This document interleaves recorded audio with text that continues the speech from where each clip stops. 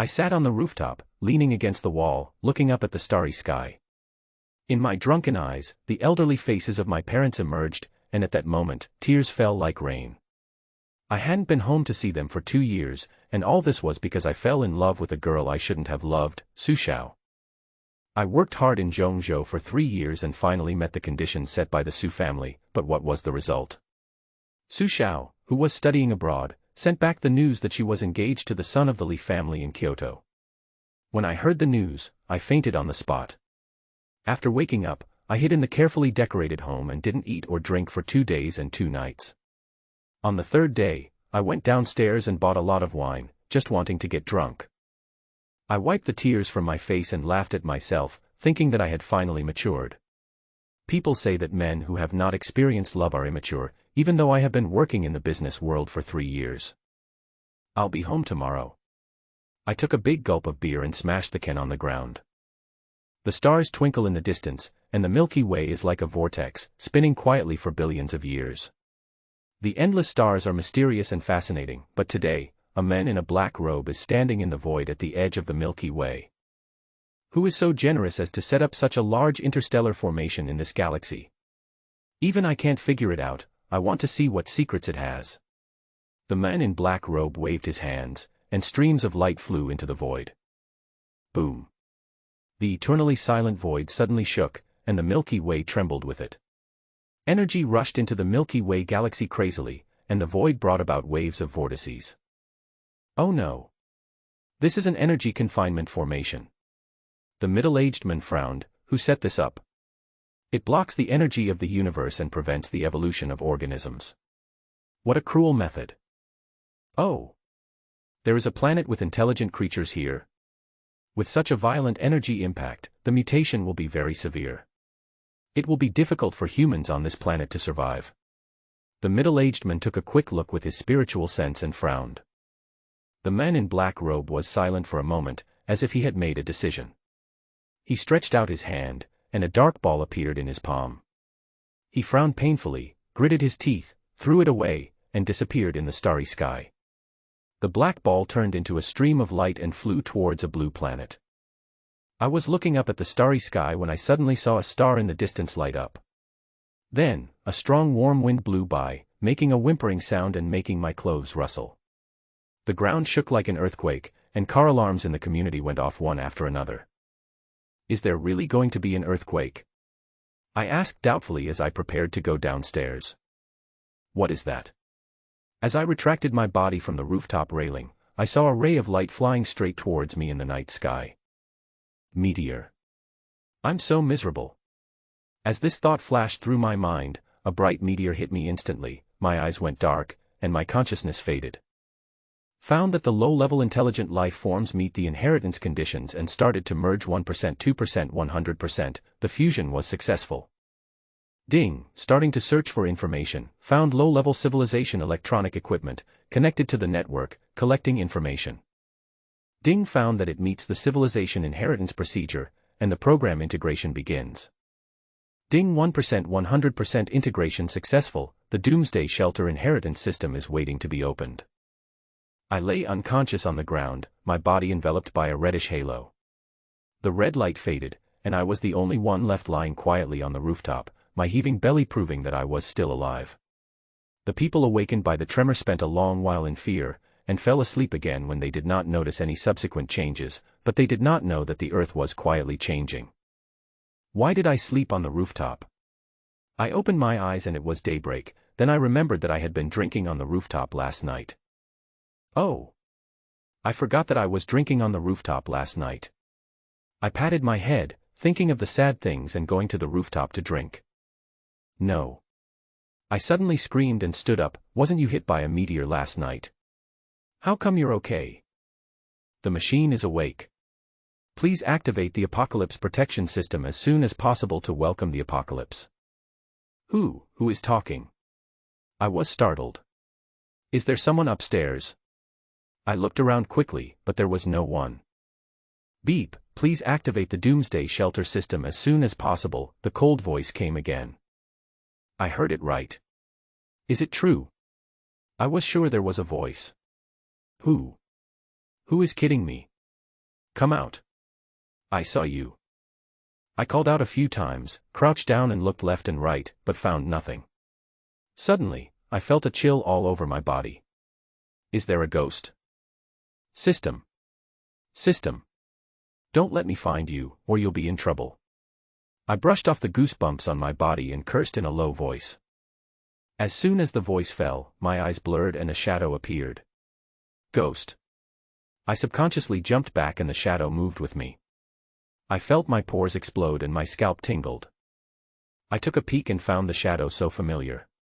Why does this look a bit like the game Fortress of Doom that I played? The virtual image is a sci-fi screen, and the displayed content is similar to the beginning of a mobile game, with castles, markets, and manors, but some parts are completely black and cannot be operated, and there is no response when clicking with the hand. How do I use this? I don't know how to turn it on. I studied it for a while but couldn't find any method to operate it. Host, wake up. Please activate the Doomsday Shelter system as soon as possible. Turn it on. I whispered tentatively. Failed to start due to lack of conditions. Please meet the conditions as soon as possible. Mission, open the system, collect 5 energy crystal cores, meet the opening conditions, and be rewarded with a legendary recruitment scroll. The beeping sounded again, and red text appeared above the virtual screen, which was the content of the task. Can I still complete missions? The legendary recruitment scroll is a good thing. But what is an energy crystal core? I touched my head in confusion. I don't want to think about it anymore. I brushed off the dirt on my body and stood up. I never worry about things. Oh my God. I screamed again and stared blankly ahead. The community is surrounded by a primeval forest, with tall trees everywhere. Except for the 2 small high-rise buildings where I was standing, all the villas were submerged in the forest. Looking at the city from a distance, it seemed to be in a green ocean, with only the 70-80-meter high buildings exposed, as if floating on the water. Seeing so much green should have made me happy, but at this moment I just felt a chill on my back. There seemed to be something terrifying hidden in this green. The unknown always makes people afraid, not to mention the huge changes overnight. Who wouldn't be afraid when they woke up from their sleep and saw this scene? I vaguely heard the sound of city sirens, and soon, the whole city seemed to wake up, and sirens sounded in every corner. Boom boom, the sky roared. I looked up and saw 5 or 6 fighter planes flying by at low altitude and high speed, leaving a scratch. The door on the rooftop opened and more than a dozen people swarmed up. When they saw me upstairs, they just glanced at me and then squeezed to the side of the building to watch. How could this happen? You can see it's the same in the urban area. They were as shocked as I was. Citizens, please do not panic, return to your rooms as soon as possible and wait for notification after the government investigation. For helicopters flew low over the city, and a loud shout was heard. Oh no. Food. I cried inwardly. The government notified citizens not to go out. Urban traffic was blocked by trees and food transportation could not be guaranteed, so it was necessary to stockpile food. I didn't dare to delay, so I turned around and went downstairs quickly. As I went downstairs, I glanced at the people upstairs. These people who were used to living a peaceful life had not yet realized the danger. I am not a good person. If I remind them, I might not even be able to grab a little bit. My house is on the top floor, a duplex, close to the roof. I ran down the roof, opened the door, rushed into the room, picked up the handbag on the bed, turned around and ran out, closed the door, opened the elevator and went downstairs. Many people gathered at the entrance of the building, looking around, some talking loudly, and the security guards comforting the panicked people. No one paid attention to me, so I ran out quickly. After running a few steps, I found that the road was gone, covered with green grass, more than a foot high. The wild flowers on both sides of the path were almost as tall as a person. I guess it was because the road was paved with bricks and stones, so the grass grew slowly. Following the road outward, the cement pavement in the community was cracked and weeds grew in the cracks. I didn't have time to take a closer look and jogged all the way to the entrance of the community. There was a 24-hour supermarket at the entrance, which was quite large and had a full range of supplies. I ran to the door, the supermarket door was open, and 2 employees on duty were standing on the steps, staring at the trees around them in a daze. Following my gaze, I saw waist-high weeds growing under the steps, and towering trees on both sides of the main road in front of the door. The road surface was fine, probably because the cement was thick and not much grass grew, but it didn't look like it would last long, as the roots of the trees had already pushed up the road surface and it could break at any time. Come and buy things. I didn't have time to look around, because I knew that once people in the community realized what was going on, they would flock to the store, and it would be difficult to buy anything then. Oh, good. The 2 employees woke up and responded in succession. I ran into the supermarket and entered the food section, which I was familiar with. I pulled over a cart, picked up a few bags of rice and flour and put them in the cart, and threw in oil, salt, milk, and chocolate. Soon, 2 carts were full. 2 employees helped me push the bags to the front desk to check out. I was so anxious that I was furious, but it was useless. I had to check the items one by one. The 2 employees seemed to be influenced by me and also ordered hurriedly. Soon they finished ordering and paid the bill of more than 3,000 yuan. Come and help me push it back. I pushed one cart and asked the employees to push another, ready to let them deliver it over. We have to go to work. The 2 employees looked at each other and said hesitantly. 500 per person. I took out $1,000 from my bag and threw it on the counter. Okay. Xiaochen, you go. I'll look after the store. The older employee looked at the money, gritted his teeth, and said to the young boy. Okay. The young boy looked at the money and answered firmly. Have a go. Without further ado, I pushed one bike, and the boy named Xiaochen pushed another, and we hurried towards the community. The grass on the road was lush and it was hard to push the cart, so I gritted my teeth and pushed hard. Fortunately, the road was not far, only about 400 to 500 meters. When I pushed it to the entrance of the building, the people gathered at the entrance saw it and their eyes lit up. Food. Yes. We don't have much food at home, we have to prepare some. Someone exclaimed in surprise when he saw the food I was pushing. The crowd was suddenly excited. Everyone had seen apocalyptic movies and knew the importance of food.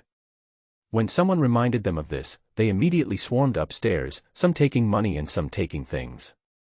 In the blink of an eye, the place in front of the building was empty. I ignored him and told Xiaochen to push the cart into the corridor. This building has 2 elevators for 2 households, and the elevator is fast. Soon, both carts of things were pushed into the room and fell to the ground. Xiaochen and I pushed the cart downstairs again, ready to make 2 more trips. When I went to the supermarket again, I found it was full of people. There were 400 to 500 people in the community, and the supermarket of more than 2,000 square meters was packed. I rushed to grab another cart of goods, and when I got home, the shelves were basically empty. Fortunately, there was still some water, so I grabbed another cart of mineral water before I gave up. When I got home, I threw myself on the sofa, feeling exhausted. Although I usually exercise, I haven't done such intense exercise for a long time. Looking at the food on the floor, I really admire myself. I screamed again and jumped up from the sofa, hurriedly grabbed the phone on the table and started dialing. I was so nervous because I remembered the voice in my head saying to activate the apocalypse shelter system to welcome the apocalypse. I didn't dare to bet that it was fake and suspected it was a prank, but the voice came from my brain. According to the level of technology on Earth, it seems that it doesn't have this ability. If it really had this level, humans would have left the Earth long ago. I have read books and watched movies about the end of the world, and I know that the world is full of dangers and it is not safe outside. I was busy grabbing food just now, and now I remember that it is not safe inside the house either. I have to call my parents and ask them to pay attention and avoid danger. The situation outside is unclear, and I can't rush home immediately. Beep, a call came from the phone. Dad, I asked anxiously after the call went through. Ping. How come you are free? Aren't you busy at work? When my father heard my voice, he was stunned at first, and then asked excitedly. Dad, don't ask first, just listen to me. I was afraid that there was something wrong with the phone. The situation was unclear and the line might even be disconnected. What's wrong? Did something happen? My father was frightened by my tone and asked anxiously. Dad, I'm fine. Are the trees and grass at home growing very fast? I didn't have time to answer and asked the question hurriedly. Yes. I got up late today. When I opened the door just now, there were only big trees and weeds outside. I was scared. Is it like this in your city? My father seemed to be frightened by the situation outside. I thought to myself that my guess was correct. The whole world was changing. It looked like the end of the world might really be coming. The system had appeared, so the end of the world it talked about should not be false. Dad, listen to me, collect more food and water at home, lock the yard door, lock the door of the room, stay at home and don't go out, don't open the door if someone calls you, and hide in the basement if there is any danger. I said hurriedly without having time to think about it. Ping. Did something happen? Don't be afraid. If something happens, come home. Dad is here. My father was not worried about what was happening outside, but was worried about me. Dad, I'm fine. Please listen to me and do as I say. You can gather your relatives together, it will be safer. Remember, don't go out. I felt that the signal was not very good, so I dared not to say more. Okay. Ping, Dad will listen to you. My father was surprised by my firm tone and replied affirmatively. Dad, go get ready. Be sure to wait for me to pick you up. I gave him a few more instructions and hung up the phone. Afterwards, I called a few brothers with whom I had a good relationship. Maybe the situation outside was too unbelievable, so they all agreed to do it immediately after receiving the call, which made me feel relieved. After hanging up the phone, I started to sort out the food in the room. It took me nearly an hour to pile it up. There happened to be a small room for storage. Holding the notebook, I looked at the supplies. There are 10 bags of rice, each bag weighs 25 kilograms.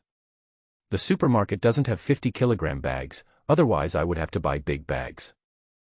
There were 5 bags of noodles, each weighing 25 gene, 5 pots of oil, each weighing 5 gene, 30 bags of salt, each weighing 500 grams, 5 boxes of instant noodles, 5 boxes of sausages, 20 packs of chocolate, 50 breads, 50 steamed buns, 60 gene of bacon, 5 large barrels of water, 3 boxes of mineral water, and some miscellaneous food.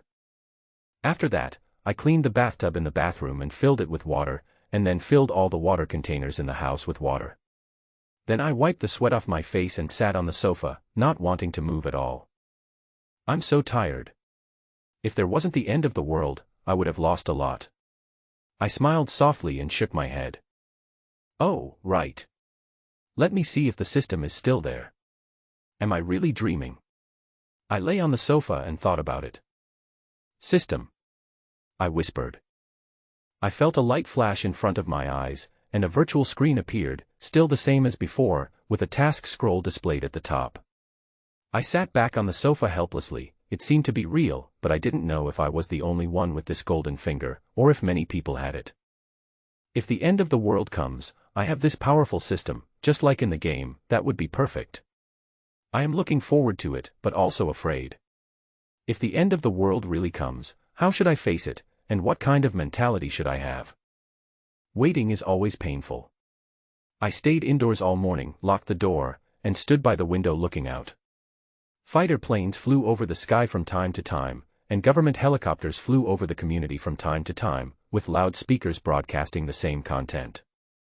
The neighborhood started to get chaotic, but then slowly quieted down. The supermarket was emptied, and some people who didn't get any food ran to further places to collect it.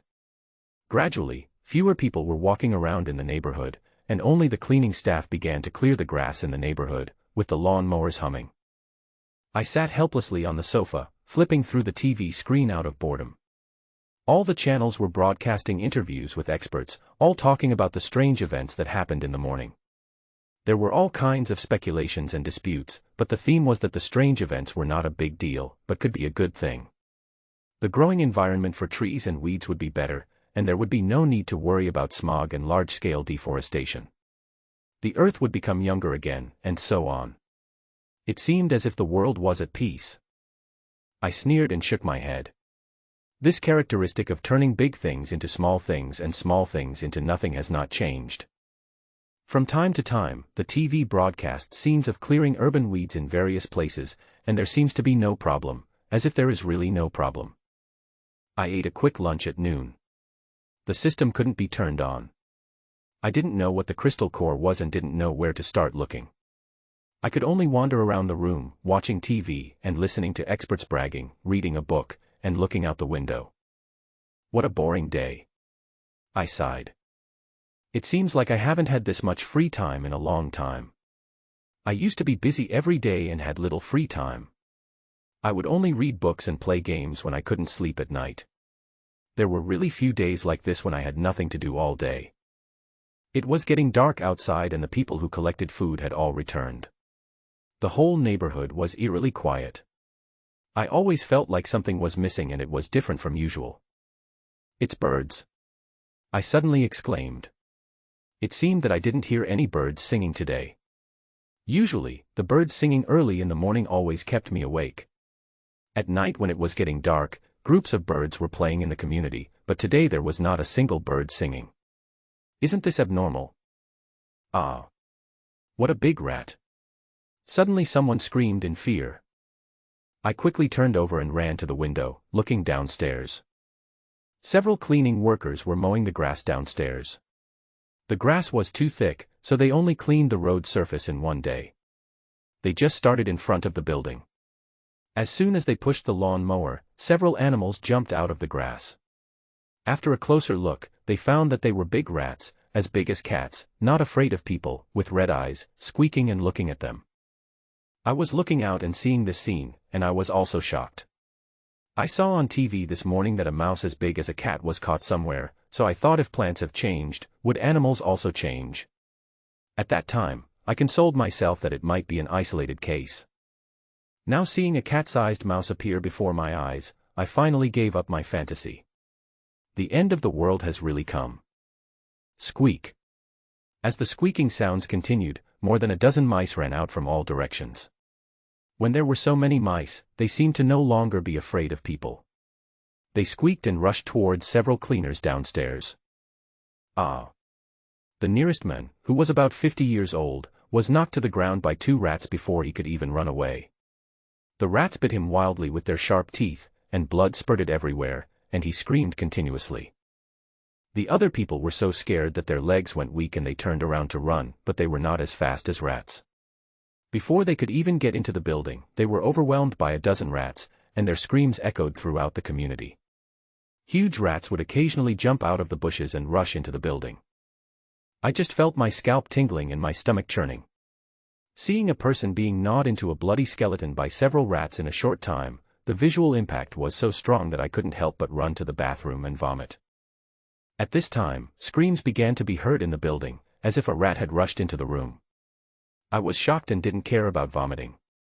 I rushed to the door and moved a sofa to prop it against the door. Although the door was strong, I really didn't dare to bet that the rat's sharp teeth couldn't bite it. After blocking the door, I ran to the window, pulled up the curtains and turned off the lights, for fear that the mice would see and come looking for me. Bang! Suddenly the door was hit. I was startled and immediately stood in front of the door, not daring to move. It seemed that the mouse had rushed to the top floor, and if it heard any noise in the room, it might rush in. After a while, there was another noise, as if the door of the neighbor on the left was knocked. Bang! Then the mouse banged on the neighbor's door frantically, probably because it heard someone inside. Fortunately, the door used by the developer was good. The advertisement said that the door was made of thickened alloy and could protect against bombs. Regardless of whether it was true or not, the big rat knocked on the door more than 10 times but couldn't break it open. It seemed that its head was hurt from the knock and it walked away with a rustling sound. Ping didn't dare to move. Mice are very smart animals and he was really afraid that it would come back a second time. After 5 or 6 minutes, when he heard no more sound from the corridor, Ping sat down on the sofa and let out a long sigh. I don't know which floors downstairs may have been invaded by rats. After a few shrill screams, it gradually became quiet. The sky outside was getting darker and darker, and the people alive in the building felt depressed. No one had expected that one day they would be chased and bitten by rats the size of cats. Are these rats naturally timid? Except for a few careless families in the building who were broken into by the rats, most of the families kept their doors closed and dared not make a sound. This time the sturdy door really played a key role. Bang bang. Bursts of chaotic gunfire were heard from the city in the distance. It must be the police shooting the rat. Di Ping guessed. The gunshots didn't last long and soon died down. It seemed that the rats had become a disaster and were no longer afraid of people. They had become terrible creatures. Di Ping sat quietly on the sofa, his heart was empty, and he didn't know what he was thinking. From time to time, there were sounds of breaking glass and human screams outside. It seemed that the balcony of the villa area was too low, and a mouse broke the glass and rushed in. What was originally a symbol of wealth in a high-end house has now become a death warrant. Di Ping has experienced many hardships that people could not imagine over the years, but he is just an ordinary young man after all. He has become helpless in the face of events beyond human cognition. His mind is blank. Listening to the screams outside, every sound pierces his heart, but he can do nothing and can't care about anything. He can't even save himself, and he doesn't even dare to step out of this door. Although he has a system, he still doesn't know what the crystal cores and the activation conditions are, and he doesn't know where to open it. He can't use the cheat code even though he has it. It's like you have to go to the toilet and there is a toilet in front of you, but someone is blocking you from going. How do you imagine that? This was a painful night. Di Ping sat quietly on the sofa behind the door, motionless, listening to the occasional screams from outside and the occasional gunshots from afar. It was difficult for him to fall asleep peacefully, so he just sat there, his eyes were a little red from staying up all night. As the sky outside the curtain began to brighten, the rats seemed to have retreated and the neighborhood was unusually quiet. Di Ping rubbed his red and dry eyes and went to the bathroom to wash his face. Fortunately, the tap water was still normal and there was no supply interruption. I quietly opened the curtains and peeked outside. The trees outside the building seemed to have grown a lot bigger, and the weeds in front of the building were more lush. The places that were flattened by the cleaning staff during the day had grown again, the bloodstains on the ground last night were covered by the dense grass. Woof woof, ah. Suddenly, a dog barking accompanied by a scream came from somewhere in the building. Di Ping was startled. The dog's barking was different from usual. It was unusually loud and accompanied by a low roar that made people feel stuffy in their hearts. It was like the roar of a lion attacking on the grassland. Could it be that the dogs have mutated as well? It's possible. I didn't see any dogs running outside today. Di Ping suddenly realized the seriousness of the problem. There are many people in this community who have dogs at home, and there are quite a few super large mastiffs. Di Ping cursed in his heart and became worried at the same time. This door can block rats, but it is hard to say whether it can block mutant dogs. Woof, ah, help. Soon the whole building was in chaos, with dogs barking and people screaming one after another. From time to time, someone would shout for help and open the door to run outside. Di Ping secretly opened the curtains a little and looked down, only to see 5 or 6 people, both men and women, running out from downstairs. They all lived in the same building and Di Ping sometimes ran into them. These people all had dogs at home and were often seen walking their dogs in the community. Several of them were covered in blood and ran outside frantically. Suddenly, 3 dogs jumped out from the corridor. If they were still dogs, the 2 huskies were at least 1.5 meters tall, and the 1 chow chow was almost 1 meter tall. The 3 dogs all had red eyes and exposed fangs. They pounced on them silently. People could not run as fast as dogs. The 5 people had just taken a few steps when the 3 behind them were knocked to the ground by the 3 mutant dogs. The mutant dogs pounced and bit the man's neck.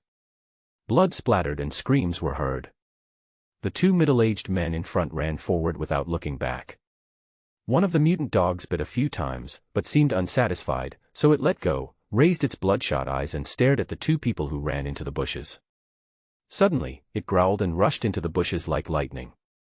The other 2 mutant dogs just looked up and then started biting the person on the ground, tearing off pieces of meat and eating them. The person on the ground twitched unconsciously. Di Ping couldn't help but look at this bloody scene. His throat became stiff, and he turned and ran into the bathroom and vomited. He didn't eat anything in the morning, so he couldn't vomit anything. His mouth just tasted bitter. Bang. Di Ping slammed the washstand hard several times, feeling extremely painful in his heart. Although these people had nothing to do with him, when he saw humans becoming food for mutant animals, he could not help but feel hatred and anger. People were frightened by the mutated rats all night and thought that the rats would retreat during the day and they could breathe a sigh of relief. However, they did not expect that something even more terrifying would happen. The dogs had also mutated and were even more ferocious than the rats. There should be dozens of dogs in the entire community. If all of them mutated, would humans still have a chance to survive? The entire community was filled with the roars of mutant dogs and the screams of humans, which lasted until noon before gradually quieting down. Di Ping's hair was disheveled, his face was blue, and his body was trembling slightly. He sat on the floor leaning against the sofa. He was really scared and didn't know what to do. Is there any way for people to survive in such an environment? Can I survive? Can I walk home? Can my parents hold on until then? He kept asking himself questions, but he had no answer. The more he asked, the more painful he felt, and the more worried he became. At this moment, he cried softly like a lonely and helpless child. He had not shed tears for many years, but today he cried, and cried helplessly. After crying for a while, he touched his face, reached for a pack of cigarettes from the table, took out a cigarette tremblingly, unconsciously searched his body for a long time, took out a lighter, lit it with a click, took a deep breath, then leaned back on the sofa, not knowing what he was thinking. He took a few more deep puffs. Most of the cigarette was gone in 4 or 5 powerful puffs. He pressed the cigarette hard on the floor and extinguished it. Suddenly he stood up as if he had made some decision at this moment. Di Ping was not going to sink any further, because he had to go back to save his father and mother. He had no right to sink, as he owed his parents too much. The longer he dragged on, the lower his hope of being saved. Moreover, he had a golden finger, although he didn't know how to activate it now, but he believed that since this thing appeared, it could definitely be activated, otherwise there would be no point in its appearance. Di Ping stood up quickly, went back to the bathroom to wash his face and tidied his short hair. He took 2 packs of bread from the food room and started to eat them fiercely. He had not eaten since morning, and now that he relaxed, he suddenly felt hungry. He felt better after eating 2 pieces of bread and 2 pieces of ham. Then, he began to plan what to do next. First, he had to find a weapon. This was very important. He couldn't fight the mutant beasts with his bare hands. Then he had to train himself. He had to have good physical strength and reaction speed. Otherwise, how could he survive in the apocalypse without any strength? Weapons. He was thinking about where to get weapons, but suddenly his eyes lit up. He remembered that he asked a friend to decorate his house. After the decoration was completed, his friend seemed to give him a Han Dynasty sword and said it was for house protection. He said it was a handmade, top-quality Han Dynasty sword that cost him more than 20,000 yuan, and it had been sharpened. He also liked swords and guns. It can be said that there are few men who don't like swords and guns. When he saw it, it was indeed a good sword, very strong and sharp. He placed the Han sword on the shelf in the living room. When he looked up, he saw the Han sword was placed neatly on the shelf. He took 2 quick steps and took the Han sword from the shelf. The sword was sheathed in ebony, 1.2 meters long, with a handle about 30 centimeters long and weighing 10.2 jin. It felt heavy in the hand. When the sword was unsheathed, a cold light flashed on the blade. It was double-edged with a blood groove in the middle. Di Ping had never liked this sword as much as he did today. He felt a surge of bravery when he held the sword in his hand. With weapons, Di Ping started his own training plan. He liked to exercise before, but the intensity was not high and he mostly trained his body shape. Now he had to focus on training his strength and speed.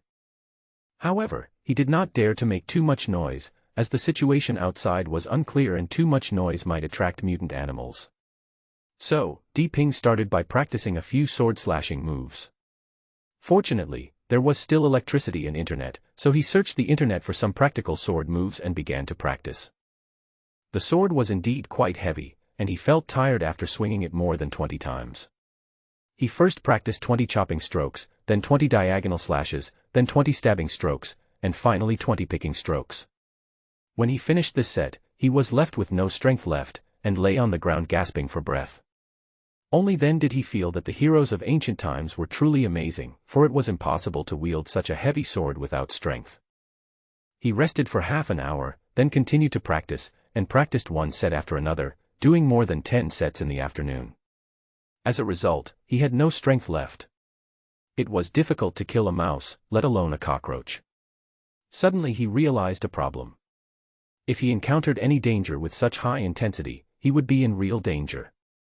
So he made a new plan, not to practice too much every day, no more than 5 sets, and to increase the amount slowly as his strength improved, not all at once. He rested for half a day, got up to take a shower, and made some food. Speaking of eating, Diping wanted to slap himself again.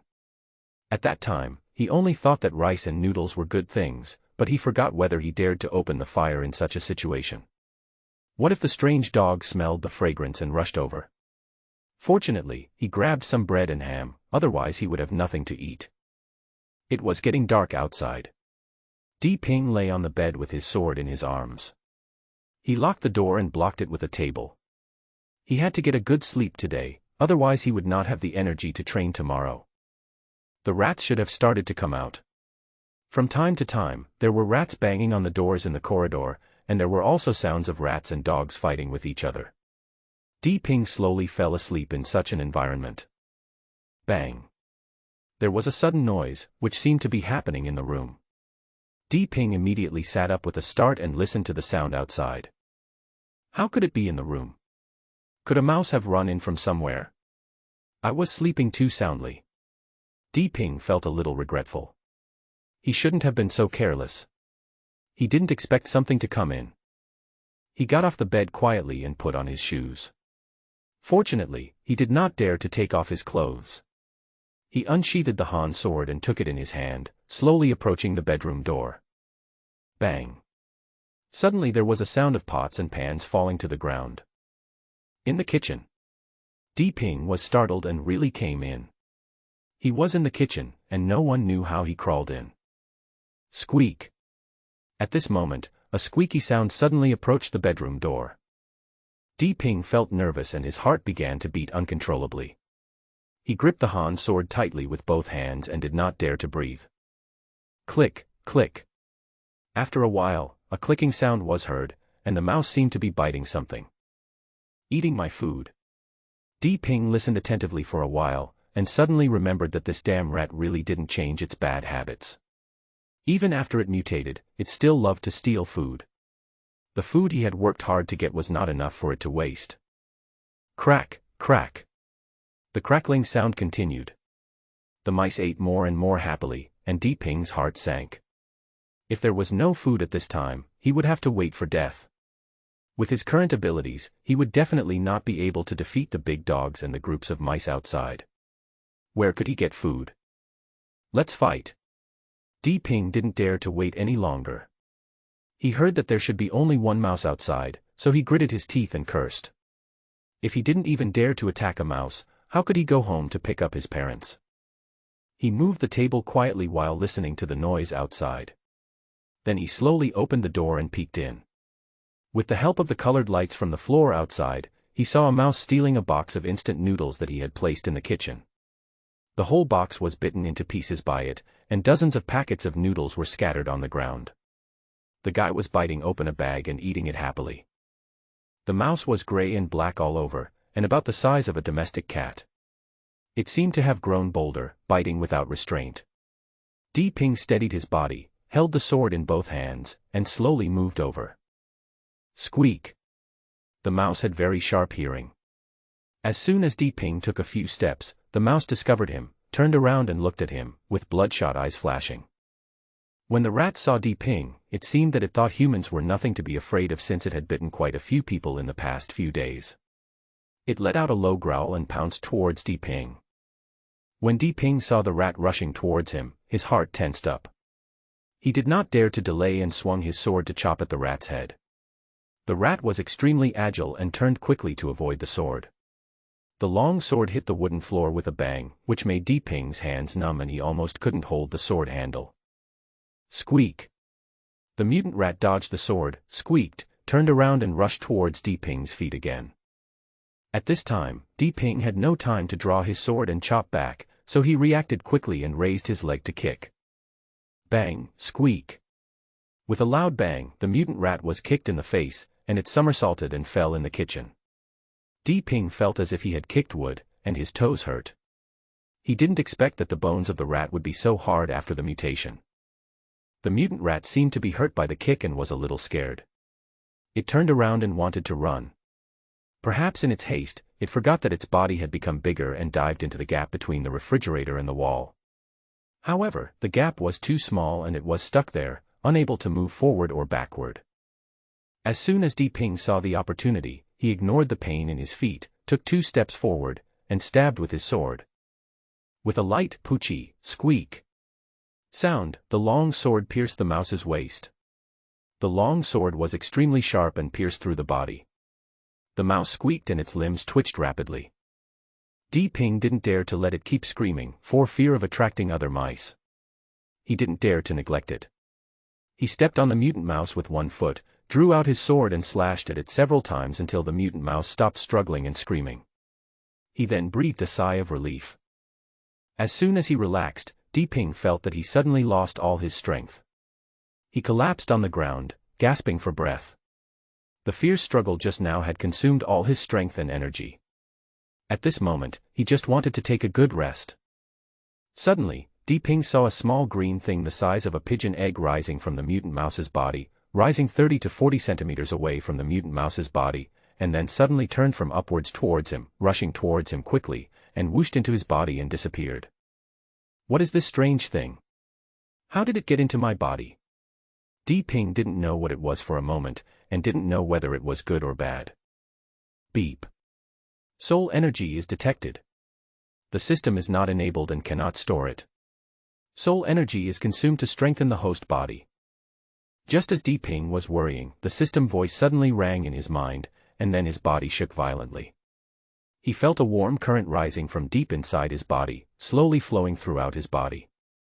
Every time the warm current passed through a place, it would lose some of it, and every place it flowed through felt warm. Soon it flowed throughout his body, and his whole body was warm. Time passed quickly. In just a dozen seconds, after the warm current, Di Ping felt that he suddenly had energy and became alert. It seemed that a lot of power rose out of thin air. He felt that his strength seemed to have increased, and the sword in his hand seemed to be much lighter. Di Ping shook his hand and waved his sword twice to confirm that what he felt was real. He was immediately filled with joy. According to the system, this ball of energy should be the soul energy after killing the mutant rat, and it can be used to improve himself. It seems that killing monsters to level up also has the ability to kill monsters to level up. I just don't know how many people have this system. Di Ping felt the surging power in his body, and an infinite desire arose in his heart. He was originally worried about the system not being able to be activated, but he didn't expect that this system had such a benefit. Killing mutant animals could actually make him stronger, so what was there to be afraid of? He believed that as long as he kept killing mutant animals, he would be able to go home to see his parents soon. Ding, crystal core found, please collect it to activate the system. Suddenly, the cold electronic sound rang in my mind again. Crystal core. Where is it? Is it on the mutant rat? After hearing the system's voice, Di Ping looked around and finally confirmed that the crystal core should be on the rat. Where is the crystal core? In the belly or the head?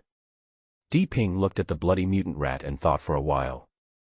He read in a book that it was usually in the head, so he pulled out a boning knife he had bought from the kitchen cabinet, picked the rat out of the gap and put it in the sink. Di Ping suppressed his intense nausea and cut open the mutant rat's head. He searched inside the head and indeed found a round ball the size of a fingernail, as smooth as mutton-fat jade. It felt warm in his hand, and when he cleaned it with water, it seemed to emit a faint special fragrance. So this is the crystal core. This is what is needed to activate the system. We already have 1.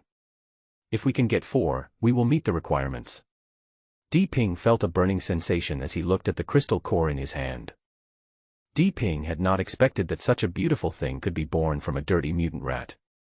After admiring it for a while and not finding any other use for it, he wrapped it in a piece of cloth and carefully put it in his pocket. Only then did he feel a little dazed when he looked at the mess in the kitchen. The mutant rat corpse was still in the small pond. If it wasn't cleaned up, the weather would definitely get bad. How could people stay in the room? Ping carefully put the mutant rat in a garbage bag, put in all the messy things on the ground, wiped the blood stains with a cloth, and then washed them with water. It took him more than half an hour to get the room ready. The instant noodles were stained with blood and could not be eaten, so he threw them all into the garbage bag. Looking at the garbage bag, he didn't know what to do for a moment. It would definitely not work to leave it outside, and there was no cleaning staff to clean it up now, so leaving it in the house would be even worse. Finally, Ping gritted his teeth and said, "Throw it outside." He quietly opened the curtains a little and looked out. He saw nothing moving. It was the middle of the night and it seemed no different from a normal night. Only the occasional flashes of fire and explosions in the city in the distance proved that this night was not peaceful. Seeing that there was no movement, he gently opened the window and carefully took the bag out. As soon as he loosened his grip, the garbage bag fell down the stairs and then fell to the ground with a thud. The sound was heard from far away, and the building suddenly seemed to become lively, with constant squeaking and the occasional barking of dogs. Soon there was chaos downstairs. It seemed that several mutant dogs and mutant rats were fighting over the dead rat in the garbage bag. They started barking and squeaking, but it seemed that the rats were no match for the dogs. After a while the fight subsided and the rats retreated. Then, several mutant dogs were left downstairs gnawing on the rat meat. Ping did not dare to stretch his head to look down. He carefully closed the window, returned to the house, and ran to the bathroom to wash the blood off his hands and face.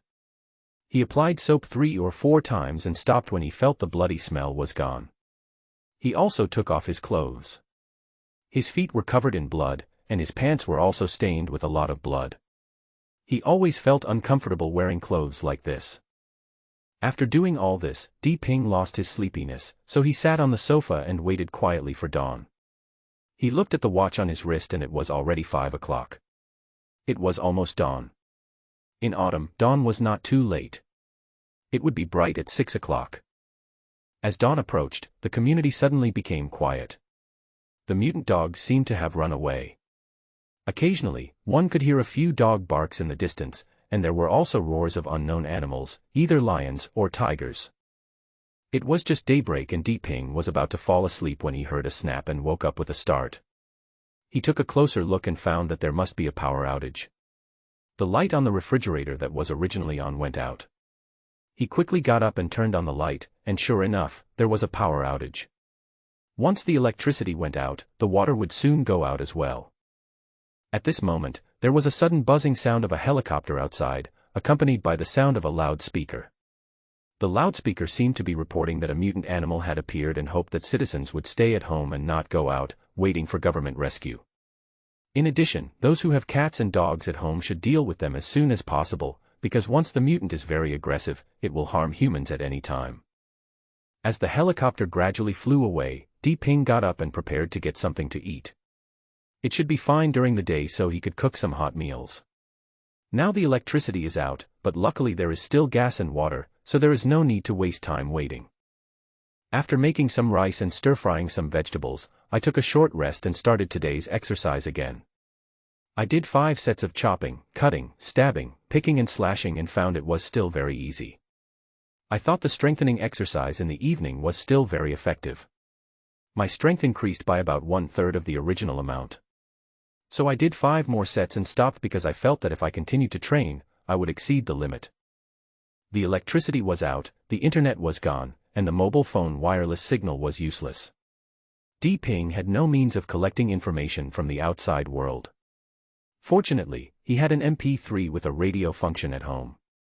It seemed that government functions were still operating, and the radio station was still broadcasting, reporting various information from time to time. The situation yesterday was too sudden. All places suffered great losses. Many people were attacked and countless were killed and injured. However, due to inconvenient transportation, many injured could not get medical treatment. The government's road clearing plan failed. In the process of clearing the road, they not only encountered attacks from mutant rats, mutant cats and dogs, but also large beasts that escaped from the zoo, and countless poisonous snakes. The police team was limited by their weapons and could not repel the mutant animals. The engineering team suffered countless casualties and had to retreat. The Army's efforts to build a safety base on the periphery to ensure a safe place for the retreating people do not seem to be going smoothly, so it is currently unable to advance into the urban area for rescue. The government can only ask citizens to actively save themselves, not to go out casually, try to collect food and hide at home waiting for rescue. This time facing such great difficulties, the government has been positive. At least this information has not been retained and is largely transparent to the citizens, at least letting them know the extent of the situation to prevent people from making random guesses and causing panic. Di Ping wore half an earphone and listened to the radio while finding things to do, such as reading a book, practicing swordplay, and secretly checking outside. This was how the day passed. When night fell again, darkness enveloped the earth, and boundless terror pressed in again. Di Ping leaned on the sofa with the sword in his arms, looking at the kitchen, waiting quietly. He checked the rat yesterday and found that it came in from the flue. He did not block the hole, and he hoped that another rat would come today, so that he could get the crystal core again and be strengthened. Click. I don't know how long it had been. Di Ping fell asleep holding the sword while waiting, and suddenly heard a sound and opened his eyes. With the moonlight shining from the kitchen window, he found that another mutant rat had entered the kitchen and was gnawing on the 2 bags of instant noodles he had deliberately left. He rubbed his eyes gently, slowly stood up from the sofa, and walked towards the kitchen with light steps. The mouse's hearing was too sensitive. Di Ping had just taken 2 or 3 steps when it was heard again. The mouse raised its head smartly and looked at Di Ping. Its blood-red eyes flashed with bloodthirsty light in the faint moonlight. Without waiting for Di Ping to make any move, it let out a low cry and rushed towards him. These rats were originally timid, but because too many humans have fallen under their sharp teeth in the past few days, their courage has been infinitely grown. Once they see a human, they immediately become extremely bloodthirsty. After years of peaceful life, it seems that the ancient bloodiness in humans' blood has become so weak that it is really sad that they are defeated and die when faced with the mutated rats. After killing the mutant rat once, Di Ping had adapted a lot. Instead of retreating, he rushed towards the mutant rat, reaching a distance of 5 or 6 meters in a flash. He swept his sword forward and raised it towards the mutant rat. He didn't dare to chop it. If he missed and hit the ground, he would have used up too much force and it would be too late to change his moves. After being strengthened, Di Ping's speed increased a lot. The long sword turned into a silver light and was pointed at the mutant rat's chin. The mutant rat seemed to find something wrong. It did not expect this person to be so fast. A misjudgment on the battlefield might result in the loss of one's life. The mutant rat was just like this. The long sword brought up a string of blood beads. The sharp blade almost cut the mutant rat's head in half. It flew backwards and hit the wall, then slid to the ground. Blood gushed out of it. Its limbs twitched unconsciously. It was obvious that it was not going to survive. Di Ping didn't expect it to be so easy this time. It seems that practicing sword swinging is still useful. As his strength increased and the mutant rat misjudged his speed, his move was effective. Soon, the mutant rat stopped twitching, and a ball of green soul energy rose from its body. It rushed towards Di Ping and quickly disappeared into his body. Ding! Soul energy detected. The system is not enabled and energy cannot be stored. Energy is consumed to strengthen the host body. The system voice sounded in Di Ping's mind again. Di Ping stood there quietly. After a while, a stream of energy rose from deep within his body, quickly traveling throughout his body and strengthening his body. After a dozen seconds, the energy disappeared. It went away as quickly as it came. He clenched his hands tightly, and a powerful feeling rose from his body. The strength increased again, almost by a quarter, almost the same as last time. He raised the shuriken again, and the sword became lighter. Di Ping felt that he had to use numbers to feel the increased strength. The strength increased by about 30 to 40 kilograms each time, and by about 70 to 80 kilograms twice. His original strength was about the same, and now it was almost doubled. Why didn't we find the crystal core this time? Di Ping was a little confused and had a bad feeling in his heart. As expected, he almost chopped the mutant mouse into a pulp, but he didn't find the crystal core on the mutant mouse's head. There was only a soft bone body. It seemed that the crystal core in the mutant mouse had not yet fully formed. No wonder he felt that the reaction and strength of this mouse were not as strong as the previous one. It seems that there are differences between those with crystal cores and those without. Not every mutant animal has one. The system is difficult to start. Di Ping sighed helplessly. However, infinite courage arose in his heart. As his strength grew, he became braver and braver. His fear of the mutated animals slowly subsided, and he just wanted to kill a few more. He put the mutant rat, which was almost turned into minced meat, into a bag, cleaned it up, and threw it down the stairs as well. This immediately attracted several mutant rats and mutant dogs to fight for it. This time he didn't seem to feel nauseous or vomiting. It seemed that people were really like that. It's not that they can't do it, but that they won't push it to that point. Another night passed, the sun rose again, and light shone into the room. The strong light made Di Ping open his eyes, and bloodshot appeared in his eyes. The night's torment made him very tired. Di Ping dared to go to bed only after blocking the smoke vent at night. He did not sleep well in the second half of the night. The power gave him a sense of security, but he did not dare to lose his vigilance. He blocked the bedroom door tightly and held the sword when he fell asleep. When he came to the bathroom, Di Ping found that the water supply had been cut off.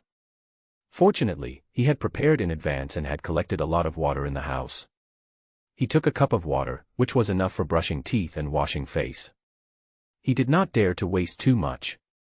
Afterwards, he practiced for a while, swung 2 sets of swords, and got some food to solve the problem of eating in the morning. Why is it so quiet today? Di Ping, who was resting after dinner, felt that something was missing compared to usual. Helicopter. Then he realized that there would usually be a helicopter flying and spinning in the sky at this time, but today there was no helicopter. Did something happen? Di Ping quickly turned on the radio to listen to what was going on, but he didn't expect the radio station was reporting this incident. It turned out that there were a lot of mutant birds in the sky over the city today, including sparrows bigger than pigeons, and flocks of pigeons as big as hens. The helicopters were attacked as soon as they took off. 3 of the 5 helicopters were damaged, and the other 2 would have been scrapped if they had landed quickly. The announcer's voice on the radio station was trembling, and his tone was even more anxious. Now the information was cut off, the traffic to the outside world was cut off, and the signal was lost. Now the only way to communicate might be radio. The whole city seemed to have become an isolated island, surrounded by endless jungle. Many people were filled with despair when they heard this. The only consolation was that the government was still working hard. They didn't know when the military would be able to build a base and open up city roads for rescue. This was what many people were thinking at this moment. Di Ping also felt that things might be changing drastically. Up to now, the government has been somewhat powerless, and the weapons in the hands of the police could not threaten the mutated animals at all. As various animals continued to mutate, the situation might become more and more serious. From the announcer's tone, he felt that the government should have considered retreating after exhausting all methods. This is the human nature. When a crisis comes, few people can give up everything to think of others. Moreover, the environment is constantly deteriorating, and no one knows what will happen next. It is safest to join up with the army at this time. This is what many people think. After all, the weapons in the hands of the state violence machine are not fire sticks. Di Ping was powerless to take care of these things. He couldn't even take care of himself, let alone others. If you are rich, you should help the world. If you are poor, you should take care of yourself. Di Ping was willing but powerless to take care of them now. He might as well exercise well. Putting aside his messy thoughts, he started today's exercise again. After 10 sets, he still had energy to spare, so he added 5 more sets before stopping to rest, sweating all over. Feeling that he had almost recovered, Di Ping stood up, wiped the sweat off his body, and prepared to read a book. There was nothing else to do anyway. Beep, beep. At this moment, there was a sudden knock on the door. The knock on the door sounded like thunder in the night sky, and Di Ping was so scared that he almost jumped out of his chest. It took him a while to calm his rapid heartbeat. Then he couldn't help but wonder who was so fearless that he was wandering around now. Although the mutant rats would retreat during the day, the mutant dogs were not running around yet. If he encountered one, would he be alive? Beep, beep. There were a few more knocks on the door. Di Ping came to the door quietly with a long sword in hand, opened the peephole and looked out, only to see two strange men standing outside. One was in his 30s, with short hair, a square face, thick eyebrows, big eyes, tall and strong, holding a baseball bat in his hand, and looking very tough. The other was a fat man, about 20 years old, definitely weighing more than 200 pounds, about 1.8 meters tall, with a round face, short hair, a small nose and small eyes, which always made people feel funny when put together. He was holding a steel bar that was more than 1 meter and as thick as a thumb. The fat man seemed very nervous, looking left and right from time to time, with beads of sweat on his brows. "Who is it?"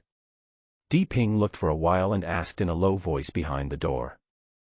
Brother, we are downstairs." The fat man was immediately delighted when he heard someone answering in the room, and replied hurriedly in a low voice. "What do you want?" Di Ping asked softly while observing the two people's movements through the cat's eye. "Brother, we have no ill intentions. We just have something to discuss with you. Can you open the door? It's too dangerous outside." The fat man whispered hurriedly, looking left and right from time to time. The big man behind him seemed a little anxious as well, looking around vigilantly from time to time. Di Ping looked at them for a while and felt that the two men did not seem to have any ill intentions. At this moment, he was bold and skillful. He gently moved the sofa away, slowly opened the door, and stepped back a few steps. The fat man was delighted to see the door open, and hurriedly squeezed in with a smile on his face. The big man also squeezed in and closed the door casually. Only then did the two see Di Ping, holding a big sword with a cold glow, standing in the middle of the hall and staring at them warily. The fat man's face suddenly tightened. The fat man quickly put the steel bar in his hand on the ground and spread his hands flat to show that he had no ill intentions. "Don't be nervous, brother. We have no ill intentions. I live in room 302 on the 3rd floor. My name is Chin Gang," the fat man said while wiping the sweat off his forehead. He then turned to introduce the big man who followed him in. "This is my brother Li Sheng." "Hello." The big man greeted Di Ping in a steady and powerful voice. "Hello. Just call me Di Ping. What's the matter? Tell me." Di Ping nodded to the two of them but did not relax. He knew that people in the last days would be in chaos and all kinds of things could happen. "Okay. It's like this, did you know that the government is going to withdraw?" The fat man put down his sweaty hands and looked at Di Ping seriously. "Really? Is the news reliable?" Di Ping was shocked. He didn't expect that his guess would come true. Reliable. The news came from Wang Delin, the resident of 201 on the 2nd floor. Fatty replied repeatedly. Seeing that Di Ping didn't believe it, he continued, "Wang Delin's elder brother Wang Dequan is the number 2 secretary of the provincial government. He called his younger brother this morning through a special phone and asked him to gather at the provincial government before noon tomorrow. The government will then organize police forces to break through. They said that the military has also secretly sent a team to meet them. Do you want to go to the provincial government and retreat with us?" Di Ping saw that the two of them seemed to have come to him with this idea. Yes. The fat man nodded in agreement when he heard Di Ping's words. "Then who are you looking for?" Di Ping asked tentatively. He already understood their intentions. "Brother Di, we think there is strength in numbers and it will be safer this way, so we want to gather more people and go to the provincial government together. Do you want to come with us?" The fat man looked at Di Ping expectantly. "How many of you have now?" Di Ping was also somewhat tempted. If these people left, there would not be many people left in the building.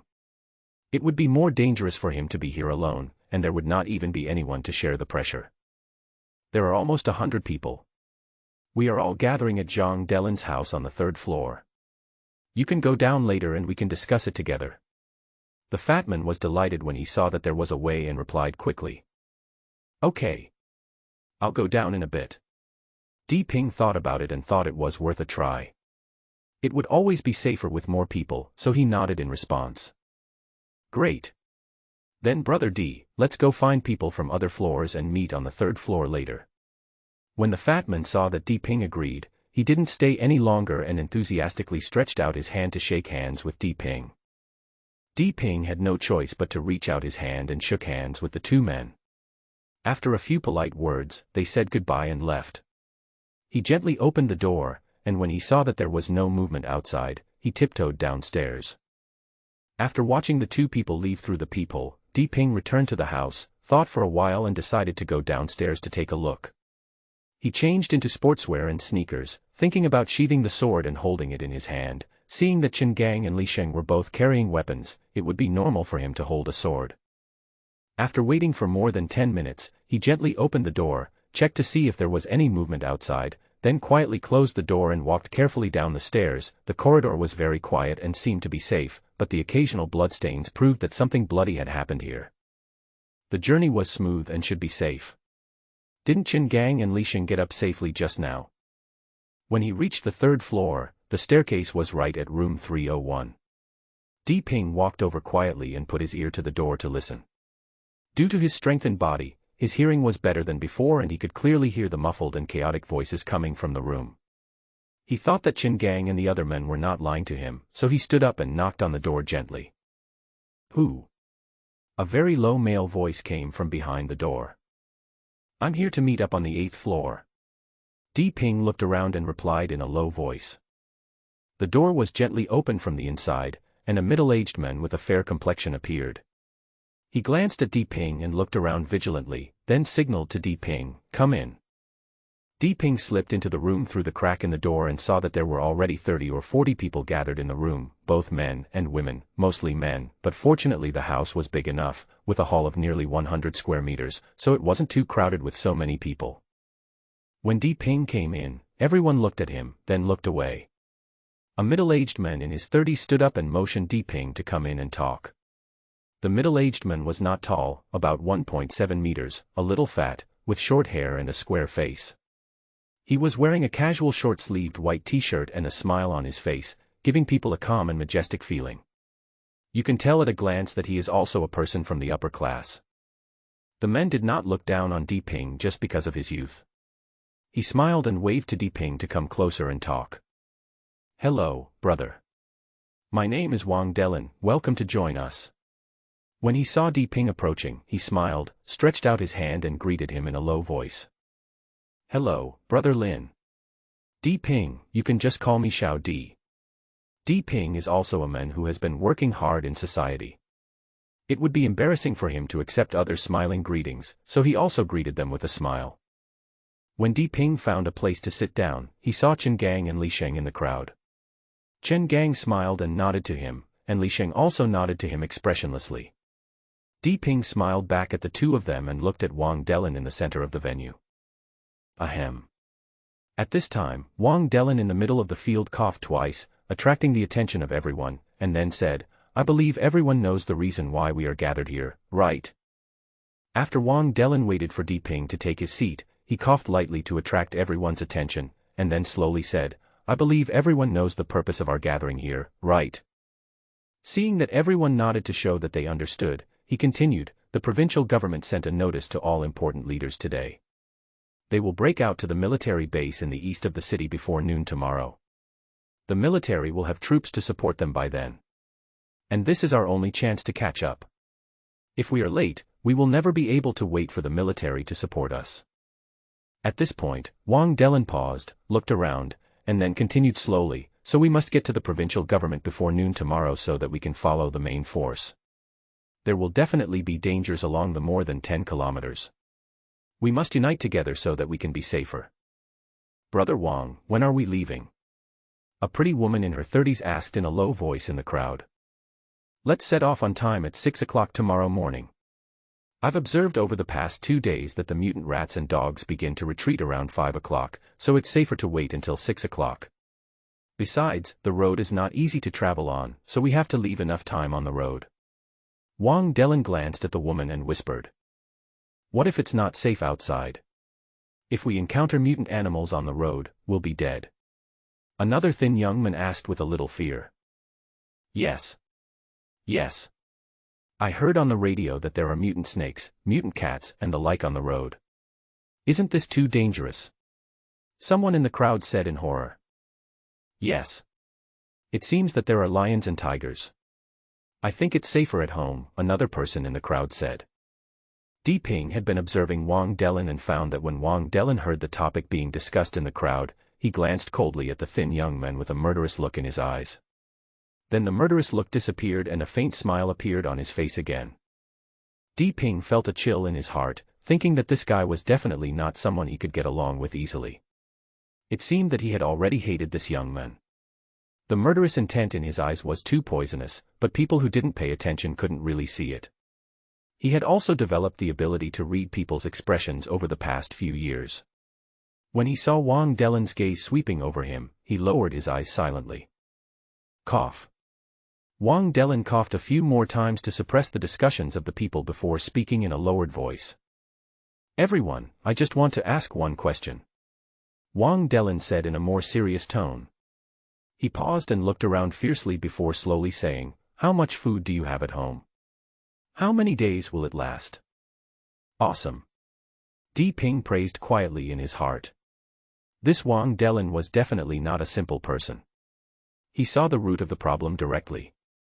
Di Ping had also thought about this problem.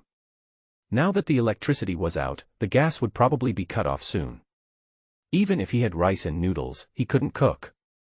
The stockpiled bread and instant noodles were enough to last for a few days. He had collected the most food, but there wasn't much left now, let alone these people. Yes. Our family will soon run out of food. At this time, someone suddenly realized it and exclaimed in a low voice. I'm out of food at home too. We didn't get much at that time, and I think we'll have nothing to eat tomorrow. Who can lend me some? Another person followed. Anyone who lends you food now is a fool. Everyone gave him a cold look after hearing what this man said.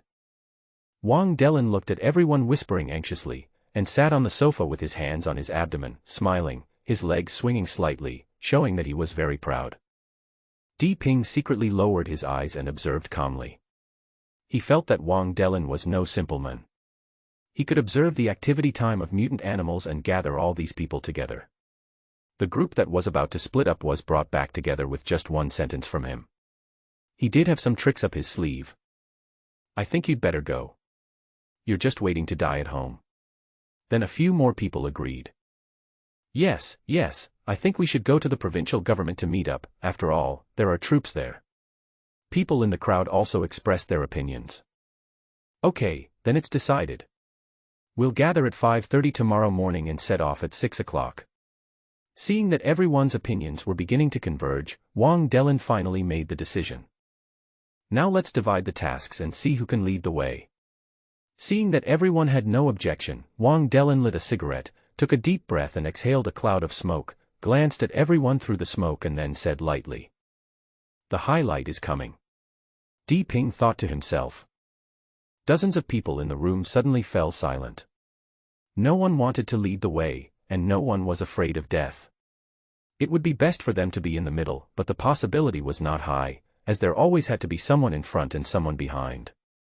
I'll lead the way, someone in the crowd said in a deep voice. Everyone looked at him.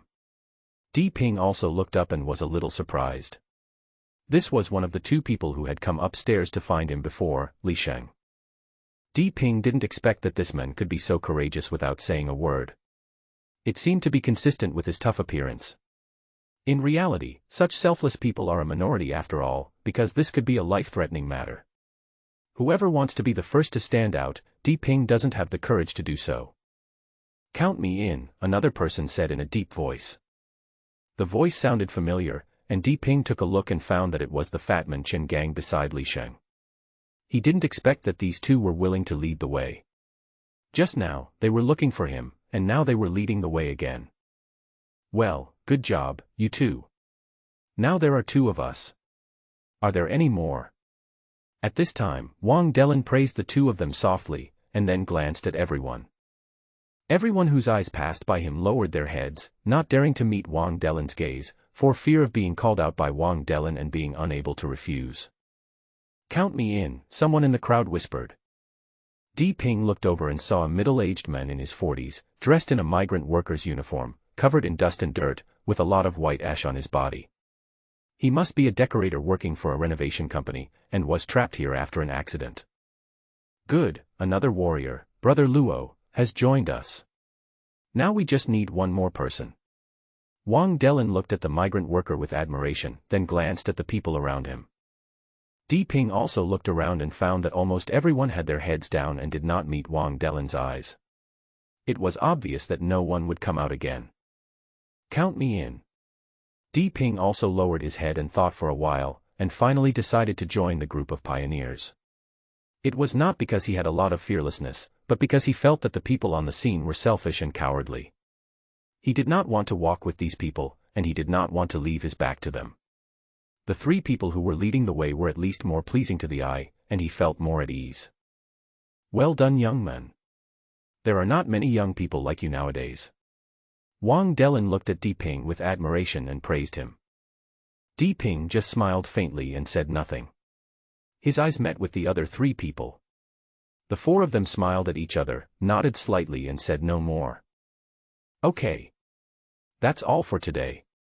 Everyone gather here again tomorrow. Don't miss it. Wang Delin saw that everything was resolved and didn't waste any words. After all, it was really unsafe for so many people to gather here. Everyone responded, then quietly opened the door, looked outside, and left one after another. Di Ping also greeted the three people and walked upstairs to his room. After returning to the room, Di Ping was not idle. He found a mountaineering bag and put all the food he could carry into the bag, filling it up. He also put in a few bottles of water. He did not stop until he found that he could not put anything else in. He had a quick bite at noon and started the afternoon training. He did not dare to exercise too hard in the afternoon and just did 10 sets of training before taking a break. Night fell again. This time, he opened the flue again, put 2 bags of instant noodles in the pot and prepared to go fishing again. He hid in the room. This time he didn't dare to sleep on the sofa. He was afraid of falling asleep. He almost fell asleep last night. If he fell asleep and was attacked by rats, it would be miserable.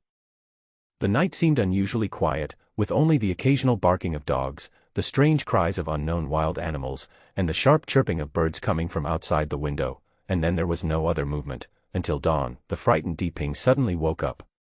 He was afraid of oversleeping, and he was thinking all the time, and his nerves were tense, so he woke up as soon as the light came into the room. When he looked at the time, it was already 5:40, so he quickly washed his face, tore open 2 bags of bread and ate them as breakfast, put on his backpack, picked up the Han sword, and prepared to go downstairs to meet up. There were some chaotic noises in the corridor, but luckily they were not loud.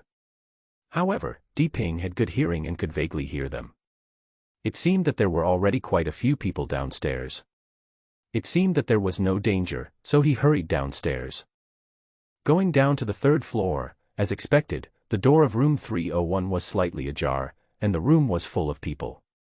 There was no need to count, there were definitely 100 of them, men, women, old and young. Although everyone spoke in low voices, it was still a bit messy with so many people. Wang Delin was standing in the crowd, with Chen Gang, Li Sheng, and the migrant worker standing next to him. When they saw Di Ping coming in, they immediately came over to greet him. "Brother Di, everyone is basically here. We're just waiting for you. Are you ready? We'll set off right away," Wang Delin said with a smile, holding Di Ping's hand. "You're welcome, Brother Lin. I'm late." Di Ping felt a little embarrassed. He did come late. "It's not too late, just right." Wang Delin smiled and waved his hand. "Come on, Brother Di, let's study the route." Wang Delin pulled Di Ping to the coffee table in the middle of the hall, where they saw a map of Zhongzhou City. The location of the provincial government was marked with thin lines on the map, and a route was drawn with a red line, which was the direct route from this community. "Brother Di, what do you think of this line?" Wang Delin asked Di Ping, pointing to the line on the map. "Well, the route is okay. These are all main roads. There should be fewer weeds on the road, making it easier to walk and the direction easier to judge." Di Ping took a look and felt that Wang Delin was indeed no idiot. The route planning was very practical, the distance could be said to be the shortest, and he tried to choose the main roads. You know, the main roads have a hardened road surface and weeds will grow slower. Di Ping looked at the map carefully again. He had walked these roads often before and was quite familiar with them. He should not go wrong. Then he withdrew his gaze and nodded at Wang Delin to indicate that he was fine. Is everyone here? Wang Delin nodded after receiving a signal from Di Ping, then turned around and looked at the people around him and asked. Everyone is here. The fair-faced middle-aged man who opened the door for Di Ping yesterday glanced at the piece of paper with densely written names on it and replied. Let's go. Wang Delin waved his hand with high spirits, then looked at Di Ping and the other three. I hope you will work hard to lead the way. Di Ping did not answer but just nodded and led the way out. Chen Gang was still the same as before, smiling and nodding in agreement. Li Sheng and the migrant worker brother Luo had no expression on their faces. They glanced at Wang Delin and followed Di Ping out. Di Ping and his three companions went downstairs first, carefully checked around, and found nothing, so they continued to walk out. The path between the corridors was no longer visible, and they could only make out the outline of the path from the slightly lower bushes. The four of them walked up the path, and a group of people followed them from behind, holding a variety of weapons, including kitchen knives, wooden sticks, and an old lady holding a water drawer for flushing toilets. She looked around nervously, wondering if these people could be trusted. Could it be that the mutant beast needed you to unclog its sewer? Di Ping glanced back and almost burst out laughing, thinking, Auntie, can you be more funny? Fatty Chen Gang seemed to see the expression on Di Ping's face that he was trying hard to hold back. He looked back and couldn't help laughing out loud. Thinking that something might be wrong, he quickly covered his mouth. Li Sheng and brother Luo glanced at Chen Gang, also confused, and then nervously looked around and followed Di Ping. Only Di Ping and Chen Gang smiled at each other, and everything was said without words. This seemed to dilute the haze in Di Ping's heart, and he was not as nervous as at the beginning. The weeds on the path were higher than the knees, and the grass on the side of the road was more than a meter deep. When the wind blew, the sound of the grass rustled, which made people feel creepy, as if there were some ferocious beasts hiding in the thick grass. Di Ping pricked up his ears and carefully paid attention to the movements around him. His long sword was already unsheathed and slung over his shoulder so that he could draw his sword at any time. Fortunately, no danger occurred until they walked out of the community, but the four of them were already sweating profusely. It really took a lot of courage to explore the way in such an environment. When the large group behind gathered at the door again, Wang Delin also caught up. His t-shirt was soaked and it seemed that he was not feeling relaxed. Not everyone can face the unknown danger calmly. It's safe. Everyone is here. Wang Delin said to Di Ping while walking and wiping his sweat. Although it is the first day of the dog days today, it is not hot and humid at all. There is even a slight breeze, which brings a refreshing feeling, but the sweat on my body has not stopped. Okay, let's go. Di Ping did not dare to delay and said immediately when he heard Wang Delin say that everyone was present. The road below may be difficult to walk on, so be careful. Wang Delin glanced at the dense woods outside the community, a trace of fear flashed in his eyes, his face turned pale and he spoke softly to Di Ping. Let's go. Di Ping nodded, waved to the three people, and led the way out of the community. The originally wide road outside the community is now completely occupied by trees.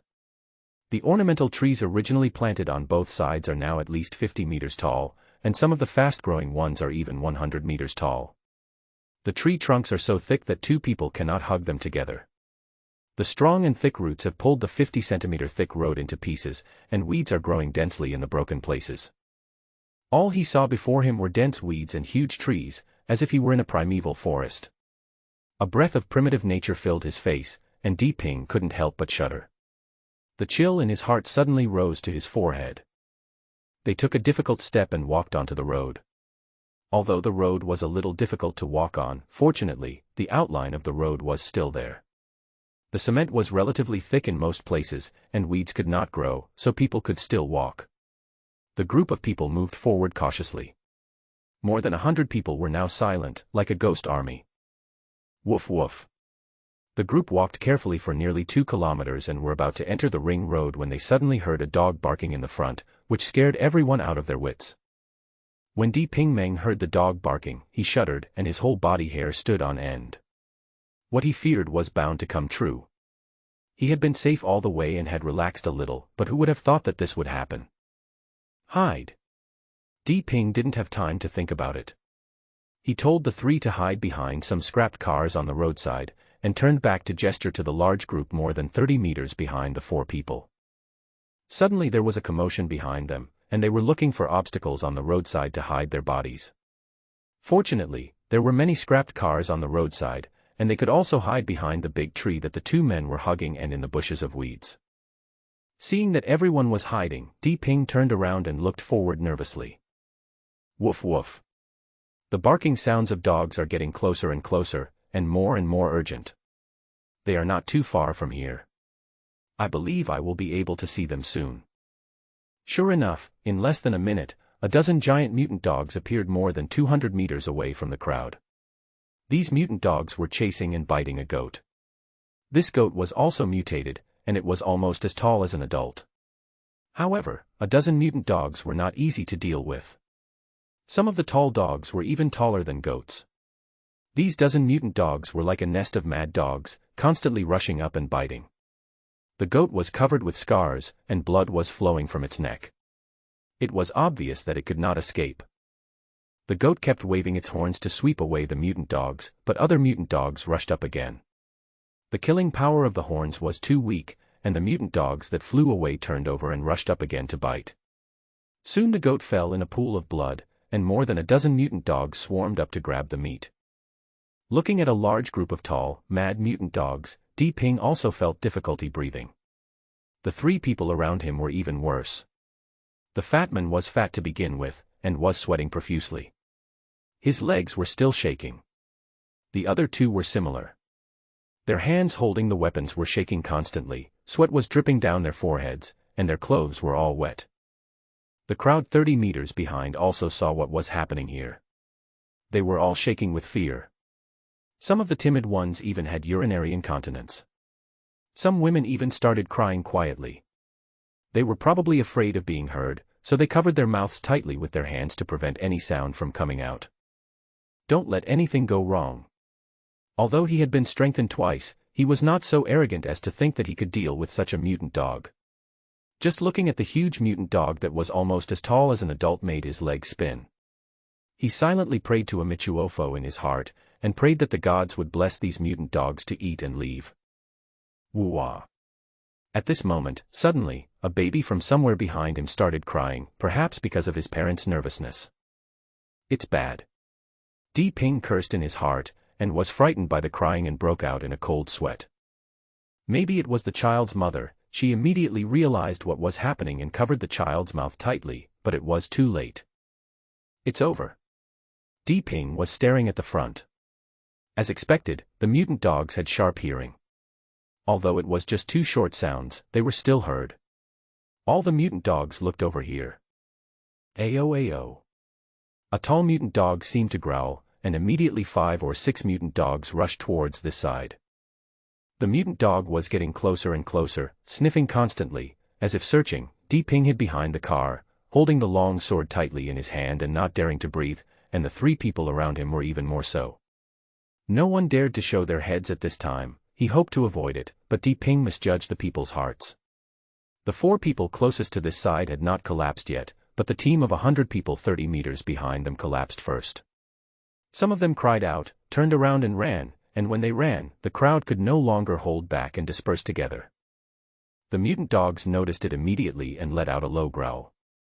5 or 6 of them arched their bodies, kicked the ground with their 4 big feet, and shot out like arrows, chasing after the crowd. The mutant dogs were as fast as galloping horses, as fast as lightning. No human without mutations was their opponent. Before they had run more than 10 steps, the mutant dogs caught up with the person behind them, threw him to the ground, and bit him on the neck. Ah! With a scream, the mutant dog began to twitch in a pool of blood. The mutant dog immediately loosened its bleeding mouth and chased after the other person. Ah! Soon 5 or 6 people were knocked to the ground and bitten by the mutant dogs, and their screams became louder and louder. Bastard! What about the bread in your hand? Di Ping cursed inwardly. With so many people around, even if a fight really broke out, it would not be so easy for the mutant dog to bite someone to death. Woof woof. At this time, the 7 or 8 mutant dogs that had not caught up behind also chased up, barking wildly and joined the crowd of people chasing. Brother D, what should we do?" asked the fat man Chen Gang tremblingly. "What should we do? Run. Can you still beat them?" Di Ping gritted his teeth and glanced at Chen Gang, who weighed more than 200 pounds, and said hatefully, "No one can save anyone now, let's run." Even if Di Ping wanted to, he didn't have the strength. If he went up, he would definitely be throwing food to the dogs. After saying that, he turned around and ran into the bushes by the road. Chen Gang and the other two also glanced at each other. Seeing the people being pounced on and bitten by the mutant dogs in the distance, they no longer had the courage to stay for a while, and they also bent over and followed Di Ping into the bushes. The four of them walked more than 30 meters away from the road and began to walk back carefully. How could they dare to go to the provincial government now? It was simply seeking death. They had only walked a short distance and were almost wiped out. Why would they go to meet up? If they wanted to be reborn early, they should go quickly. Whoever wanted to go, Di Ping would not go anyway.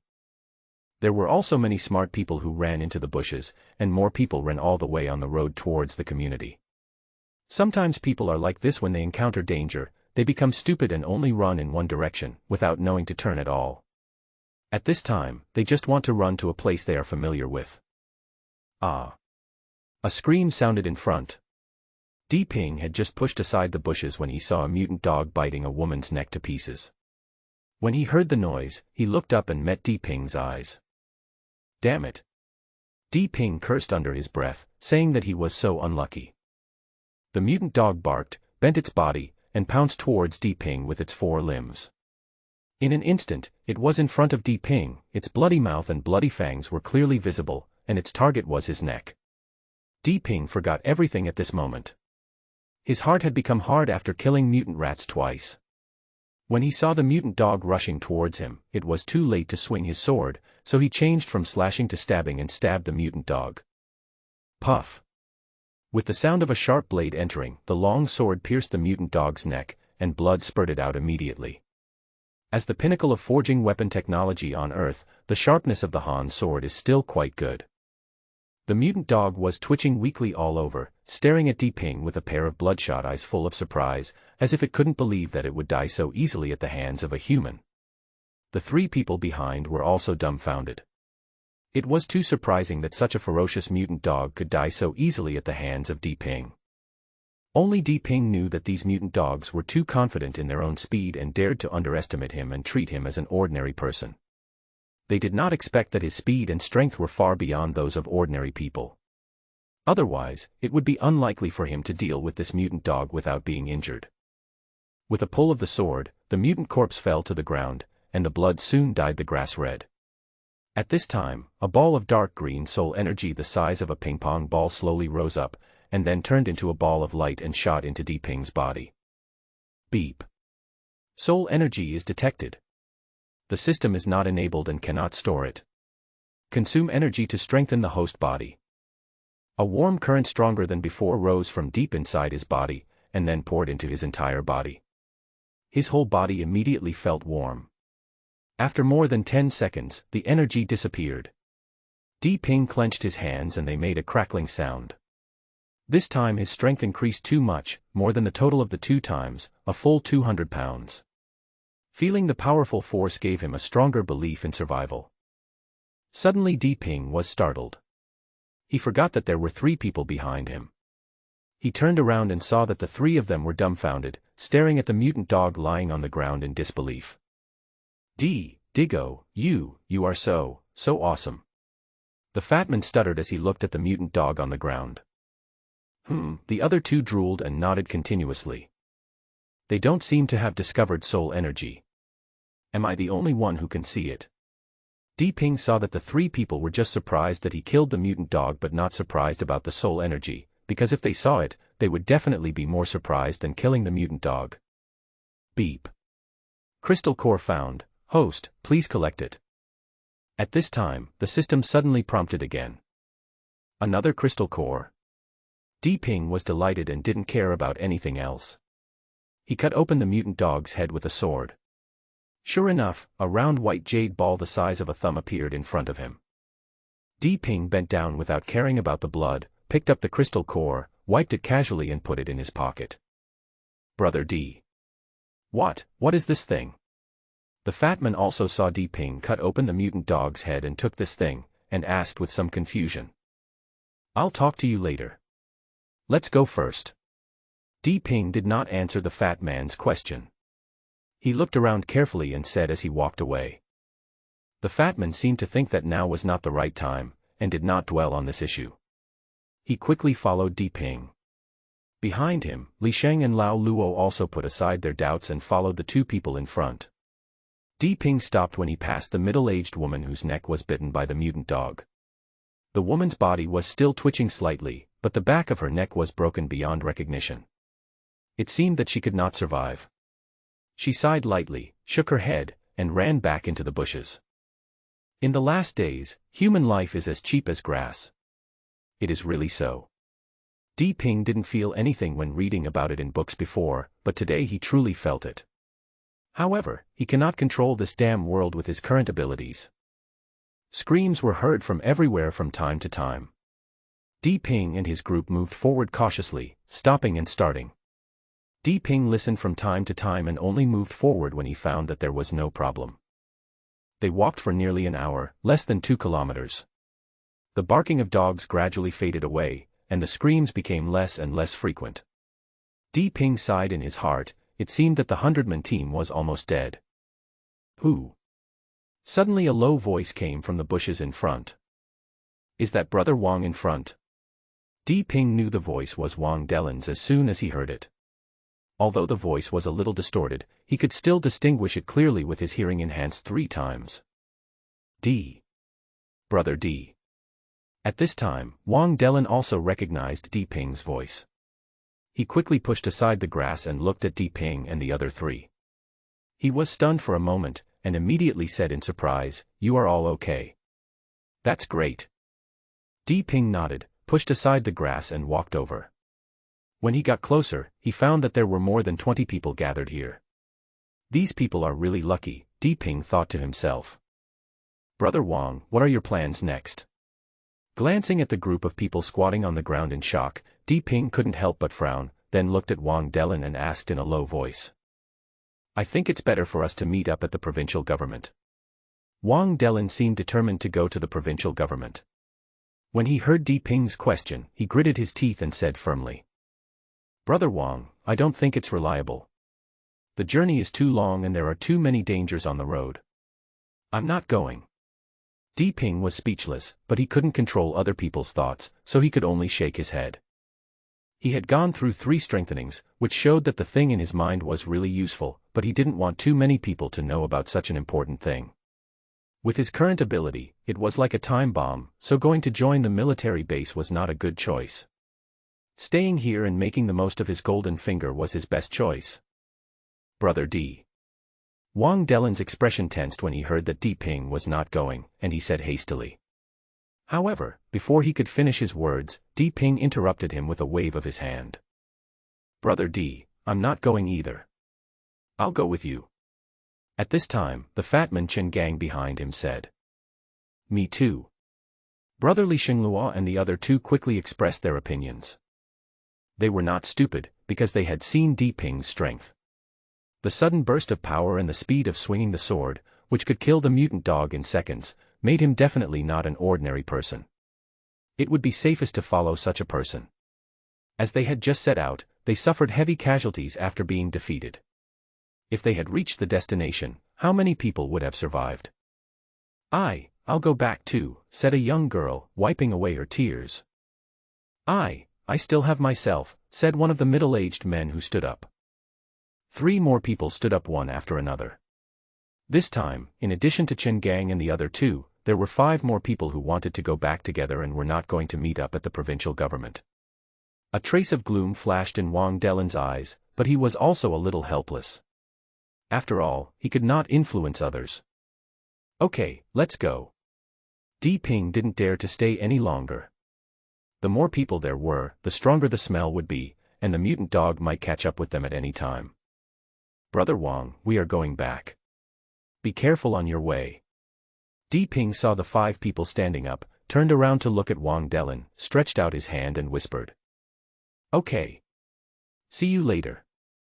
Wang Delin also stretched out his hand, and the two shook hands lightly before separating. Let's go.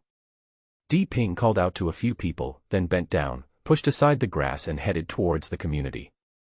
Fatty Chen Gang and his two companions followed closely, and the other 5 people, 3 men and 2 women, also followed and dived into the bushes, and soon disappeared into the dense grass.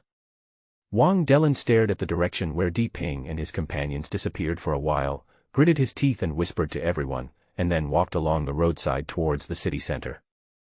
Everyone walked carefully for nearly half an hour. When they pushed aside the grass again, the community reappeared in front of everyone. The 2 big words, "Green Edge," on the tall gate of the community looked so familiar. If the situation was not wrong, everyone would want to cheer. Di Ping also breathed a sigh of relief. Di Ping took a quick look around and found that it seemed safe. There was no one and no mutant dog around, and it was quiet without any sound. Then he led everyone quietly towards the gate. Woof woof, help. Just as Di Ping and his companions stepped into the gate, they suddenly heard the barking of dogs and the screams of humans behind them. Everyone looked back in shock and found that it was Wang Delin and his group. There were more than 20 people, but less than 10 were left. They were running madly towards the residential area, with 5 or 6 mutant dogs chasing them. Wang Delin was actually running in the front at a fast pace. When Wang Delin saw Di Ping and his group, his eyes lit up and he ran towards them while shouting. Damn it! Di Ping knew at a glance that this bastard wanted to drag him down. What a piece of shit. But now was not the time to scold him, so he quickly shouted, "Run!" He took the lead and turned around to run. There were 5 or 6 of them, and he didn't know if there were more behind him. If he was surrounded, he would be finished. If he didn't run, when would he run? The 7 people around Di Ping turned around and ran without waiting for Di Ping's order, and rushed into the community in the blink of an eye. He was so fast that he rushed into the community first and ran straight to the building where he lived. He would be safe only if he went upstairs. There was no way he could defeat several mutant dogs surrounding him in this open space. He had to disperse so that he could defeat them one by one. This was the instruction of the old Taizu. Ah! Another scream was heard, and it seemed that someone was caught again. The thick grass on the ground has now become a death trap for the people fleeing. The grass is too thick and it trips their legs, making it impossible for them to run fast. But it doesn't matter for the mutant dogs, as their speed is many times faster than that of humans, and they are now even faster. Screams can be heard from behind from time to time, and everyone is terrified and runs for their lives. Di Ping ran to the door, quickly entered the security door password, opened the security door with a beep, stood at the door, and hurriedly called for everyone to hurry up. Hurry! Come in quickly. It turned out that the first one was Li Sheng. This guy was really fast. He rushed in first, followed by another young man. Soon brother Luo also rushed in. When everyone came in, only the fat man Chen Gang was still more than 20 meters away. He was too fat, and he trembled when he ran, so he couldn't run fast at all. Wang Delin. At this time, Di Ping discovered that Wang Delin had actually quickly surpassed the fat man and rushed over quickly, with a white-faced middle-aged man following behind him. Quickly close the door. Wang Delin rushed in and shouted anxiously to close the door. It can't be closed. There are still people outside. Di Ping shouted in a low voice. Fatty, run! Di Ping shouted loudly.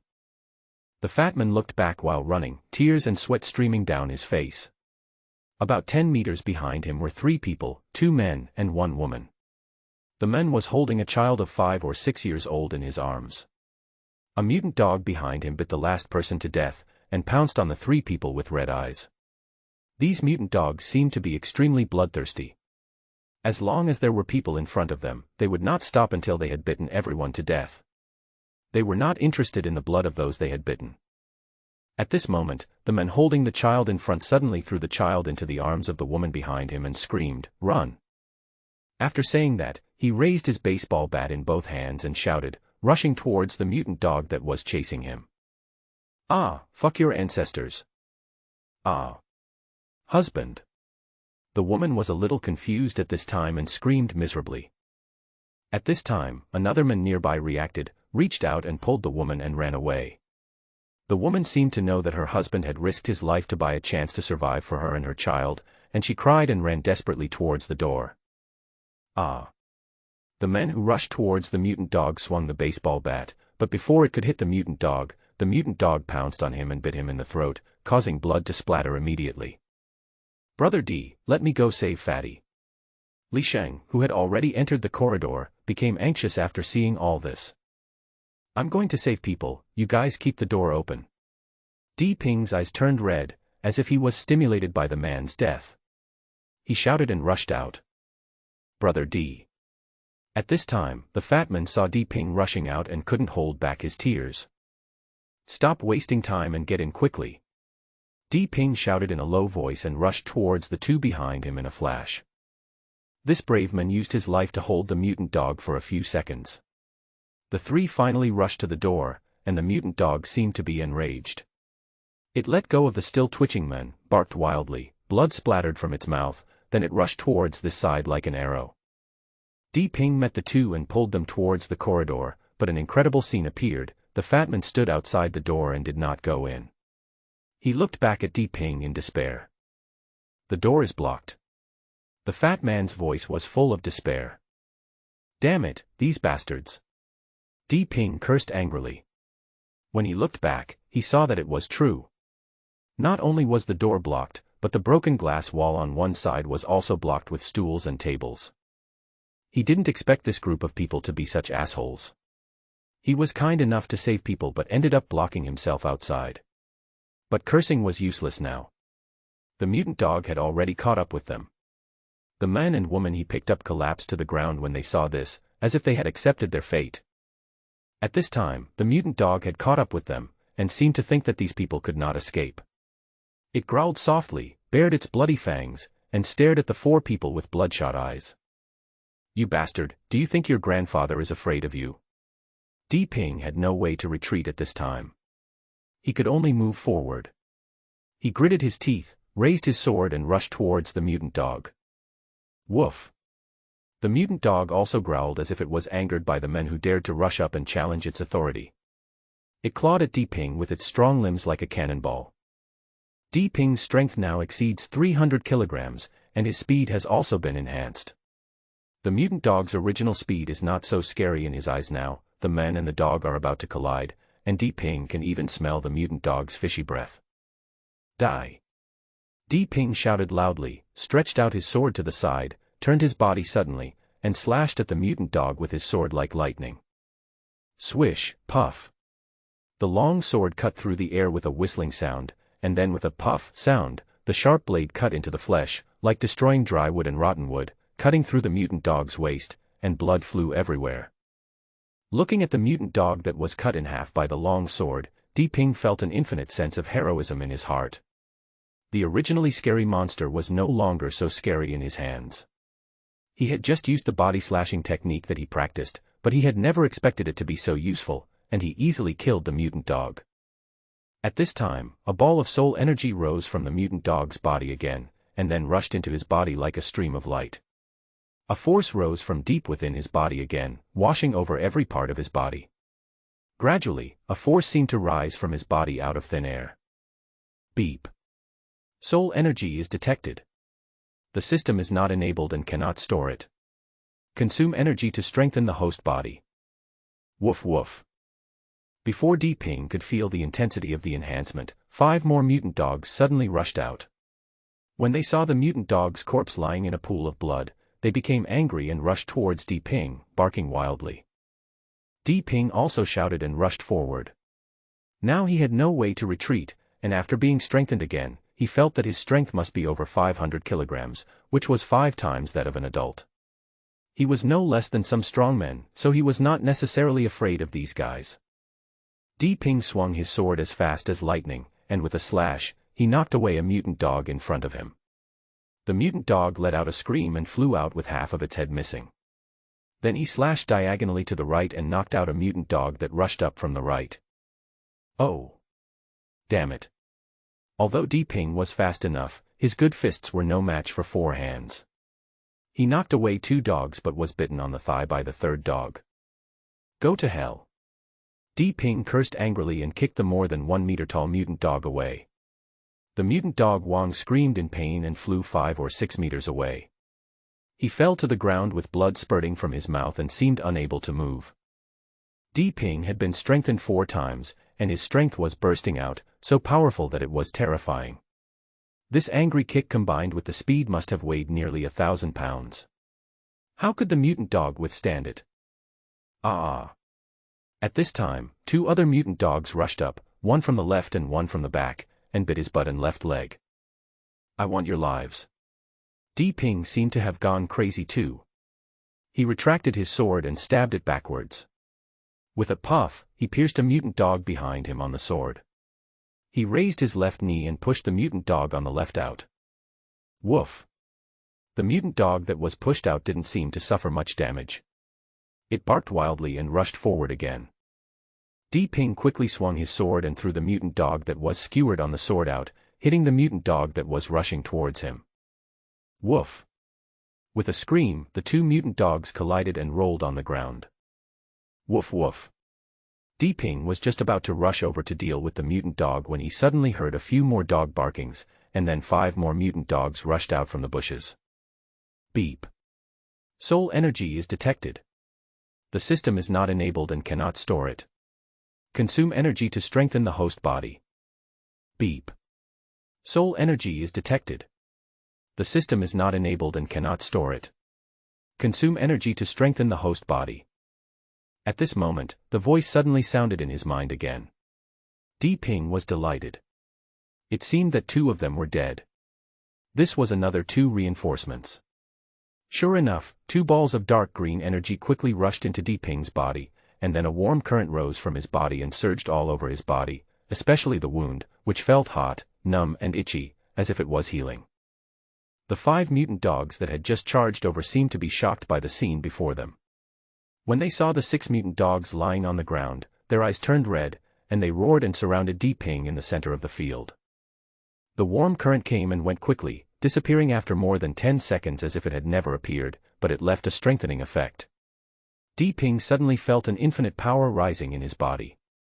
He gripped the sword handle with both hands, and the sword handle creaked, as if it could not withstand the powerful force. Haha, come on, you bastards! Di Ping's heart was filled with heroic spirit. He shouted wildly and pushed the ground hard with his feet. With a muffled bang, broken grass on the ground flew everywhere and his body rushed out like the wind. Woof woof! The 5 mutant dogs also barked wildly, exerted force on their bodies, and rushed towards Di Ping. Come on! Di Ping shouted, and swept his sword across as fast as lightning. The mutant dogs were hit before they could react. Immediately, the 2 mutant dogs in front of him flew out screaming in pain. Then, with a roundhouse kick, he kicked the one on the left away, and the mutant dog rolled away with a scream of pain. The other one just pounced in front of him, but he pulled back his sword and smashed the sword handle hard, hitting the mutant dog's chin, and the mutant dog immediately rolled out with a scream.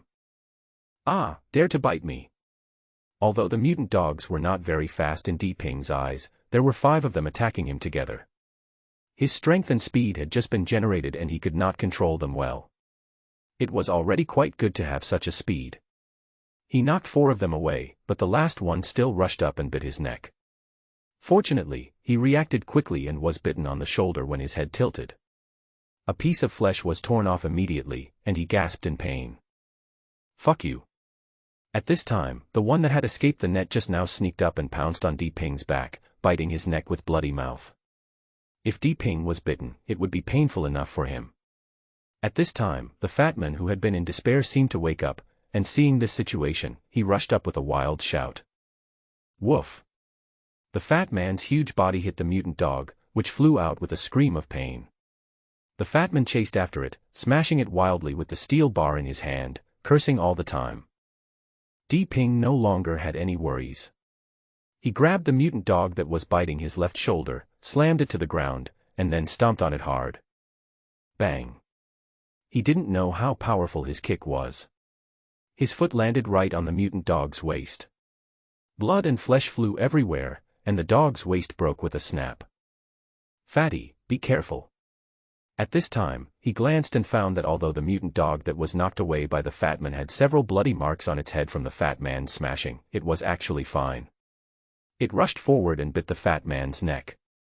The fat man held the steel bar horizontally and it hit the mutant dog's mouth, but the fat man's strength was still not as good as the mutant dog and he was actually pinned to the ground.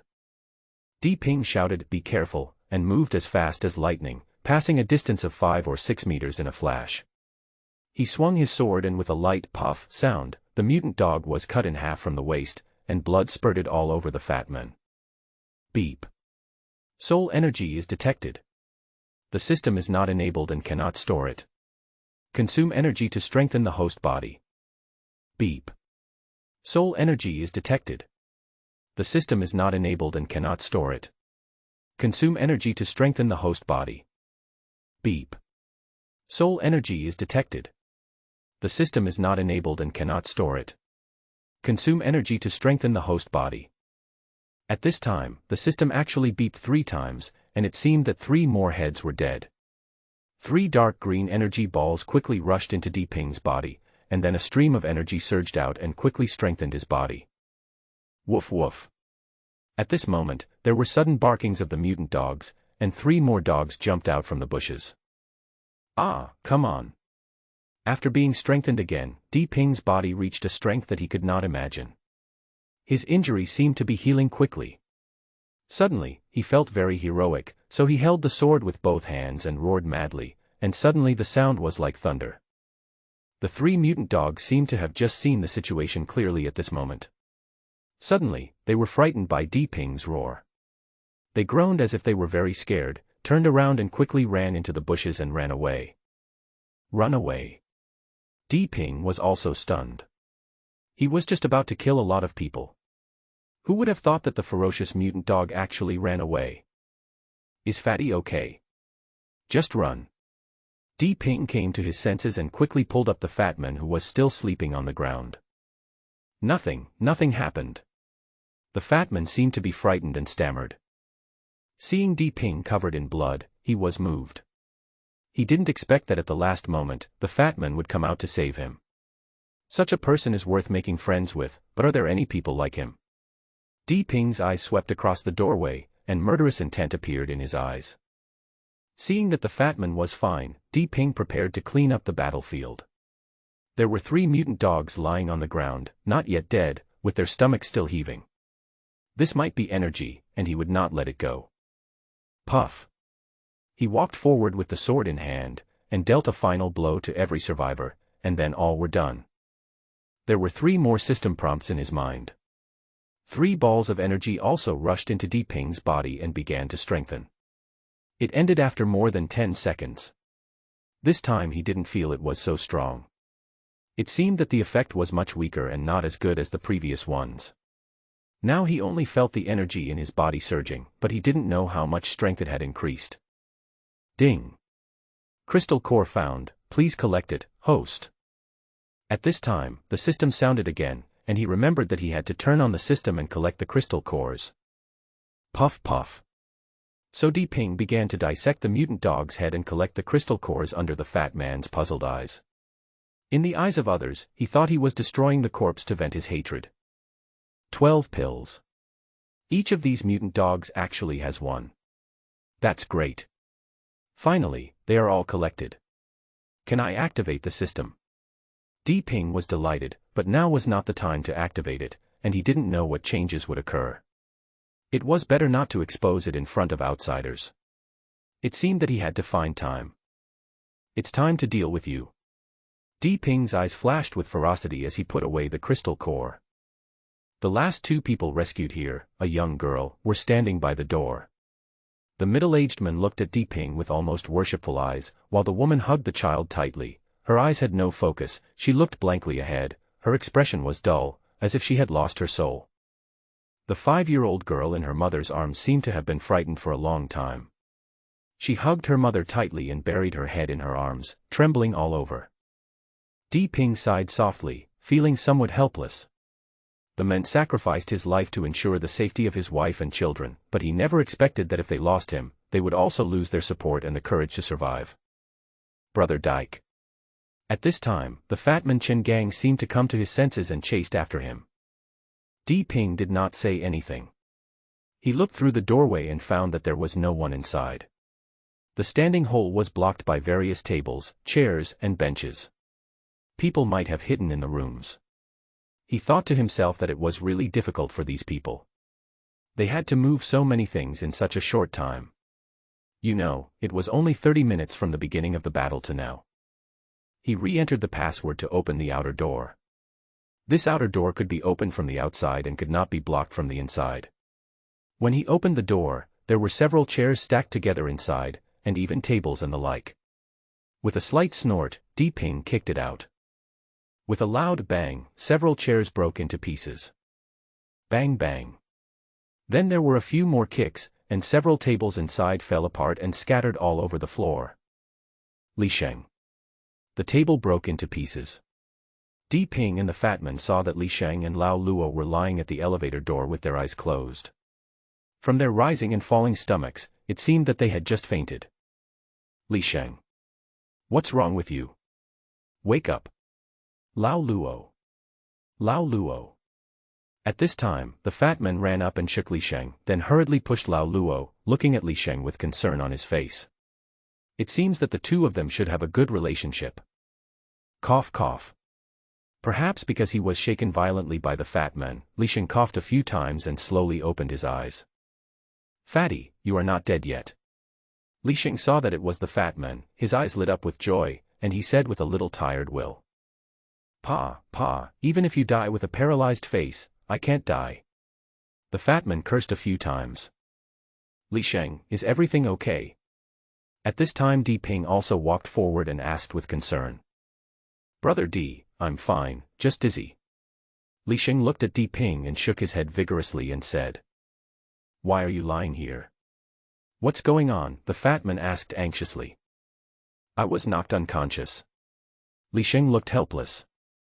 Who hit him? I'll smash his head to pieces, the Fatman asked anxiously. That bastard surnamed Wang and a few other people wouldn't let me open the door, but I insisted.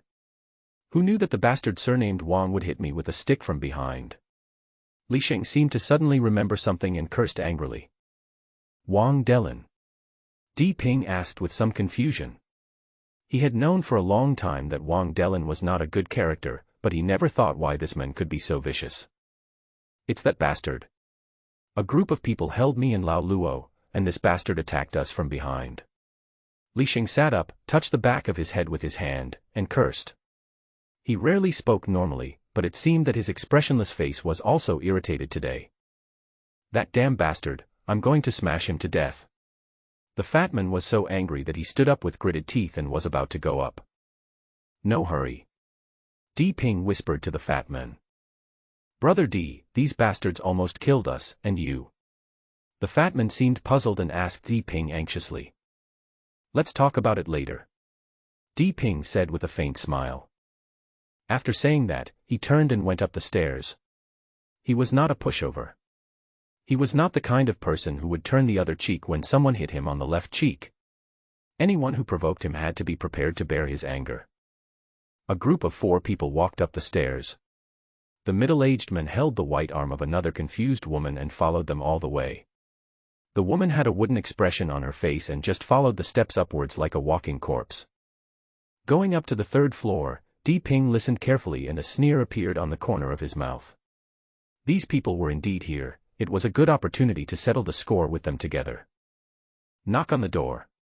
Di Ping ordered softly. Bang bang, open the door. The Fatman heard the sound and went forward to bang on the door with an angry look on his face. Who? A trembling voice came from the room. I'm your fat uncle. Open the door quickly, the Fatman shouted impatiently. After a few seconds of silence, the door was finally opened, revealing a face. It was the pale-faced middle-aged man. When he saw Di Ping behind the Fatman, his face suddenly turned red, and he stammered, turns out, it's Brother Di.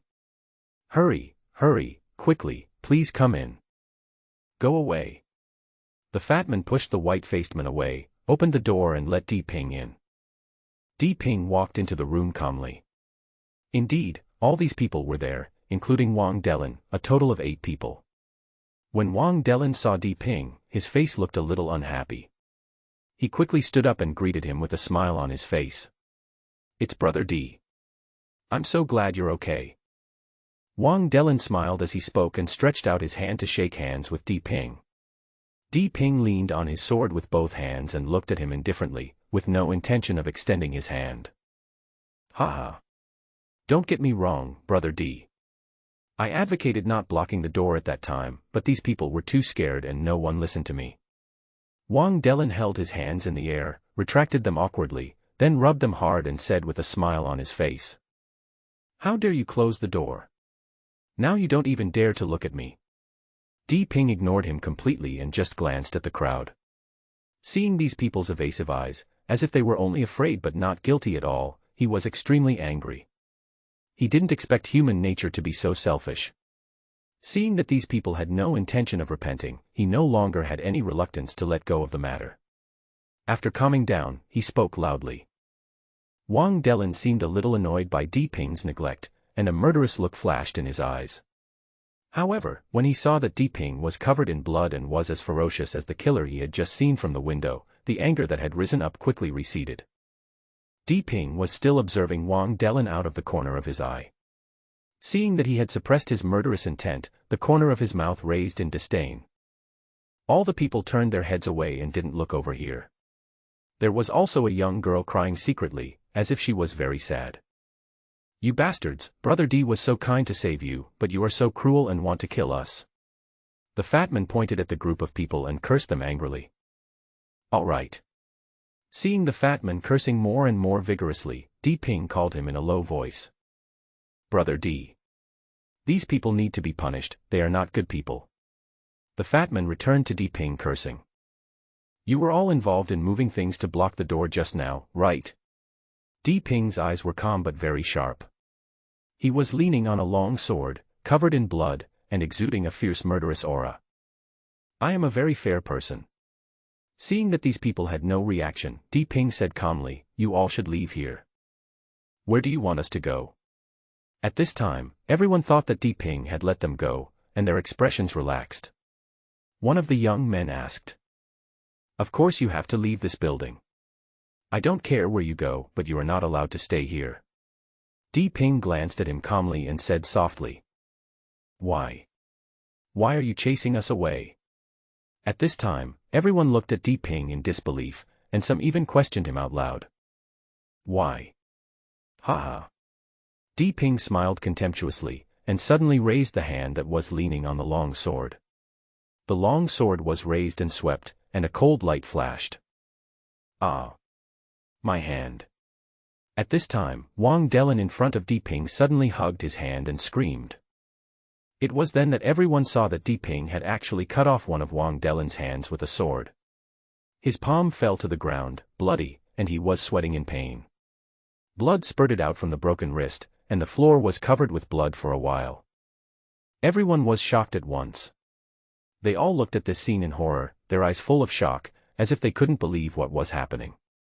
The white-faced middle-aged man at the back also narrowed his eyes. He didn't expect this man to be so decisive. He cut off someone's hand without saying a word and while chatting and laughing. Even he couldn't do such a thing. It seemed that this man could not be made an enemy. Fatty and the others were also shocked, but then they felt relieved. Given the way these people behaved, it would not be excessive to kill them. "You knocked out Li Sheng and Lao Luo, and I cut off one of your hands. Am I a magnanimous person? You should be grateful that I didn't take your life." There was no fluctuation in Di Ping's eyes. He wanted to kill Wang Delin, but after all, they were both human beings, so he really couldn't bring himself to do it. "And you, get out of here right now, don't wait for me to change my mind." Di Ping suddenly shouted. "Hula!" This group of people ran out as if they were pardoned, without even looking back, for fear of being called by Di Ping. At this time, Di Ping was more terrifying than the mutant beast. Wang Delin covered his broken wrist with one hand and staggered out, hatred surging in his eyes when he lowered his head. "Brother Di, why don't you kill him? This guy is a poisonous snake." At this time Li Sheng stepped forward and whispered. Di Ping looked at Li Sheng with some surprise. He didn't expect that Li Sheng was a man of great intelligence and decisiveness. He was someone who could be trained. No need, he can't make any waves. Di Ping said with a sneer. He actually saw it, but he really couldn't do it. He didn't want to be too cold-blooded to kill someone with one knife. Besides, the man had a broken hand. He might survive tonight. The smell of blood was enough to kill him. If he really survived, it meant that he was lucky and everything was fate. He had hesitated in his heart. In peacetime, he was just an ordinary man. He didn't kill anyone today because he was keeping the last bottom line as a human being. He didn't know if he would kill someone in the future. But in this doomsday, no one can be immune to it. Actually, Di Ping had not intended to drive everyone away, but when he saw that these people did not have the slightest feeling of guilt or repentance, he became disappointed. He thought that such people were not worth saving and not worth paying for. Living under the same roof with them, who knew what trouble might arise. So he made up his mind to drive them all away. He was also a little worried about Wang Delin. This man had all the means and schemes, but most importantly, he had a bad heart and no manners. He did not dare to keep such a person around him, but he could not bring himself to kill him. Southwest He had to drive them all away. Go and see if they have left. If they have, seal the staircase again, and then come to the 8th floor to find me. Di Ping turned around and told the 4 people behind him, then walked out of the room and went upstairs. When he reached the stairs, he stopped and said, "Deal with the mutant dog's corpse as well, so as not to attract other mutant animals. Please work hard, I am indeed a little tired." Di Ping was a little bored at this time, and he was already exhausted both physically and mentally after fighting for the whole morning and killing 13 mutant dogs. He just wanted to go back, take a good bath, eat something, and have a sleep. "Brother D, you can have a rest without any worries. Leave these small matters to us." The fat man patted his chest and promised. After returning to the room, he took a quick bath and was pleasantly surprised to find that all the wounds on his body had healed. The skin on the injured area appeared slightly redder. It seems that the energy is very powerful in repairing injuries. After taking a shower, Di Ping found a piece of bread and a bottle of water, then half lying on the sofa, eating and drinking. He didn't know what was in his mind, and his thoughts were a little confused. Too many things happened today, from setting out in the morning, to encountering the mutant dog and getting separated, to killing the mutant dog later, and being betrayed by his comrades, almost dying on the spot. In the end, he ruthlessly drove these people away, and even cut off one of Wang Delin's hands. Suddenly, he felt a little disheartened and didn't know whether he should save humans. He took out a cigarette, lit it, and took a few deep puffs before he calmed down. He suddenly felt relieved that there were men who gave up their lives for their wife and daughter, which was also a kind of greatness. Moreover, Fatty Chen Gang flew to the rescue, and Li Sheng and Lao Luo fought to the death to guard the door. These were all lovely people. There are always good people and bad people in this world, and there are still people worth saving. Thinking of this, Di Ping's mind suddenly became clear. He regained his inner direction, goals, and the courage to struggle. He realized that he could not control everyone in the world. He could only control his relatives, his friends, and his like-minded people. What did others have to do with him? "Oh, right, we can start the system now." Di Ping, who had figured it out, suddenly remembered that he had collected enough crystal cores, and even more than the required amount. Isn't now a good time to start it? He threw away the cigarette butt and suddenly sat up. Ding! Crystal core found. System activation conditions met. Do you want to activate the system? When Di Ping took out the 14 crystal cores he had obtained, the unique voice of the system immediately rang in his mind. Open it. Di Ping muttered to himself with some excitement. Ding! System starting up, 1%, 2%, 100%, system starting up successfully. The system beeped, and Di Ping saw that 5 crystal cores in his hand suddenly disappeared, and then he began to read the bars in his mind. Beep. The system is activated successfully. A legendary recruitment coupon is awarded. Please start hero recruitment as soon as possible. Is that all? Di Ping was speechless. It was activated just by reading a bar. There was no flashing of rays of light, nor any golden light. It was not domineering at all and so low-key. Wasn't it completely different from movies and novels? Di Ping had some complaints, but since the system said it was turned on and also promised to help him grow up quickly, he thought it wouldn't fool him. System. Di Ping's heart moved, and a virtual interface disk appeared in front of him. He had tried it before. This system call could open the system operation interface no matter he thought about it or said it out loud. Sure enough, changes appeared on the system interface. Two things that were originally dim now lit up and kept flashing. One of them was a Western-style castle, and the other was a manor. The entire operating interface was exactly the same as in the game, except that the functions were slightly different. Click on the castle, and a light circle will surge on the castle icon. After a few seconds, the icon will appear in bright colors, and it seems that it has been successfully opened. Ding! The castle is opened successfully, and the host's title is changed to Lord of the Castle. The system voice sounded again at the right time. Di Ping didn't care about the title change. He just wanted to go in and see what the castle looked like as soon as possible, so he clicked on the icon to go in and see what was going on. Di Ping only felt a change in front of his eyes, and a 3D full-dimensional model of a Western castle appeared in front of him. The castle was fully functional, with city walls, squares, halls, high towers, accommodation buildings, meeting rooms, study rooms, kitchens, stables, etc. He was extremely happy. This was the residence of people with status and position. The so-called villas in China were like a chicken against a phoenix compared to it. There was no comparison at all. How nice it would be if I could really live in a castle like this. Di Ping thought to himself.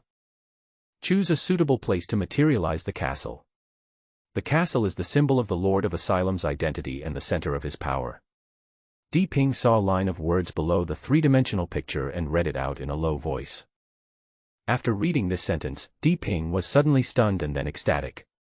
It turned out that this villa could be materialized, and his wish to live in a castle could be realized. He suppressed his excitement and studied the castle carefully.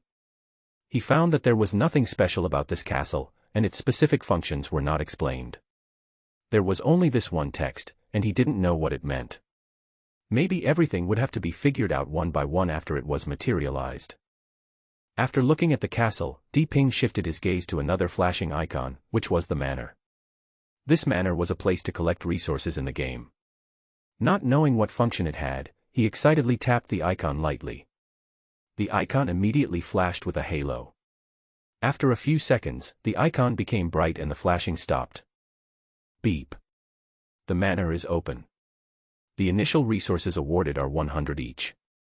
Please specify a place as soon as possible to materialize the manor or bind it to a real building. A click of the icon, a flash of light, and an operation box immediately appeared in front of Di Ping, displaying several items.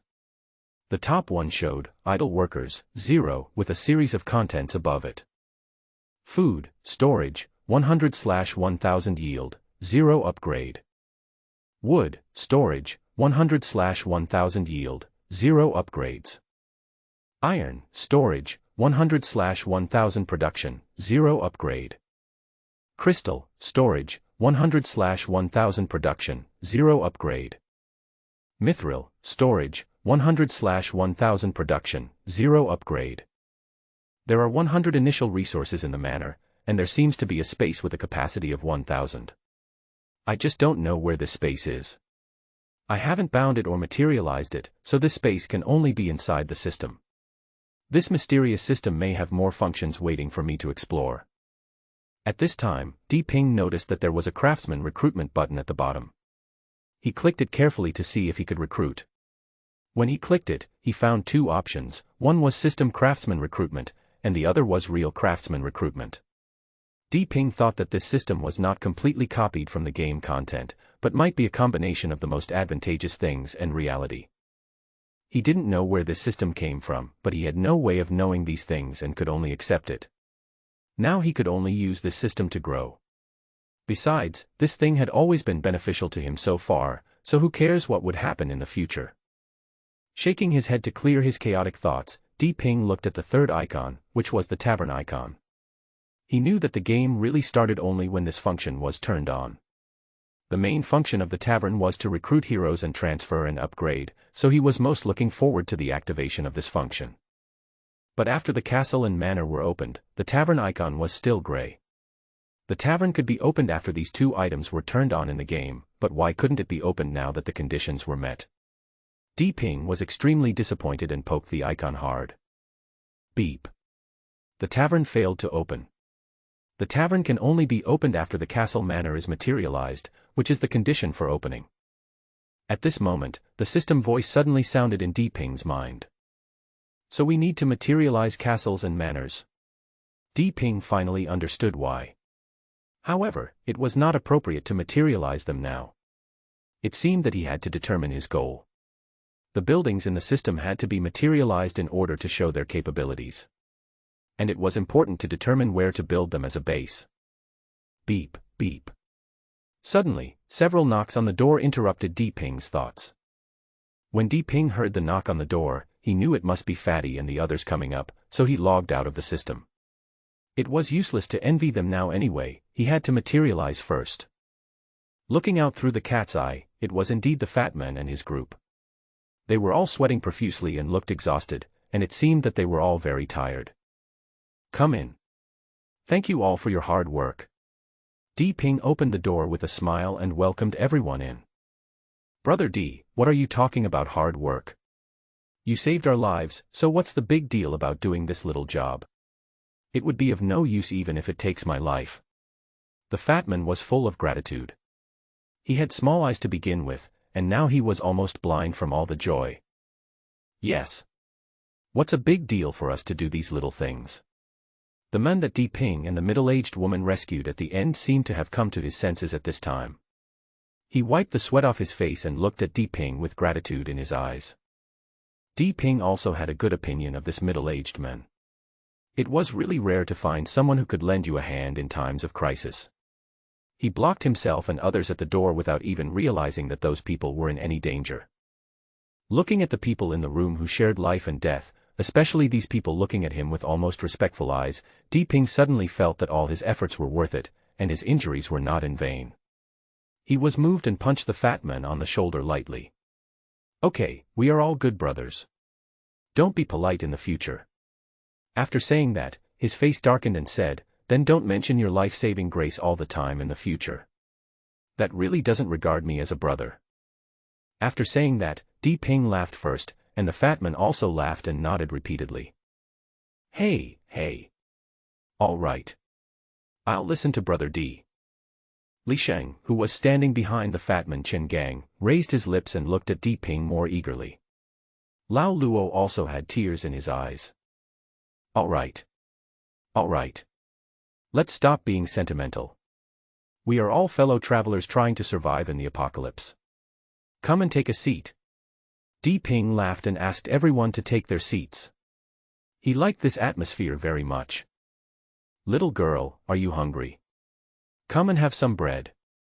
The 20-year-old woman who lost her husband sat on the sofa on her left holding her child. Her complexion had recovered a lot, except that there was little expression on her face. The little girl in her arms seemed to have recovered her childish nature from her fear. Her long eyelashes flickered, and she opened her big black eyes and secretly looked at Ping. Come on. Eat. It's delicious. Seeing that the child was a little scared and a little greedy for the bread, she spoke softly. Nanan, come and thank your uncle. The woman spoke at this time, her voice was soft and warm to the ear. Only then did Ping take a careful look at the woman in front of him and found that she was really beautiful, with a plump body, prominent breasts and a thin waist, black straight hair, delicate features, willow-shaped eyebrows, thin eyes, a straight nose and a small mouth. Her smile gave her a myriad of charm. She was wearing a tight t-shirt on her upper body and a pair of light blue jeans on her lower body, which were tight and highlighted the perfect curve of her hips. Her soft voice showed the woman's maturity, charm and intellect to the fullest. If it weren't for her red eyes and dull complexion from crying, her score would definitely be above 90. The woman opposite seemed to feel that Ping had been staring at her for a long time, and her face immediately turned red and she lowered her head. Ahem. Ping had seen a lot of beautiful women during his years of doing business, and he had some self-control. He felt that it was indeed wrong for him to look at others in the way he did, so he coughed twice to cover up his embarrassment. Let me introduce myself. My name is Di Ping. Everyone, please introduce your names and occupations to each other. It will be more convenient if we get to know each other in the future if we want to eat from the same pot. Di Ping now only knows the fatman Chen Gang, the expressionless Li Sheng, and Lao Luo. He doesn't know this woman or the middle-aged men. My name is Chen Gang, nicknamed Fatty, and I'm the warehouse manager of Yinjia Supermarket. You can call me Fatty.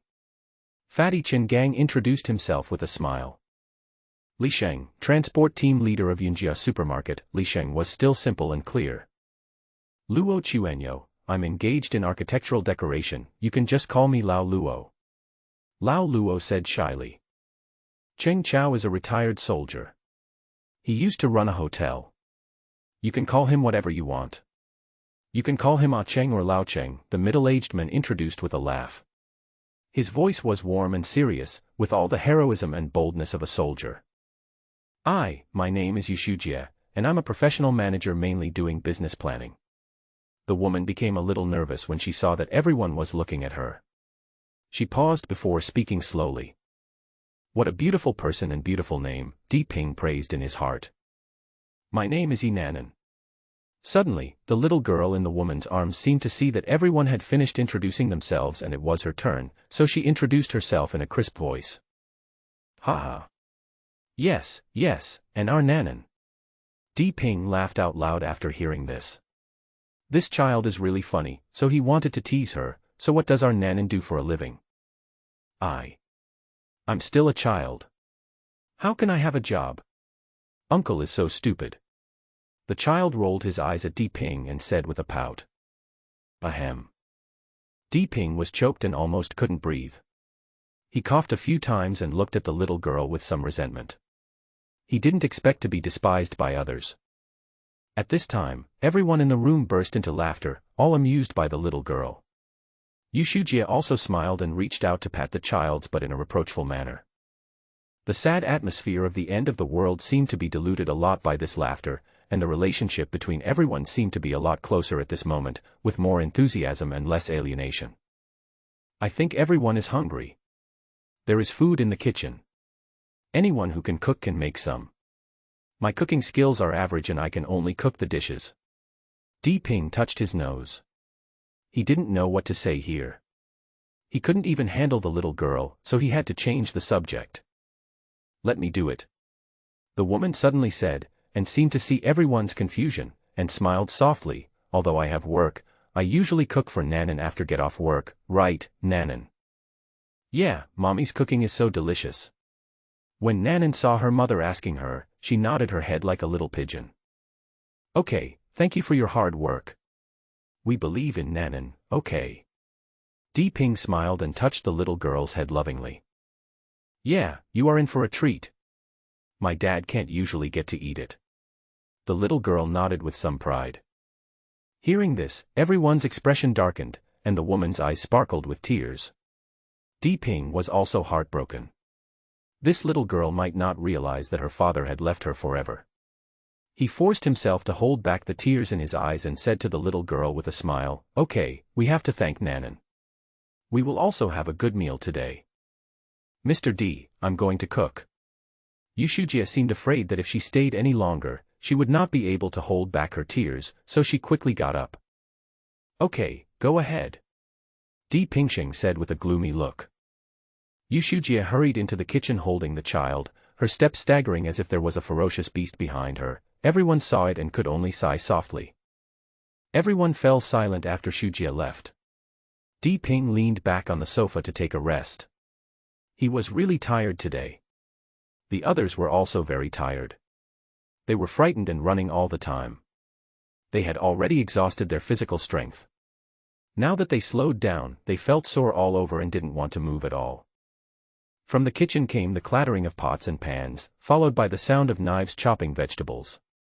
The whole room suddenly seemed eerily quiet. In the silence, a woman's low sobbing could be heard from time to time. Everyone looked sad for a moment, but no one spoke.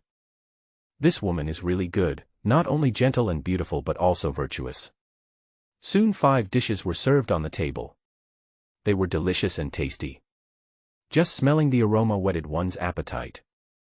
Ping had been very hungry after a whole morning of activities, and he felt less hungry after eating some bread.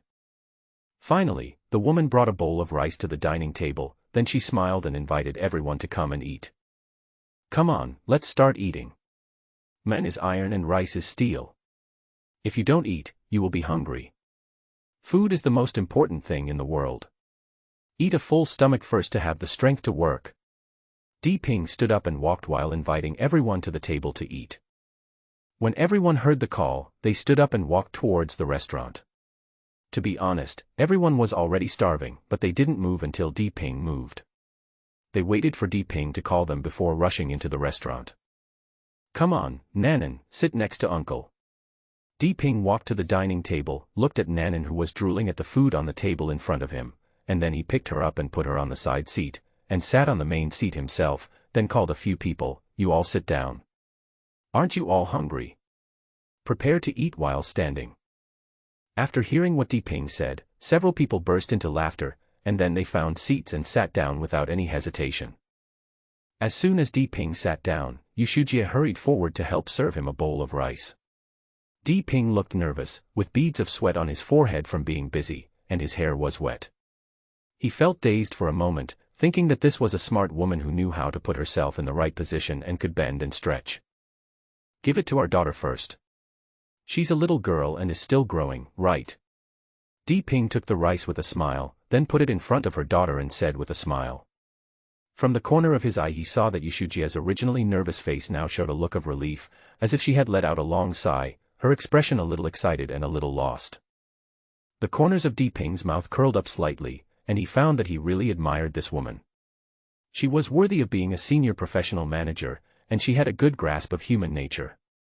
In the end times, people are no longer human, morality and laws have collapsed, and the evil in human nature is infinitely released. It is difficult for vulnerable groups like women to survive in the end times if they do not know how to survive. This woman was able to recognize this so quickly, which made Ping look at her with higher regard. She served Ping food to show that Ping was the head of the family and that she was dependent on him. If Ping refused, it meant that he did not accept her joining the family, because she knew that in the end times, women were usually useless. Maybe they were useful, but they would be enslaved by men, but she did not want that. Therefore, relying on a strongman who did not look like a bad guy was her best choice at the moment. Ping accepted her food but gave it to Nanan, which meant that he accepted her dependence, but not as a woman, but as Nanan's mother. So she felt relieved and happy because she had someone to rely on and was no longer afraid of not being able to survive in such an apocalypse. But at the same time, she felt a little lost. You know, there is no beautiful woman who is not confident. She knew how she looked. She had always been good at entertaining people at work. She could feel the burning eyes of all men looking at her, but the men in front of her did not accept her for this, but just because she was her daughter's mother. This could not but make her feel a little lost. Women are sometimes always contradictory. She wants a man to love her because of his inner qualities, not his appearance. But if a man ignores her beauty, she will be dissatisfied. This is the contradiction of women. They always think everything they do is right. Nanan must have been very hungry, as she took the food and shoveled it into her little mouth. Ping smiled lovingly and patted the little girl on the head, his eyes full of love. Such a lovely girl lost her father and her support in this doomsday, and her mother was unable to protect her and had to bend down to protect her. The old saying goes that a mother is strong because of her son. It is true. Although Sui Shujie is beautiful, she looks decent and does not look like a casual woman. But she made up her mind in such a short time. It can be said that she is great. How can Ping say anything to her? At this time, Yushujie woke up from her chaotic thoughts and saw Ping seeing her again. She quickly served another bowl of rice to him. Ping took the rice, nodded and said, "Sit down and eat. You've been tired all morning." "Oh. Okay." Yushujie was actually already extremely tired. Upon hearing Ping's instruction, she hurriedly sat down at the bottom. Immediately, she slumped in the chair like a deflated ball. Several people were already hungry, and they hurriedly scooped up the rice and ate it. They didn't care whether it was delicious or not. In fact, they didn't dare to cook at home these days and only ate dry food. They were already very greedy. Di Ping tasted a few bites of the dishes. It was true that these 5 dishes tasted really good, much better than those in many restaurants. The taste was just right, the heat was controlled almost perfectly, the dishes were pure, green, not too old, not too raw, just right and delicious. He couldn't help but praise, Miss Yu's cooking skills are really good, she can definitely open a restaurant. After hearing what Di Ping said, Yu Shujia's expression relaxed and she breathed a long sigh of relief. She was finally not a useless person and had proved to everyone the value of her existence. Wow! Delicious, so delicious. The fat man mumbled while rushing to stuff the food into his mouth. Why didn't the fat guy choke you to death?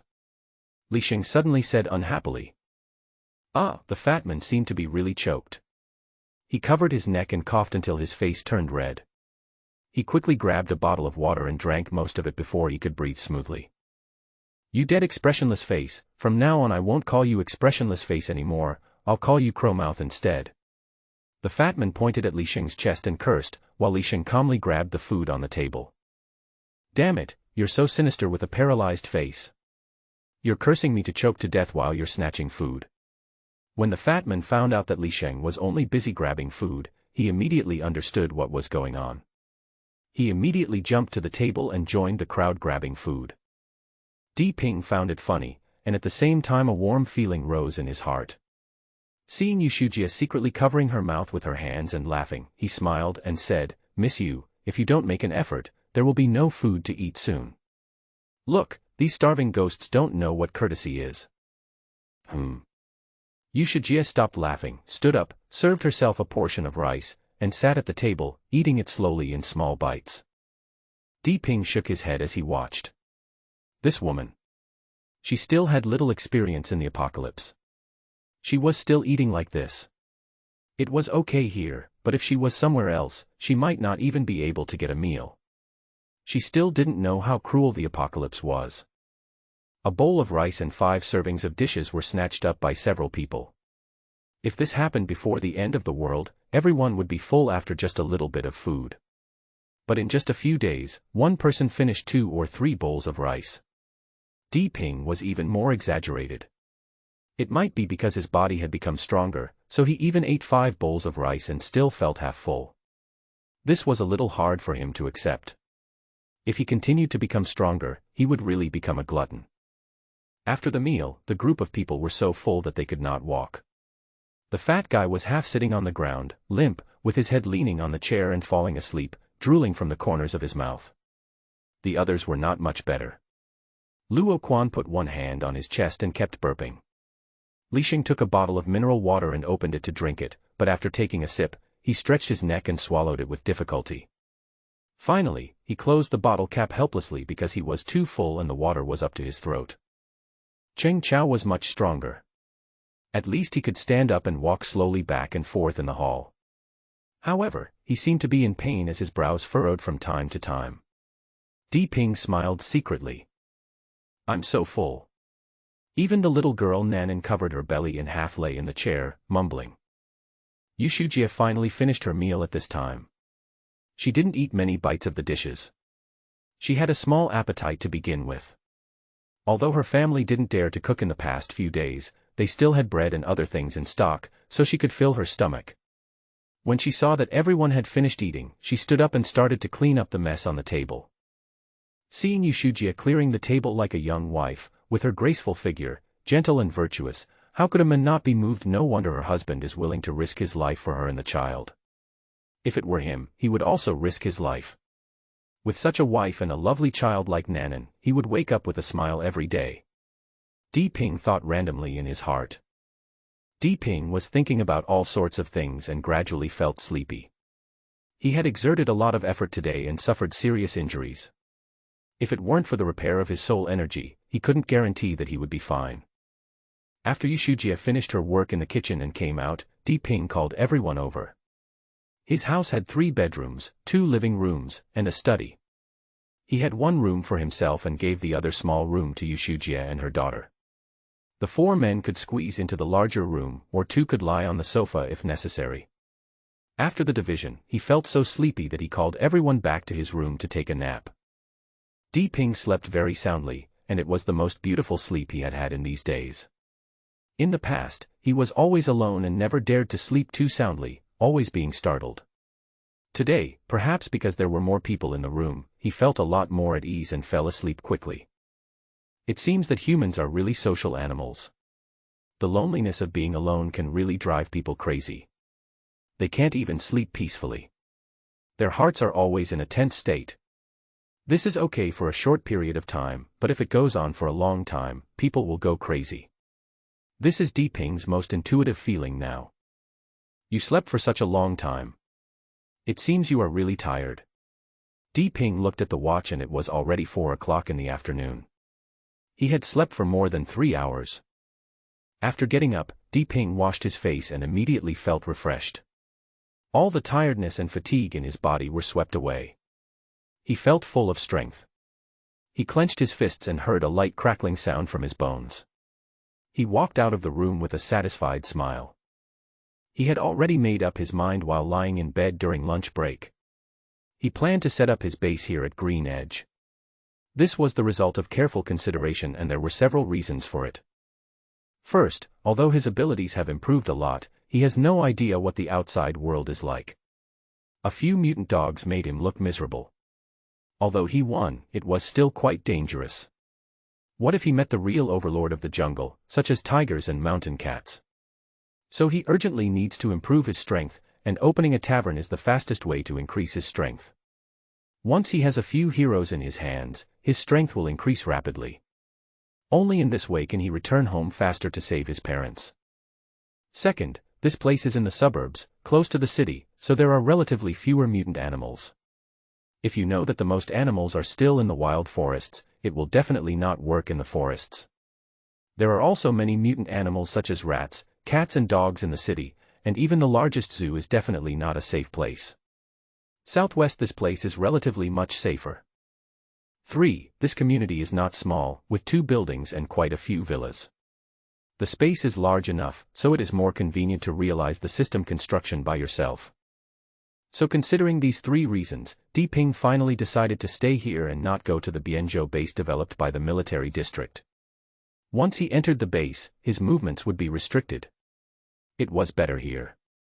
He just didn't know what these people thought. He was thinking about how to tell them, and he had no idea whether they would stay or not. Without dwelling on this question, Diping opened the door and walked out of the room. He was stunned because he found that these people were actually gathered in the hall, sitting on the sofa one by one, with a dazed look, and a layer of despair in their eyes. There were traces of tears in Yushujia's eyes, and no one knew what they were thinking. Only the little girl was lying in her mother's arms, humming a song softly. What's going on, everyone? These people didn't even notice Diping coming out. Diping seemed to realize something was wrong, so he greeted them with a smile. Diggo. Mr. D. At this moment, several people were suddenly awakened by Diping's voice and stood up to greet him. What's wrong? I think you all look a little weird. Diping waved his hand, sat on the sofa, glanced at their faces, and asked softly. D, brother D. I. The fat man stood up suddenly, looking a little excited, and he looked at me for a long time but no one came out. Don't be anxious, sit down first. Diping saw that the fat man seemed to be too excited and incoherent, so he turned to look at Cheng Chao and said, Brother Cheng, can you tell me what happened? He knew that among these people, Cheng Chao was the one who could best explain things clearly and logically. Li Sheng spoke little and was too simple sometimes for people to understand. Lao Luo was too honest and could hardly speak clearly. Yushujia, with her tearful eyes, was not the best person to talk to, so he let Cheng Chao speak. Oh, it's so tragic. Cheng Chao looked a little sad when he heard Diping ask him to say it.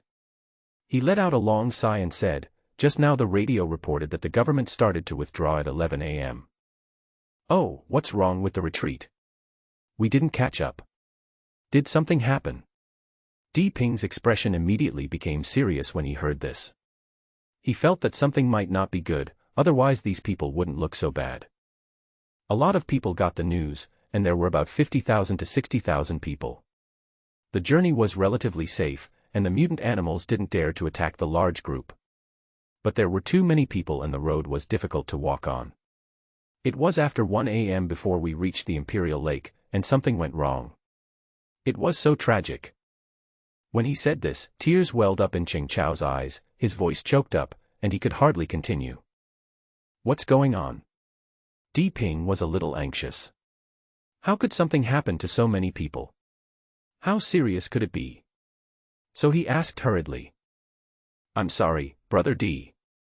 Let me catch my breath. Ching Chao was a soldier after all, so he looked at Di Ping apologetically, then he straightened up, rubbed his face hard with both hands, and then he calmed down and said, the large army reached the edge of the Emperor Lake. I don't know why, but a crocodile suddenly rushed out of the lake and dispersed the team. Then the mutant animals that followed also rushed up, and the team was basically wiped out. After saying this, Ching Chao choked up again, and the others also shed tears. Yu Shujie was even more unbearable. She sobbed softly, covered her mouth tightly with her hands, and her shoulders kept shaking. A crocodile can break up a team of tens of thousands of people. These tens of thousands of people are just decorations. Di Ping's eyes widened in disbelief. Yes. I don't know if the crocodile that bastard released into Emperor Lake deserves to be extinct. The fat man cursed with gritted teeth. Brother Di, do you know how big this crocodile is? Ching Chao finally came to his senses at this time. Seeing that Di Ping still looked a little bit unbelievable, he looked at Di Ping and said, this crocodile is more than 5 meters tall and more than 20 meters long. It is also very fast. It can bite several people to death with one mouth. Its tail is like a pillar. It can sweep away armored vehicles, not to mention people. Especially its scales are harder than steel. Guns only leave a white spot on it. The army's artillery can't hurt it. Half of the tens of thousands of people were killed or injured by this beast. After Ching Chao finished speaking, there was still a look of horror on his face, as if he had experienced it himself. The crocodile, which is 5 meters tall and more than 20 meters long, is even bigger than the mutant crocodiles in the movies, and it can't be hurt by guns and cannons. Things are getting serious, and Di Ping sat on the sofa in a daze. Originally, after these several enhancements, his strength was as much as 1,000 pounds, and his speed was 2 or 3 times faster than that of ordinary people. He felt invincible in his heart, but this time it was like being hit by 1,000 pounds, which made him flustered. He didn't expect these animals to mutate so quickly, and some of them to be so horribly mutated. The day before yesterday, he heard on the radio that there were tigers 3 or 4 meters tall. He was a little surprised whether this was true or not. He didn't think it was true. This crocodile has been seen by tens of thousands of people, and has killed countless people. He was very glad that he did not rashly decide to go home. With his current abilities, he faced a dead and lifeless situation. He thought he had become stronger, but now it seemed that compared with the mutated animals, he was still at the bottom of the food chain. He had only climbed up a little bit, and he was secretly happy about it. He was really a frog in a well. At this moment, he corrected his previous contemptuous mentality and began to face up to this mutated world. Can I still survive in this world? Di Ping's face looked a little gloomy, as if he had lost his direction and motivation at this moment. No, I still have the system. Yes, I still have the mysterious system. I will definitely become more and more powerful. I will trample all the existences that threaten my life under my feet one by one. Suddenly Di Ping's face was shocked. He remembered that he still had the system and he had a trump card. He didn't believe that he couldn't survive in this doomsday with the golden finger. Then he would really be a fool and incompetent. Thinking of this, he felt infinite motivation rising from the bottom of his heart again, and his fighting spirit was high again. Since God has given me this opportunity, I must live a different life. How many people survived and where did they go? Di Ping thought for a long time before slowly raising his head and looking at everyone. The radio station said that the people were dispersed. Some military and government personnel managed to rush out of the city, while the others were chased and fled everywhere. It is now impossible to count how many were hiding. The radio car escaped into a shopping mall and was safe. There were hundreds of people following it. Only after it was safe did they send out the message hoping that everyone would not go in this direction. Ching Chao had calmed down completely by now, and told Di Ping everything. Alas! This is an era of disasters. Death may be a good thing, at least we won't suffer from disasters. Life is more difficult for the living. Di Ping stood up, walked to the window, gently opened the curtain a little, looked into the distance and sighed softly. Yes. It's even harder to live. Cheng Chao also sighed.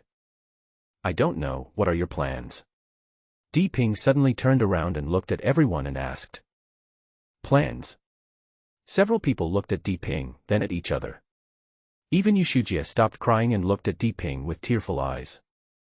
Wherever Brother Di goes, I will go. At this time, the fat man suddenly stood up, looked at Di Ping with excitement and said firmly. Me too. Li Sheng was also sitting on the sofa, cutting his nails with a knife. He looked relaxed, but his tone was extremely firm. What are your plans, Brother Di? Cheng Chao asked casually. I plan to stay here. I want to build this place into a safe base. I want to provide a place for thousands of people to settle down. Di Ping's eyes flashed, and he spoke in a firm and powerful tone. At this moment, his body seemed to be glowing with a rosy glow, and the eyes of several people looking at him were full of enthusiasm. Yushujie seemed to be stunned by his momentum at this moment, and her eyes were shining. The little girl Nanan's eyes were full of stars. She thought that her uncle was really handsome at this moment. Okay. Brother Di, from today on this is the last time I will call you like this. From today on I will call you Brother Di. I will not go anywhere. I will always stick with you. Cheng Chao also stood up.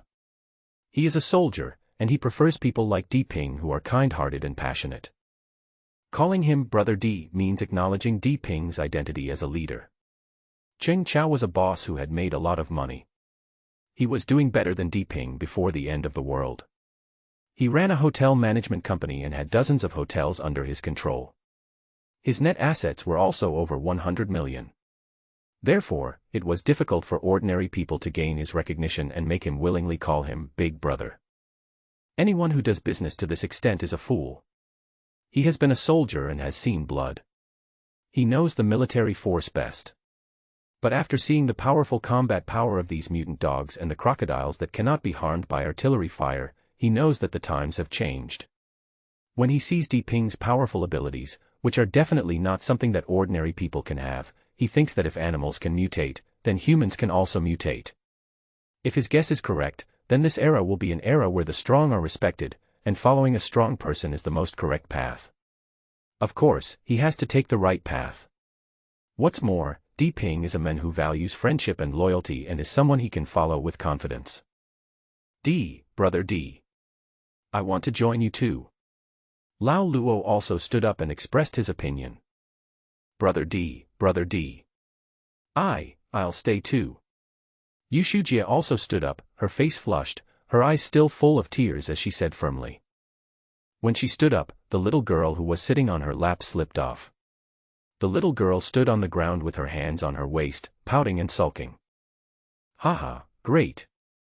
Let's stick together in this apocalypse. Di Ping originally didn't have much confidence that these people would follow him, but he didn't expect that these people were so determined to follow him. Firstly, he was moved, and secondly, he felt proud, thinking that he was also a member of a team, and he laughed happily and stretched out his hand. Come. Come. Several people stretched out their hands at the same time and placed them on Di Ping's palms. The 5 of them were excited, with blazing flames in their eyes. All the sadness and desolation just now disappeared at this moment. And me. At this moment, Nanan suddenly climbed onto the coffee table quickly, stretched out her chubby little hand, and placed it in everyone's hands. Haha, great. And here's our daughter. Everyone laughed, and Di Ping also laughed. Come on, let us be in this together. We are in this together. Several people spoke in unison. Although their voices were not loud, they were sonorous and powerful. Everyone looked at each other, and there was no more decadence in their eyes. Instead, there was an extremely firm belief in the future. It took a while for everyone to calm down from their excitement. Everyone sat down. Di Ping took out a cigarette and shared one among several people, while Yushujie asked Nanan to go into the room to play. Let me tell you all about my plan first. Di Ping lit a cigarette, took a deep puff and then said slowly. He never smoked before. He was the only one among the 6 roommates in college who did not smoke. After Su Xiao left him and went to the United States, the strong pressure made him smoke. He knew that smoking was bad, but whenever the pressure made him unable to breathe, he would smoke a cigarette. He felt that this would make him feel much more at peace. Seeing everyone lighting up their cigarettes one by one, with their attention focused on his face, he slowly said, "The first step is to collect food and water. Without sufficient food, it is difficult for us to survive. The second step is to clear out the mutant animals in the community as soon as possible, so that we can ensure safety here." He paused here, took another puff of cigarette, inhaled the smoke into his lungs and exhaled it, and immediately his face was shrouded in smoke. The third step is to search for survivors in the community. We must try to recruit like-minded people together. There is strength in numbers. The community is so large that we must build a high wall if we want to be safe. The current wall can't stop the mutant animals from entering. After saying this, Di Ping put out the remaining cigarette butt in the ashtray, then looked up at everyone and said, "This is my current idea and plan. If you have any additions, please feel free to speak up. I have nothing to say. I will do whatever Brother D tells me to do." Fatty Chin Gang was the first to express his opinion. A foodie who only eats without using his brain. He really can't think of anything. These are the words that suddenly came out of Li Sheng's mouth. "You dead face paralysis, you might as well just call me a good-for-nothing. And you're still trying to be so literary, if you have the guts, just say it." The fat man pointed at Li Sheng's face and gritted his teeth. "I have no objection." Li Sheng shrugged and said indifferently. Damn, you dead face paralysis. Come to see that if I don't do it, you won't be able to take care of yourself." The fat man was so angry that he screamed, spit into his palms and rubbed his hands quickly, shouting for Li Sheng to come out and practice, but he stood firmly on his feet without moving an inch. Tisk. Li Sheng leaned back on the sofa with his hands on his shoulders in annoyance. "Okay, fatty, sit down and talk business." Di Ping knew that these 2 people were just joking around and wouldn't really do anything, but now was the time to talk business and he couldn't let these 2 clowns make a fuss here. "Brother D, I feel that the gas supply is a bit low when cooking today. It may be cut off at any time. Should we collect some gas cylinders? There are 3 restaurants outside the community. There must be some inside. Should we collect some?" Yushujia thought for a while and said in a crisp voice. "Well, this is also a problem. Okay, let's go check it out tomorrow." Di Ping also knew that the gas would definitely not last long, and the fuel had to be prepared early. Eating bread and instant noodles alone would not be enough. It would be great if we could collect some frozen meat. I wonder if these restaurants have cold storage. The fat man asked with shining eyes when he heard that the restaurants seemed to be suddenly interested. "You're already a pig, but you're still eating meat." Li Sheng is an interesting guy. He rarely talks, but he loves to argue with the fat man and he never misses the chance. "You are just envious and jealous," the fat man laughed proudly. "Haha, fatty, I finally know why you're so fat." Di Ping also laughed and teased the fat man. "Brother D, I just like this. I feel weak if I don't eat meat for a day." The fat man laughed and touched his head with an embarrassed look on his face. Then he suddenly slapped his thigh with regret on his face and said, "Oh. I told you to bring the dog meat up this morning, but you guys wouldn't let me. Even if I roll this dog meat 3 times, even a god can't stand still. You people are really wasting it. Ugh." Suddenly Yushujia covered her mouth and retched. "Sister Yu, are you pregnant?" The fat man looked at Yushujia who suddenly covered her mouth and retched, and said with sudden realization. "You big-headed ghost. You fat man, these dogs have eaten people, and you still dare to eat them. Ugh." Yushujia rolled her eyes at the fat man in annoyance, and then vomited twice. "So what? Even dogs eat shit. Aren't there still people who eat dogs?" The fat man refused to admit his mistake and argued with a roll of his eyes. Ugh. Yushujia couldn't bear it anymore and ran to the bathroom. "Hey fatty, can't you stop pooping and peeing?" Di Ping was a little disgusted by what the fat guy said. He had originally wondered if the mutant dog meat was edible and was about to give it a try. He couldn't stand the fat guy stirring, so he quickly spoke out to stop him. "Fatty, if you have this idea again, don't eat the food I cook." At this time, Yushugia walked out of the bathroom, staring at the fatman fiercely as she walked, her face still a little pale. It seemed that she was really disgusted by the fatman. "Oh. Okay. It's just such a pity.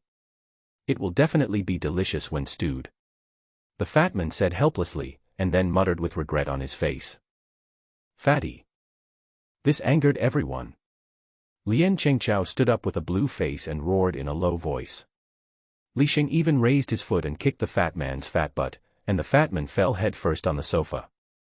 Yushugia vomited again and ran back to the bathroom. The fatman fell on the sofa, and seemed to know that he was in trouble. He sat back on the sofa with his head lowered and acted like a little woman. Di Ping was immediately furious and felt even more disgusted than before. Can you imagine it? A fatman weighing more than 200 pounds, with a face full of fat, eyes and nose squeezed together, looking like a bullied young wife. Could there be anything more disgusting than this? Di Ping knew that this fat guy Chen Gang was a funny guy who loved to eat and play around, so he didn't bother with him, he could only glare at him unhappily. When Yushugia came out of the bathroom again, her face was paler and her steps were a little unsteady. It seemed that she had vomited a lot. "Mom. Are you going to have a baby?" At this time, the little girl suddenly ran out, pulled her mother and asked in a childish voice. "Ha ha." Everyone laughed when they heard Nanan's words. "Dear girl, mommy just doesn't feel well. Go and play." Yushujia's face suddenly turned from pale to red, and she quickly bent down to explain to her girl. After laughing and joking for a while, everyone sat around the sofa again. This period of playfulness relieved their inner pressure and the long-term tension was also diluted a lot. "Okay. If everyone has no other opinions, let's decide on this." Di Ping leaned back on the sofa, crossed his hands on his chest, glanced at everyone and said. Everyone shook their heads to indicate that it was meaningless. After all, this was the first time for everyone to experience the apocalypse, and no one knew what to do. They could only wait and see. Even Di Ping didn't know what the right thing to do was. But there was only one way now, to survive, or to do everything they could to develop the system functions. As long as the system functions were developed, they believed they could go further in this apocalypse. Okay. There's nothing else to do. Let's start cleaning up this building and collecting food tomorrow. Di Ping finally made the decision. Seeing that it was only past 5 o'clock, it was still too early to eat. Di Ping ignored these people and started today's training. He had learned the benefits of sword practice in the past few days. Although simple, it was really useful in battle. If he hadn't practiced swinging the sword these days, it would be hard to say whether he could still stand here now. Swinging the sword again, Di Ping suddenly felt that this originally very heavy Han sword was now light and fluttering. He always felt that he could not exert his strength to achieve better results when swinging it. However, he had no other weapons in his hand, and now this Han sword was his best weapon. This time when swinging the sword, Di Ping changed the number of times in a set from 25 to 100. His strength increased too fast. If he didn't practice well, he would have trouble controlling his strength, which would easily lead to waste of strength. He felt something was wrong since his strength suddenly increased. Sometimes he walked unsteadily, and his body and consciousness always seemed out of sync. He had accidentally crushed the soap box while taking a bath before, which made him realize that his strength increased too fast and his foundation was unstable. He must familiarize himself with it as soon as possible. Chop, cut, slash, sweep and pick are 5 movements that need to be completed. Each movement should be repeated 100 times, so completing all 5 movements is exactly 1 set, which adds up to 500 times. Di Ping practiced 5 sets before he felt that his strength had reached its limit. If he continued to do so, it might be an overdose, which could be dangerous at night and cause trouble. Everyone was dumbfounded watching Di Ping practicing swordsmanship. It was not because Di Ping's movements were too handsome. In fact, his movements were not good-looking, but because Di Ping's movements were too fast. Every time he swung the sword, it was as fast as lightning. Even the sword body could not be seen clearly. Every time the sword cut through the air, it made a chirping sound. Seeing Di Ping swinging his sword non-stop, Everyone realized that Di Ping's strength was not without reason. It was the result of his persistent training. He swung his sword thousands of times, sweating all over his body. Would ordinary people have such persistence and perseverance? This made them more determined to follow Di Ping. Such a person is worth following. Di Ping practiced swinging the sword and began to work on his body strength and flexibility. By the time he finished everything, it was already dark. He looked at the time and it was 7 o'clock. He asked Yushujie to cook while he went to wash the sweat off his body. Dinner was simple. The coal fire was getting weaker and could go out at any time, so we just cooked some simple dishes and everyone ate quickly. We were all very full at noon, so we couldn't eat dinner because no one ate much. After eating, Di Ping assigned people to keep watch. Lao Luo would keep watch in the first half of the night, and Li Sheng would keep watch in the second half. This way, everyone could sleep peacefully with someone keeping watch. After a night's rest, Di Ping woke up before 6 o'clock and couldn't fall asleep again. He had a good sleep at noon, and there was no electricity at night, let alone anything to play with, so he could only sleep. At this time, he was already very sleepy and couldn't fall asleep again, so he might as well get up. After a quick wash and opening the door, I smelled the sweet smell of steamed buns and wondered, who made the steamed buns? When I walked into the hall, I saw a chopping board on the coffee table with noodles on it. There were also 2 vegetable baskets on the coffee table, which were filled with white steamed buns. The dining table was also full, and there was a person sleeping on the sofa. It was Yushujie. Her face and hands were covered with noodles. Her face, head, and clothes were also covered with noodles. She was sleeping soundly at this moment. It seemed that this woman must have been busy steaming so many steamed buns all night. I walked closer and saw the woman sleeping soundly with her head resting on the sofa.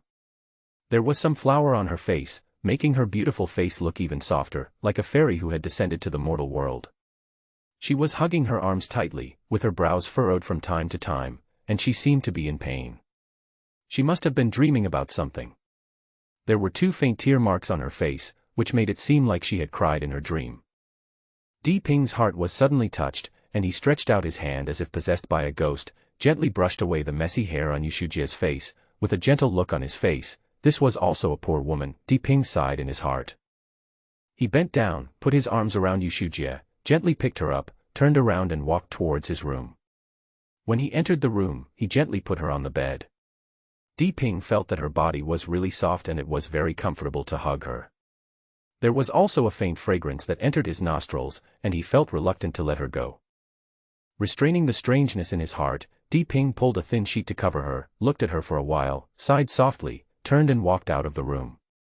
However, he didn't know that when he turned around, the woman sleeping soundly on the bed quietly opened her eyes, staring blankly at the background of Di Ping's departure. Her eyes were dull, and there was a complex feeling of being moved, confused, and lost in them. It was not until Di Ping closed the door quietly that he suddenly woke up, his face flushed, and he pulled the quilt with both hands to cover his face. Di Ping walked out of the room and saw another person in the hall. It was Li Sheng. Why is this guy here? There was no one here just now. Brother Di. Li Sheng saw Di Ping coming out of the room, his voice a little excited. He secretly breathed a sigh of relief, and his tense face relaxed. Why didn't I see you just now? Di Ping didn't know where this guy came from. There was no one there just now. The steamed buns have just come out of the pot, I'm going to collect them. Li Sheng showed Di Ping a basket of steamed buns in his hands, which were still steaming.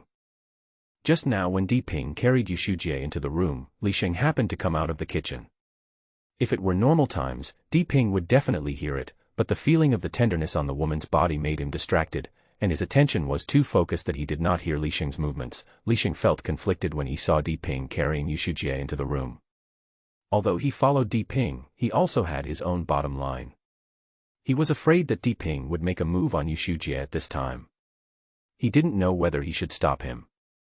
If he stopped him, Di Ping would be unhappy, and if he didn't stop him, he would feel uncomfortable. When he saw Di Ping quickly walk out of the room, he was immediately relieved, but at the same time he felt a little guilty, thinking that he shouldn't have misunderstood Di Go. He took such good care of himself and others, but it was so wrong for him to misunderstand Di Go because of this. So when he saw Di Ping walking out of the room just now, he called him Brother D with a feeling of emotion, shame and even respect. It should be said that from this moment on, Li Sheng felt that it was worth it to sell his life to Di Ping, and from now on, if Brother D asked him to go through fire and water, he would no longer be confused. Di Ping didn't know about these inner thoughts, and he didn't know that just a simple action caused such a big fluctuation in Li Sheng's heart, nor did he know that his unintentional action today won over a die-hard follower. People are sometimes very simple. You can do a lot for someone, but that person may not be grateful to you, but sometimes a very small thing that you think cannot be any smaller may be appreciated. During the Three Kingdoms period, Cao Cao came out barefoot to greet Su Yu, which immediately moved Su Yu and gained Su Yu's loyalty. Su Yu helped Cao Cao to conquer Wu Chao and defeat Yuan Shao at Guandu, which was the famous Battle of Guandu. You can see that sometimes winning people's hearts is not necessarily a huge favor, but often just a small thing, because these unintentional little things truly reflect a person's inner heart. At around 7 o'clock, everyone got up one after another. There was no need to cook in the morning. There were so many steamed buns. Yu Shujie was afraid that the gas would be out at night, so she made more steamed buns. Di Ping found a few bags of pickled mustard tuber from the box, and everyone ate the steamed buns with the pickled mustard tuber. Everyone was eating when Di Ping's door opened and Yu Shujie came out of the room. Everyone immediately looked at her and was stunned. The fat man was biting a steamed bun and looked at her blankly with the bun in his mouth. Yu Shujie didn't expect that everyone was sitting at the dining table, which was facing Di Ping's room. She could see everything clearly. Her face suddenly turned red like a piece of cloth, and she hurriedly took a few steps towards her room. It was not until Yu Shujie flashed out of the room and slammed the door shut that everyone woke up from their daze. They all looked at Di Ping with a look of "I see." "What are you looking at?" "It didn't happen. I saw she fell asleep, so I cleaned up the room and went to sleep." Di Ping looked at the looks people were giving him, his face suddenly filled with black lines. He held a steamed bun in one hand and patted his forehead with the other and said innocently, "You." Seeing everyone's expressions of disbelief, Di Ping was so anxious that sweat broke out on his forehead. When he saw Li Sheng, he suddenly remembered that Li Sheng was there just now, so he looked at Li Sheng anxiously, hoping that Li Sheng could help him out. "Li Sheng, you were here just now, didn't you see it?" Li Sheng, however, shook his head with an innocent look on his face, then lowered his head to nibble on his steamed bun and eat a bite of side dish. "Fuck him." Di Ping almost spat out a mouthful of blood. He had never thought that Li Sheng was so mean. He had never paid attention to him before, but now he saw his true nature. He glared at him fiercely, and finally waved his hands helplessly. "I won't explain to you unscrupulous guys. Your thoughts are too impure." Ha ha. A group of people suddenly burst into laughter. Di Ping was so scary yesterday. He killed the mutant dogs as easily as cutting vegetables. He was covered in blood and looked like a madman. Besides, no one was familiar with him and had only known him for a short time. Seeing that Di Ping had a gloomy face and cut off one of Wang Delin's hands with a sword, everyone was actually a little afraid of him in their hearts. Several people knew that someone was on guard last night, and it was impossible for Di Ping to do anything to Yu Shujie. They were just a little surprised to see Yu Shujie coming out of Di Ping's room, so they made a joke. Especially after Li Sheng treated Di Ping as a brother, his mean nature was exposed and he stabbed Di Ping. When everyone saw Di Ping sweating and at a loss because of the misunderstanding, and hurriedly explaining, they realized that he was just a boy next door. This decisive young man was not scary, but cute, so everyone felt relieved and laughed. "Oh, you bastards, you dare to tease me." Only then did Di Ping realize that this group of people were teasing him, and his heart suddenly warmed, knowing that these people really treated him as a brother. He thought to himself, "You guys are teaming up to tease me, so I'll tease you too." Thinking of this, he frowned and said, "Okay, I've decided to clean up the community today, and you guys will lead the way." Ah. The fat man dropped the steamed bun in his mouth on the table and screamed. Then he looked at Di Ping pleadingly, with an innocent look full of pity. "Brother D, I'm giving all these 200 pounds to you. Please don't feed me to the mutant dogs. You fat guy, aren't you disgusting? Okay, stop posing. Eat. I won't be able to eat if you keep watching for a while." Ching Chao scolded with a look of annoyance on his face. Everyone laughed again. This fat guy is the happy pill, Every time he makes people laugh and cry, the fat guy looks a bit disgusting. The fat guy is good at acting cute, the question is, are you good at it? After a while, Yushuja also came out of the room holding the little girl. Her expression was normal, as if nothing had happened. But the redness in her ears revealed that she was not as calm as she appeared. Everyone knew when to stop and that joking would not be fun if it went too far, so they stopped dwelling on the matter. Sister Yu, we are going out to clean the floor and collect food today. You don't have to go. Stay at home with Nanan. After everyone finished eating, Diping said to Yushuja. Well then. I can't help you either. Yushuja said a little disappointed. It is necessary to watch over the house. Don't open the door no matter who knocks after we leave. Diping smiled and comforted. The fat man and his 4 companions were already ready, holding their weapons and waiting for Diping. Diping was speechless when he saw the weapons in everyone's hands. The fat man was still holding steel bars, Li Sheng was holding a baseball bat, Qing Chao had a steel pipe that was more than 1 meter long, and Luo Quan had a shovel with some white lime on it, which looked like it was what he used for his daily work. Although he couldn't stand it, there was nothing he could do. Now the workshop was not open and he couldn't make weapons, so he had to make do with it for now. After going out, Diping asked Yushuja to close the door. He wanted to sweep the building first to ensure that he and others had a safe place. There were only 2 families on his floor, his own and the one on his left. He didn't know if the other family was still there, and he hadn't heard any noise.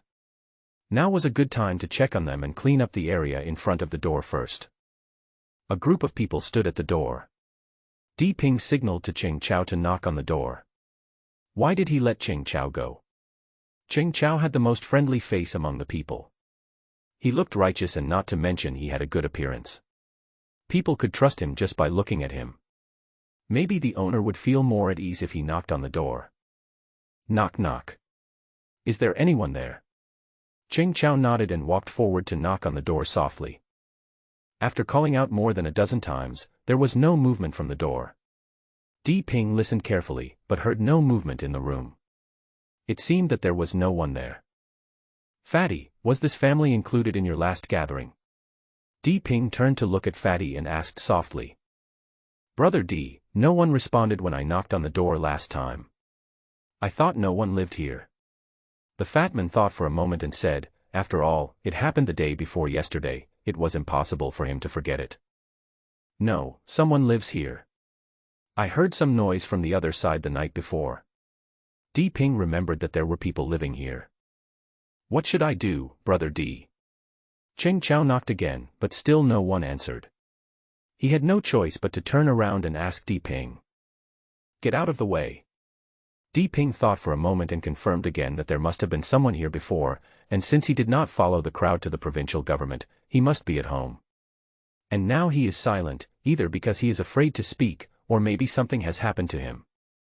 Diping walked to the door and grabbed the door handle. The doors in this community all opened outwards, so they were difficult to break open, and it was difficult to use force to open them outwards, which made it difficult for the mutant rats and dogs in the building to break in. Diping held the door handle with both hands and gently pulled it a few times. The whole door shook. Diping looked at the door and saw that it was indeed solid. He shook the door and it did not move at all, but the door frame made a creaking sound and dust fell from the top. Seeing this, Diping had an idea. He held the door handle with both hands, exerted force with his shoulders, and shouted softly. Hi. He pulled his shoulders hard, unleashing a tremendous force. Caw-caw. The door made a loud creaking sound and dust fell from the door head. When Diping saw the door, he kicked the ground with his feet, veins on his shoulders bulged, his eyes widened and he shouted. Bang. Diping pulled out the steel door with all his might. The steel bolts on the door frame, which were as thick as a child's arm, were bent and deformed. The cement on the door head was crushed to pieces. He put the door aside, patted the dust off his hands and head, and stretched out his hand to take the sword. Walk. He turned around and asked everyone to go into the room, but when he turned around, he found that a group of people were staring at Diping blankly, as if they had seen a monster. It was no wonder that they were so surprised. You have to know what kind of strength it takes to open the door. His arms were as thick as steel bars. If this wasn't Superman, then what was he?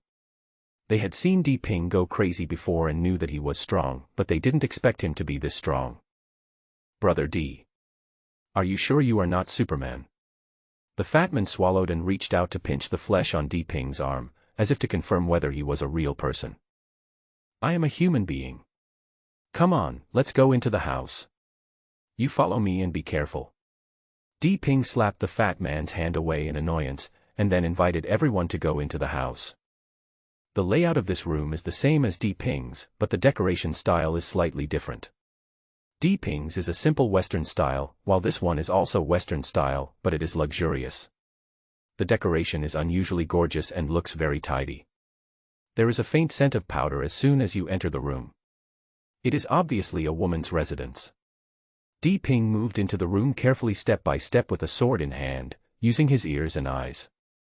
He always felt that this room was different, as if there was something unusual. Diggo, a dead man. The fat man suddenly screamed. Keep your voice down. Di Ping also saw it for the first time, but the fat man's shout scared him and he whispered softly. This was a woman, wearing a black casual nightgown, leaning against a brown leather sofa, with her head tilted up, and her long black hair hanging down along the sofa to one side. She was said to be dead because her face was pale, her eyes were wide open, as if she was looking at everyone, and blood from the corners of her mouth had flowed down to her shoulders, and had turned dry brown and black. Slowly approaching, Di Ping saw clearly that the woman's clothes were torn into strips on her chest, revealing her snow-white skin, but her chest was a bloody mess, as if there was a hole in it, and her internal organs were flowing out onto the sofa. Although Di Ping had killed many mutant dogs and seen many tragic scenes, he still felt a turmoil in his heart when he saw this. Vomit. At this time, the fat man couldn't help it anymore, he turned around and vomited with a wow. Ugh.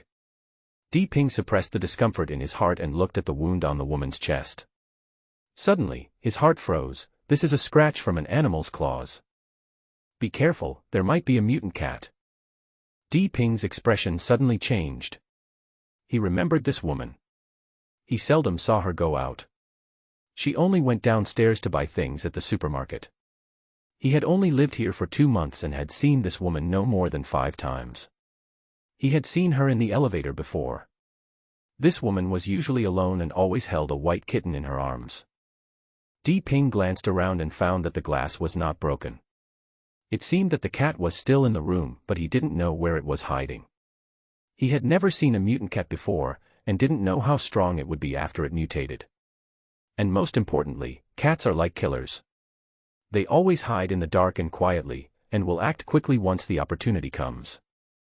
Di Ping was a little nervous, he didn't like the feeling of being stared at. No matter how strong the opponent was, he would not dare to go forward to fight him. However, an opponent like a cat was the most troublesome. When everyone heard this, they looked at the woman's exaggerated wounds. The pieces of flesh that were clawed out by the sharp claws made their scalps numb, and they immediately tightened their weapons nervously. Fatty Chin Gang stopped vomiting at this time, and looked around nervously. Di Ping glanced at the roof and found that he could rest assured. The roof was flat and although it had a shape, there were no hidden grooves, so the cat had no space to hide. He just had to pay attention to the surroundings. Get out of here and block the door. Di Ping thought about it and felt that these people in the room could not really help much, and he still had to take care of them and make sure they were not attacked. Brother D, we are here to help you, the fat man said, waving his weapon, although his tone was a little nervous. It's okay, you guys go out. This way I don't have to be distracted. Block the door to prevent it from running out. Di Ping explained with a smile. Okay then, Brother D, be careful. The fat man and his companions responded and slowly retreated. The 4 of them lifted the door and pressed it against it, while Di Ping stood by the door, looking around with sharp eyes. Block it tightly. Quickly. Di Ping suddenly shouted and urged. Then he held his sword horizontally and stared at the study. He had just seen a white shadow flash in the study and knew that this guy was very smart and seemed to know what he and others were doing. Too late. Di Ping suddenly shouted in a low voice. The white cat knew that it could go out through this door. It wanted to go out just now, but the few people were always close to the door. Moreover, it felt the strong blood fluctuations from Di Ping, which made it a little scared and did not dare to move easily. However, when it saw Di and others were about to block the door, it could not wait any longer. It has waited so long for this opportunity to get out, and it certainly doesn't want to give up, so it can only rush out, hoping to get out before it gets blocked. Chop. Di Ping saw a white shadow flash and rush towards him at a speed as fast as lightning, shooting straight towards his face. He immediately swung his sword to chop. Di Ping's sword was like a meteor, slashing down towards the white shadow with a sharp sound. In the blink of an eye, it was in front of the white shadow, but the white shadow suddenly turned sharply in midair, dodged the sword with its body, and flashed past Di Ping's left. Swish. The sound of a sharp object cutting through clothes was heard, and at the same time Di Ping felt a burning pain in his left arm. He's actually injured, it's so fast. Di Ping took a deep breath. He thought he was very strong and his speed was abnormal, but the white shadow was even faster. He was injured as soon as he met it without checking. Di Ping blushed and was even more angry. Bang. The white shadow passed through Di Ping and rushed towards the door, but the fat man and others just closed the door tightly, and the white shadow hit the door panel headfirst, making a slight sound. Meow. With a shrill scream of pain, the white shadow rolled down. Di Ping turned around quickly, and only then did he see that it was a white cat. It looked really cute, but a little big, like an ordinary rural dog. The white cat meowed and stared at Di Ping with pity and fear in its eyes, as if begging Di Ping to let it go. However, its originally blue eyes were now blood red, weird and bloody. Staring at it made people shudder. Cute animals always make people feel soft-hearted. Just as Di Ping relaxed his mind, he suddenly thought of the terrible wounds on the female corpse on the sofa and the terrified and unbelievable look in her eyes. He felt cruel in his heart, thinking that this little thing was not as kind as it seemed. Meow. Just as Di Ping was distracted, the white cat suddenly screamed, arched its body, grabbed the ground with its limbs, and shot out like an arrow, heading straight for Di Ping's door. Paralysis. Di Ping never thought that the little guy was pretending to be weak and taking the opportunity to attack him. He was so angry that he cursed him, but he did not dare to be negligent. He turned his body sharply to the left, avoiding the white cat's sharp claws that were flashing with cold light, and the long sword in his hand turned with his body and swept across his face. Chiu. The long sword slashed with his body, and the strength of his arms and the force of his turning made the sword move even faster, like lightning and thunder. Meow. The white cat seemed to have not expected Di Ping to react so quickly. It turned around in such a short time, and had no time to change direction. The cat's body rolled in the air, rolling like a ball in the air, and actually avoided Di Ping's fatal sword. Damn it. Di Ping was stunned and thought to himself, this damn thing is really fast, I don't believe it. Di Ping was filled with hatred, and he gritted his teeth and prepared to step forward. He must kill this cat today. It was too scary to have such a cunning and extremely fast mutant cat lurking around. It was only a thief who could steal for 1,000 days, so you couldn't guard against thieves for 1,000 days. The problem was that you had to be able to guard against thieves. Meow. The white cat seemed to know that Di Ping was not easy to mess with. It let out a low cry and turned around and ran, rushing into the room with a whoosh. This little thing is so cunning. Di Ping cursed inwardly. This white cat was really cunning. As soon as it saw it couldn't win, it ran away and then waited for an opportunity to launch a sneak attack. We can't let it go. Di Ping was very upset. This white cat was not only ferocious but also cunning, unlike other cats.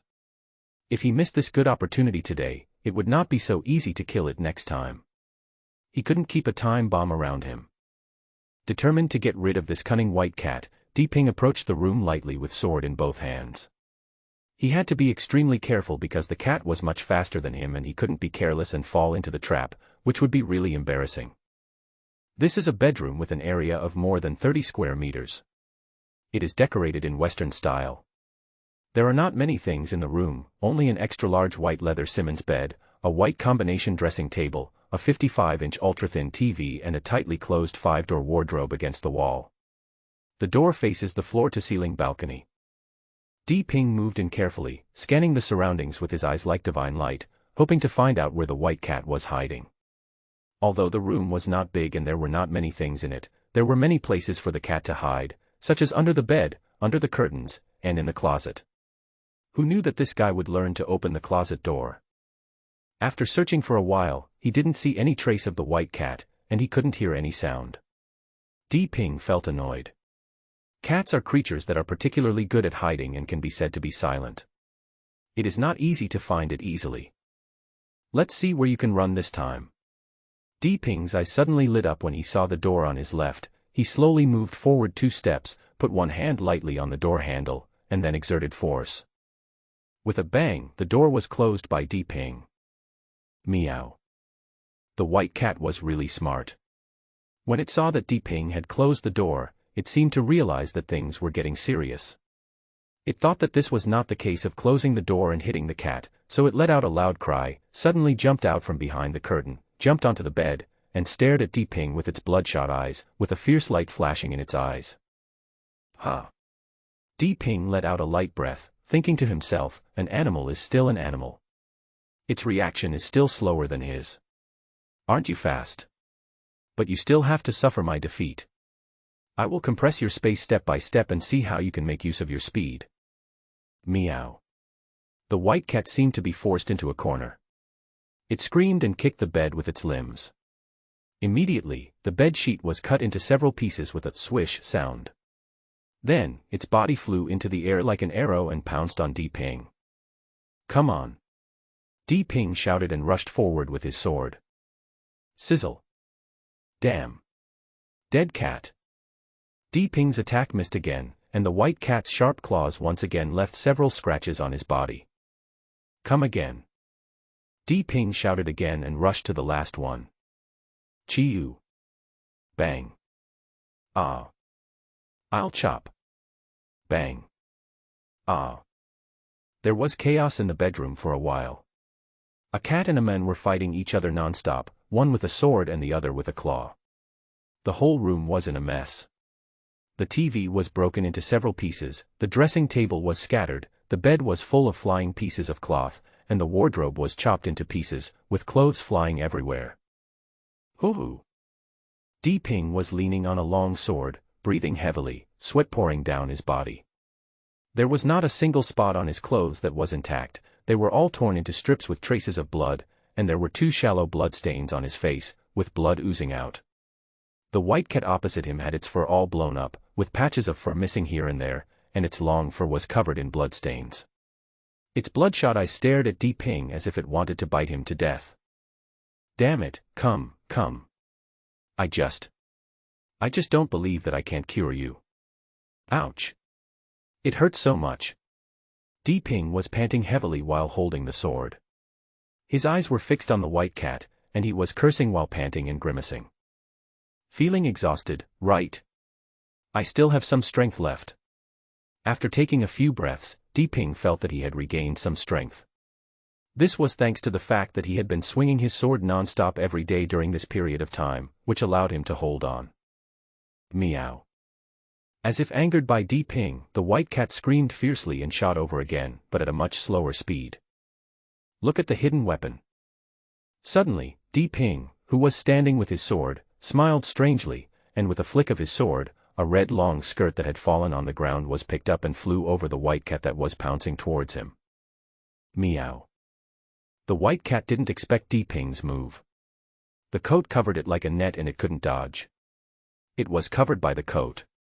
It seemed to know its fate and let out a shrill cry. Then it struggled desperately, scratching its clothes with its sharp claws wildly. Go to hell. As his coat flew out, Di Ping's body also moved. He fell straight onto the bed from the ground, and swung his sword violently, smashing it down in the air like a sledgehammer. Call. Snap. The big sword was filled with wind and smashed down on the head with a whistling sound, hitting the white cat wrapped in the coat. Meow. The white cat screamed and fell to the ground beside the bed with a bang. Then there was a shaking inside the coat, and blood slowly flowed out from the ground under the coat. The shaking slowly stopped. Bang, bang. Di Ping stepped forward and struck with 2 more swords. He was like a man beating a snake to death. He couldn't give it a chance to turn the tables. Isn't that often seen in movies? He thought it was dead, but it was just faking it. He couldn't give this white cat a chance. This mutant cat was too cunning. As the saying goes, a cat has 9 lives. Its bones are soft and it is difficult for it to die from a fall.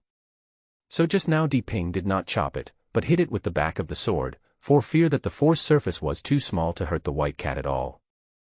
It was not until a ball of green soul energy slowly rose into the air and then turned into a stream of light and rushed into his body, strengthening his body, that he relaxed and sat down on the bed. This battle was so hard, he did not expect that a little mutant cat would make him look neither human nor ghost. Fortunately, he thought of an idea, otherwise it would be difficult to end today. The white cat mainly lost in strength. It was fast, but as long as it was not hit head-on, its lethality was very limited. If this cat was stronger, he would have to lie here today. Beep. Soul energy is detected, system activated. The tavern has not been built and cannot store energy. Consume energy to strengthen the host's body. At this time, the system beeped again, and Ping felt a warm current rising from his body. However, this feeling was not as strong as the previous times. It was much weaker, and not as strong as the mutant dog's energy. He felt that the increase in strength was very small. No. Ping exclaimed suddenly. He felt that although his strength did not increase, his body seemed to have become more sensitive and his reactions seemed to be faster. Could it be that different soul energies can strengthen different directions? Ping carefully felt the changes in his body, thinking uncertainly. He had a feeling that his guess was correct, but the increase was not much this time. He would know the answer the next time he tried to kill again, so he did not dwell on this issue. Brother D. Are you okay? Suddenly, the fat man's voice came from outside the door. I'm fine, come in. Ping knew that now was not the time to study, maybe there would be a chance later. He just happened to hear the fat man's anxious voice and replied loudly. Brother D, are you sure you are not demolishing the house? When the fat man and his men opened the room and saw the scene inside, they were all confused. Ping looked at the fat guy with a bad temper, and he hated him in his heart. Didn't the fat guy see how miserable his brother was? He was still concerned about the house. Wow. Brother D. Are you doing performance art? The fat man seemed to have just noticed what Ping was wearing and was amazed. Fatty, I decided that next time I encounter a mutant cat, I will lock you up with it. Let you experience what performance art is. Ping said while gritting his teeth as he stared at the fat man. Hee hee. How could that be? Brother D, I just saw that the atmosphere is too tense, so I'm trying to create some atmosphere. The fat man immediately came up with a smile on his face and a smug look. Get out of the way. I'm about to vomit after seeing your face. Ping really wanted to kick the fat guy out. How tragic. This was their first reaction when they saw the coat being lifted. They saw that the body of the white cat under the coat had lost its shape, as if it had been run over by a truck. It had become flat, with bulging eyes, twisted nose and mouth, intestines all over the bed, and a bloody mess. Brother, you are too violent. The fat man said with a look of surprise. Fatty, don't you see how miserable I am? If I didn't have some tricks up my sleeve, you would be collecting my body now. Ping cursed angrily. So amazing. Cheng Chao was also a little surprised. He knew Ping's strength. He was powerful and extremely fast. This cat should be no ordinary person. It didn't seem so tragic for Ping to kill more than a dozen mutant dogs. Yeah, it's really amazing. Ping's face straightened up, and he looked at the 4 people seriously and said, you must be careful when you encounter mutant cats in the future. This thing is too fast, and ordinary people don't have time to react. Okay, I understand, Diggo. We will be careful. The 4 of them nodded in response, all with serious expressions. Even Ping said it was amazing, which showed that this mutant cat was definitely not simple. Another crystal core. After resting for a while, Ping stood up, swung his sword and broke the white cat's head, then took out a crystal core the size of a fingernail, feeling secretly happy. Although the few people watched Ping take out the crystal core and didn't know what it was, they didn't ask any questions. If Ping wanted to tell them, he would definitely tell them. If they asked questions without wanting to tell them, wouldn't that make Di Ping unhappy? Okay, clean up, wrap that woman in a blanket, and bury her together later. In this last days, human life is as cheap as grass. Di Ping put away the crystal core, glanced at the mess on the ground, then sighed and said, "Don't worry, Brother D." Several people responded quickly. "Ah. Digo, what happened to you? Are you hurt?" When Di Ping asked to open the door and was about to change his clothes, Yushujia was shocked when she opened the door. She saw Di Ping's clothes in this state and his body covered in blood, and thought he was injured. "Don't worry. It's okay, I'll change my clothes." Di Ping smiled casually and waved his hand. When I went to open the door again, there were already a lot of food at the door, including rice, noodles, and some ham and other foods.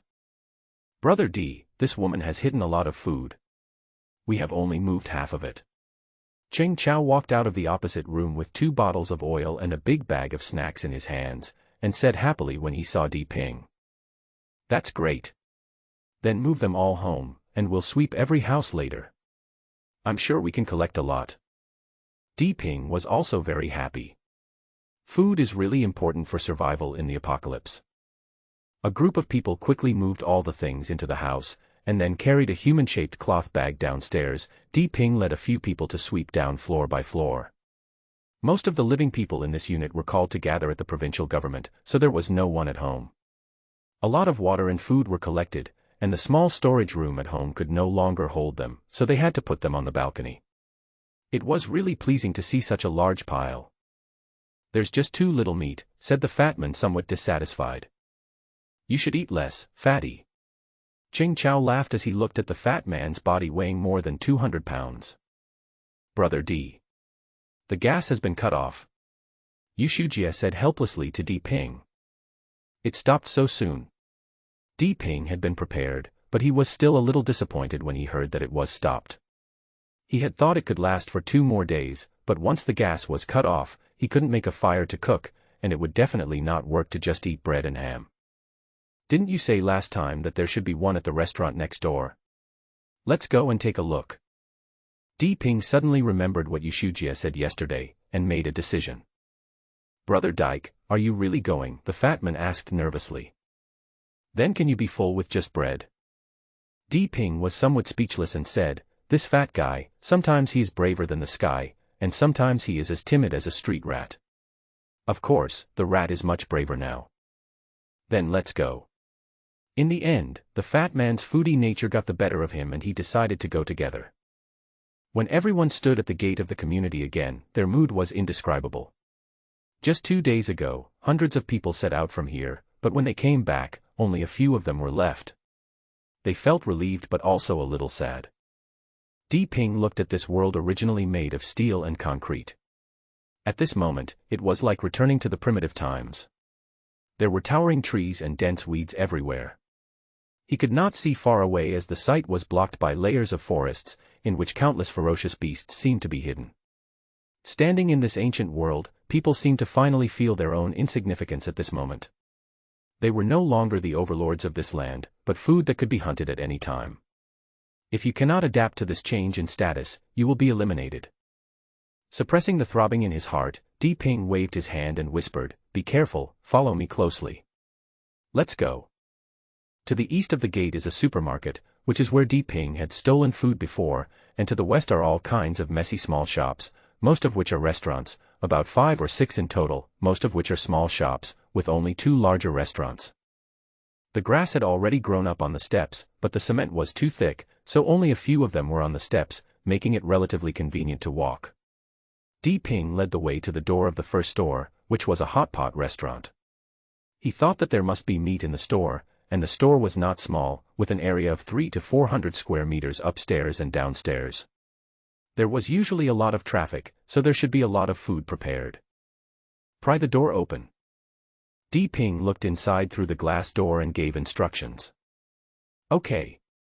At this time, Lao Luo walked forward, and saw that he was holding a pair of large scissors in his hand, which were specially used to cut steel bars. He found this in a house that was being renovated when he was cleaning the floor. Di Ping thought that this thing could be useful, so he asked Lao Luo to take it. Crack! After a sound of steel clashing against each other, the U-shaped lock was cut into two halves and taken down by Li Sheng. All right, Diggo. Lao Luo wiped the sweat off his head. This kind of lock is difficult to cut as the steel is relatively hard. Lao Luo spent a lot of effort. Di Ping nodded and walked in first. It was bright outside. It was almost noon and the sun was high in the sky, so there was plenty of light. Although there were no lights in the store, it was not dark either. Search, gather all the useful things here and take them away later. I'll keep an eye on the outside, you guys hurry up. Di Ping looked around and found no danger, then he said to everyone and walked to the door to carefully observe the situation outside through the glass. Okay. Just wait and see. The fat man responded with a smile and rushed to the kitchen. Brother D, there is a cold storage inside. But the door is locked. At this time, Lao Luo ran out hurriedly and reported to Di Ping. You keep an eye on the outside, I'll go in and take a look. Di Ping was also delighted and quickly asked Luo Chuanyo to keep an eye on the situation outside. He went in to check and found that cold storages usually store frozen meat, but now they were short of everything except meat. Brother D. As soon as I walked into the kitchen, I found 3 people gathered at a small door. This small door was the entrance to the cold storage. This kind of door is extremely thick and generally not easy to break. Di Ping didn't waste any words. He walked over and took a look. He found that this door was also an outward-pushing type with an internal lock. It could only be opened with a key. It would be difficult to open it with violence without tools. The cold storage was integrated and could not be opened by Di Ping with force like a door. Forget about it. Have you looked in the store to see if the key is left in the store? Di Ping saw that it was difficult to open the door even with his great strength, so he was unwilling to waste his energy. He thought that maybe the keys were centrally managed in the hotel and might be kept in the store, so he asked the 3 people. We've looked everywhere, but can't find it. Cheng Chao said helplessly. The only way is to break the door violently. Di Ping looked at the thick iron door and felt overwhelmed. He tried to pull it hard with the wrench, but it didn't move at all. He felt powerless in his heart. Bang bang. Di Ping's eyes suddenly lit up when he glanced at the wall of the cold storage. He hurried forward and knocked on it, and the wall made a bang bang sound. Di Ping was delighted to hear this voice. The door of the cold storage was designed to be narrow and had a turntable switch. The doorposts were all made of steel. Once locked, it was hard to break with steel bolts on all 4 sides. However, the walls of many cold storages were not made entirely of thick steel. They were usually double-layer iron sheets with an insulating layer in the middle to prevent heat loss. See if there are any tools.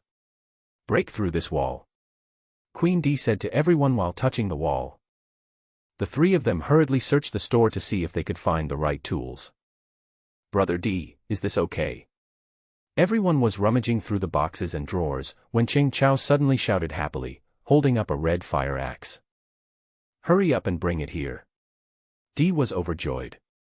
Is there anything more useful than this for breaking doors? Wow, how can this store have something like this? It's awesome. Di Ping handed the sword in his hand to Li Sheng, who had caught up with him, and took the fire axe from Cheng Chao, and tried it out by weighing it. It was not very heavy, a little heavier than his own Han sword, and the axe blade was not sharp, but it was much better at breaking walls than his Han sword. Everyone get out of the way. After taking a turn, Di Ping turned around and said to everyone. Di Ping looked at the wall of the cold storage, exerted force with his arms, and chopped down with the fire axe with a whistling sound. Bang. The fire axe hit the wall of the cold storage with a loud bang, and a long crack appeared on the not-too-thick iron wall, revealing that the insulation material inside was all foam and sponge. Bang, bang. As soon as Di Ping saw that there was hope, he swung the axe several times in a row, and foam immediately flew everywhere. It's open. Several people standing not far away suddenly said in surprise. A gap more than a foot long was cut into the wall, and suddenly a cool air rushed out, making everyone shiver, and joy immediately appeared on everyone's faces. Di Ping and others were surprised because the cold air meant that the meat in the cold storage would not spoil. They had thought that the power had been out for 3 days and the meat in the cold storage might go bad at any time. However, they did not expect that there was no ventilation in the cold storage, and the cold air was difficult to dissipate. Moreover, there were all frozen things in it, and the cold air emitted by it would not dissipate in a day or two. "I'll go in and take a look." At this time, Li Sheng volunteered. The hole was more than 1 foot long and wide, and it was indeed difficult to get in. Among the people, only Li Sheng was relatively thin, and of course Di Ping was even thinner. They didn't have the nerve to put their heads in the hole. Besides, it was Di Ping who worked hard to chop the wall, and they couldn't just sit back and enjoy the results. "Okay. Be careful and go in and open the door." Di Ping thought about it and nodded and ordered. Nowadays, cold storage doors usually have a switch inside. In the past few years, there were reports of many people who mistakenly entered cold storage and froze to death because the door was closed and could not be opened from the inside. Therefore, cold storage designs now have a switch inside so that the door can be opened from the inside even if it is locked. Shock. Everyone brought a stool, and Li Sheng stood on it and carefully peered in. The entrance to the cave was made of curled iron sheets, and it would be easy to get scratched if you were not careful. After a lot of effort, he finally crawled in, and he also had several cuts on his body.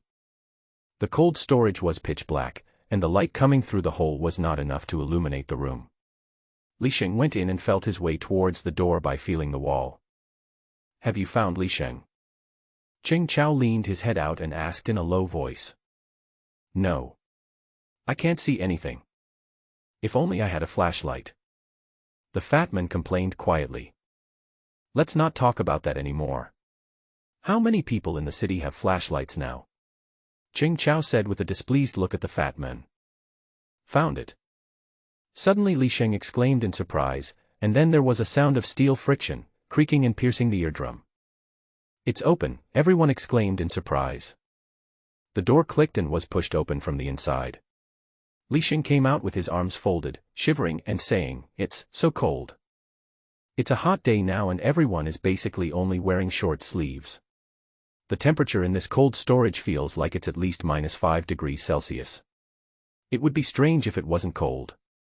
Wow. That's a lot of meat." The fat man was already impatient. He pushed away the still shivering Li Sheng and rushed in to see what was going on. Then he exclaimed with a look of satisfaction on his face. Di Ping went in to take a look.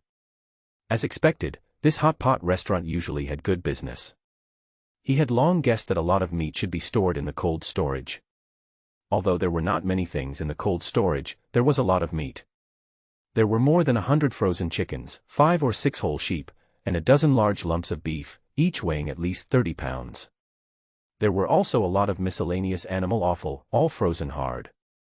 "Brother D. What should I do? There's nowhere to put it when I move it back." When Cheng Chao saw the succulent, he looked happy but then asked with some concern. "Take some back to eat first, and seal the hole with the rest. It should be able to be kept for a few days. Come back and get more after you finish eating." Di Ping also thought of this problem. Now there is a power outage, and the meat cannot be stored after being taken home, so he thought of a compromise. "Brother D, shall we move now?" The fat man rubbed his hands while his greedy eyes kept moving back and forth over the meat. "Move 2 sheep, get 10 chickens, and take some beef." Di Ping found his look a little funny, so he nodded without saying anything more. "Okay," the fat man responded excitedly, then pounced on a whole sheep, picked it up and walked out. There wasn't much stuff, so we moved it out in no time. We then found a few big bags to put the meat in so that it would be easier to take out later. "Did you find the gas?" At this time Di Ping suddenly remembered the purpose of everyone coming to the restaurant, so he said to Li Sheng who was packing. "Diggo, look, there are 5 cans in the kitchen, all full." Li Sheng put down the work in his hands and pointed in the direction of the kitchen and replied. "Great. Move everything back. Let's move the meat first." Di Ping was overjoyed, then he reached out and easily pulled up a bag of frozen chicken weighing 70 to 80 kilograms, and put it on his shoulder. He seemed to remember something and said to Cheng Chao who was about to carry a whole sheep, "Cheng Chao, don't carry it yet. Close the cold storage and block the hole. Otherwise, all the cold air will escape." Okay, Diggo. Jing Chao responded and handed the sheep in his hand to Li Sheng. Walk. Di Ping walked out of the store first, and Li Sheng and the fatman followed closely. The fatman was carrying a whole sheep and had a bag of frozen beef in his arm. Brother Di. Old Luo, who was on guard outside, greeted Di Ping and others in a low voice when he saw them coming out. Is there no movement outside, Lao Luo? Di Ping nodded, then carefully stuck his head out to look outside and asked Lao Luo. Nothing happened. Okay. Let's go. Hearing that everything was fine, Di Ping called Fatty and Li Sheng and went out first. The three of them walked carefully towards the community. Fortunately, nothing happened on the way, and the three of them safely delivered the meat to Di Ping's home on the 8th floor. When Yushujia saw the meat, she was beaming with joy, and little Nanan jumped for joy, saying that she finally had meat to eat. If Yushujia hadn't glared at her and told her to keep her voice down, she would have jumped to the sky. Without further ado, Di Ping and the other two put down what they were holding and hurried downstairs. Jing Chao and Lao Luo were still in the hotel, and he was a little worried. He didn't know what was wrong, but he always felt a little uneasy, as if something was going to happen. The three of them carefully walked out of the community again and came to the entrance of the hotel. They were suddenly stunned. The glass door that was originally in good condition was now shattered all over the floor, and the glass was scattered on the ground. Di Ping's heart sank, and he wondered if something really happened. Lao Luo. Di Ping shouted in a low voice. Bang.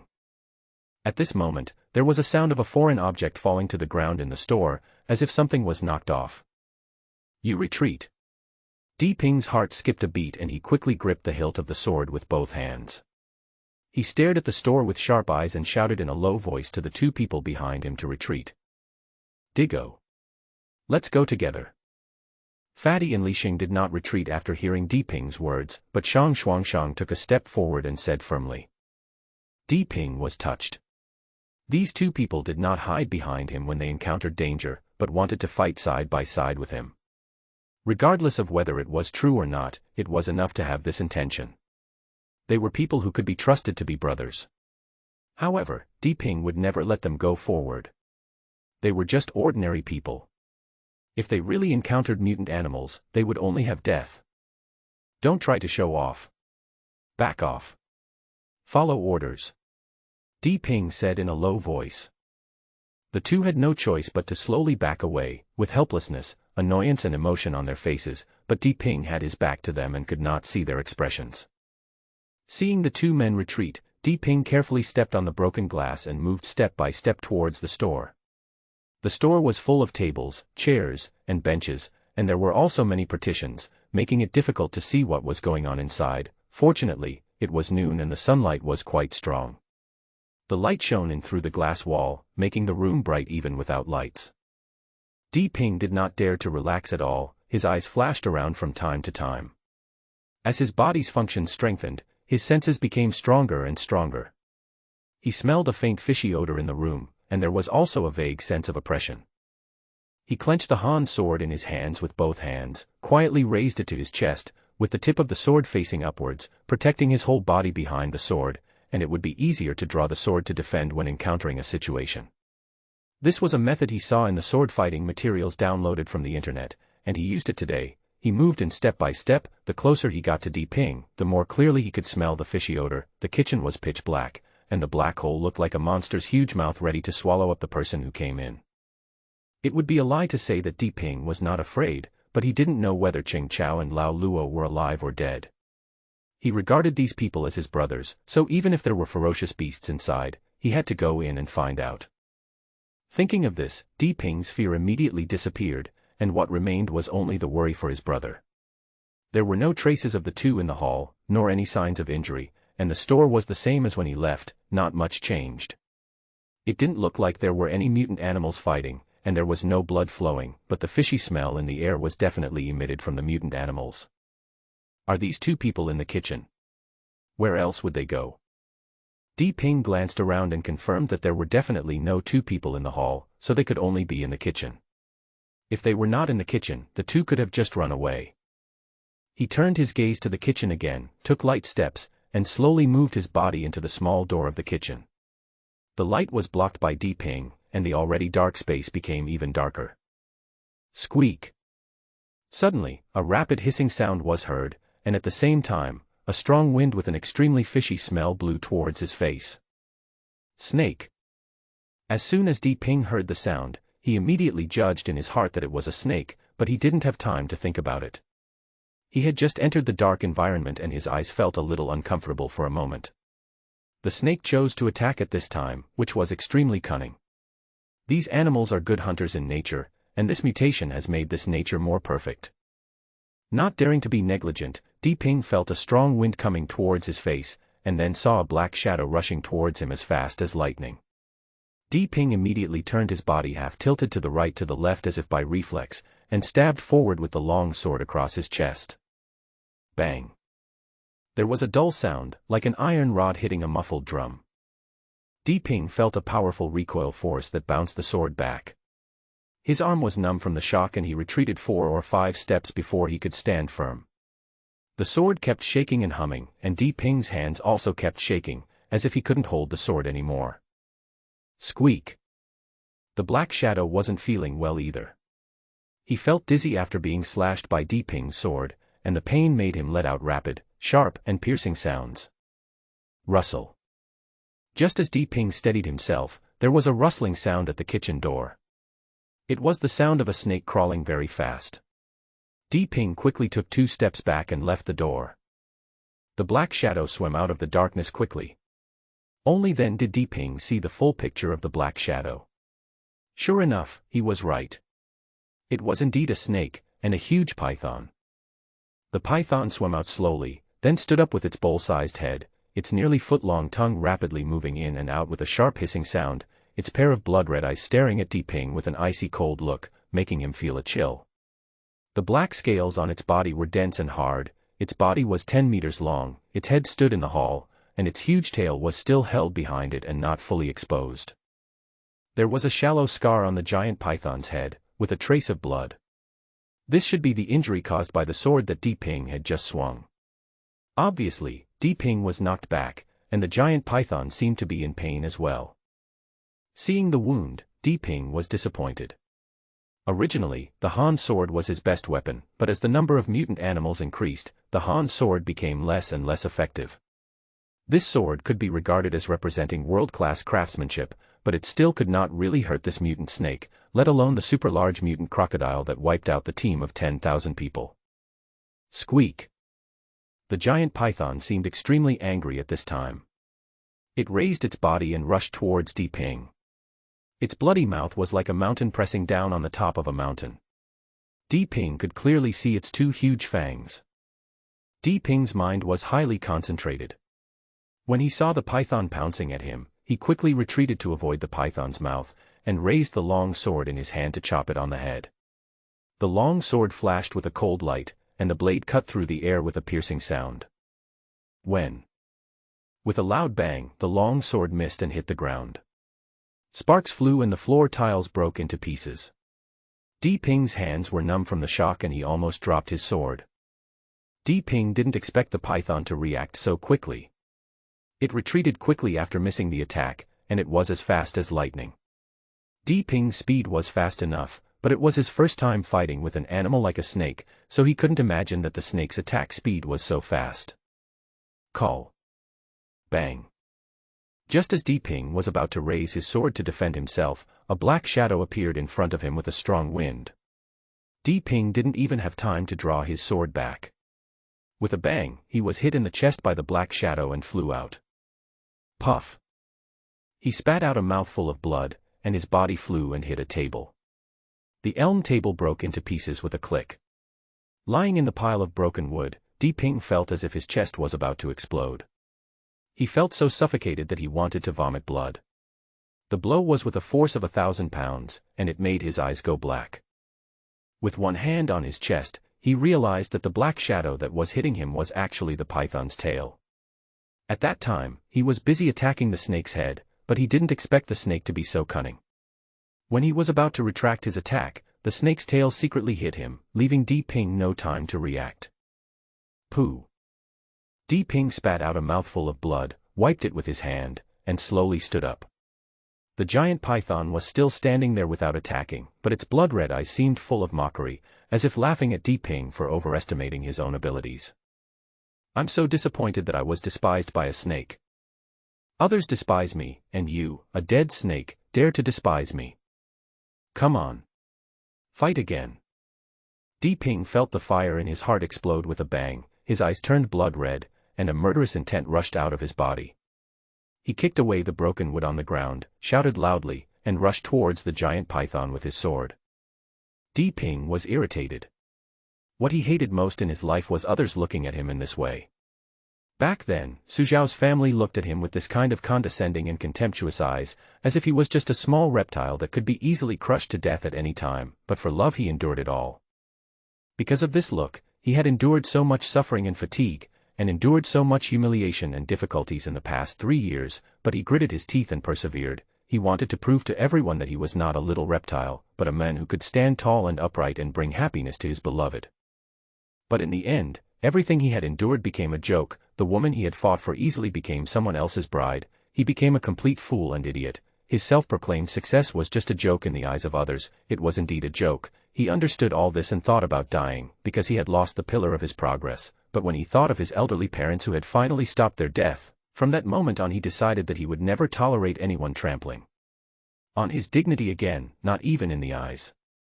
As if sensing Di Ping's murderous intent, the giant snake let out a long hiss, bent its body into a bow shape, and then suddenly shot out, as fast as lightning, rushing straight towards Di Ping, reaching a distance of 5 or 6 meters in the blink of an eye. Cut. Di Ping took a step forward, exerted force on his feet, and jumped suddenly.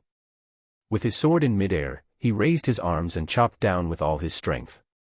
The sword made a thunderous sound, and the potential energy split mountains and rocks.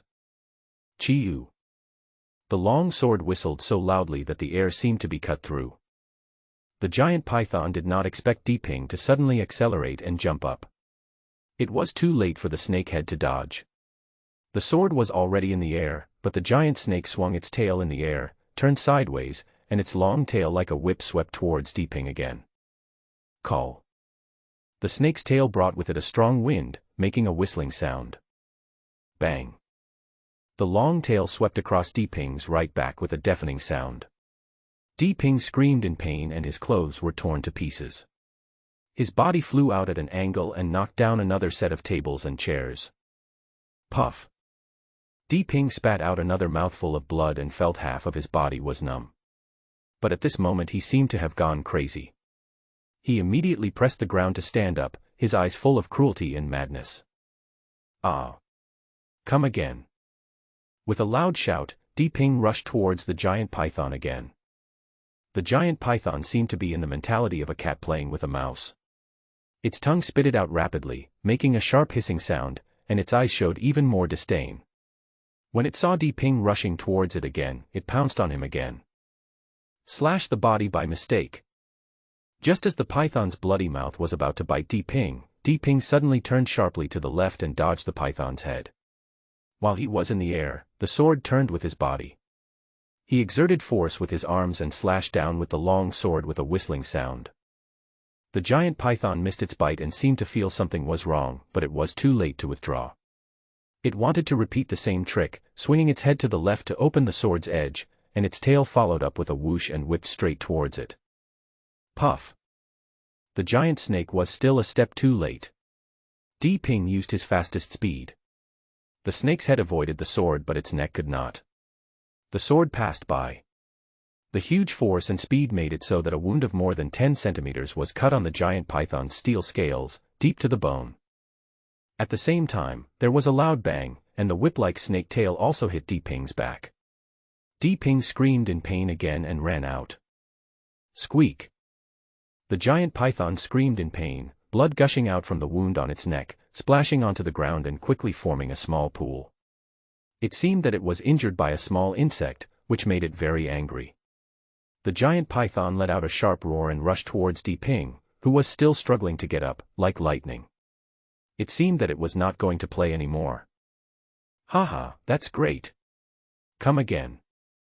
Di Ping stood up again at this time, his body and face were covered in blood, and his clothes were torn to pieces. He held a long sword in his hand and laughed madly, and rushed towards the giant python again. Although Di Ping's face was full of madness, he was actually very calm in his heart. He knew that he could not match the giant python in terms of speed and strength. The only factor for his victory was to take advantage of the giant python's carelessness, so he had to act crazy to anger the giant python. It was very successful just now, but the giant python seemed to know that it had been fooled, so it was extremely angry and wanted to kill the little bug. Enduring the great pain in his body, Di Ping quickly rushed towards the giant python. The giant python suddenly opened its mouth and let out a loud roar, and its tail blew towards him again with the wind. "Come back." Di Ping saw a snake tail as thick as a bowl sweeping towards him with terrifying power, and he rolled on the ground hurriedly. The snake's tail swept over his head with a whoosh, and several wooden tables were instantly shattered into sawdust. Woo! Before Di Ping could stand up, the snake's head smashed down on his head like a hammer. Hold! Di Ping cursed inwardly. At this time, the sword could no longer stand up, so he had to press the ground with his palm and roll his body like a gourd to avoid the fatal blow. Bang! The ground shook violently, and the giant python's head hit the ground, instantly shattering the tiles all over the floor. It can be seen how powerful the force was. If Di Ping was hit by it, he would have been turned into a meat patty. "I'll kill." The giant python seemed to be a little dizzy from the huge impact, and it shook its head repeatedly, trying to break free from the dizziness.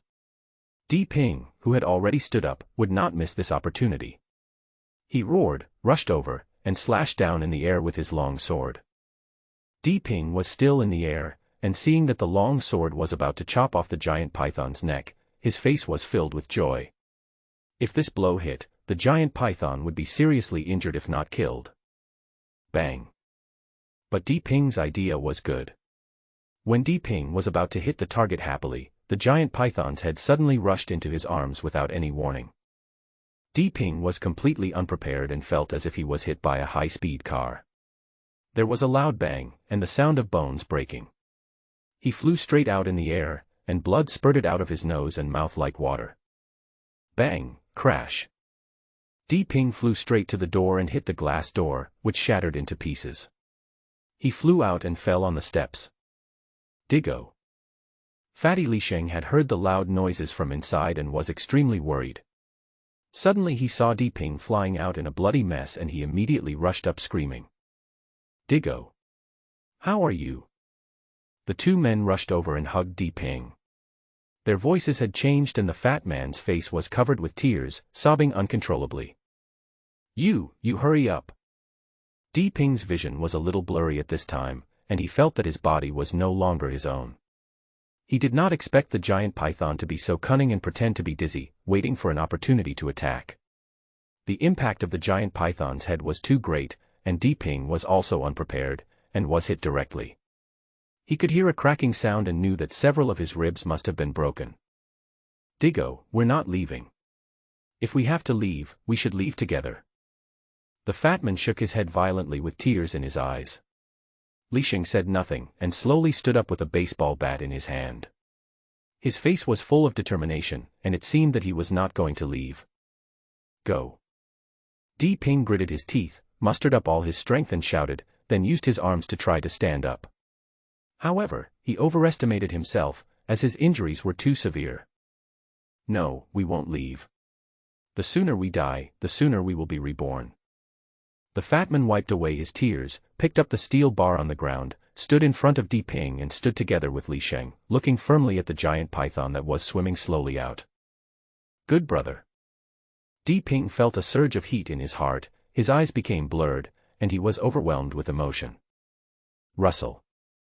The giant python swam out leisurely, its blood-red eyes were cold and ruthless, as if it was not looking at life but a piece of stone. When it glanced at the two fat men, it ignored them and just stared at Di Ping behind them, as if it didn't take these two people seriously. Only Di Ping, who was half lying on the ground, could arouse its interest. Di Ping thought that he might have to die here today. He didn't expect that even with the golden finger he had, he couldn't escape this final fate. But at this moment, his heart was calm, as if these were not scary. Looking at his two brothers in front of him, although the two were trembling all over, he didn't move away. With such brothers, what else could he ask for in his life? Come on. If you want to kill Digo, you have to get past me first. The fat man suddenly shouted, raised the steel bar in his hand and rushed towards the giant python. Snap. The giant python slapped the 200-pound fat man away with a light sweep of its tail as if it was swatting a fly. Bang. The fat man fell down the stairs, rolled twice on the grass and then stopped moving, with blood gushing out of his mouth. Fuck your ancestors. At this time, Li Sheng saw that the fat man was injured and immediately became angry and rushed forward with a shout. Snap. The giant python swept its tail again, and Li Sheng was smashed against the wall. He spurted out a mouthful of blood and slid down the wall. He could no longer move, and the giant python didn't even look at him, but just stared at him. Fuck. Bastard. I want you dead. Di Ping wanted to just wait for death as his whole body was in terrible pain. But when he saw his two brothers being whipped away by the giant python while trying to protect him, with no idea whether they were alive or dead, his blood suddenly rushed to his head, his eyes spitting fire, he gritted his teeth and cursed, mustering up all the strength to fight the giant python. However, his efforts were in vain as his serious injuries prevented him from getting up. He tried several times but fell back down again. The giant python just watched quietly, with even more disdain in its eyes.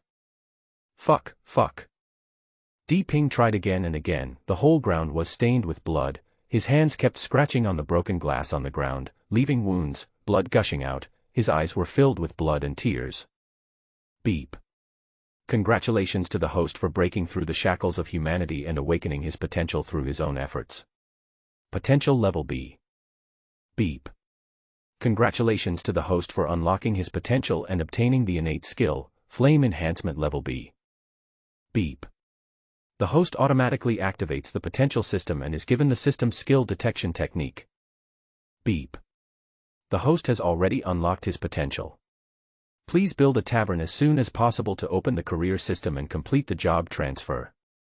Di Ping, who was trying hard to fight the python again, suddenly felt a shock in his body, as if something in his body opened, and he immediately felt relaxed. There was a constant beeping sound in his mind, and then something seemed to suddenly pour into his mind, and as soon as it entered, it quickly merged with himself, as if this was his memory, unusually clear. After a while, his body shook violently again. A powerful energy suddenly rose from deep within his body and quickly flowed throughout his body. This time it was stronger than any previous time, so much so that Di Ping's entire body trembled.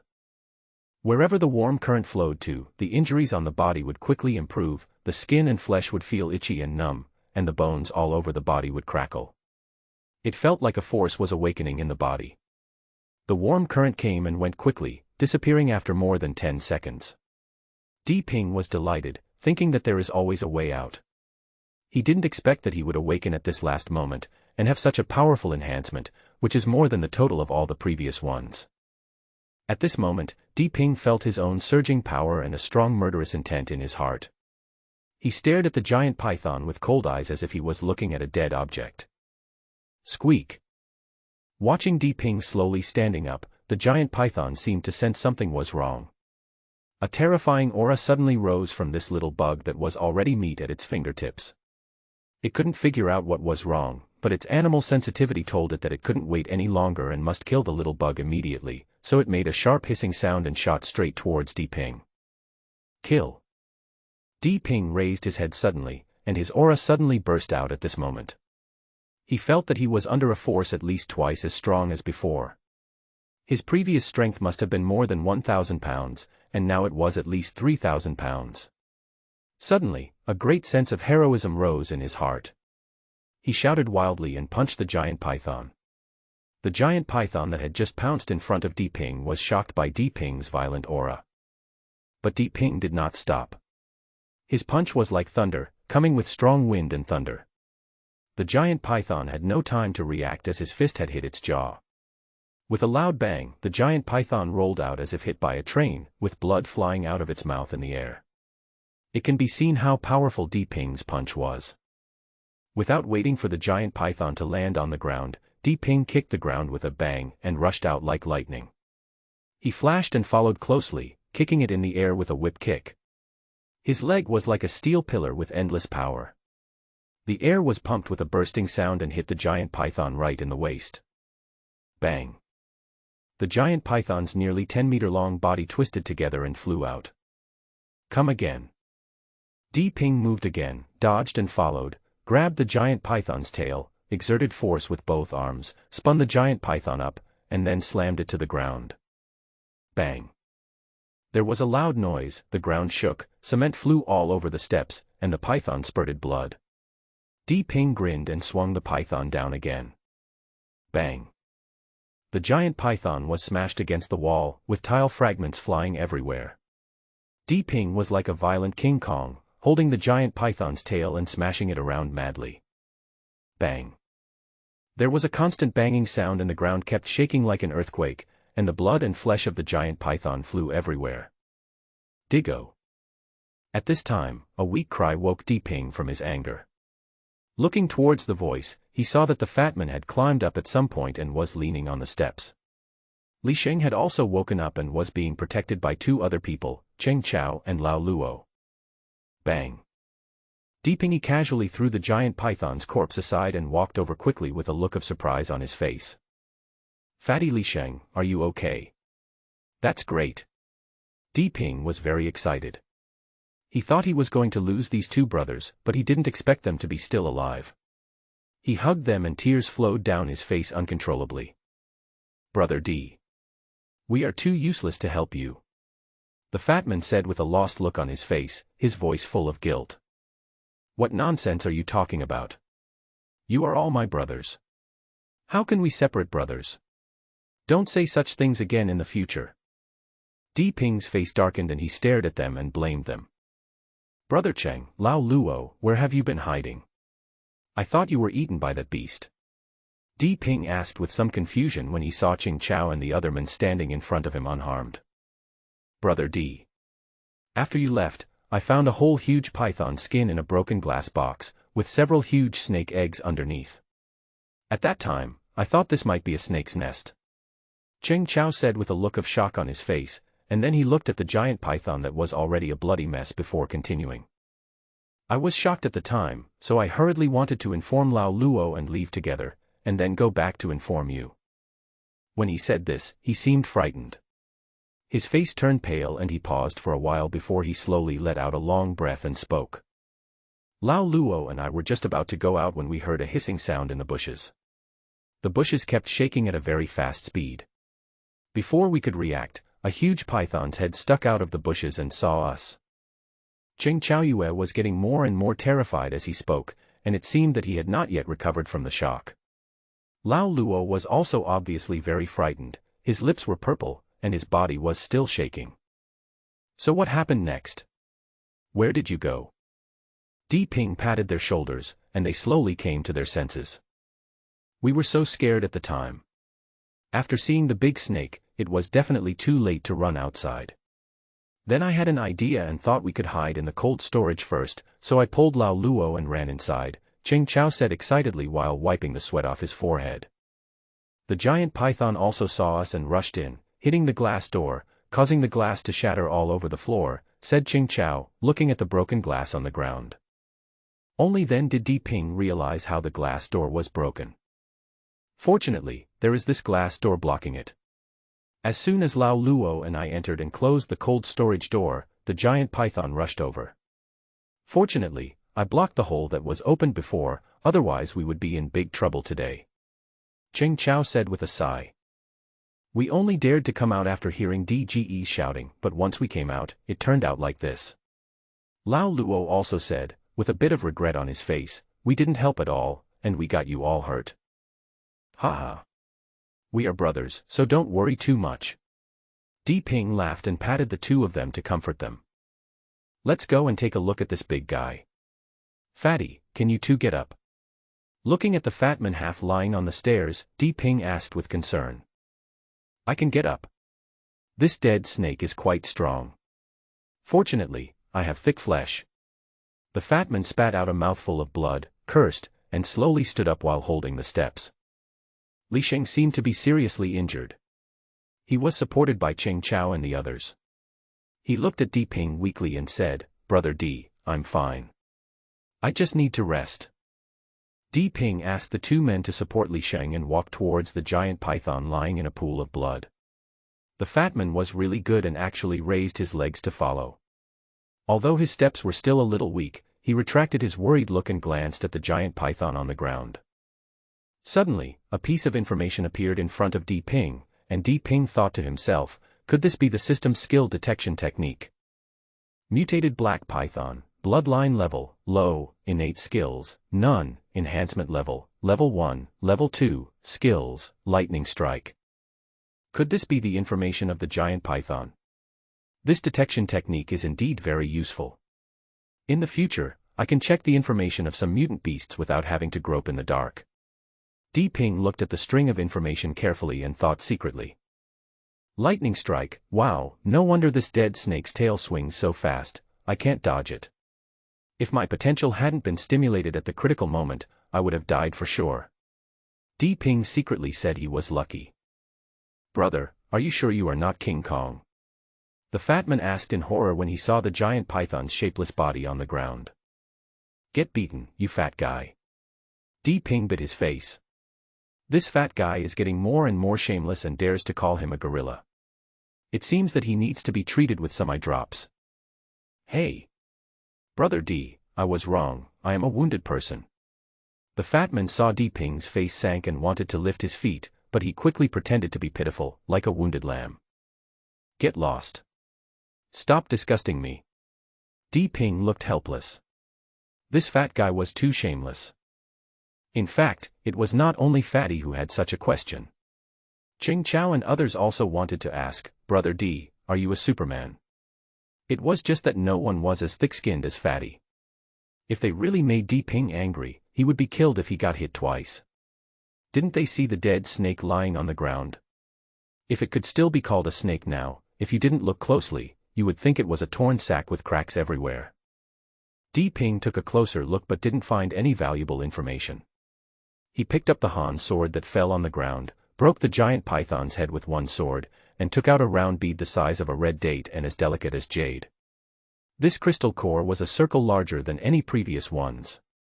Di Ping didn't have any detection skills before, so he didn't know what level the mutant dog was. Maybe this mutant snake was stronger than the mutant dog in level. Just looking at Di Ping's miserable condition, he would know. Di Ping suddenly cursed inwardly and took a step back, his face full of disbelief. At this moment, a fist-sized ball of green soul energy suddenly rose from the giant python's body and quickly rushed into his body. The reason why Di Ping cursed was that he didn't expect the giant python to have such a strong vitality that it only died now. He was just focused on having fun smashing it and didn't pay attention to the energy. He also thought that the giant python should be dead after being smashed like this. Now he was really shocked to see that it was still alive. Beep. Found that soul energy cannot be stored, consuming energy to strengthen the host body. A ball of energy once again rose in Di Ping's body, but with Di Ping's current feeling, this ball of energy flowed through his body, and his body felt very weak, so his body was not strengthened much, and the strength of the strengthening was even less, but it was better than nothing. With his current strength, this little strengthening was indeed pitiful. The increase of several dozen kilograms did not have much impact, but it was better than nothing. Diggo. How do we deal with this giant python? Ching Chao looked at Di Ping who had put away the crystal core and then looked at the python's corpse and asked. Di Ping grabbed the python's tail, walked forward a few steps, exerted force with his arms, turned his body, easily picked up the python and threw it out. With a whoosh, the python rolled out like a hemp rope, and hit a big tree by the road with a crash. After rolling a few times, it hung on the branch and kept shaking. Put it here to scare off the mutant animals. Di Ping clapped his hands and said with a smile. There was shock in the eyes of several people. Although they had just seen how powerful Di Ping was, it was still hard to accept seeing Di Ping throwing a giant python as easily as a hemp rope onto a tree 30 meters away. Let's go. We still have to move the gas tanks. Di Ping took 2 steps and seemed to feel that the others were not keeping up with him, so he turned around and greeted them. He saw the shock in the 4 people's eyes and the admiring looks they gave him. Although he had experienced a lot and grown a lot, he still enjoyed this kind of look. You know, putting everything aside, he was just a young man of 25 or 26 years old. Oh. Here it comes. Everyone then withdrew their shocked gazes and quickly followed Di Ping into the store. Soon everyone walked out of the restaurant again. Di Ping was seen connecting 2 gas tanks with 2 ropes, holding 2 in each hand as if they had no weight. Behind him, only Lao Luo was carrying the remaining 1, while Qing Chao was supporting Li Sheng. The fat man seemed to have recovered a lot, and he actually followed by others, and his steps were much smoother. Under Yushujia's worried gaze, Di Ping and his group returned to their house, put Li Sheng to lie on the sofa, and then moved the gas tank into the kitchen. Lao Luo was an expert here and installed the gas stove in no time. Everyone breathed a sigh of relief, as they could finally have a hot meal. Di Ping went to the bathroom again and took off his tattered clothes. There was not much water left and he didn't dare to waste it, so he simply washed himself. He found that all the wounds on his body had healed, and even his broken ribs no longer hurt. Di Ping sighed as he felt the violent power in his body. Although he was seriously injured this time and almost died, his gains were also huge. He always thought that he had to wait until the tavern was built before he could unlock his potential. He didn't expect that he would unlock his potential in advance, and the potential level reached B. He has been playing this game for quite some time and knows that D-level and C-level heroes are the easiest to obtain, while B-level is a bit more difficult. However, A-level and the S and SS level heroes above it are extremely difficult to obtain. The chance of obtaining them by refreshing is too low.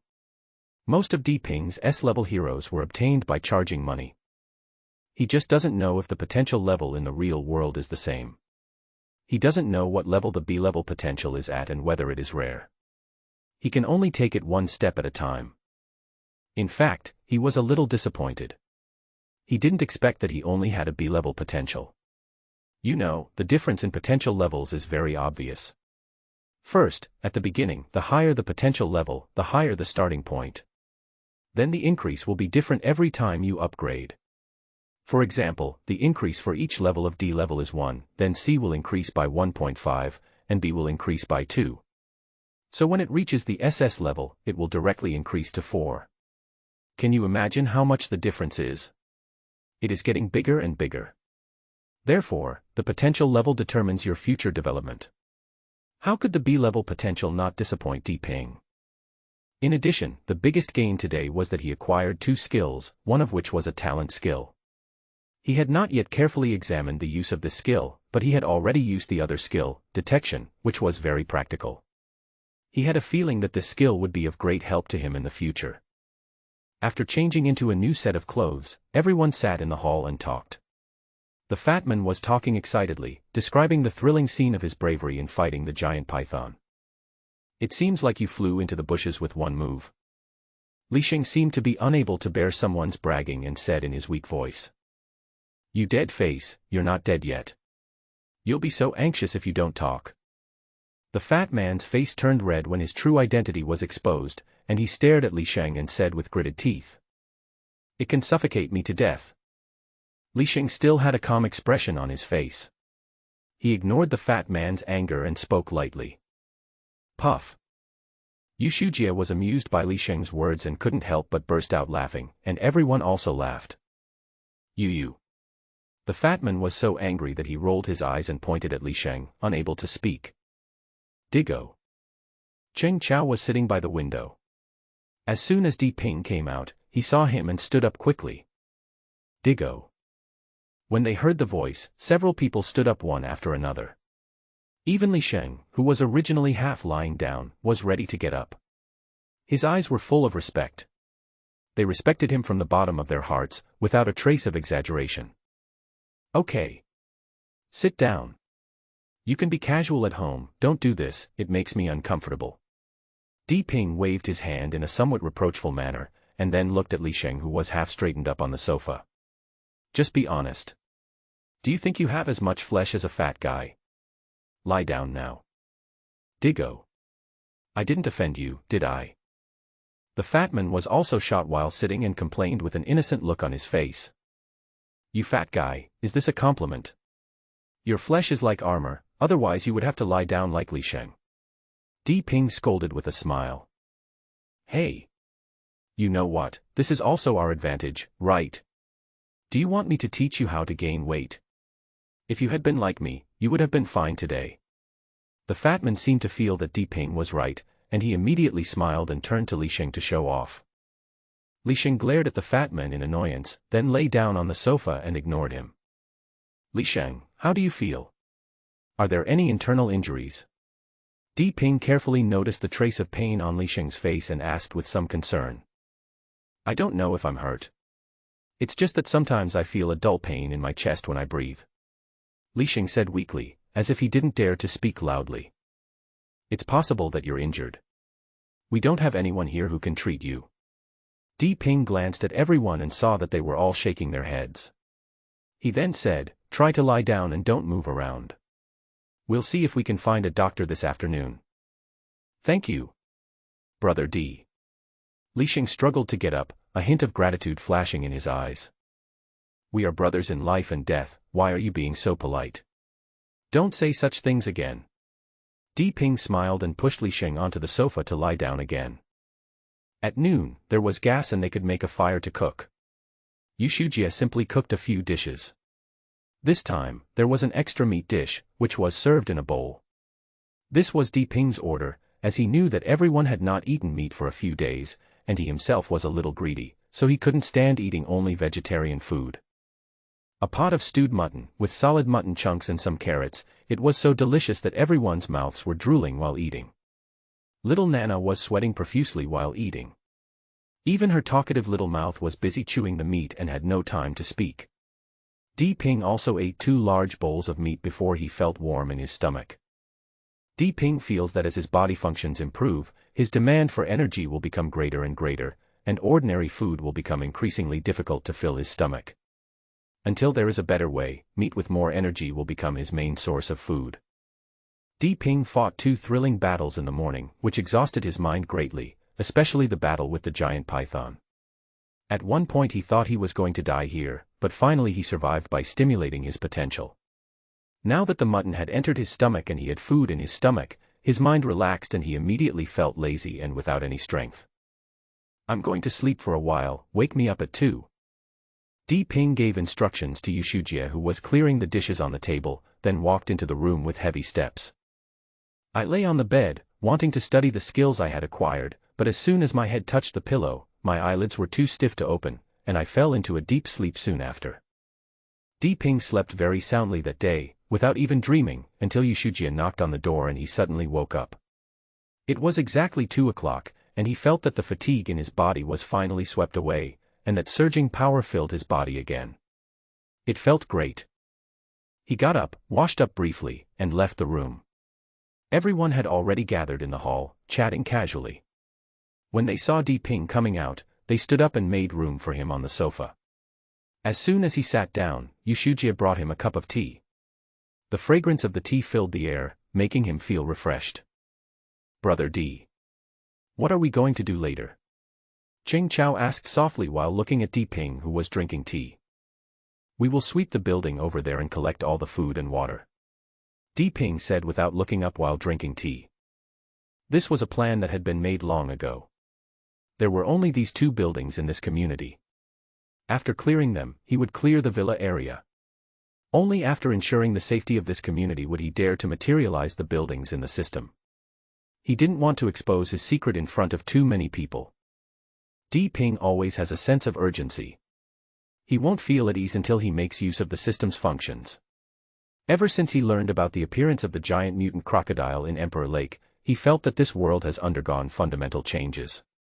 The mutations of various animals are too rapid, and humans, the original overlords of this land, seem to have fallen behind in this mutation.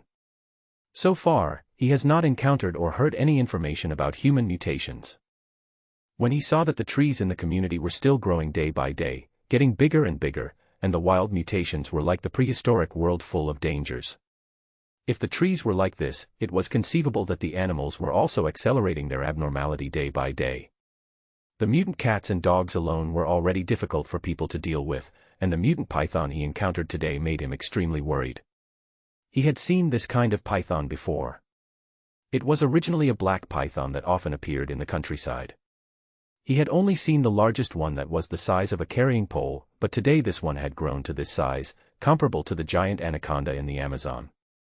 This series of changes gave him a strong feeling that it would become increasingly difficult for humans to survive, especially as fast-growing plants and trees were squeezing out the space for human activities at a crazy rate.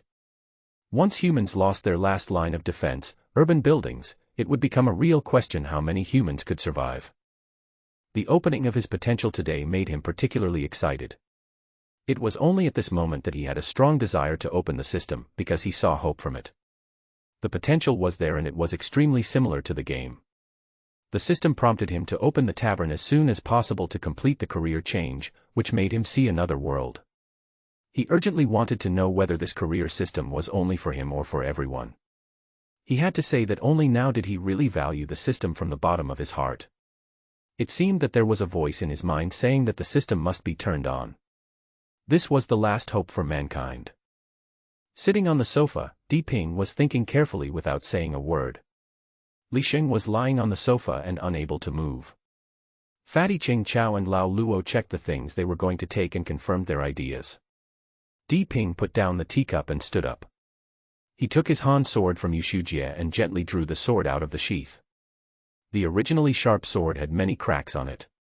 He felt a little sad. This sword was increasingly unable to keep up with his speed. This sword could be regarded as a weapon that represented the most advanced human skills and could not keep up with the mutation speed of mutated animals. If he had replaced it with a sharper sword today, he could have killed the giant python with just one sword, and he would not have almost lost his life on the spot, and Li Sheng would not have been lying there unable to move. Di Ping sighed lightly. The activation of the system was imminent. At this moment, he really wanted to materialize the system immediately, by a weapon, and see what the system's weapons looked like. Are they as powerful as in the game? Let's go. Di Ping put aside all distracting thoughts in his mind, called the three people who were already ready, and walked towards the door. Beep. Suddenly, there were two light knocks on the door. Di Ping's body froze and his feet stopped in midair. Several people also looked shocked. There was no one in the building, so why would someone suddenly knock on the door? Di Ping was a little annoyed that he was distracted just now and didn't notice anyone approaching. He signaled to the others not to move, walked over lightly, and looked out through the cat's eye. Through the cat's eye, Di Ping saw a very young girl outside.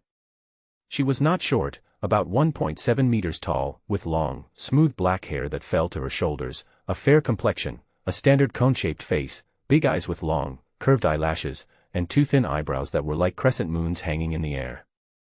She could be said to be a very standard beauty.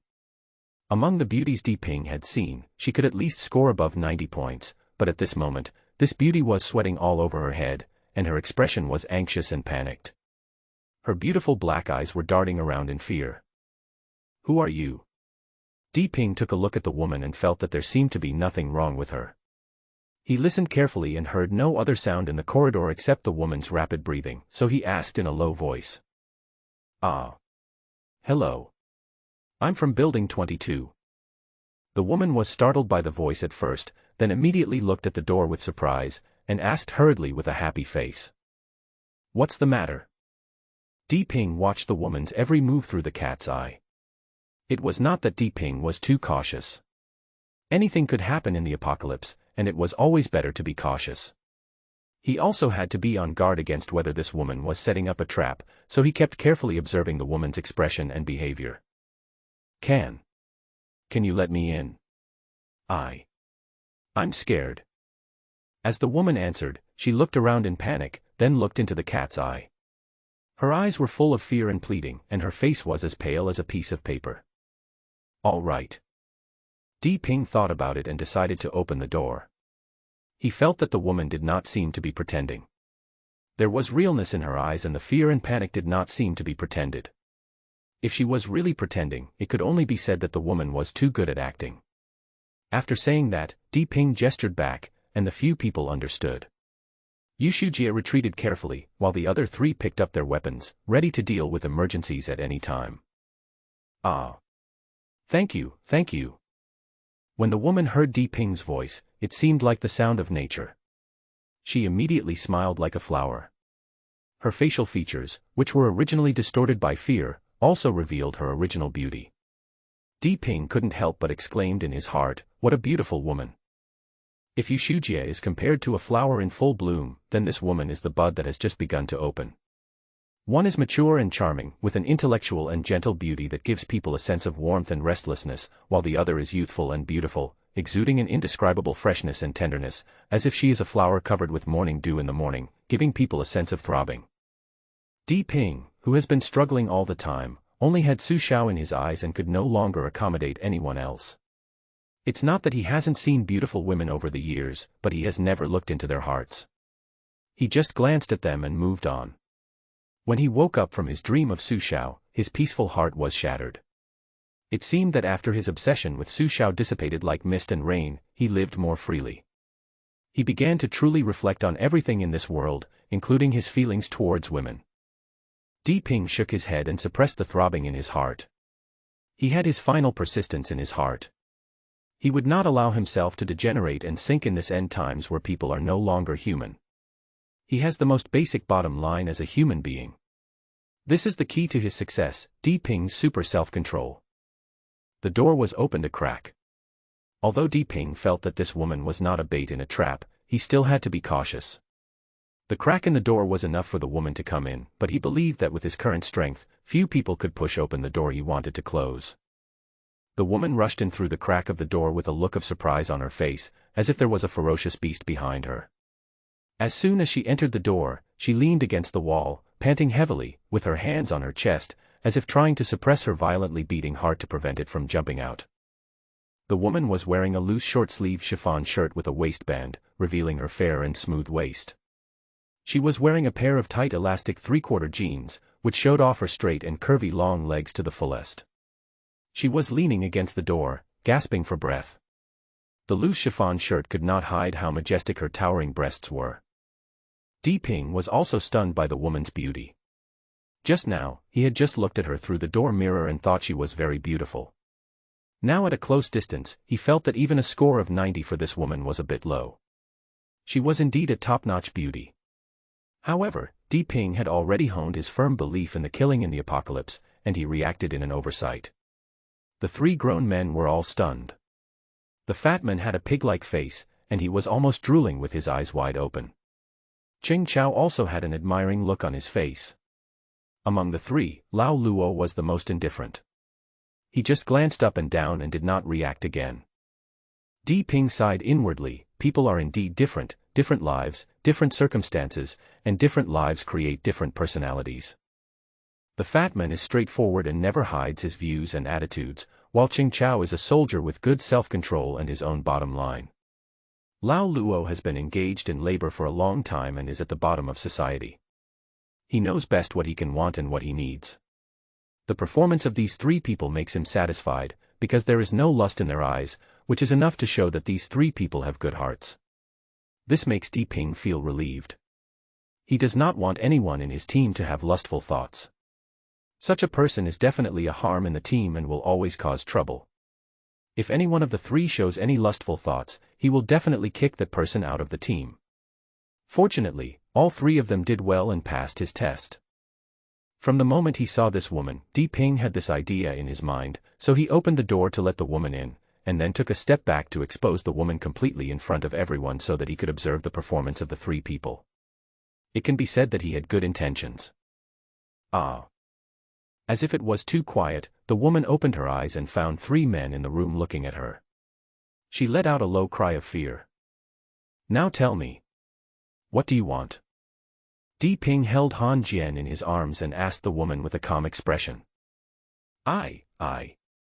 The woman shrank back in fear at what was in front of her. She was so nervous and scared that she couldn't speak coherently. "Girl. Don't be nervous. Speak slowly."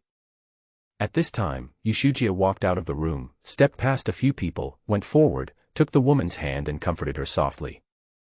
Woo-woo. The woman seemed to have found support all of a sudden. She hugged Yu Shujie and lay on her shoulder and started crying. Tears flowed from her eyes like a spring. Yu Shujie glanced at Di Ping and saw him nod. Then she patted the woman's back gently to comfort her, whispering, "It's okay. It's okay. Don't be afraid. Don't be afraid. We are safe here, don't be afraid. After 2 minutes, the woman seemed to slowly calm down. She left Yushujia's arms, wiping her tears with the backs of her hands, and saying thank you in tears. Yushujia was like a caring elder sister. She gently comforted the woman and then pulled her to sit on the sofa. The 2 men were talking in low voices, while the 4 men looked at each other, not knowing what to do. Di Ping shook his head. The woman started crying as soon as she entered the room. She was so drunk that he had no idea what was going on. He used the peephole to confirm that there was nothing going on outside, then walked to the hall and sat down on a chair opposite the woman. The woman had stopped crying and was wiping her eyes with the tissue given by Yushujia. However, her shoulders were still shaking, showing that she had not yet completely recovered from her sadness. Yushujia was sitting beside her, holding the woman's hand and comforting her softly. When she saw Di Ping sitting down, the woman seemed to suddenly realize something and stood up abruptly. Hello, hello. Please, please help me. The woman almost threw herself in front of Di Ping, grabbed his hand, and said excitedly, her eyes full of pleading. Di Ping was frightened by the woman's excitement and almost slashed her with his sword. However, he held back and sat on the chair, looking at the woman. He gently pulled out his hand. The woman, whose hand was pulled away by Di Ping and that he had been holding, realized her own rashness and inappropriateness at that moment. She blushed and quickly retracted her hand. What do you want me to do for you? Di Ping leaned back in his chair and looked at the woman calmly and asked. I want you to help save my 2 friends. When the woman heard Di Ping's question, she put aside her embarrassment and replied hastily. Your friend? What happened to your friend? Di Ping seemed a little surprised. He didn't expect that this woman would risk her life to come to him for help. It was to save her friend. Could it be her boyfriend?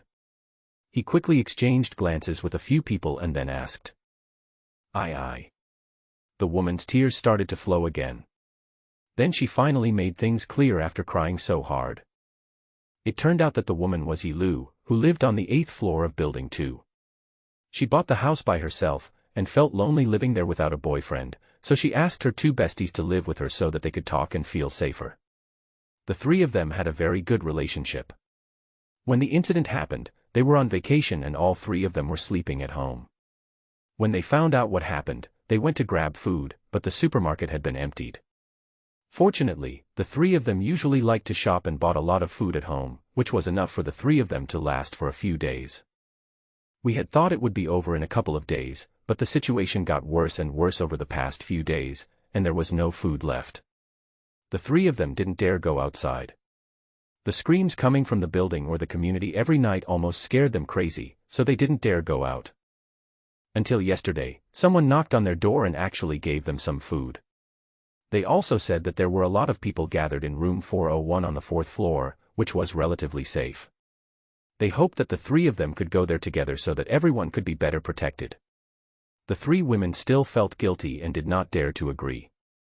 These people did not make things difficult for them. They just put down the food and left. The 3 were overjoyed to see them go away, and quickly opened the door to get the food in. The 3 were so hungry that they wolfed down the food. There was not much food, but it would be enough for half a day at most if they ate sparingly. The next day, the 3 could not stand it anymore, so they had no choice but to sneak downstairs and knock on the door of room 401 on the 4th floor. Luckily they were careful. One of them went to knock on the door while the other 2 hid upstairs, waiting to run away if they saw anything wrong, to prevent these people from having any bad intentions. After all, they were 3 beautiful women, and they really had to learn to protect themselves in this doomsday. Unexpectedly, the door of the room was really opened, and the best friend was allowed in and the door was closed. The 2 were very worried that something might have happened. Fortunately, the best friend came out after a while with some food, such as bread, instant noodles, etc. When she left the room, 2 men followed her out. The 2 girls upstairs were about to go downstairs happily to greet the best friend, thinking that these people were really nice and wondering if they should move here too. Run! The 2 had just taken the next step when they unexpectedly heard the bestie scream suddenly, followed by a scream. The bestie was grabbed by the hair by a man behind her and dragged inside. The food was thrown all over the floor, and the other men cursed and rushed upstairs. 2 more men in the room rushed out and ran up the stairs. The 2 were stunned at the time, but fortunately, the other girlfriend reacted and pulled Yilu upstairs. Yilu woke up immediately when she was pulled, and ran upstairs like crazy. They were all adults and knew why these men caught them, so they had no choice but to run like crazy. But how could they match the man's speed? Moreover, they were extremely terrified. Just when they reached 2 floors, a man caught up with them. "Yilu, run!" At this moment, the best friend suddenly shouted, pushed Yilu upwards, and she pounced towards the men in front, and the man was hit unexpectedly. The 2 of them rolled down the stairs like gourds, and the 2 people who followed were also smashed into a ball by the 2 people who rolled down. "Ah, Xiaonan!" Yilu was stunned at this time and raised her leg to run down. "Leave me alone, run!" Xiaonan suddenly screamed, then scratched and bit madly, blocking the 3 men downstairs.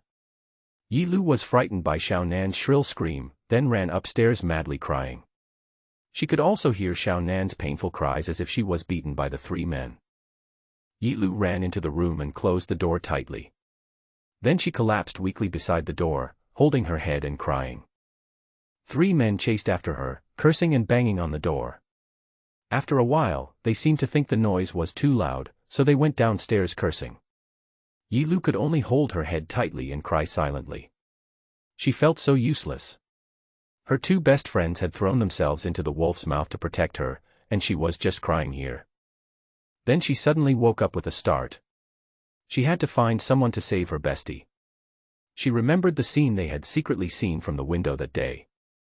One of the men killed a lot of mutant dogs in order to save people. This man was very powerful and should be able to save her 2 besties.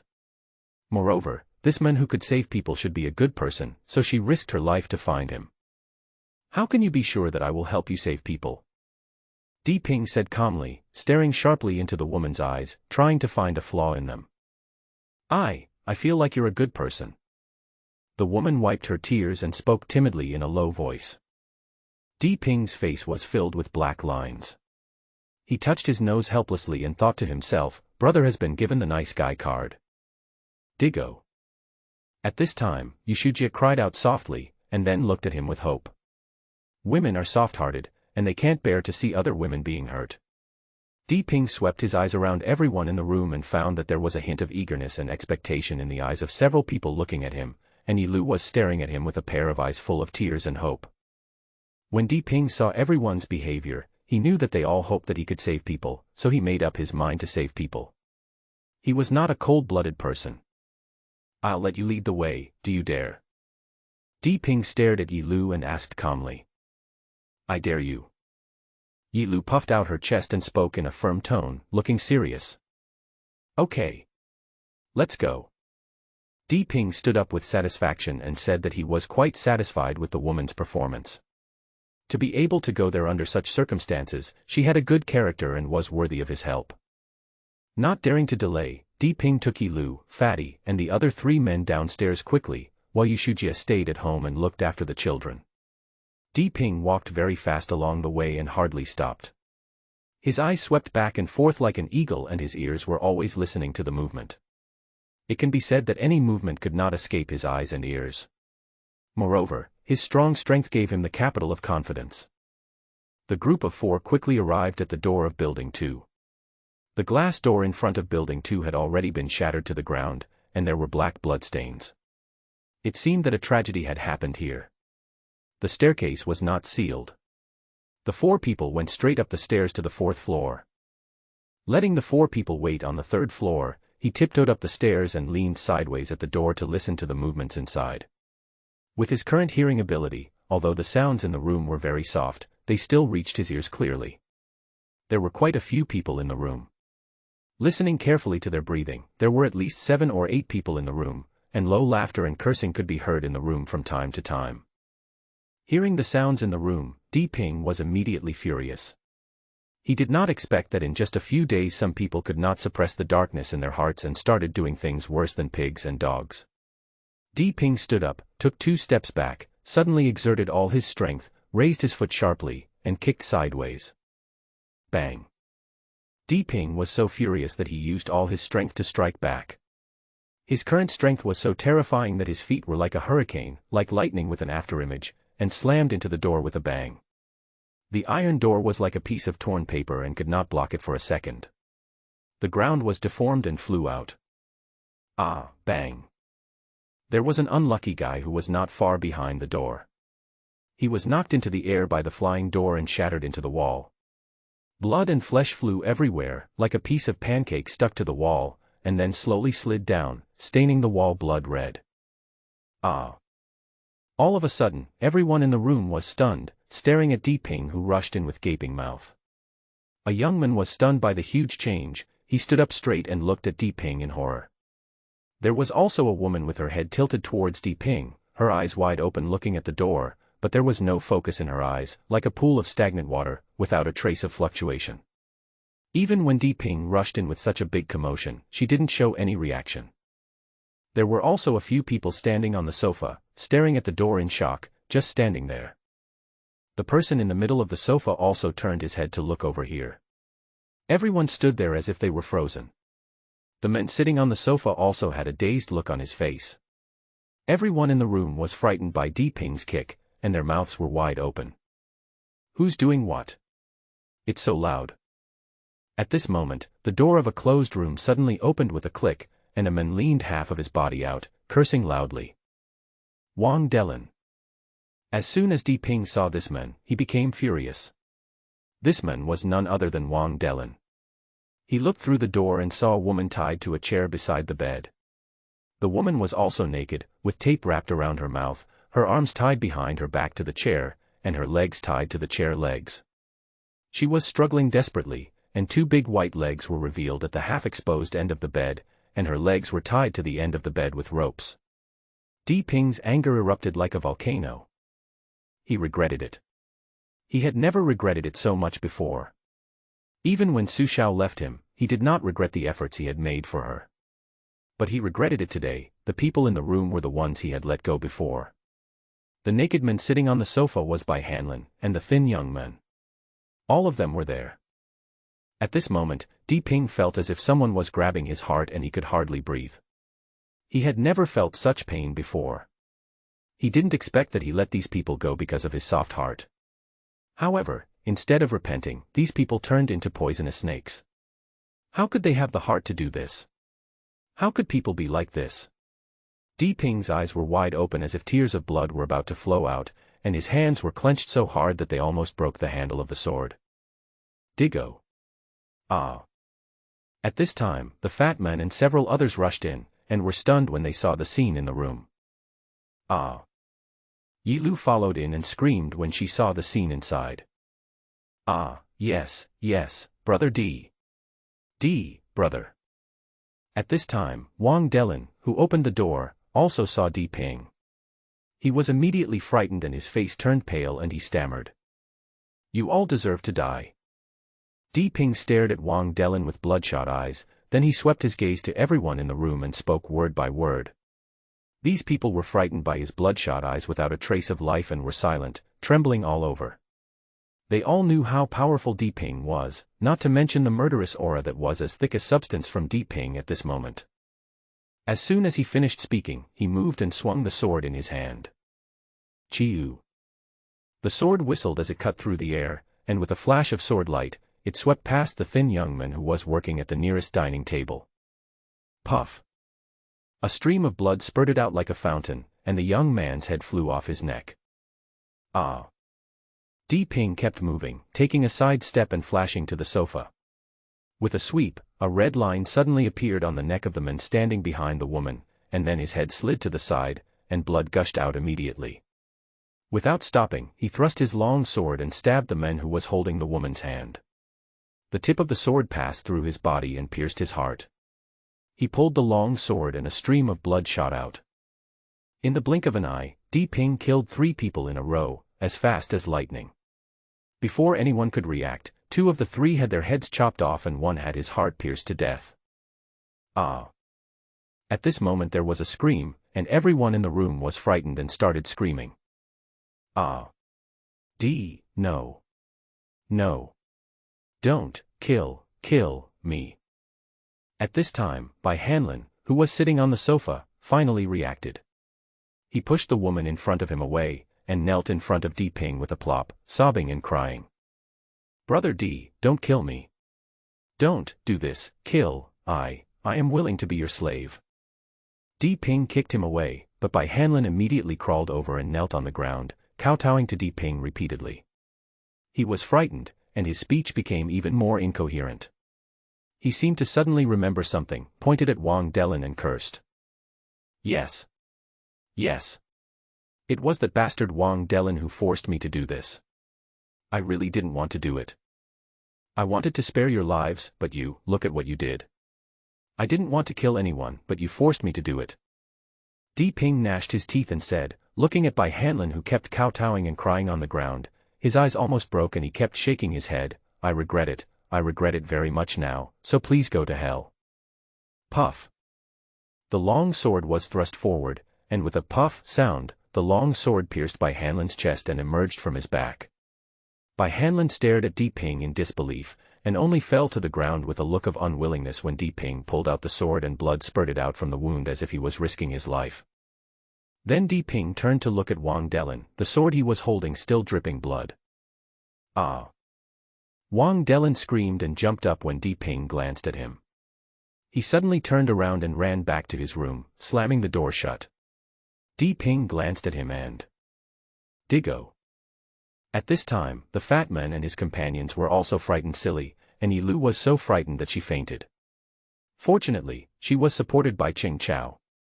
When they saw Di Ping walking into the inner room, they shouted nervously. Di Ping glanced at them with a pair of bloodshot eyes, and the three of them suddenly felt as if they had fallen into an icy cave. What kind of eyes were those? They were ruthless and cold. He looked at the three of them as if they were dead objects, without a trace of life, yet revealing a chilling murderous aura. The three were speechless after being glanced at, but Di Ping just took a look, turned around, walked towards the door and kicked it. Bang! The thick door seemed to be made of paper and shattered into pieces with one kick, but Di Ping walked in without even looking at it. The woman tied to the chair saw the door break open and Di Ping walk in slowly, and she immediately struggled violently. But when she saw the murderous look and bloodshot eyes, she suddenly widened her eyes in fear and dared not utter a sound. No, don't come over here. If you come over again, I will kill her.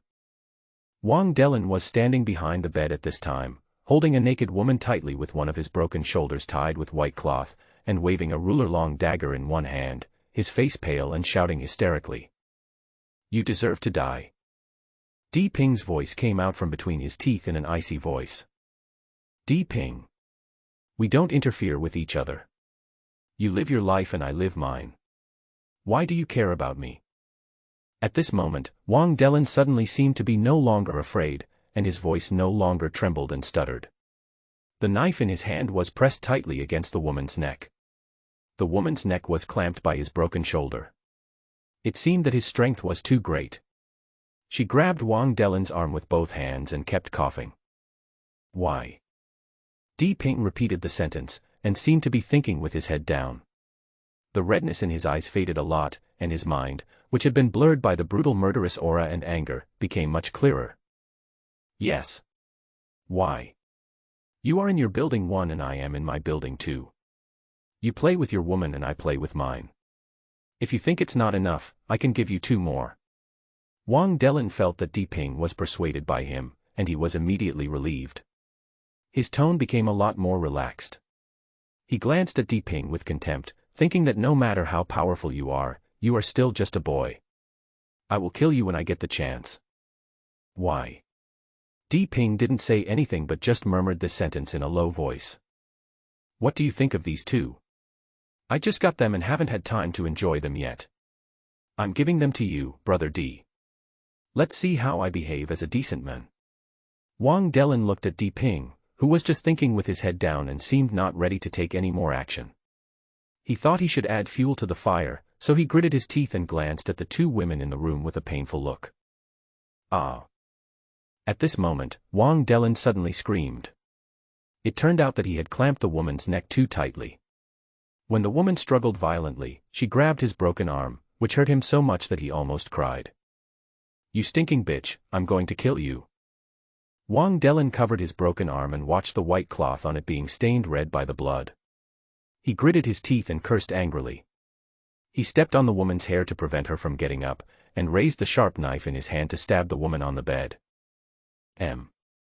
At this time, the woman tied to the chair saw that Wang Delin was about to kill the woman on the bed, and she struggled violently, whimpering. Seeing the sharp knife about to pierce her chest, the woman on the bed struggled a few times, but her hair was stepped on so tightly that she couldn't get up at all, and she stopped struggling in despair. Chi-yu. Puffed, ah. Suddenly, a sharp sound was heard, like an arrow piercing the sky, followed by a sound like a sharp blade piercing the flesh, and then a scream was heard. Duck. The woman who was struggling on the chair stopped struggling at this moment. She stared at the direction of the bed with her eyes wide open.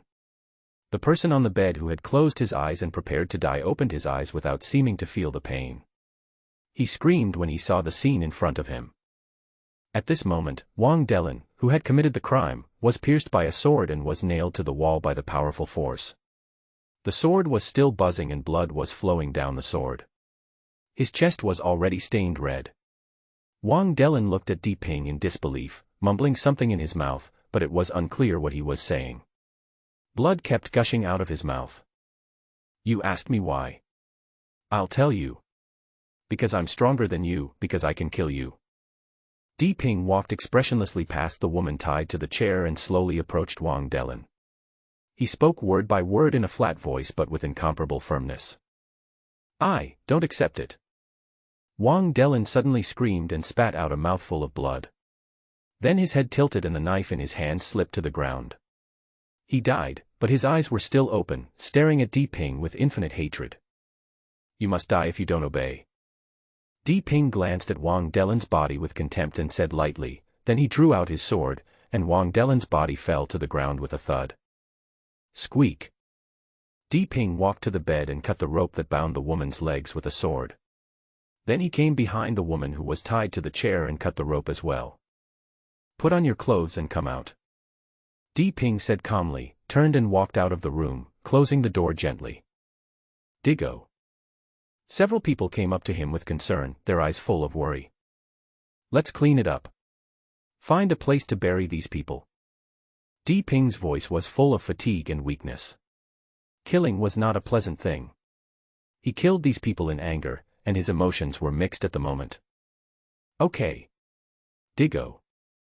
The fat man and several others responded. "Brother D, these people deserve to be killed. Brother D, don't feel burdened." Ching Chao looked at Di Ping with a lonely face and endured for a while before finally saying. Ching Chao had been a soldier. He had seen blood and knew that feeling. The first time he killed someone, he vomited for 2 days before he recovered. He understood what kind of mentality it was when killing someone for the first time. It took a long time for his instructor to guide him to change his mindset. He was afraid that Di Ping might have a problem with his mentality, so he spoke up to remind him. "I'm fine. I'm just a little tired. You guys go ahead." Di Ping pulled the corner of his mouth forcefully and patted Chao Chang on the shoulder. "She's dead." Di Ping walked towards the door. He just wanted to go outside to smoke a cigarette. When he passed the dining table, he found that the woman who had been lying on the bed was motionless, her eyes were still wide open, and the blood had stopped flowing out of the corner of her mouth. Lao Luo was standing beside him with his hand on the woman's nose. When he saw Di Ping coming, he said sadly with tears in his eyes. Death would be a better solution for her.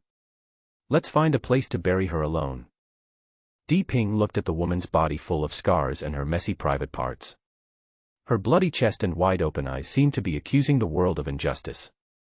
He sighed and his voice was filled with desolation. These people really deserve to be killed. It's not too much to die 1,000 times. Lao Luo gritted his teeth and kicked a head at his feet, as if he wanted to kick all the resentment in this head away.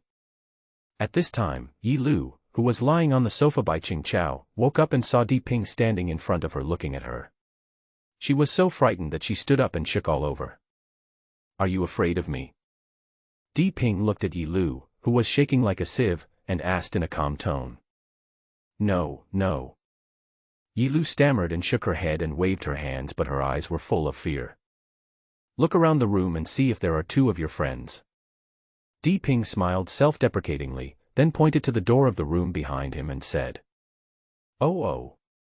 Yilu nodded quickly a few times, then moved over little by little, ran past Di Ping a few steps towards the room, opened the door, rushed in, and then slammed the door tightly.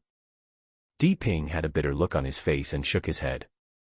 He stepped over the body of the middle-aged man who had been stabbed to death on the ground, walked to the balcony, opened the balcony door, then took out a cigarette case, took out a cigarette, lit it, took a deep puff, and exhaled longly.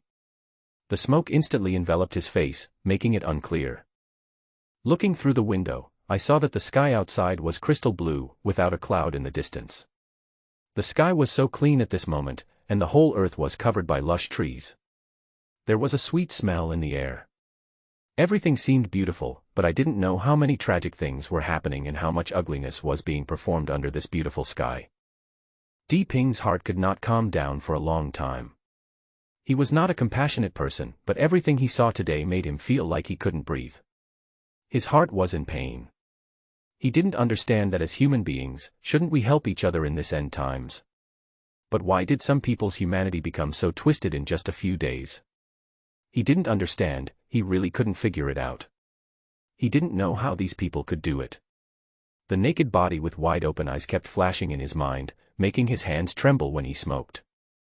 He didn't want to kill anyone, he really didn't want to, but he was forced to kill.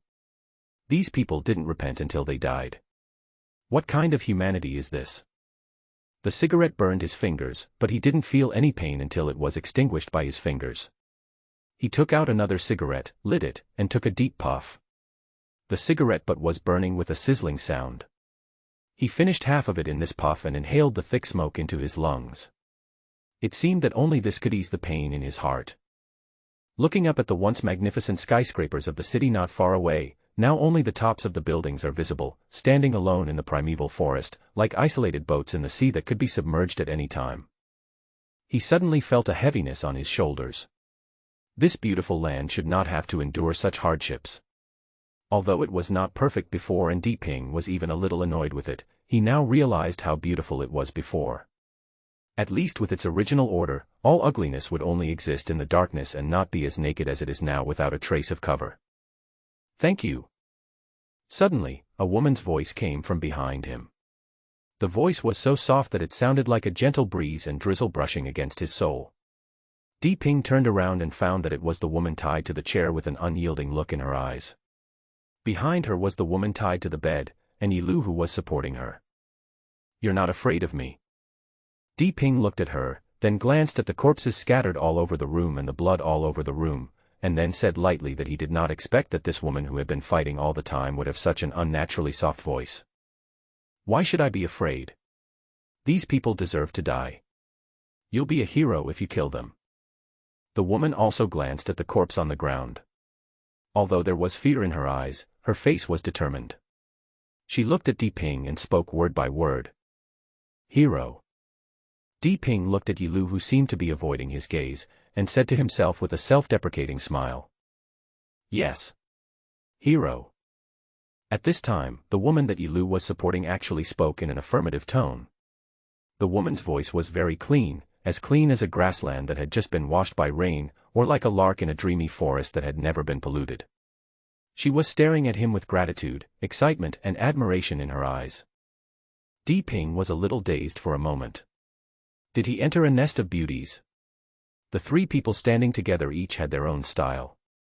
One was charming and gentle like a willow in the wind, one was pure and capable like a lily after the rain, and one was as bright and dazzling as a morning flower. But at this moment his heart was in a mess and he had no mood to appreciate the beauties. "If you still have the strength, go and help them." Di Ping retracted his gaze, raised his chin and pointed at the two women. One of the two women was covered in blood and was trembling with fear, while the other was just curled up and crying. "Good." The three women responded. Yilu still didn't dare to look at Di Ping, her eyes were dodging, as if there was something terrible about him. The other two women turned around happily to help. They were busy until night, when a group of people carried all the corpses in the room downstairs, dug pits and buried them. They also buried the dead woman separately. The group returned home with the 5 women. Yushujia was shocked. Di Ping was covered in blood, full of murderous intent, and his face was full of fatigue. He looked scary and distressing, but Nanan refused to get close to him. Take them to wash. And give them something to eat. Di Ping looked at the 5 women behind him, then gave instructions to Yushujia, and then he stopped talking, went into the room and closed the door. What happened to Digo? Yushujia seemed to see the desolation and sadness in Di Ping, and her heart ached suddenly and tears wanted to flow. At this moment, she felt so heartbroken that she wanted to hold him in her arms and comfort him. Hey! Let's talk about it later. Let's settle them down first. Ching Chao let out a long sigh and then said weakly that he knew why Di Ping was like that, but no one could help him at this moment, and he had to get through this hurdle by himself. Yushujia also knew that now was not the time to ask, so she could only put aside her worries, wiped her tears, and asked a few women to follow her to wash up. Di Ping never came out of the room after he entered it, and he didn't come out at night either. With so many people in the room, it should be lively, but they were all very quiet. No one spoke. Even the fat man, who usually talked a lot, sat on the sofa with his head buried and didn't say a word. The women were even more silent. The little girl stayed in her mother's arms and didn't even sing her favorite songs. A table full of food was prepared in the evening, but none of Ching Chao and his men moved. Yushujia tried to call Di Ping several times but was stopped by Ching Chao. They just sat there. The 5 women were actually very hungry. Some of them hadn't eaten proper food for 2 or 3 days and were so hungry that they were dizzy. But looking at the table full of food and the ones in charge not moving, they didn't dare to move either. They could only watch and swallow their saliva. Yi Lu and her 2 best friends were better off, but the other 2 women were not so good. They wanted to stand up and eat several times, but they didn't dare to move. They had suffered a lot at Wang Delin's hands before, and they were scared. What's wrong with Brother D? He hasn't come out for 5 or 6 hours. Could something have happened? Yushujia asked with tears in her eyes. Several people were silent. The fat man buried his head in his arms without looking up. Lao Luo smoked one cigarette after another. Ching Chao stared at a painting on the wall, his mind drifting somewhere else. Li Sheng, who was lying on the sofa, was also anxious and his eyes kept scanning the 3 people. Brother Cheng, what do you say? Not being able to get everyone's attention, he could only stare at Ching Chao and asked anxiously. You can't say that.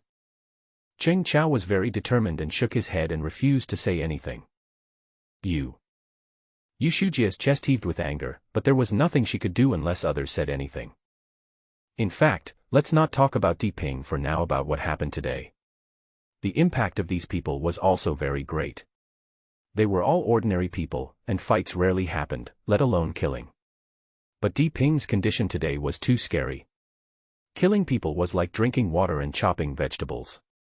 Heads flew and blood gushed into the sky. The visual impact was too great. This was why Yi Lu was afraid of Di Ping. It was like seeing someone chopping off a head in front of you. Would you be afraid? Yi Lu's reaction was normal. Even Lao Luo and Fatty felt scared when they saw Di Ping at that time. Only Ching Chao had experienced this, so he could understand it better. At this moment, everyone could only wait, waiting for Di Ping to figure it out and adjust himself. It might not be good for others to interfere, so he was determined not to let Yushujia disturb Di Ping. This is a kind of transformation. This is war. It is a life and death struggle. If you don't kill others on the battlefield, others will kill you. It's very simple. The general has no lives on his hands. Haven't you heard that a general's success is the result of the sacrifice of thousands of lives? Haven't you heard that the emperor was furious and left thousands of corpses? In history, which king's hands are not stained with blood?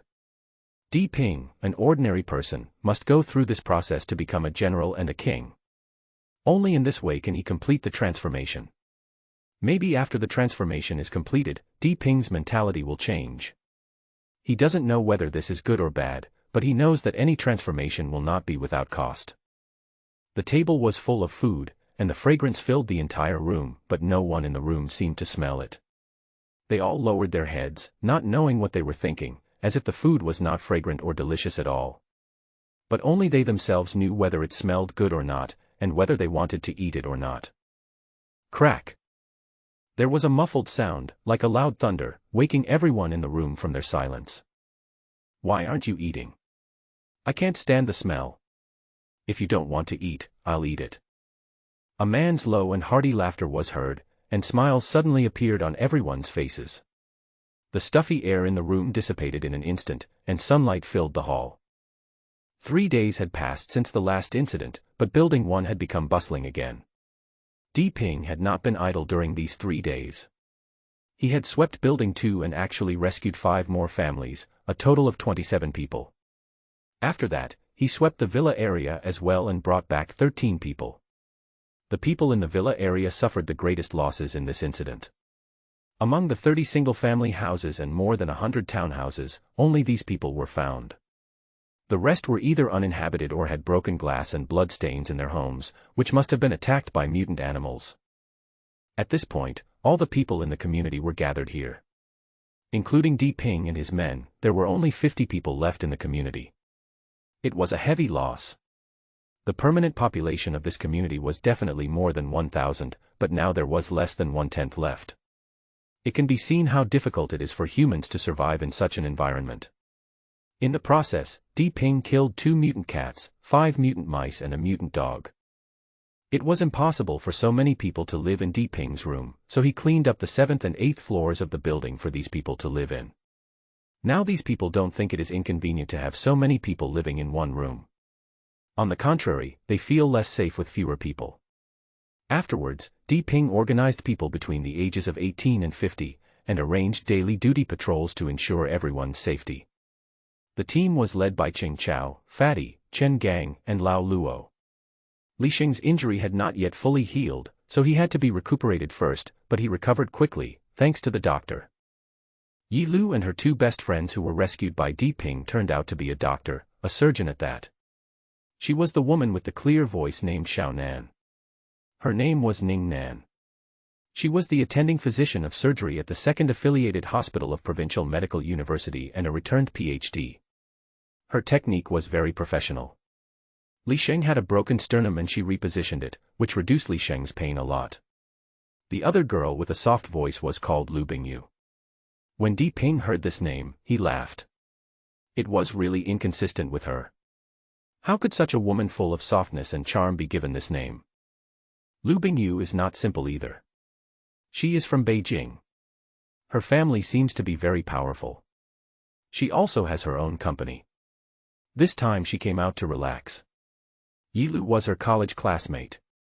They had a good relationship so they lived together. And Yi Lu is now a psychological counselor in the 2nd Affiliated Hospital, focusing on adolescent psychological problems. Ning Nan also met Yi Lu in the hospital. They met too late, so the 3 of them gathered here because of Yi Lu. These people were very happy to be rescued by Di Ping, because they could finally have a full meal and a good sleep here. The whole Building 1 was full of vitality, as if having this place alone made people satisfied. Moreover, it was especially quiet here at night these few days. For some reason, even rats did not run into this community. Di Ping thought that it might be because he had killed too many in the past 2 days, and these mutant animals were afraid. He did not want to know if this was the reason. Wouldn't it be better this way? He comforted himself. There was a big event tonight, and he had something to do. After the killing over the past few days, he finally had all the conditions to materialize the castle. He was going to start materializing the system buildings. After working hard for so many days, Di Ping could no longer hold back. After dinner in the evening, he found an excuse to go downstairs and walk to the back of the building. He had already picked out a location. These 2 small high-rise buildings were located right in the middle of the community, slightly south, near the gate, and were surrounded by villa areas on the left, right and back. When he was cleaning up the villa area these 2 days, he found that some of the villas in the back occupied a large area. One of them covered an area of 2 acres, and there was a small river on the side, which just surrounded the villa in the middle. In front was a flat bridge for traffic, and in the back there was an arch bridge connecting to the garden. The garden was in a semi-moon shape, which just surrounded the villa in the middle. This was specially developed for the community, and was sold for more than 200 million yuan, but no one had bought it, so it remained vacant. The villa is fully decorated and ready for move-in. He plans to build a castle here, but he doesn't know how big the castle is, but he thinks the 2 acres of land should be enough. Di Ping stood on the flat ground in front of the villa and looked around. The originally beautiful grass had turned into waist-high weeds, blocking and surrounding the villa. It lost its beauty and became more desolate, as if it was an old house that had been vacant for many years. He calmed himself down and without further thought, he silently recited the command to materialize the castle. Ding! The castle cannot be bound to a real building. Please confirm whether it can be materialized here. Sure. Di Ping was a little excited and hurried to confirm. He didn't expect that the castle had to be materialized directly and could not be bound to the real building. But at this moment he couldn't care about anything else and just materialized it first. Ding! Materialization begins, 1%. 2%. 99%. 100%. At this time, Di Ping discovered that there was a sudden wave in the sky above the villa, as if wrinkles appeared in the sky, and colorful lights flashed, like the northern lights, which was very beautiful, making Di Ping's face glow. The whole sky was full of lightning and thunder, and thousands of lightning snakes shuttled across the sky like the end of the world. The whole city suddenly went from extremely quiet to extremely noisy. Countless mutant beasts were roaring, rising and falling, shaking the sky, but the sound was full of fear, as if a great terror was descending. At this time, the humans hiding in the city were scared to death, not knowing what kind of tricks these mutant beasts were causing. Boom! Suddenly, Di Ping felt a tightness in his chest, and a dull loud noise sounded in the sky. Then the sky seemed to collapse, and a purple vortex appeared out of thin air. The vortex spun faster and faster, and bigger, and finally formed a 1-meter-wide black hole in the sky. The entrance to the cave was as dark as ink, and no one knew where it went. Waves of heart-pounding energy came from the black hole, as if there was a terrifying monster inside, making people's scalps numb and they dared not look directly at it. Under Di Ping's horrified gaze, the black hole suddenly trembled, and a black dot shot out of it. The black dot passed through the black hole and immediately grew larger and larger.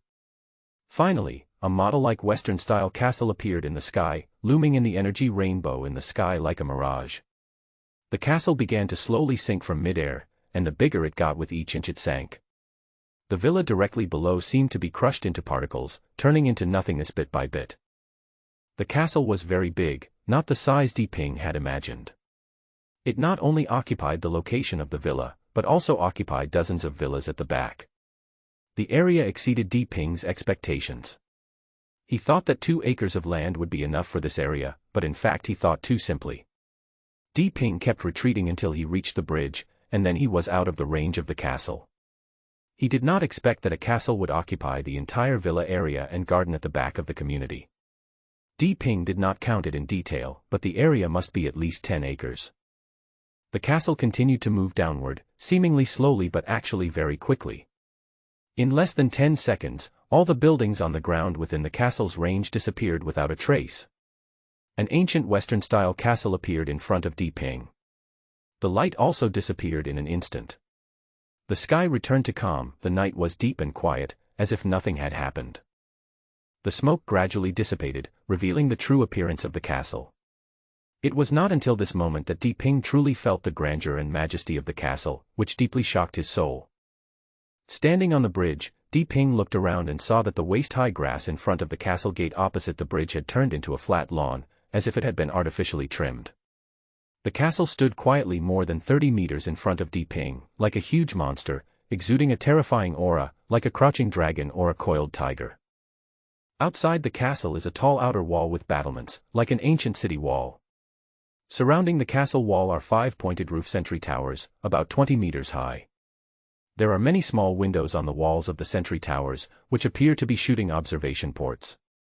Each of the 5 sentry towers covers an area of no less than 40 or 50 square meters, and there is a large tower building in the back center of the castle, about 30 or 40 meters high, covering an area of definitely more than 100 square meters. The more Di Ping looked at the castle, the more he liked it. He could no longer resist and walked towards the castle. "My great master, your loyal servant, Castle Steward Barton, welcomes your return."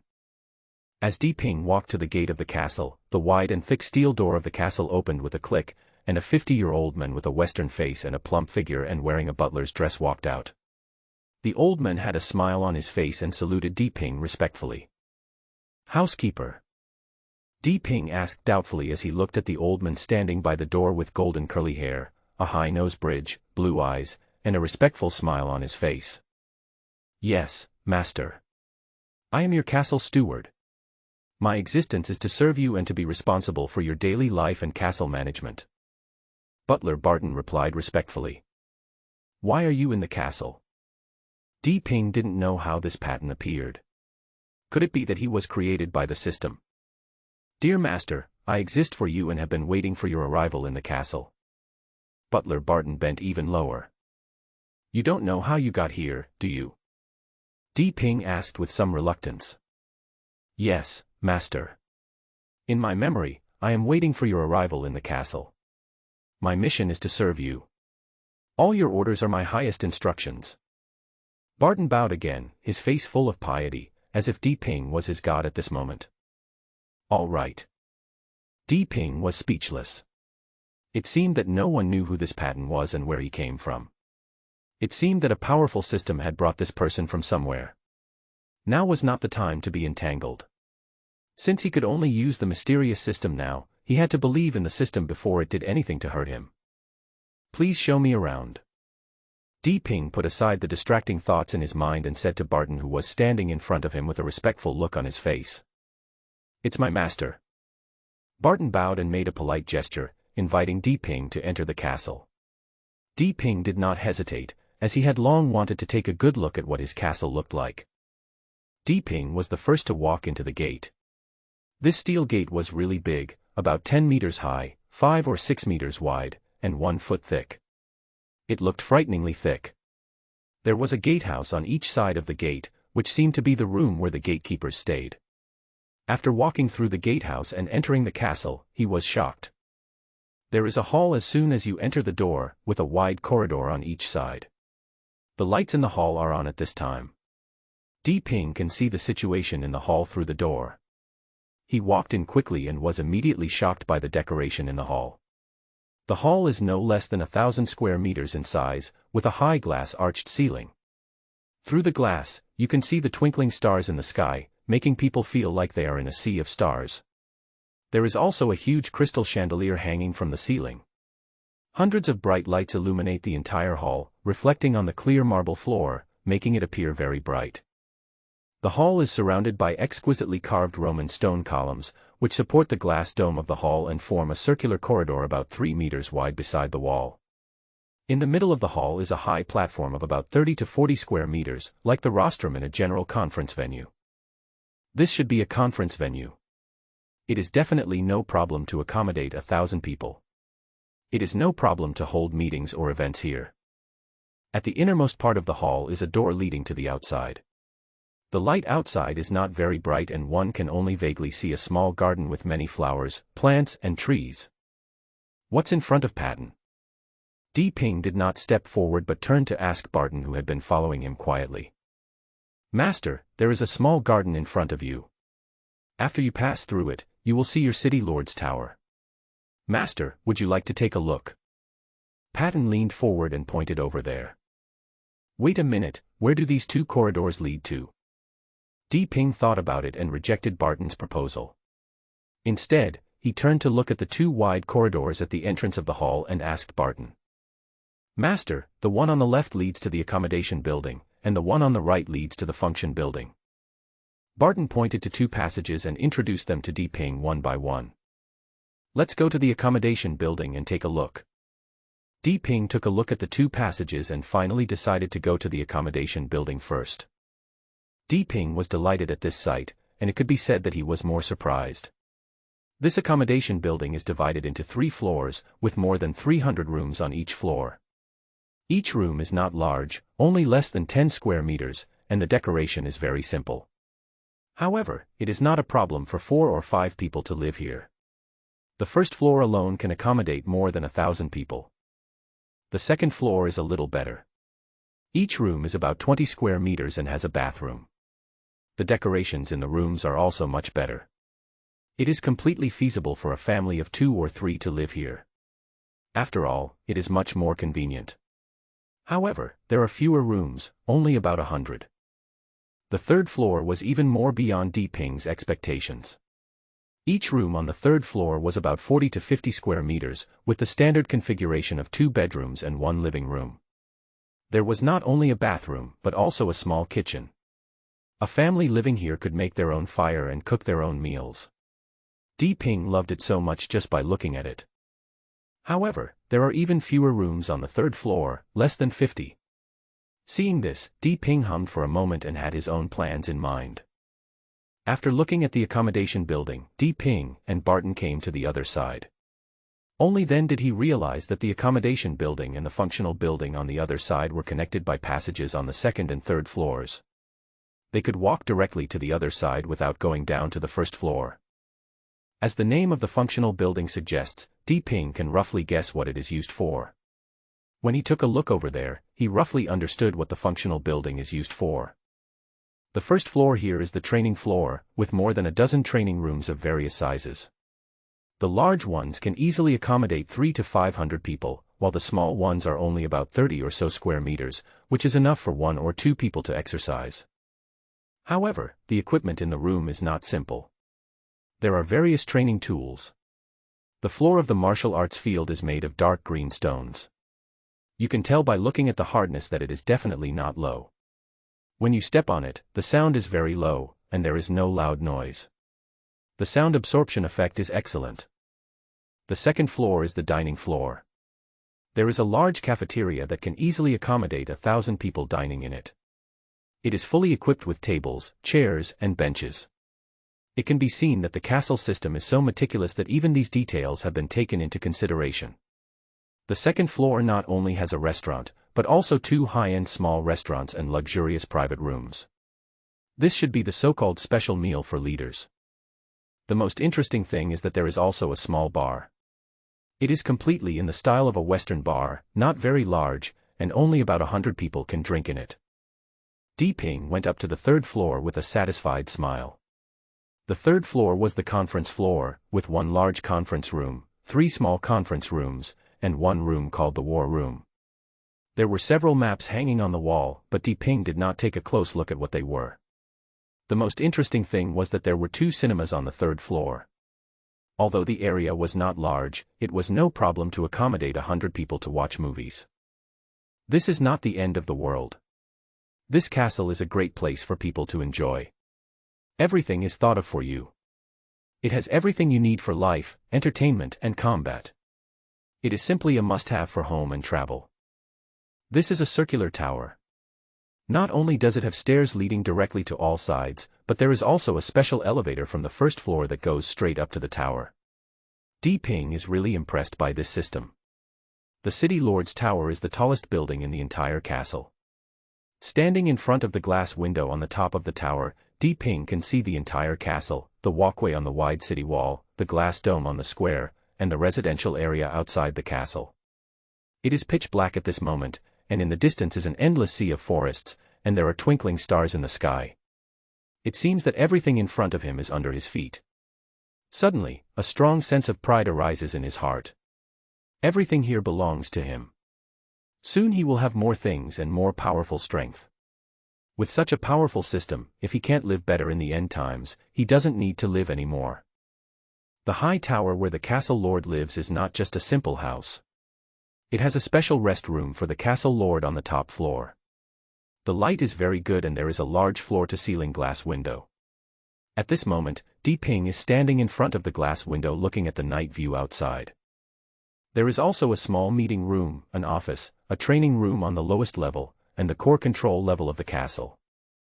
The castle's main control room has a powerful integrated system that can check the status of all system buildings, the status of occupied resource areas, issue command information to anyone generated by the system, and communicate with various small shelters and resource areas in a timely manner. It can be said to be the center of the entire shelter. Although these functions can be completed by Diping's system, it has a more convenient function, which is that when Diping is not around, the commander can be authorized to manage everything. In this way, when Diping is out, there will be someone here to command the overall situation in a timely manner to avoid problems caused by poor communication. Barton, how come there is electricity in this castle? Where does it come from? Ping looked at the lights all over the castle. No matter it was the rooms or even the corridors, there were street lights to lead the way. This required electricity. Master, there is a small energy-gathering magic circle beneath the castle. Upon hearing this, Barton pointed his finger on a virtual screen, and a scene immediately appeared. It was a place that looked like a basement.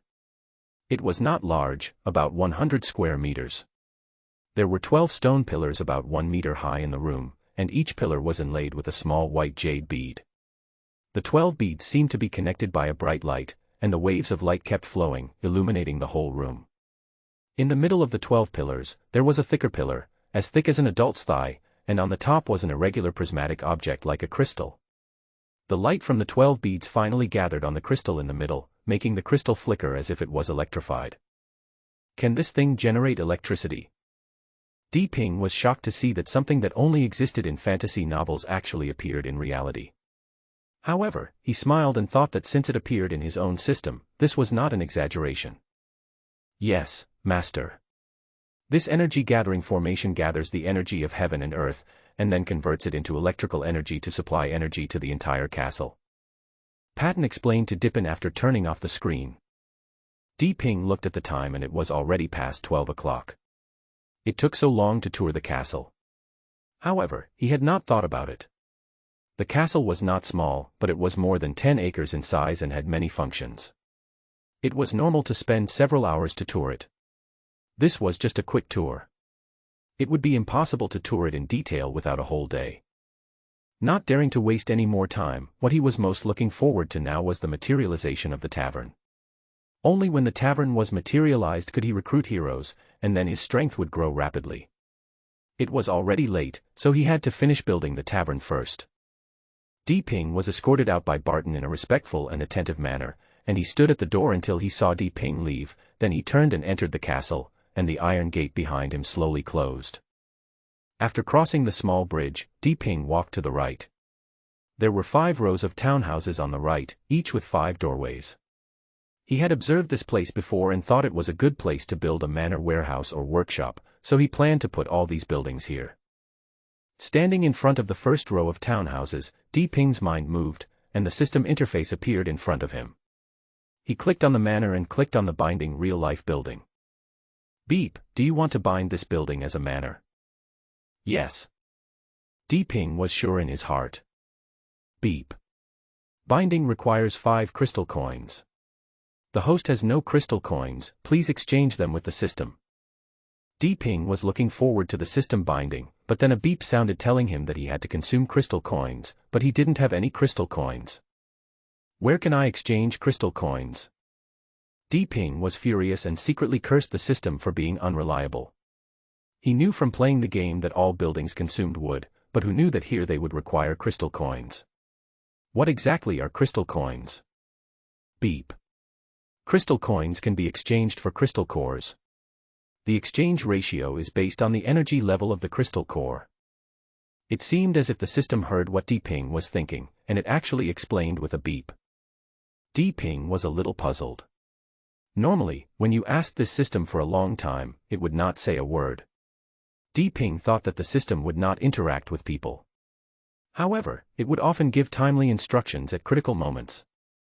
Ping didn't know whether the system was unwilling to communicate with him or was naturally cold. The system will redeem 10 crystal cores. Ping tried to ask. He now had a total of 22 crystal cores, which he had carefully accumulated over time. Beep. Exchange successful, 12 crystal coins obtained. Sure enough, with a beep, the system actually exchanged it for him.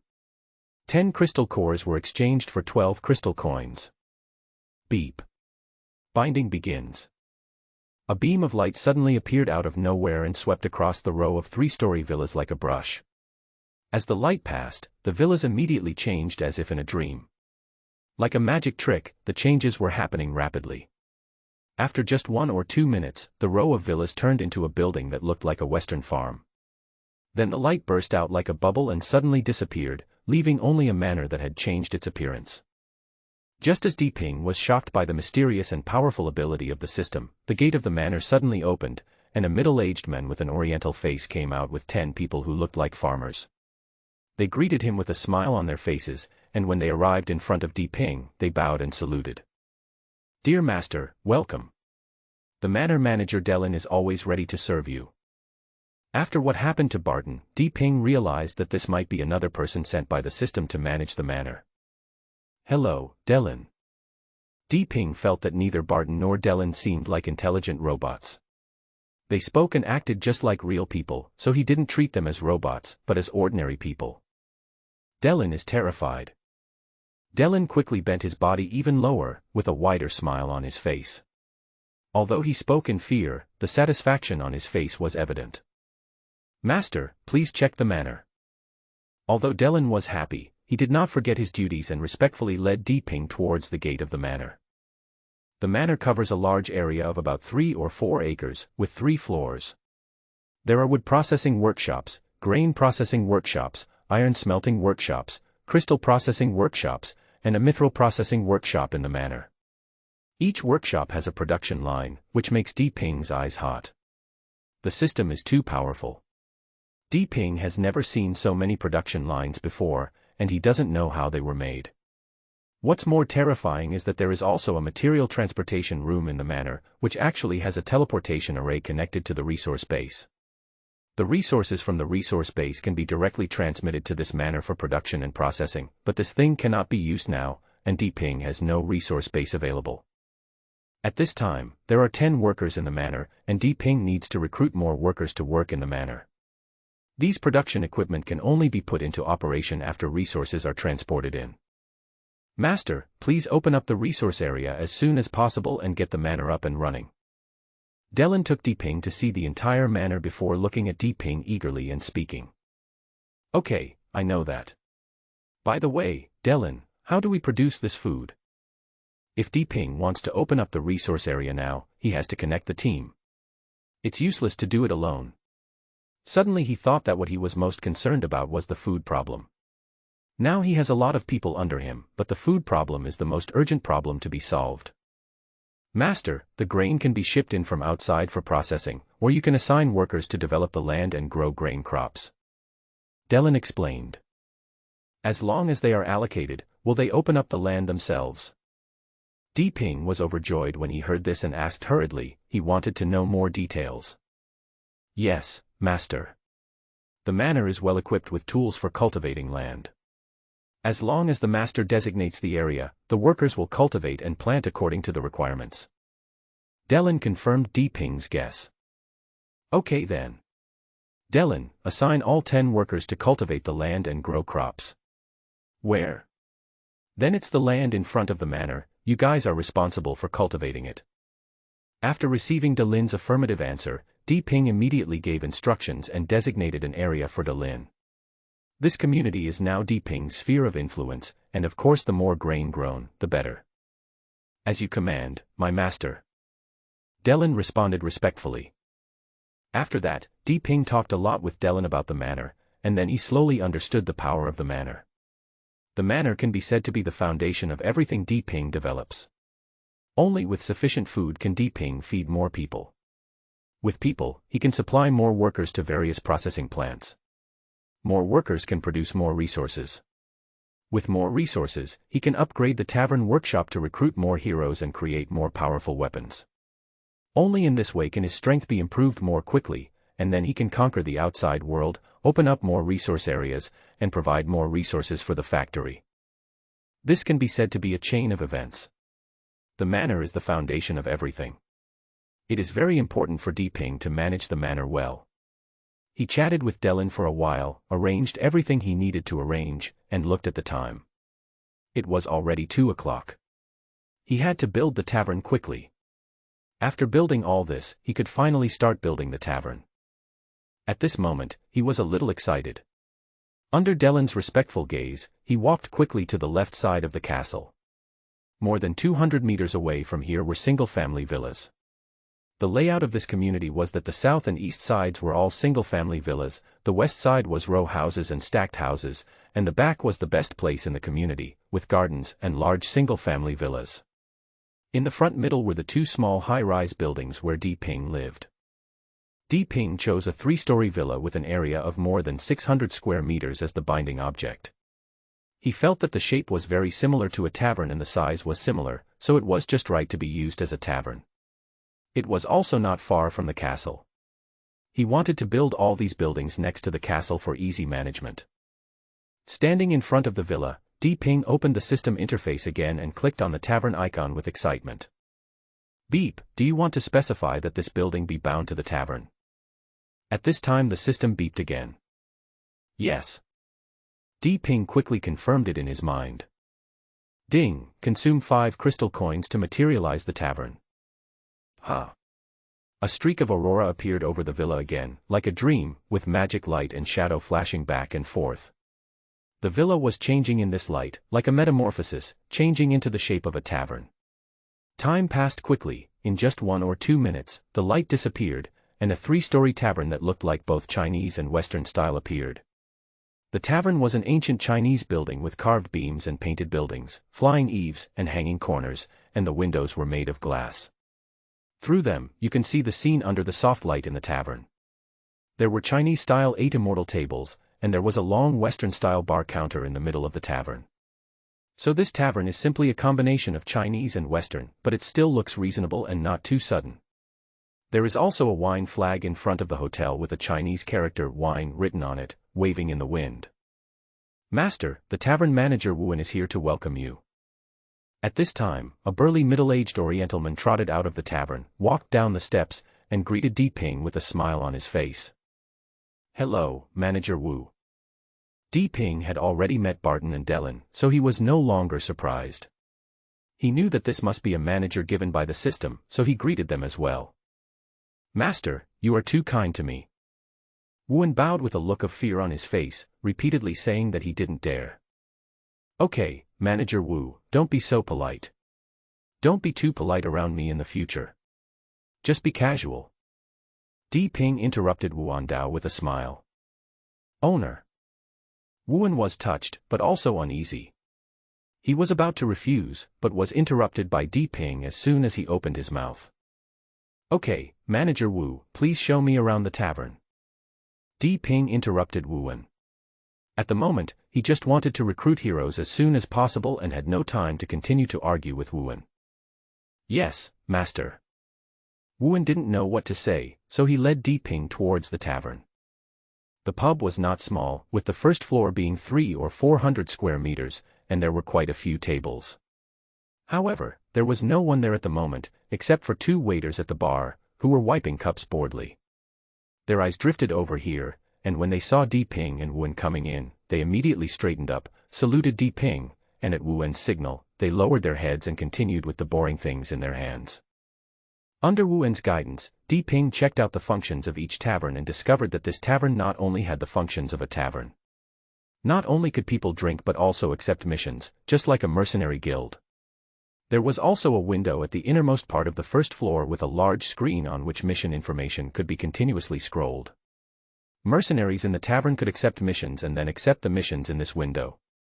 After completing the missions, they would hand over the missions to receive rewards. This is simply the mercenary guild in the novel. When Di Ping saw this function, a light flashed in his mind and an immature idea brewed in his mind. However, it is too early now and it is not the right time yet. It can be implemented when the conditions are ripe. Thinking of this, Di Ping suppressed the idea in his heart and continued to visit the tavern. The first floor is where mercenaries drink, party, exchange information, and other work, while the second floor is the private room, which is provided for some gatherings that need a quiet place. There are not many rooms, only about 20 rooms. At this time, there was no one on the second floor, so Di Ping went up to the third floor. The third floor and the second floor are not open to everyone. When you reach the third floor from the second staircase, you will see a closed black iron door, which is tightly closed. There are 2 guards in full steel armor and holding broadswords standing at the door. Identity confirmed, authorized. As the two men approached, a green light shot out from one of the iron men.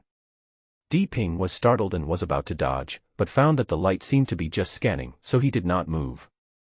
The light disappeared, and then a cold voice came from the two iron men, as if confirming their identities. They stepped back 2 steps sideways, and the iron door behind them opened with a bang. "Wuan, who is this guard?" Di Ping was a little confused. These two guards who looked like iron cans had quick movements and looked like real people, but their voices were a little strange. So he asked Wuan in a low voice. "Master, this is the battle doll provided by the tavern." Wuan explained, and Di Ping did not ask any more questions, but he was shocked in his heart. This system was too mysterious. Now they had even made combat dolls. But think about it, if they had made real people like Wuan, wouldn't it be like a toy to make a robot? The two walked through the iron gate and went up to the 3rd floor, which was the core function of the tavern. Not only could they recruit heroes to work for them, but most importantly, it was a place of inheritance. Anyone who had reached their potential could come here to inherit their profession and learn skills, and every time they reached a certain level, they could come here again to learn new skills. Wuan led and introduced the functions of the 3rd floor to Di Ping. Di Ping's heart was filled with emotion. This was really what he needed most at the moment. He had already unlocked his talent, but he didn't know any martial arts and only had brute force. This was simply a pillow sent to him when he was sleepy. He originally thought that the tavern was for recruiting heroes. Who would have thought it had such a function? Di Ping believes that this place will become a holy place for many professionals in the future, so if you want to change your job or learn skills, you can only come here. Then this place must be a place that all professions want to protect, and no one can touch it. This tavern will also become a gathering place for all professionals. After going up to the 3rd floor, I felt that this place was very simple. The whole 3rd floor was very simple, without any complicated structure. It was just a large open space. In the middle of the room, there was a black lacquered platform about 1 foot high and nearly 10 feet in radius. On the platform stood a 2-meter triangular column. The column was thick at the bottom and thin at the top, with a diameter of 1 meter at the thickest part and about 30 centimeters at the top. The entire column was covered with densely packed mysterious runes, which spread throughout the platform from the pillar. After a closer look, I felt dizzy. Di Ping quickly retracted his gaze and dared not look any further. Wuan introduced that as long as the inheritor who meets the requirements puts his hand on the pillar, he will receive guidance from the pillar and complete the inheritance and learning of skills. Where can we recruit heroes? Di Ping looked around but couldn't find a place to recruit heroes. He was confused for a moment, but suddenly his eyes lit up. Could it be that recruitment is also selected from the system? Di Ping hurriedly turned on the system, looked at the tavern icon that had already lit up, and lightly clicked it. A familiar interface appeared in front of him, with 10 hero positions displayed on the top. The table was now empty without a single hero. At the bottom, there were 3 buttons: Recruit New Players, Upgrade Tavern, and Leave. It was exactly the same as in the game. Di Ping was overjoyed, and his heart was burning with excitement when he looked at the button for Recruit New Players. May the gods and Buddhas bless us. The Bodhisattva Guanyin has appeared. Di Ping prayed secretly in his heart, hoping to get a high-level potential hero. The probability of recruiting high-level heroes in the game is too low. Only by using scrolls can you recruit decent heroes. It is difficult to get high-potential heroes by natural refresh. D-level is the most, and the probability of C-level is relatively high. B-level rarely appears, and A-level is even rarer. As for the legendary SS level, it has never appeared when playing the game. I only saw other players have SS level, and I don't know how they got it. After praying for a while, Di Ping finally made up his mind and clicked on the recruitment of new players. The virtual screen flashed, and 3 card-like images were displayed. A row of 3 heroes in the middle slowly appeared. Di Ping took a quick look and cursed inwardly, what shit. Although they were all D-level, there was not even a C-level one. Looking at the familiar refresh icon below, I gritted my teeth and clicked it, thinking in my heart, what a pitfall. How stinky must these hands be? All of them are D-level, at least a C-level comfort would be nice. Change a batch, I don't believe my hands can be so stinky. The screen then displayed 2 messages, one below, use 1 crystal coin, was, use legendary recruitment scroll. Di Ping chose to use crystal coins. He didn't dare to use the legendary recruitment scroll now. He remembered that the price of recruiting S-level heroes in the game was not low. With the few crystal cores he had, he couldn't even think about it. He should just be honest. The screen was blurred for a while, and then slowly appeared. Di Ping almost cursed, what bad luck. It was all white D level, not even a green C. Did he do something bad today? After thinking about it, he couldn't remember what bad thing he did today. He didn't block anyone's chimney, nor did he sprinkle salt on anyone's rice, nor did he put laxatives in the well. He didn't even peek at a woman taking a bath. Why was he so unlucky? Di Ping was furious and thought to himself, I don't believe it, let me change another batch and make this a last attempt. Use 5 crystal coins, use legendary recruitment ticket. Di Ping's heart sank. They actually needed 5 crystal coins. How many did he have in total? He had used 5 crystal coins to build the manor, 5 crystal coins to build the tavern, and 1 crystal coin for each refresh. Now he only had 1 crystal coin plus 12 crystal cores. Judging from the system's performance, crystal coins were the hard currency. Recruiting and construction all required crystal coins, and there was not much use for keeping crystal cores. He thought about it and decided to exchange them all. Beep, 12 crystal cores for 15 crystal coins. Well, all the crystal cores that Di Ping obtained are gone, and now he only has 16 crystal coins, which he hopes to use. After confirming again, the screen became blurry again, and soon the light and shadow fell, revealing the 3 heroes. Ah. Did I tell you? I'm still a very good person. This time, there were 3 different heroes, one at level D, one at level C, and even one at level B. Di Ping didn't expect happiness to come so suddenly, and his heart almost jumped out of his chest with excitement. He had been disappointed time and time again, but he didn't expect to be so happy this time. Level B, this was a very difficult hero to get in the early stages, but he didn't expect it to appear in just 2 attempts. Choose quickly. Di Ping said slowly, and quickly clicked on the B-level potential hero, ready to select it. You can't play with me like this. Seeing that it required 50 crystal coins to recruit the hero, Di Ping was struck by lightning and almost vomited blood. He was cursing at this moment. It only cost 5 crystal coins to build a tavern, but now it costs 50 to recruit a B-level hero. Why not just rob it? Looking at the blue glowing B-class potential hero mage, Di Ping's eyes were full of resentment, just like a top-notch beauty with a killer body, lying naked on the bed waiting for you. You are about to take up your gun and get on, but she will tell you that she has her period and can't have sex. Don't you think this is killing you? Di Ping felt this way now, and he almost vomited blood because his mouth was sweet. But no matter how much resentment he had, he could only accept the reality. He reluctantly turned his gaze away from the B-class heroes and looked at the C-class heroes. This was the next best thing, right? This hero is a C-level potential hero, a barbarian named Buji. He looks like a Western European, very burly. Di Ping sighed, C-level is C-level. Finally, he looked at the B-level hero and gritted his teeth to choose it. Fortunately, the recruitment price of C-level potential heroes is 10, and he has 16 crystal coins, which is enough to recruit this hero. Confirm. Use 10 crystal coins. Di Ping finally clicked on the recruitment button and used 10 crystal coins. The screen flashed and a vacancy appeared on the hero position, and then there was no response. Where are the people? Di Ping looked left and right but didn't see anyone. There was only the tavern owner Wuan with him. Just when he wanted to ask Wuan something, the 3-sided square pillar in front of him suddenly made a clicking sound. He quickly looked over and saw that the pillar suddenly slowly separated from the middle, turning into 3 small pillars, and a ball of light lit up from the middle of the separation point.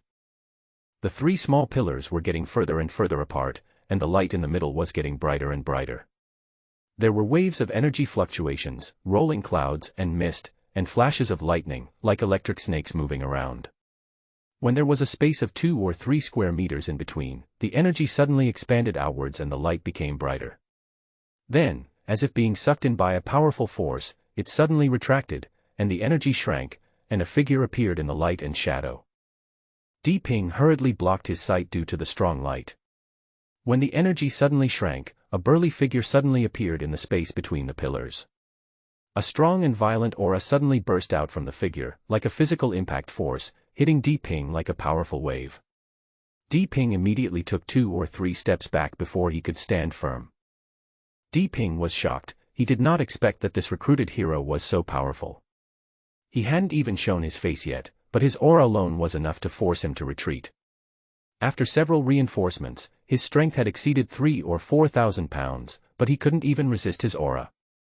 You can imagine how strong this hero must be. He was full of expectations for this hero at this time. Boom. At this moment, the burly figure moved suddenly, stepped out of the light and shadow, and with a bang, he stepped like a mammoth. He stepped on the ground with one foot, and the ground seemed to shake with a bang. Master, Boogie is at your beck and call.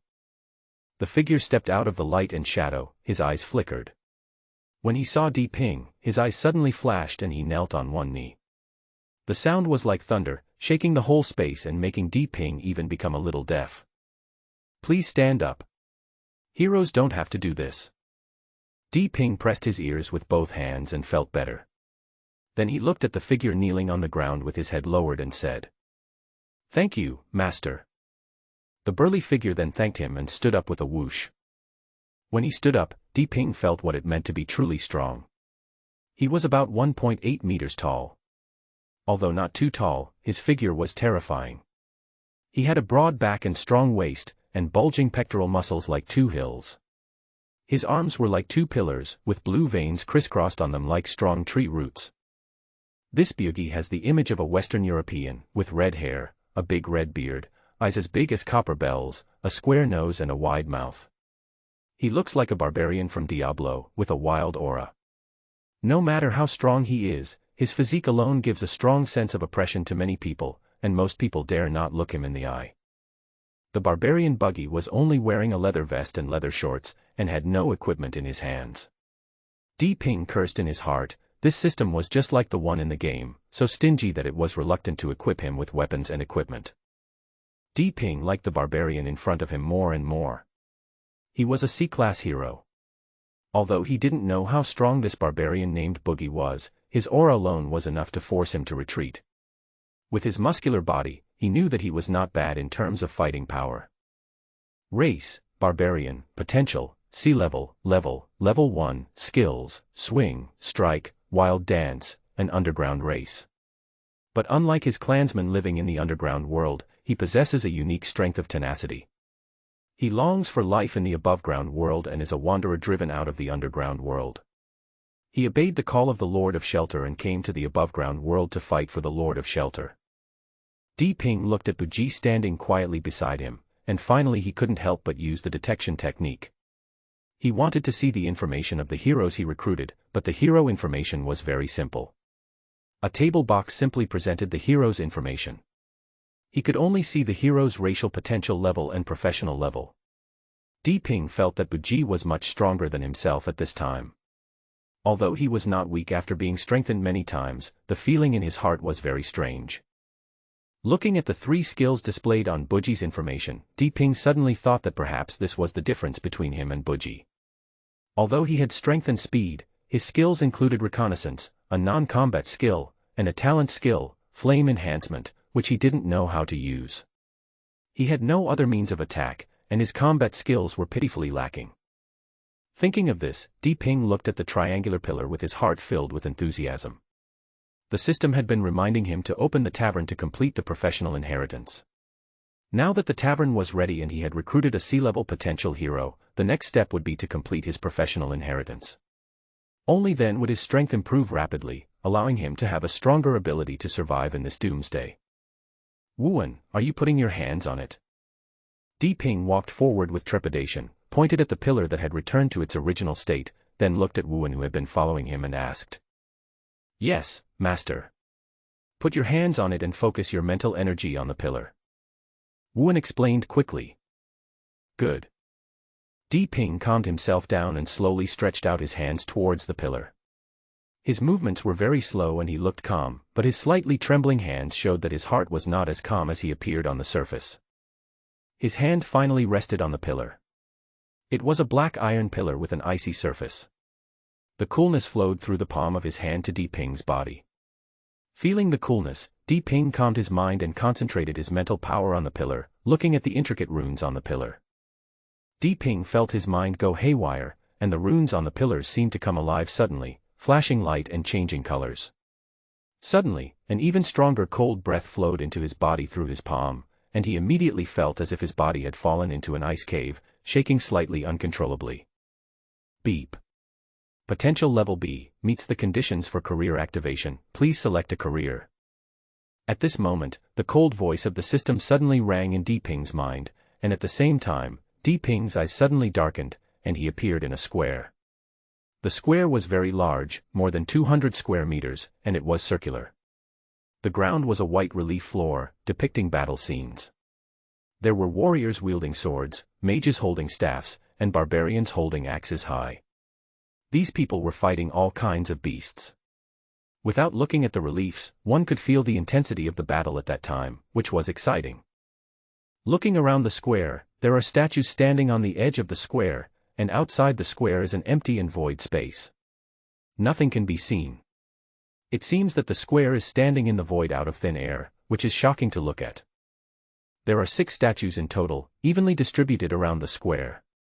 Di Ping looked at them one by one. Having played this game before, Di Ping could easily distinguish the statues.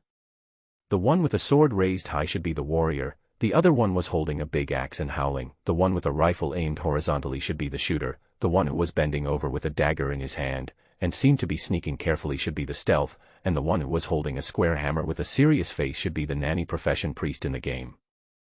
Di Ping looked at these professional statues and understood that he must choose his own profession. Di Ping's favorite was the warrior. He liked the passionate feeling of charging forward with a sharp blade in hand. He was not a person who was used to hiding behind and casting spells or shooting coldly, so he would not choose the mage or the musketeer. Forget about the stealth, which was a profession walking in the dark, and he didn't like it.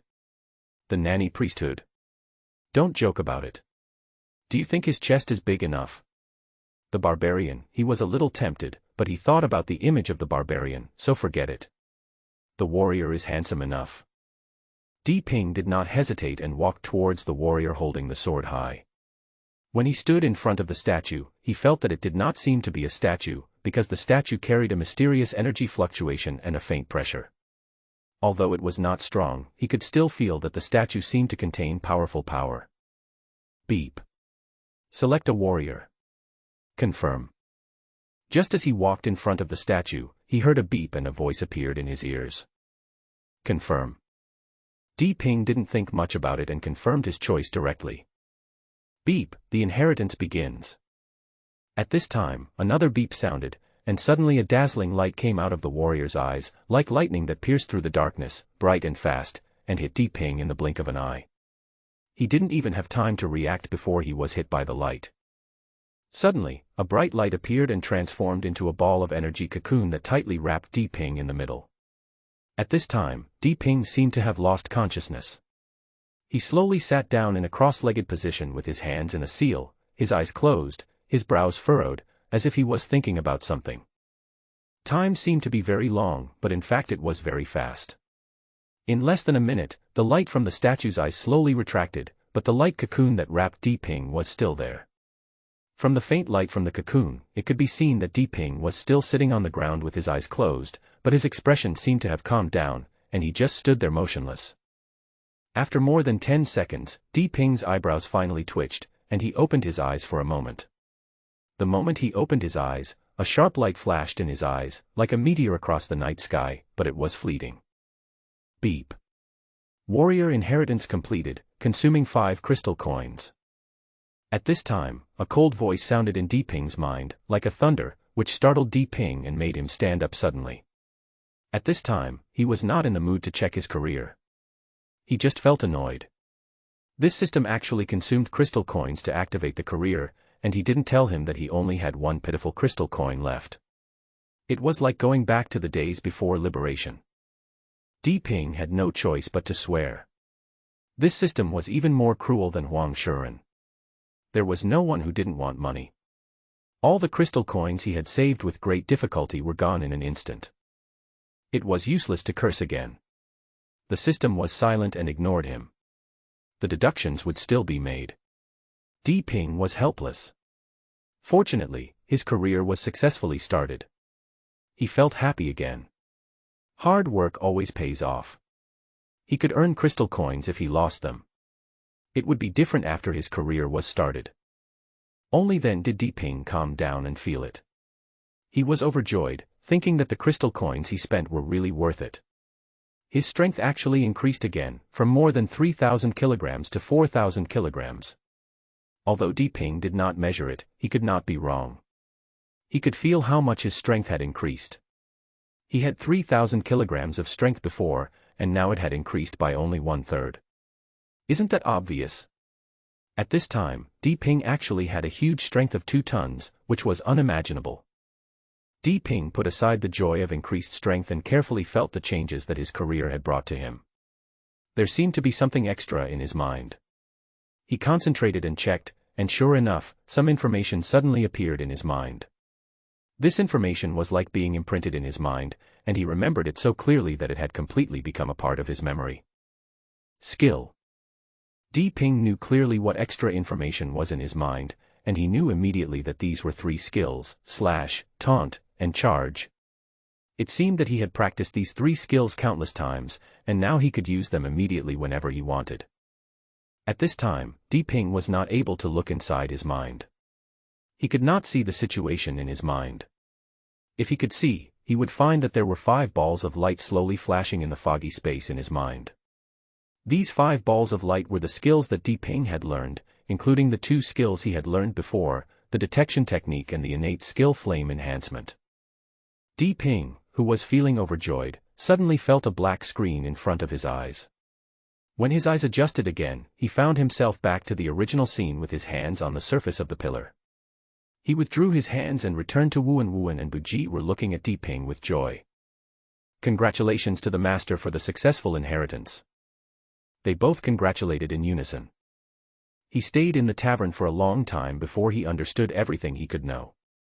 Only then did he feel at ease to leave. When he left Boogie behind. This base could be said to be his foundation. He didn't want anything to go wrong. As long as Boogie was here, he believed there shouldn't be any major problems. Even if there was a problem, the system would remind him, and he wouldn't miss anything if he came quickly. In fact, he was worrying too much. It was no wonder that the system existed and could easily go wrong. When I came out of the pub, it was almost 6 o'clock. The sky was just getting light and there was a ray of red light in the east.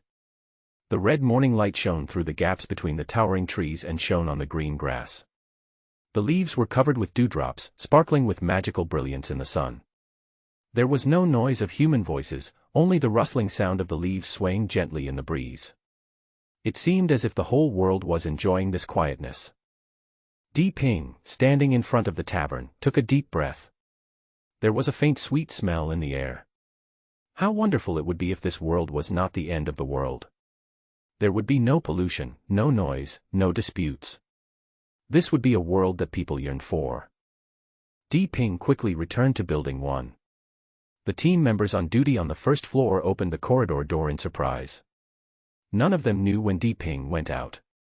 He came back so early in the morning and was obviously wet. There were grass and trees everywhere. After a night, the grass, leaves and trees were all covered with dew.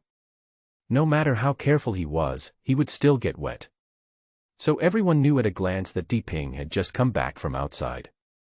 Diggo. You're back. Di Ping only remembered the faces of the 2 team members but didn't know their names. Well, is there anything wrong? Di Ping slipped into the room, brushed off the dew on his body and asked softly. Diggo, it's safe. We didn't sleep all night and didn't find any problems. One of the young men in his 20s with a dark complexion replied respectfully. Good. Di Ping was relieved to hear that nothing had happened. He looked at the dark-skinned but energetic young man in front of him and asked, "What's your name?" "Brother Di, my name is Li Shuang." The black-faced young man immediately blushed and replied with a look of surprise, then pointed at the short boy of about his age who was on duty with him and said, "Captain, his name is Wang Fong." Diggo. Hello. The short young man named Wang Fong greeted Di Ping excitedly. Very good, brothers, have you had a hard time on duty? Di Ping smiled and nodded to the two of them. He was very satisfied with this young man named Li Shuang.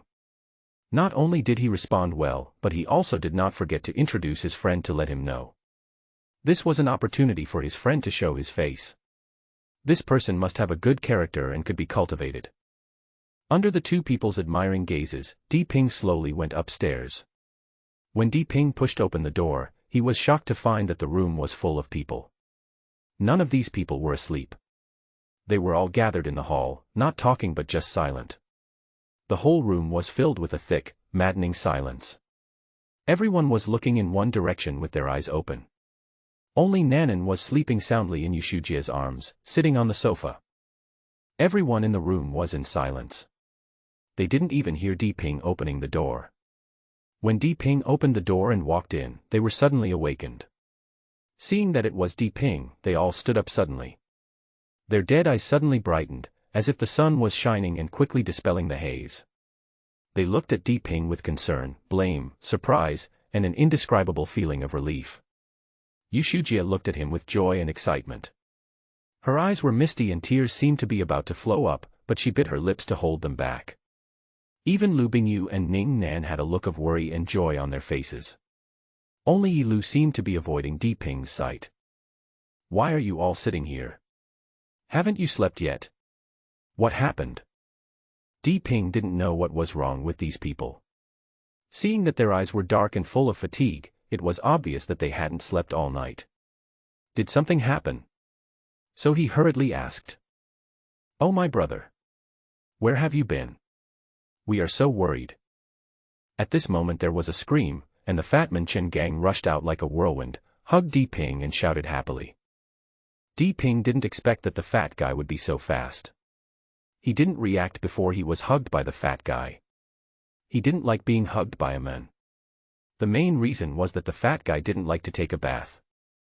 If he didn't take a bath in the hot summer, his body would smell bad. What's more, it has been who knows how long this guy hasn't taken a bath. When he jumped over, Di Ping felt like he was hugging a garbage dump in his arms and almost fainted. Get lost. You fat bastard, I'm very handsome and I'm not interested in you. Di Ping twisted his body and threw the fat man out, then kicked him again. The fat man immediately flew and fell on the sofa, which almost collapsed with a thump. Diggo. You are so heartless. I have been worried about you all night. The fat man lay on the back of the sofa, turned around and looked at Di Ping with a resentful look and said coquettishly. Ah. Stop being disgusting, you fat guy. Di Ping almost vomited. He glared at the fat man before walking towards the crowd as they laughed. This round of teasing made the atmosphere in the room much better and diluted a lot of the depressing atmosphere. After Di Ping sat down, he found out what was going on after everyone chatted together.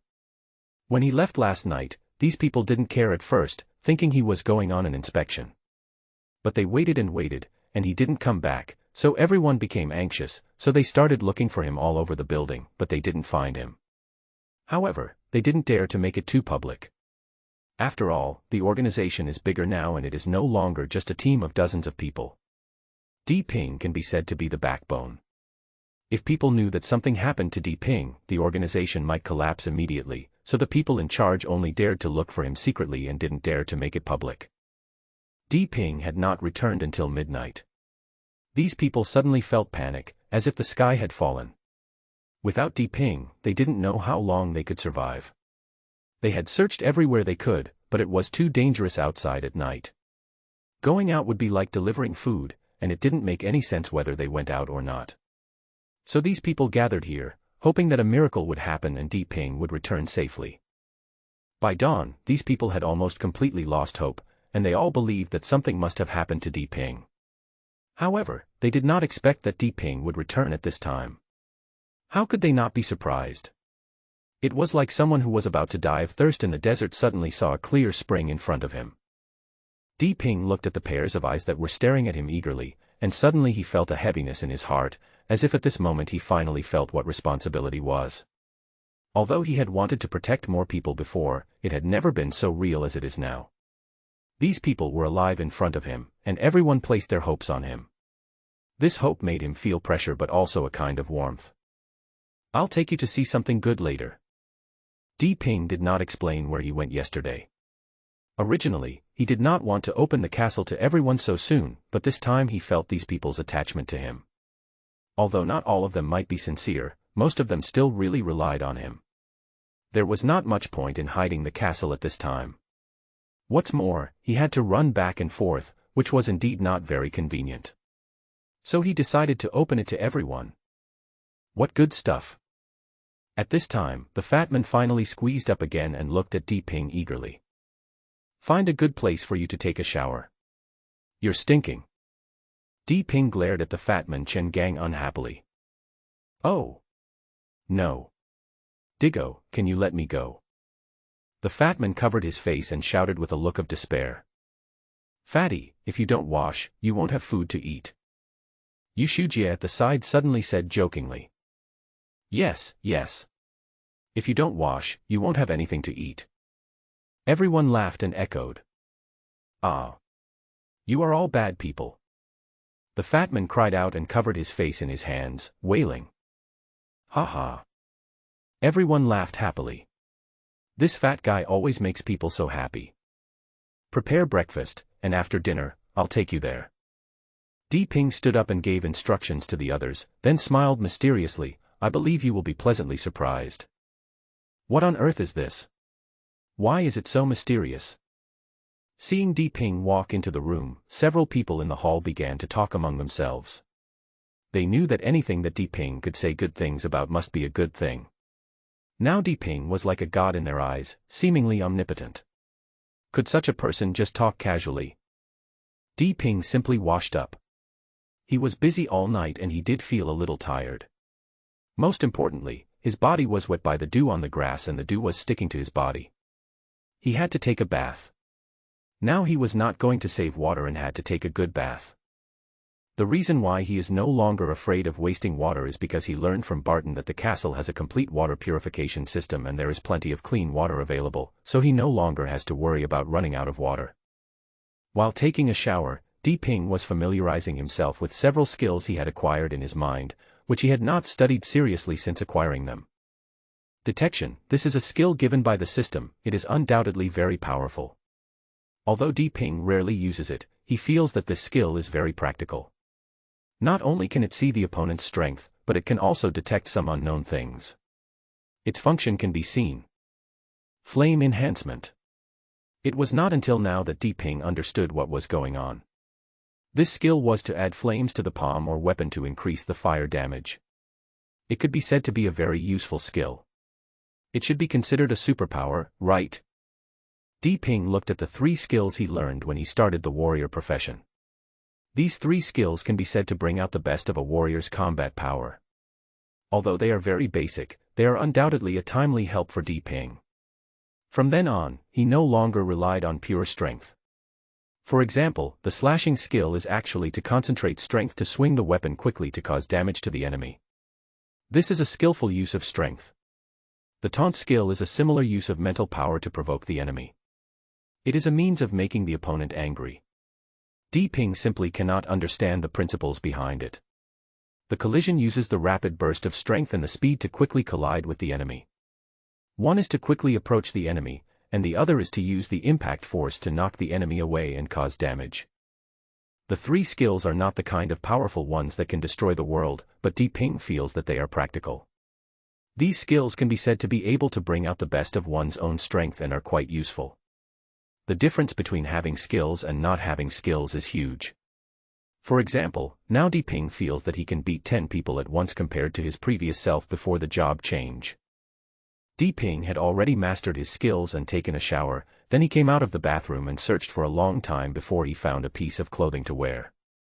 Di Ping didn't care much about clothes, he only had 2 or 3 sets of clothes in summer, and his clothes were damaged too much in the past few days.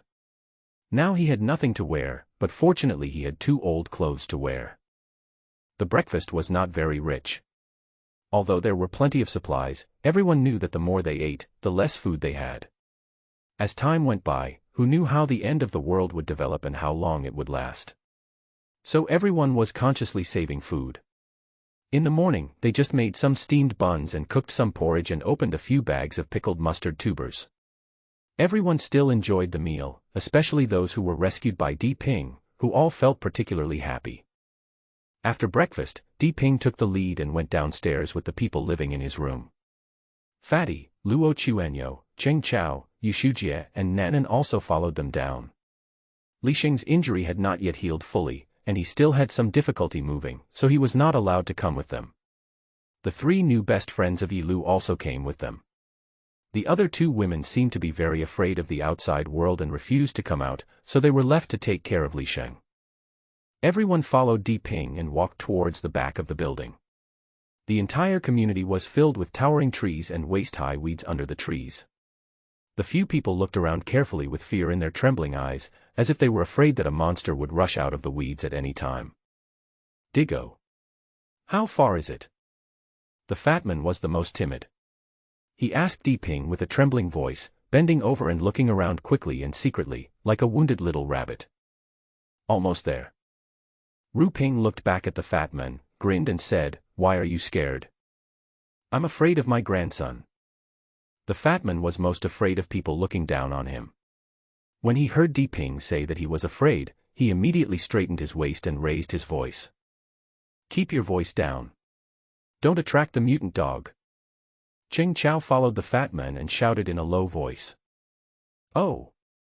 The fat man seemed to realize that his voice was too loud. He shrank his head and quickly covered his mouth with his hands. He looked around with horror, and when he saw that there was no movement, he touched his head and said, "Oh."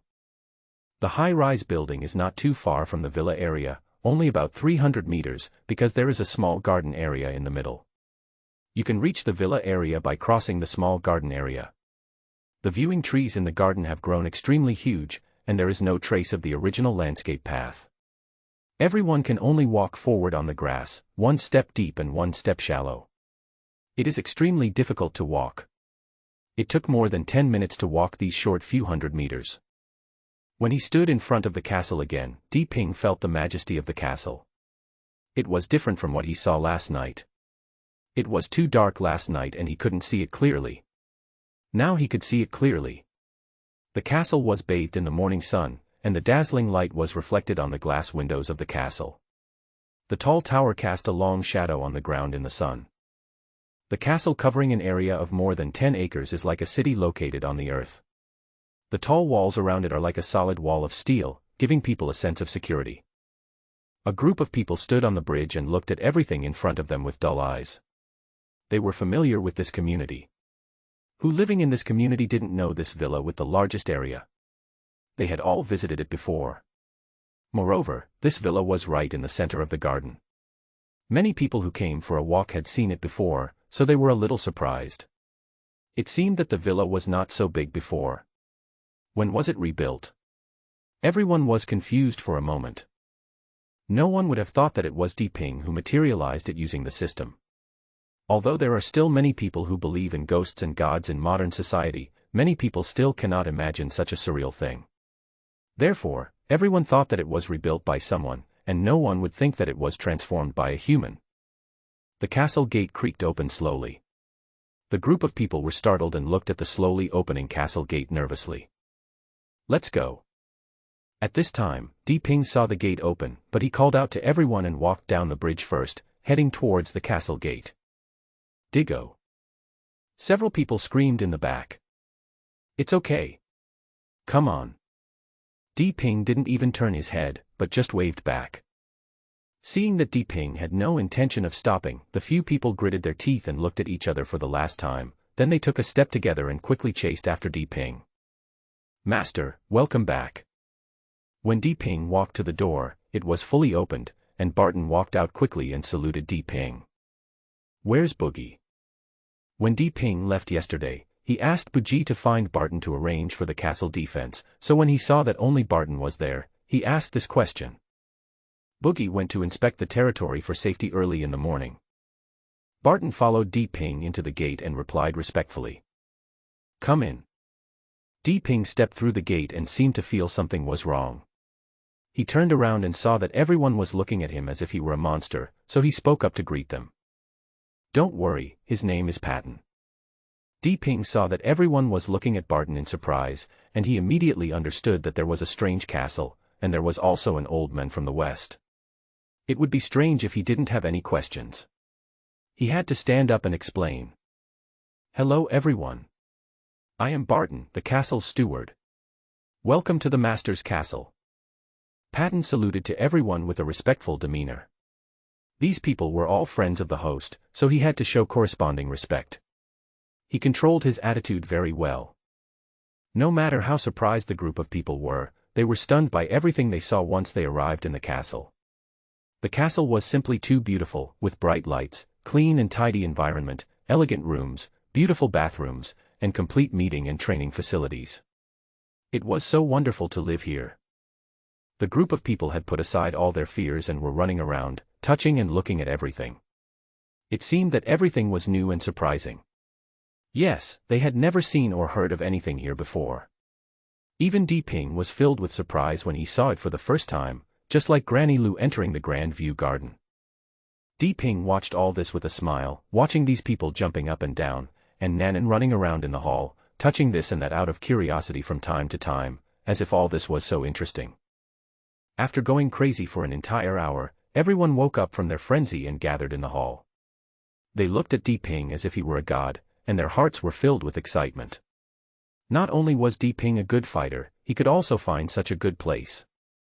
He was simply a god. No one knew that these things were materialized by Ping, and no one could believe it. Of course, Ping couldn't tell them. Digo. Are we going to live here from now on?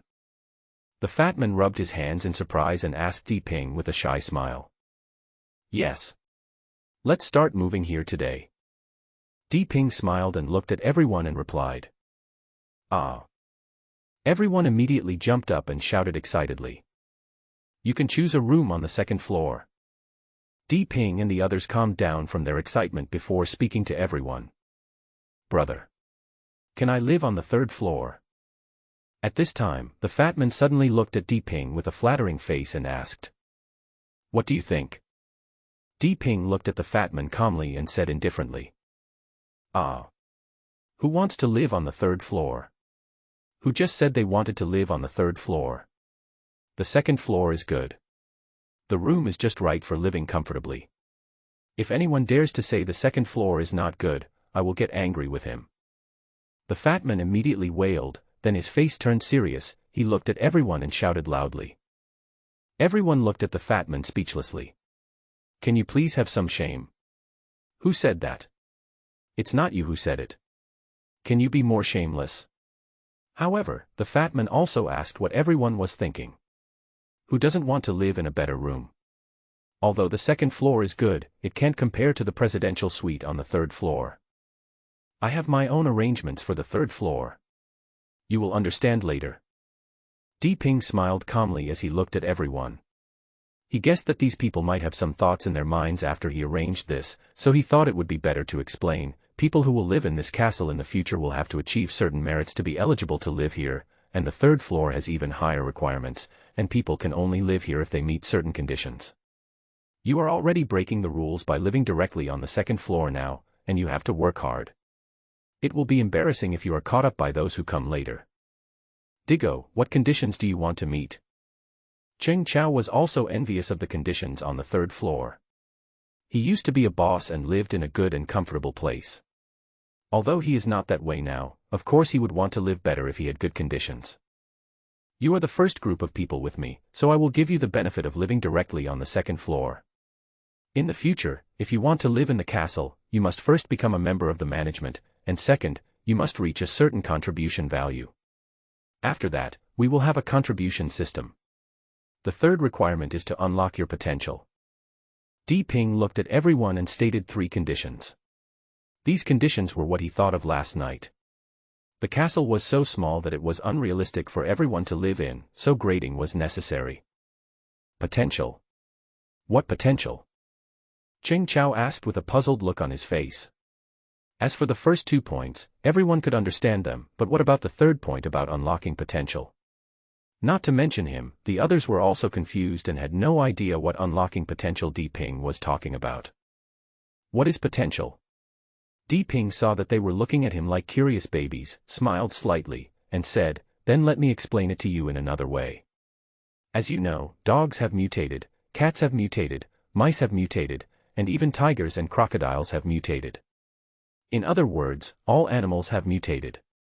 Ping looked at them calmly, paused slightly, and asked them mysteriously, then will humans, as the spirit of all advanced animals, mutate? Have you ever thought about it? Although Ping's words were plain, they were like throwing a bomb on the lake. The water surface exploded, breaking the calm and turning into raging waves. This was the inner world of everyone at that moment. A group of people looked at each other with fear on their faces. In fact, it's not that everyone has never thought about these issues. Everyone may have more or less guessed it in their hearts, but they haven't found anyone mutated, and they don't know what will happen if a person mutates, whether he will bite people like a mutant dog, so they subconsciously ignore this issue. But today, Ping suddenly brought it up, and everyone was caught off guard. Can humans really mutate? Then are they still human after mutation? Yushujia looked uneasy, as if she was very worried that she would soon turn into a crazy mutant and bite people everywhere. So do you think I'm normal? Ping smiled slightly and said, his voice was not loud, but it frightened everyone and made them step back, looking at Ping with confusion and fear in their eyes. Okay, I won't tease you anymore. Ping looked at the expressions of the crowd and knew that they had given them too many surprises recently and they were a little overwhelmed, so he smiled and waved his hands. In fact, it cannot be called a mutation. It should be called an evolution, or an awakening. I prefer to use the word awakening. Everyone has their own unique talent. This talent is hidden and will not be revealed at ordinary times. Once this talent is awakened, it will give us powerful power. Ping and the others calmed down before he put forward his theory. Ping had thought about these questions. After he became a warrior in the system, he felt that he had found the answers to the questions he had been looking for. This should be a kind of talent evolution. The role of the system is to guide people to open up their talents and learn to master this evolutionary power. Animals can evolve, and humans, as the most intelligent creatures on Earth, should be able to evolve. It's just that it may be too difficult. Humans have been away from nature for too long, and their absorption and sensitivity to the energy of heaven and earth are much lower than that of animals and plants. This may be the reason why no evolvers have been seen among humans so far. Evolution. Everyone seemed to be attracted by Ping's theory and savored it carefully. Yes, it is evolution. Animals evolve, trees evolve, and they evolve into more advanced creatures. Humans are also evolving. For example, they are stronger, faster, and stronger. This is the unlocking of potential, which manifests various superpowers. Only by unlocking potential can humans fight against mutated animals in such a drastically changing world and continue to survive. Ping briefly summarized his thoughts and told them to everyone, combining them with system knowledge. He just didn't know whether these people could accept it. Digo, why do humans mutate so little? Cheng Chao quickly recovered from his shock and discovered the core of the problem. There are some things I haven't observed clearly, but I have thought about them. At present, I think there may be two reasons. One is that humans are no longer simple animals. They left the jungle and lived in groups. They learned to use tools and lost their wildness. Humans began to degenerate, and their bodies' digestion and absorption of energy became weaker and weaker. The second is that humans may be advanced intelligent creatures, and their mutations are more complicated. This is not something I can know. Ping thought for a while before speaking. He also had some doubts about this question that he couldn't answer himself, so he could only answer these. However, seeing the disappointment and fear on the faces of several people, he pretended to be relaxed and smiled to comfort them. There is no need to worry. I believe that more and more humans will mutate in the future, but we haven't encountered it yet. Digo, are you an evolver? Cheng Chao's eyes flickered as he looked at Ping with burning intent, but he asked the question that everyone wanted to ask the most. Yes. I have evolved and awakened my talent. Ping glanced at everyone and spoke calmly, his tone very casual, as if it was just a matter that could not be any smaller. Ah. Really? No wonder Digo is so powerful. Several people were talking to each other, their voices showing envy, fear, surprise, and joy. In short, everyone had their own thoughts. Okay, let's not discuss this issue anymore. Di Ping waved his hand to interrupt the discussion. He looked at the few people who seemed to be unsatisfied, especially the women whose eager eyes made him restless. Don't worry, you will find out slowly. Maybe one of you will evolve soon. Once the evolution is completed and the talent is unlocked, you will become stronger. Papa. Di Ping looked at the people who were still in shock, clapped his hands a few times to attract everyone's attention, and then said with a smile, "You can live in this castle today, and you can choose the room yourself. If you are slow, don't cry if someone else grabs the good room. Okay. Let's grab a room." After hearing what Di Ping said, everyone stopped thinking about this problem. Although everyone was still shocked, it was still a little far away from them. Moreover, when they heard Di Ping let them choose their own room, they immediately became excited again. What kind of change?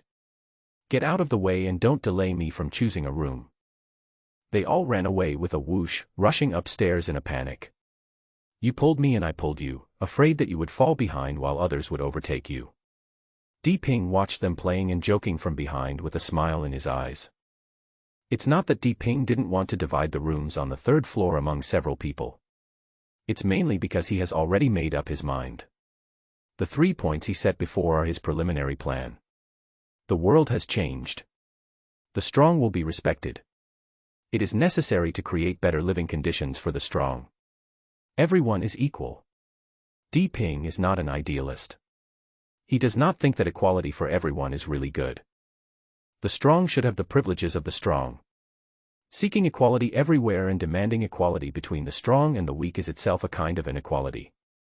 More than an hour later, these people finally chose their own rooms. Everyone seemed to be very satisfied. They came downstairs talking and laughing. Fortunately, except for the location, the other decorations of the rooms were the same, and everyone had nothing to argue about. The most was a small issue like whether it faced the sun or not. The rooms on the second floor were also easy to choose for a few more people, and there wouldn't be much conflict. Bringing a few people to the manor, Di Ping has discovered the changes in the manor.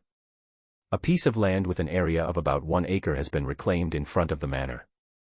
5 or 6 workers are turning the soil in the field and planting something in it.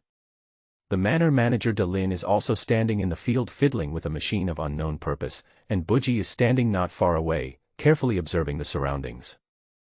"Master, welcome to inspect the manor." Delin saw Di Ping and his group coming from afar, and immediately put down the work in his hands and walked quickly to greet Di Ping, bowing respectfully. "Okay, Delin, be more casual in the future, there's no need to be like this." Di Ping reached out and helped Delin up, speaking in a friendly manner. Delin was very touched, his voice was a little excited. "Thank you, Master. This is what I should do." "What are you doing?"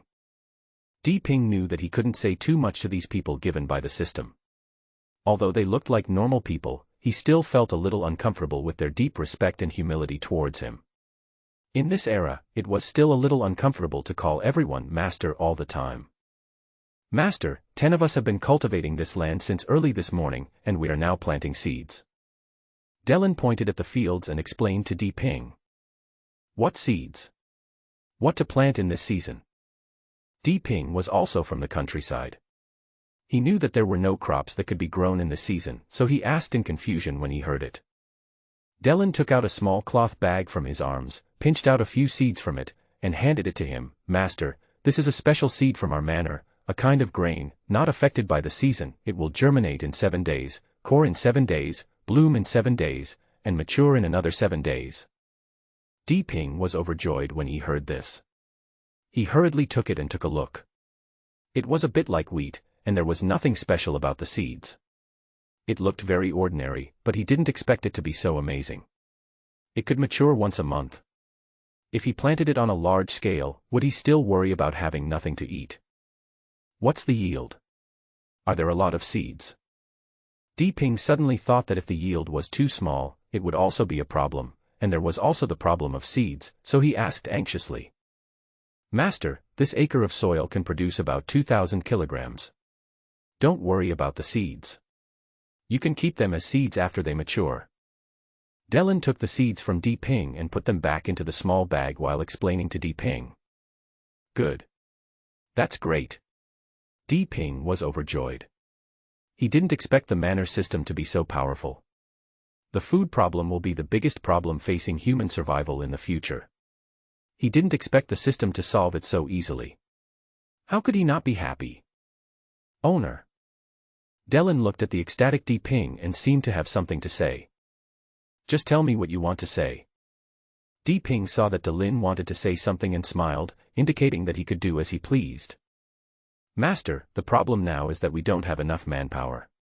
If we had more manpower, we could cultivate more fields. Delin looked at the workers who were busy sowing in the fields and then complained to Di Ping. Di Ping laughed and said, "Aren't I here to solve it for you?" He really came here to solve this problem today. After laughing, he waved to the people behind him. The fat guy and the others were already numb from watching. Too many amazing things happened this morning. Not to mention the magic of the majestic castle, there was also a manor-like building, and there were more than a dozen people actually farming.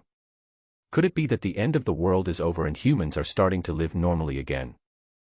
They kept looking around and touching things, like Granny Lu entering the Grand View Garden, and only then did they quickly come over when they saw Di Ping calling out to them. This is Delin, the one in charge of this manor. Di Ping introduced them to everyone, and Delin stepped forward to greet everyone. Cheng Chao and the others were almost numb, and with Patton in front of them, they were not too surprised. They stepped forward one by one to introduce themselves to each other. Di Ping's idea was very simple. He had seen that the manor could recruit workers directly from the system or from reality. Let alone the recruitment price of system workers, could Di Ping still keep these people for free in reality? It was the right way to let them work and be self-reliant. Keeping them for free was not only costly, but also detrimental to development, as it would only create idle people. When Di Ping shared his idea with everyone, they were immediately happy and thought it was a good idea. These people had nothing to do when they were idle, so the elderly, the weak, women and children could work as workers in the manor and get food, and the strong men could form a team to ensure the safety here. This would have a clear division of labor and would be more conducive to the development of this small base, so there was no problem at all and it was passed unanimously. When everyone heard that the crops would mature once a month and there would be plenty of food available, they immediately became excited and almost jumped up and shouted, "Is there anything more important than safety and food in this end times?" Now that this problem could be solved, how could they not be happy? Di Ping didn't plan to take everyone to the tavern now, so he would reveal it little by little slowly.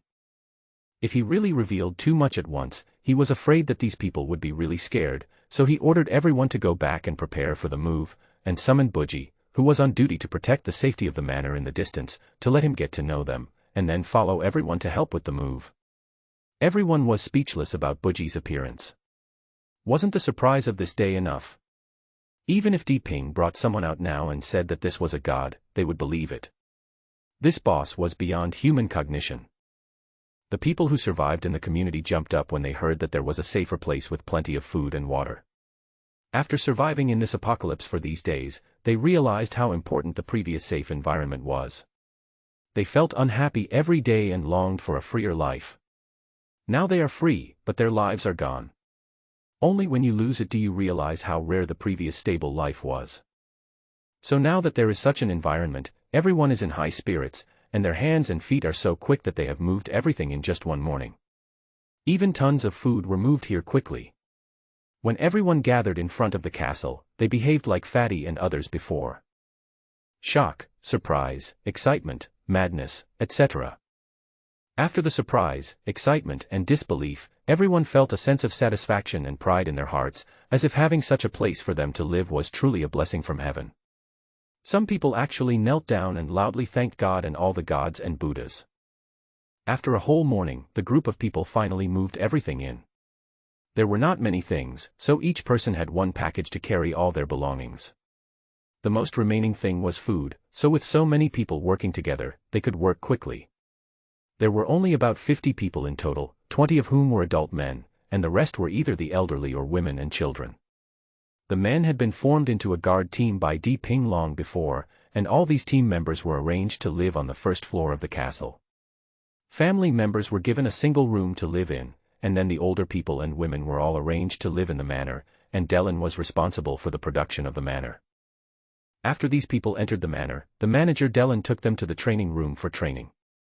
It seemed that the manor system was transmitting knowledge to them, and they were able to get started with simple work very quickly. According to Dellen, within 10 days or half a month, everyone would become an experienced worker.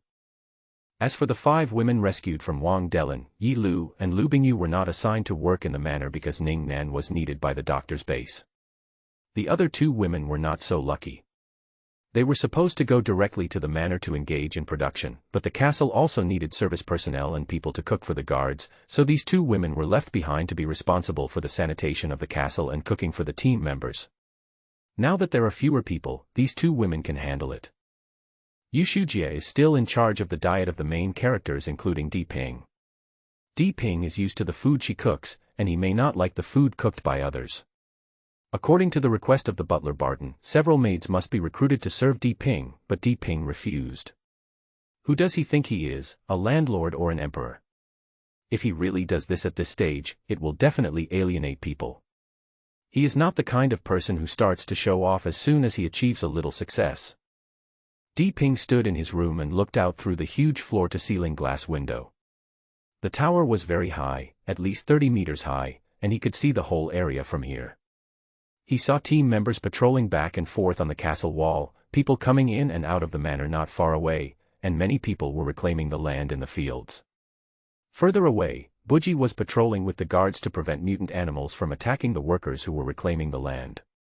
People in the entire base were busy with their own things, but Di Ping could see the smiles on their faces from here. They seemed very happy and safe. It was a completely prosperous scene. Looking at this scene, Di Ping felt how necessary all his efforts were. Although he had never met these people before, now these people gathered here to live together and could provide him with a safe living environment. He felt warm in his heart and seemed very happy. Shouldn't he be happy? Diggo. Have some tea.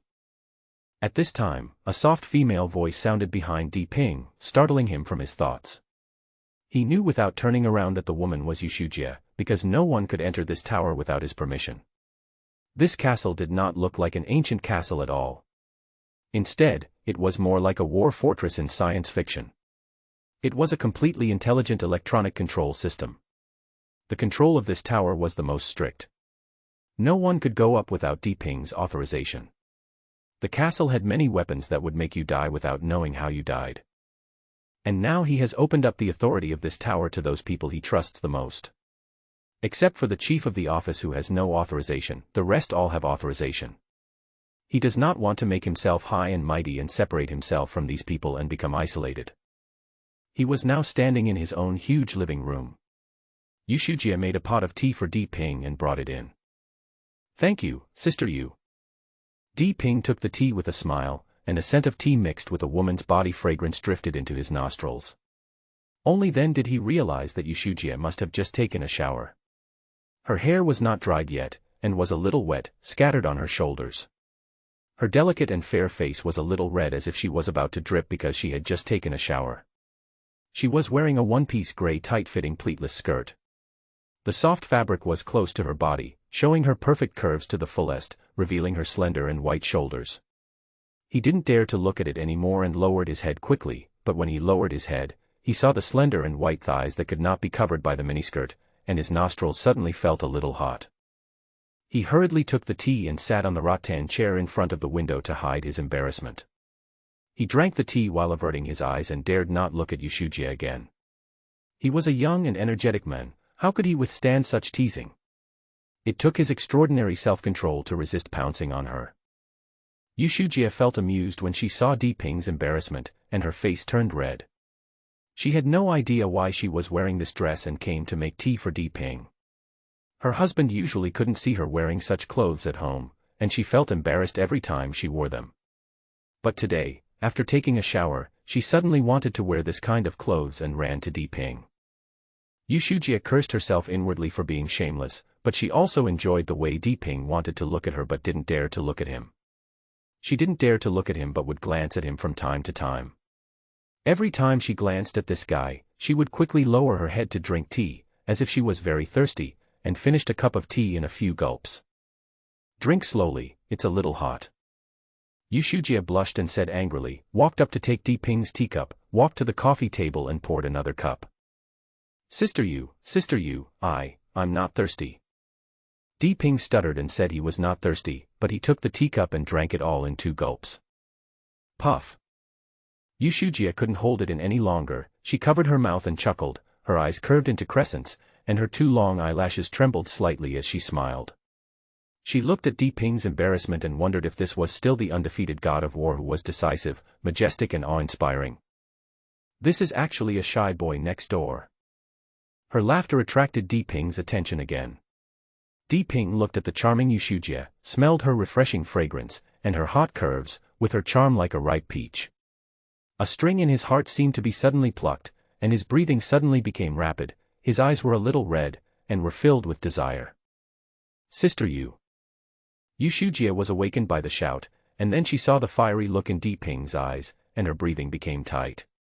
Although she didn't know what had happened today and wanted to tease Diping, she was really not ready to accept a man right now. Although her relationship with her husband was in crisis, and she had a great affection for the men in front of her, she was really not ready. When she saw Diping's eyes, as a mature woman, she knew what Diping's reaction meant. Okay, take a break. I'll go downstairs to accompany my daughter.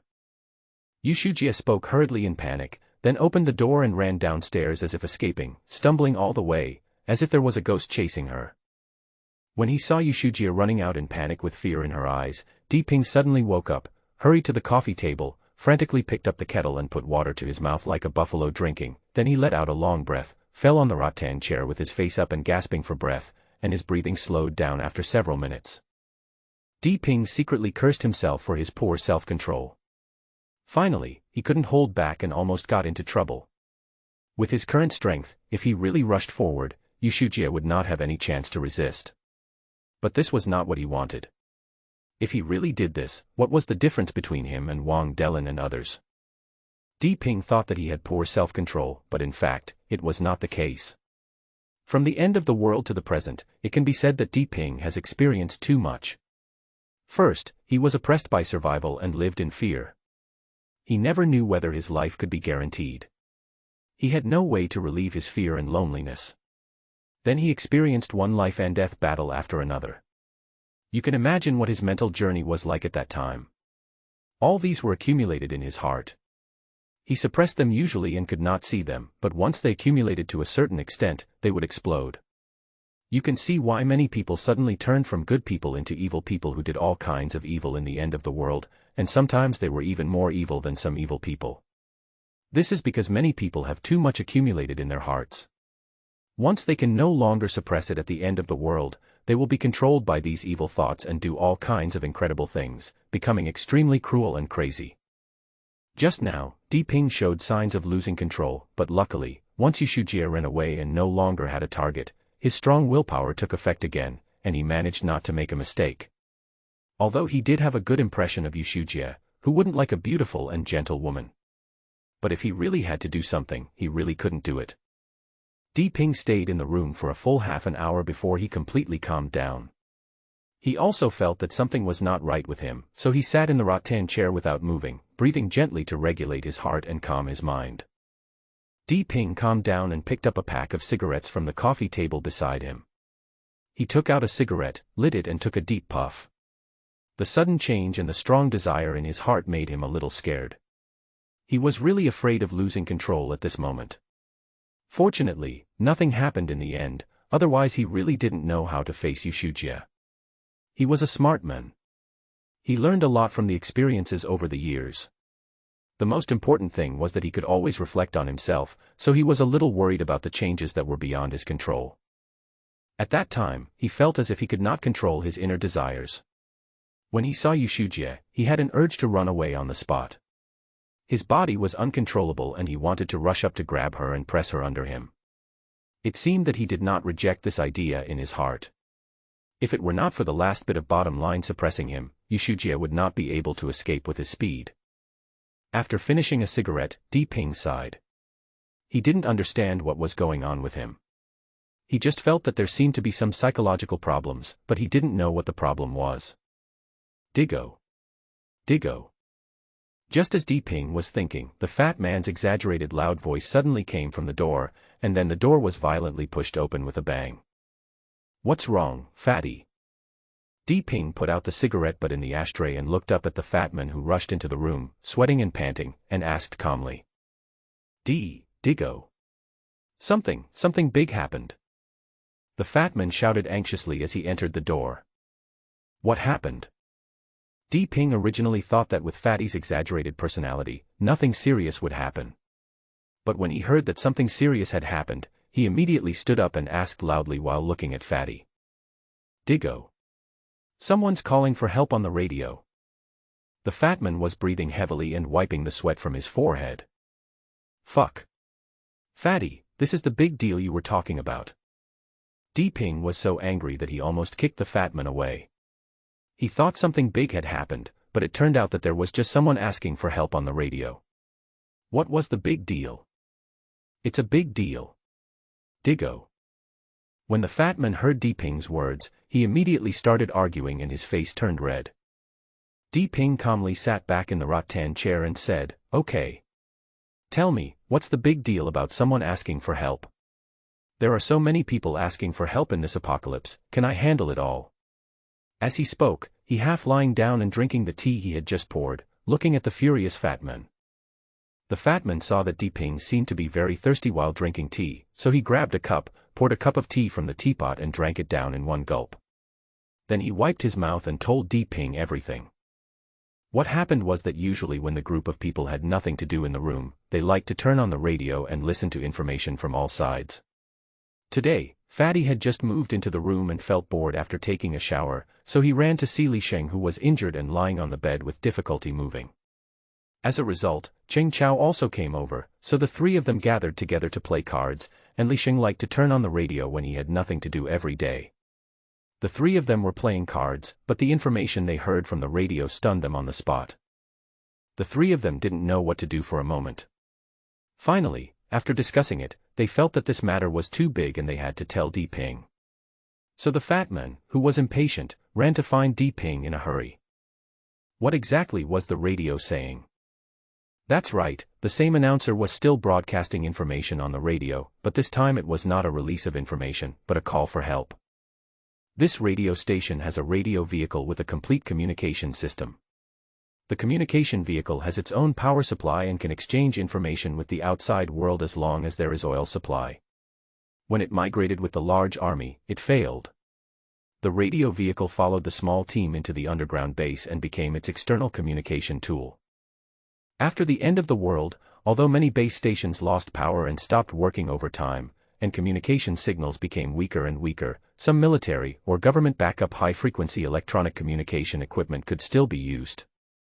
This radio car can also receive some external information, and the radio station will then broadcast this information one by one to inform more people. It can be said that most of the external information that Ping knows comes from here. The radio station sometimes talks about the progress of the construction of the military base, sometimes says that powerful mutant animals were found there, sometimes says that more people are gathering here and that there are already thousands of people, etc. Sometimes it also talks about small things to boost morale, but in the past 2 days the tone suddenly became a little wrong. The female announcer's voice is always trembling, and the most important thing is that she often mentions words like grain and food. It is not difficult to imagine that with so many people gathered together in a small base, the daily food consumption is very high, and the food source is also a problem, which has become more and more serious in the past 2 days. Things have become even more out of control today. Usually these people always organize many teams to go out to look for food, and they can always harvest some. Although sometimes many team members will never come back, only the people here can survive. But something happened today. A group of people were searching for food and accidentally attracted a group of mutant dogs. There were as many as 50 or 60 mutant dogs in the group. They followed the search team's footprints and followed them. Fortunately, they were discovered in time. With the loss of 30 or 40 people, the entrance was blocked and the mutant dogs were prevented from rushing in. Although most lives were saved, problems arose. These mutant dogs actually didn't leave.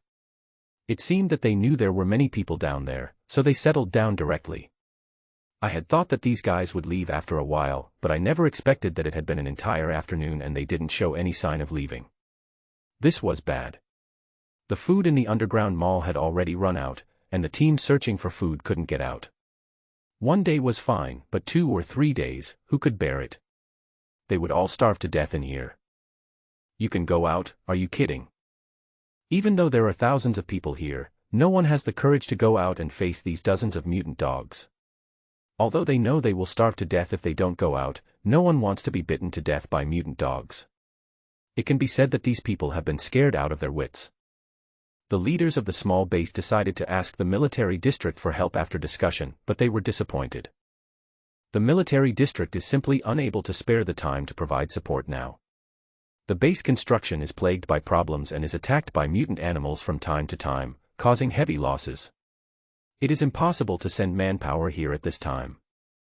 So they tried their best to save the situation and let the radio station broadcast information continuously, hoping that someone would receive the message and come to support them. Although no one had any hope and even the most powerful army was unable to come to the rescue, who else could have the power to support them?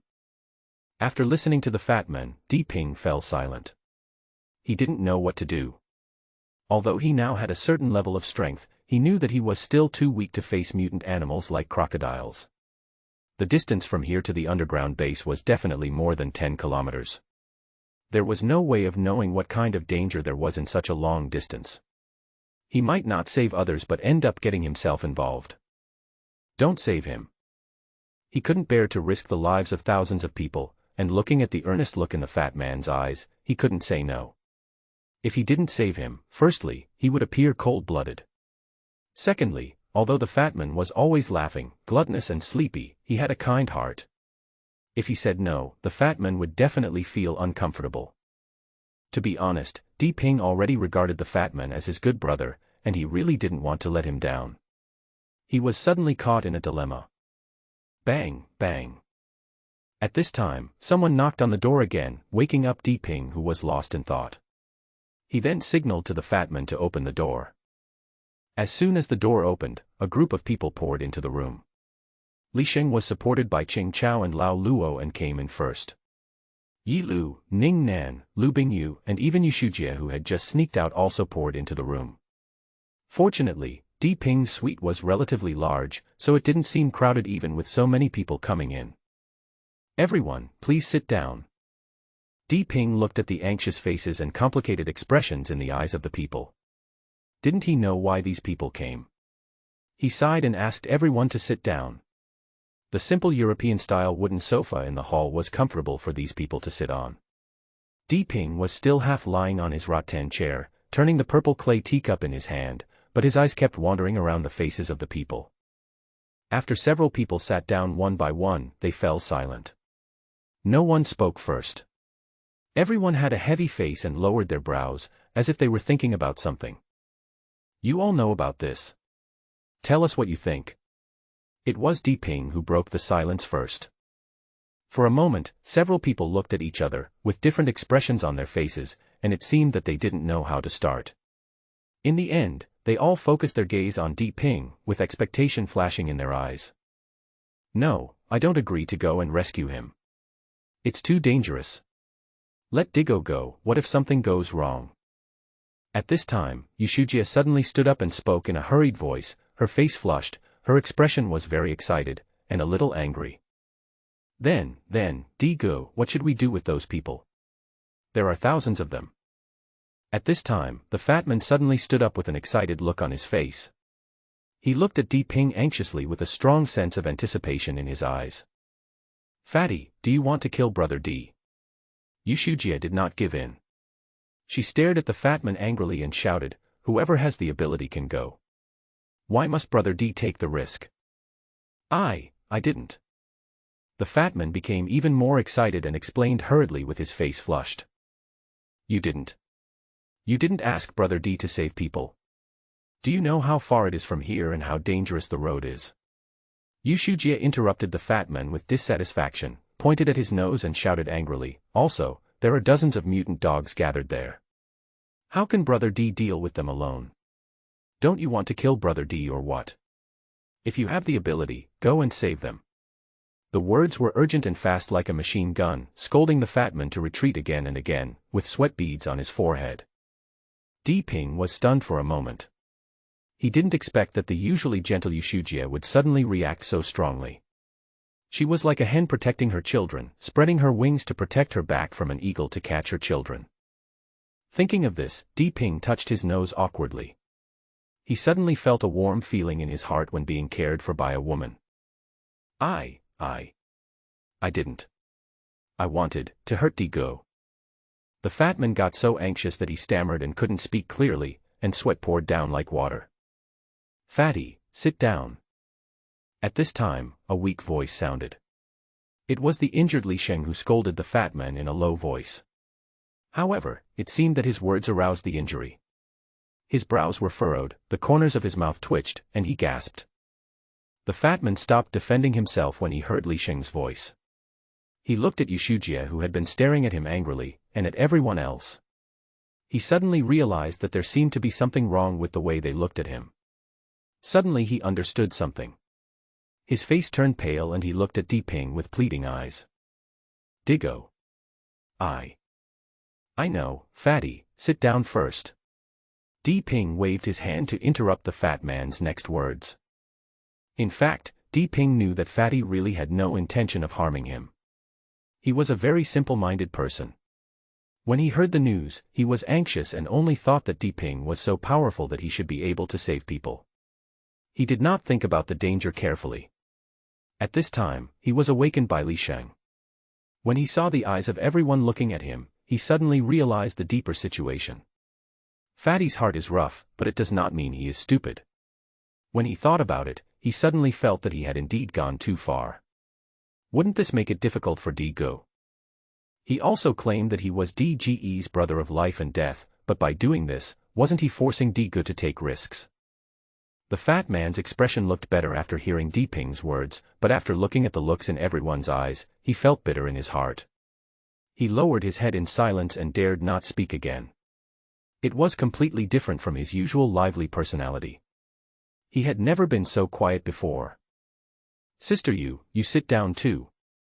Seeing the fat man sitting down, Di Ping gently comforted Yushujie, who was still angry. The fat man doesn't have this idea, he is just anxious, don't blame him. Yushujie seemed to suddenly feel that her reaction was too intense. Her face turned red and she quickly sat down, lowering her head to her chest and not daring to look at everyone. She seemed to feel that everyone was looking at her with strange eyes, which made her even more embarrassed. She was not related to Di Ping. How could she not arouse everyone's suspicion if she was so nervous? As she thought about it, her ears turned red. Although Di Ping found Yushujie's shy look a little funny, he was touched in his heart. It feels good to be cared for by others. Brother Di. I don't agree with rescuing people either. Cheng Chao, who had been silent all the time, suddenly spoke. Oh. Brother Cheng, tell me something. Although Di Ping was puzzled by Cheng Chao's behavior, he still asked calmly. Cheng Chao seemed to be hesitant for a moment, and finally said with difficulty, Brother Di, we are now alone, with only a few dozen people, and our combat effectiveness is extremely weak. Without your support, Brother Di, we can't even think of surviving. After saying this, Cheng Chao paused, and suddenly raised his voice, so we don't have the strength to save so many people. We don't have food supply, security, and personnel transportation. How can we save people? Di Ping looked at Cheng Chao and felt very satisfied. He knew that Cheng Chao was a soldier and a soldier's duty was to protect people's lives and property. This was his creed in the army. Although he had left the army, he still had his own persistence. But for him, deciding not to save people at this time must have been a difficult struggle. I don't agree either. Li Sheng, who was half lying on the sofa, had a gloomy face and a low voice. Li Sheng is a little different from the fat man. Li Sheng has a cold exterior but a warm heart. He speaks little but is persistent. Once he decides on something, he will never change his mind. Ever since the day when he made up his mind to follow Di Ping, everything about Di Ping is what he cares about the most. It can be said that Di Ping's interests are his highest interests, so it is normal for him to disagree. Li Sheng is a bit like the knights in ancient times in the West. He values persistence and loyalty the most, and he can live and die for the object of his loyalty. Such people are extremely rare in this society, and can even be said to be an outlier. In this century, money is paramount, everyone is out for themselves, and everything is centered on self. The loyalty and righteousness of ancient scholars who would die for their friends is seen as stupid and foolish by them. Therefore, people like Li Sheng can be said to be a truly rare species. People like him usually have few friends and never give their feelings easily, but once they do, they will do it even if it means going through fire and water. I don't agree either. Lao Luo, the taciturn man, also spoke up. Lao Luo adheres to the principle of equal exchange the most. For him, he is willing to help others without harming himself, but this kind of dangerous rescue is obviously not in line with his survival logic, and he is definitely unwilling to do it. Not everyone can be selfless, and this is normal. We also think it's too dangerous. At this time, Lu Bingyu's soft voice was heard. Di Ping looked at the eye contact between the three girlfriends and knew that this represented the opinions of the three of them. Almost everyone here disagreed with the rescue, and it might really have to be shelved. In fact, deep down, Di Ping was unwilling to do so. He was not a selfless saint. If he had the ability to save him, he would not refuse. But although he was quite powerful now, who knew how many mutant crocodiles like Di who there were? The most important thing is that his system has just started to materialize, and everything is just starting. If he goes out and something happens, what should he do? Not only does he have this group of people to take care of, but his parents are also waiting for him to rescue. He can't give up his life easily. Beep. System mission released, mission rescue. If you successfully complete the mission, you will be rewarded with 500 crystal coins and a black gold sword. If you fail the mission, 100 crystal coins will be deducted. Do you want to accept it? Just as he was about to speak and decided not to go for the rescue, a system voice beeped in his mind and a task appeared, immediately interrupting what he was about to say. For Di Ping, although he has unlocked his potential and completed professional inheritance, fundamentally speaking, he is just a college student who has just graduated for 2 years. Although he has achieved some success in recent years and his character has grown rapidly, he is still an ordinary person who grew up in peacetime. It is impossible for him not to worry and be afraid when facing unknown dangers. Although Di Ping had a vague idea of caring for the world after having the system, that would require him to have a certain level of strength. With his current strength, let alone caring for the world, it would be good enough if he could save himself. But now it is different. The system has given a task, and the reward of 500 crystal coins is not a small amount. He has worked so hard these days and only got about 20 coins. The most important thing is a sword. He has long felt that the Han sword in his hand is not enough. Isn't this like giving yourself a pillow when you fall asleep? Although there are risks, it is different when there are benefits. Didn't the great Marx say that if there is a 50% profit, capital will take risks, for 100% profit, capital will dare to trample on all laws in the world, and Di Ping feels that he is a capitalist now, and he can take risks for the sake of crystal coins. He is short of money now. 500 crystal coins makes him drool, and there is also a black gold sword, which is a good thing, so he must accept this task and must complete it. Since things have to be done, he no longer hesitates. Hesitation is not his style, otherwise he would not have accumulated tens of millions of assets in just 3 years. No more arguing. Di Ping made a decision immediately after thinking about this, startling the people who were arguing in low voices. He then slowly said, "I know you are all doing this for my own good, and you are afraid that it is too dangerous." As he said this, his expression darkened, and he said with some emotion, "But these thousands of lives, it really is unreasonable not to do your best." Diggo. Several people exclaimed and looked at Di Ping in surprise, as if they couldn't believe why he suddenly made such a decision. Was this obviously a way to commit suicide? Don't worry. Di Ping waved his hand to stop everyone. He quickly glanced around and found that Cheng Chao, Yi Lu, and the other 2 girls all had happy expressions in their eyes, especially Cheng Chao, whose eyes were flashing with surprise. Lao Luo also looked surprised. Li Sheng's face was very calm, as if he would support any decision Di Ping made. Only Yu Shujia's eyes had anxiety, worry and a hint of touching, which was very complicated. Even the fat man who had originally lowered his head was looking at Di Ping in surprise, with surprise and touching in his eyes. He took it all in. "I won't do anything rash, don't worry. I just want to go and take a look. If I can save him, I will. If I can't, then there's nothing I can do. Di Ping looked at everyone and assured them. The distance is too far. What if there is danger? Yu Shujie asked nervously, her beautiful eyes fixed on Di Ping, full of worry. Di Ping smiled and said, "Don't worry. I'm not that stupid. If I can't beat him, I can run away. Digo, I'll go with you."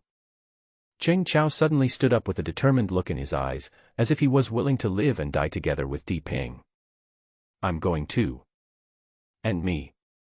The fat man also stood up suddenly to express his opinion, and Lao Luo spoke right after that. Only Li Xing didn't say anything, but his eyes looked a little dim. "All right. We're not going to a banquet together." Di Ping smiled bitterly and waved his hands. "I'll go by myself. You can follow me with your current strength. I'm not going to attack you, but I really can't be of much help." Everyone knew that what Di Ping said was the truth, and they sat down helplessly and dejectedly. Lu Bingyu and the other 3 girls knew that these men were not capable of anything, so they didn't even need to think about it and just stayed calm. Di Ping had already made up his mind. If he went alone, he would definitely be outnumbered. If he took Buji with him, the safety of the castle would not be guaranteed. After all, there were dozens of people here. So Buji had to stay. He could only take advantage of the time today to go out and kill monsters to see if he could get more crystal cores. Then he could come back and recruit a hero to take with him. This would be safer. But at this time, several people wanted to say something, but Di Ping interrupted them. "No buts, just take good care of the house so I can go out with peace of mind, that's all. I will leave tomorrow morning. You will take care of things here after I leave." Everyone in Di Ping calmed down, and then he gave a few people a task. "Brother Cheng, you will be in charge of the patrol of the guard team." After saying that, Di Ping thought for a while and said, "By the way, I will stay with Buji. You and him should cooperate to clear out the mutant beasts in the community as soon as possible to ensure the safety of the people who are reclaiming the manor." "Yes, Brother Di." Ching Chao stood up from the sofa and said, "I promise to complete the task." Di Ping smiled and nodded. "Fatty, you and Lao Luo, organize some people to repair the community wall and reinforce the places where mutant beasts can easily get in." "Okay, don't worry, Brother Di." The 2 stood up and assured. "Brother Di." Yu Shujie looked at Di Ping anxiously and asked, "What about us?" "Yes, yes. What about us?" Lu Bingyu and the other 2 girls also shouted. "Okay. Of course you have a mission too." Di Ping smiled at the 4 beautiful women, his heart slightly moved, but he quickly collected his thoughts and smiled. "You are responsible for the management of the living personnel in the castle and the population allocation of the manor."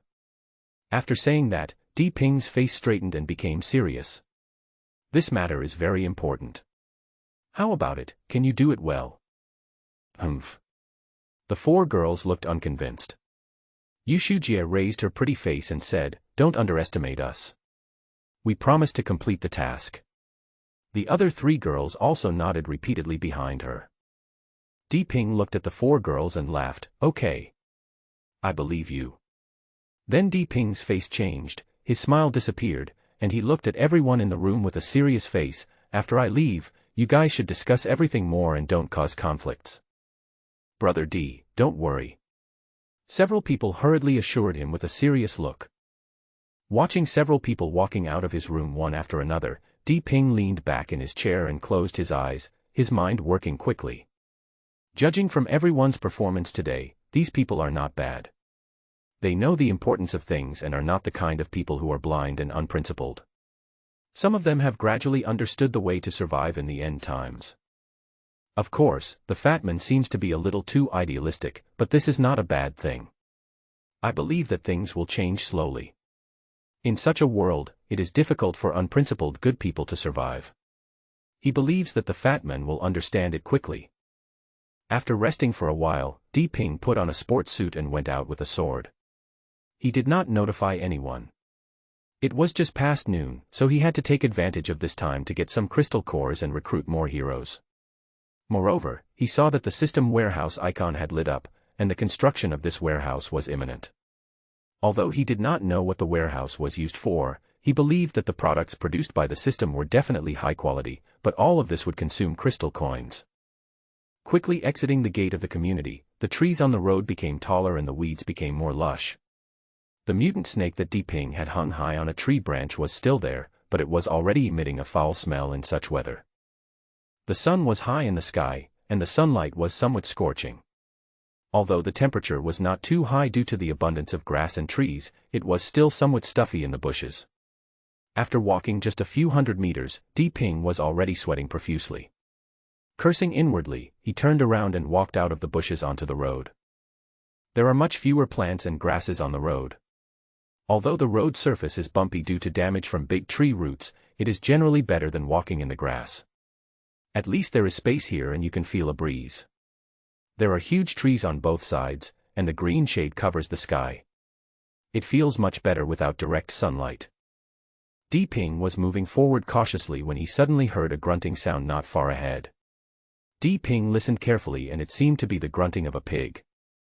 He grew up in the countryside and his family used to raise pigs. He was very familiar with the voice, so he slowed down his pace and moved forward quietly. After passing a few abandoned cars, I saw 3 black pigs digging around under the roots of a tree 50 meters ahead, as if they were looking for something to eat, and they were humming happily. Diping felt a headache when he saw these 3 black pigs. These 3 mutant black pigs were nearly 1.5 meters tall and 4 meters long. 2 huge fangs extended out of their long pointed mouths, each 30 centimeters long. The hair on their bodies stood up like steel needles, which made people's scalp tingle. Judging from their appearance, these 3 were not domestic pigs, but ferocious wild boars.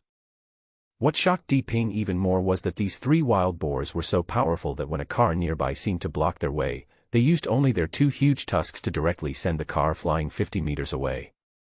Wild boars are animals that are not only powerful but also very fast, and most importantly, they have strong vitality. Once they are attacked by people, they will rush towards you, and those who run slowly will either die or be crippled. Therefore, before the end of the world, most hunters were reluctant to provoke this kind of animal. Diping had a feeling that this mutant wild boar might be as powerful as himself, or even stronger than himself. Thinking of this, Diping didn't know whether to take action. If he didn't take action, the 3 of them meant there were 3 crystal cores. If he took action, he was afraid he would not be able to deal with it. You know, once a wild boar goes crazy, it can be a ferocious animal that even a tiger dares to fight. Crack! Just as Diping was wondering whether to take action, he accidentally stepped on a branch, and the branch broke.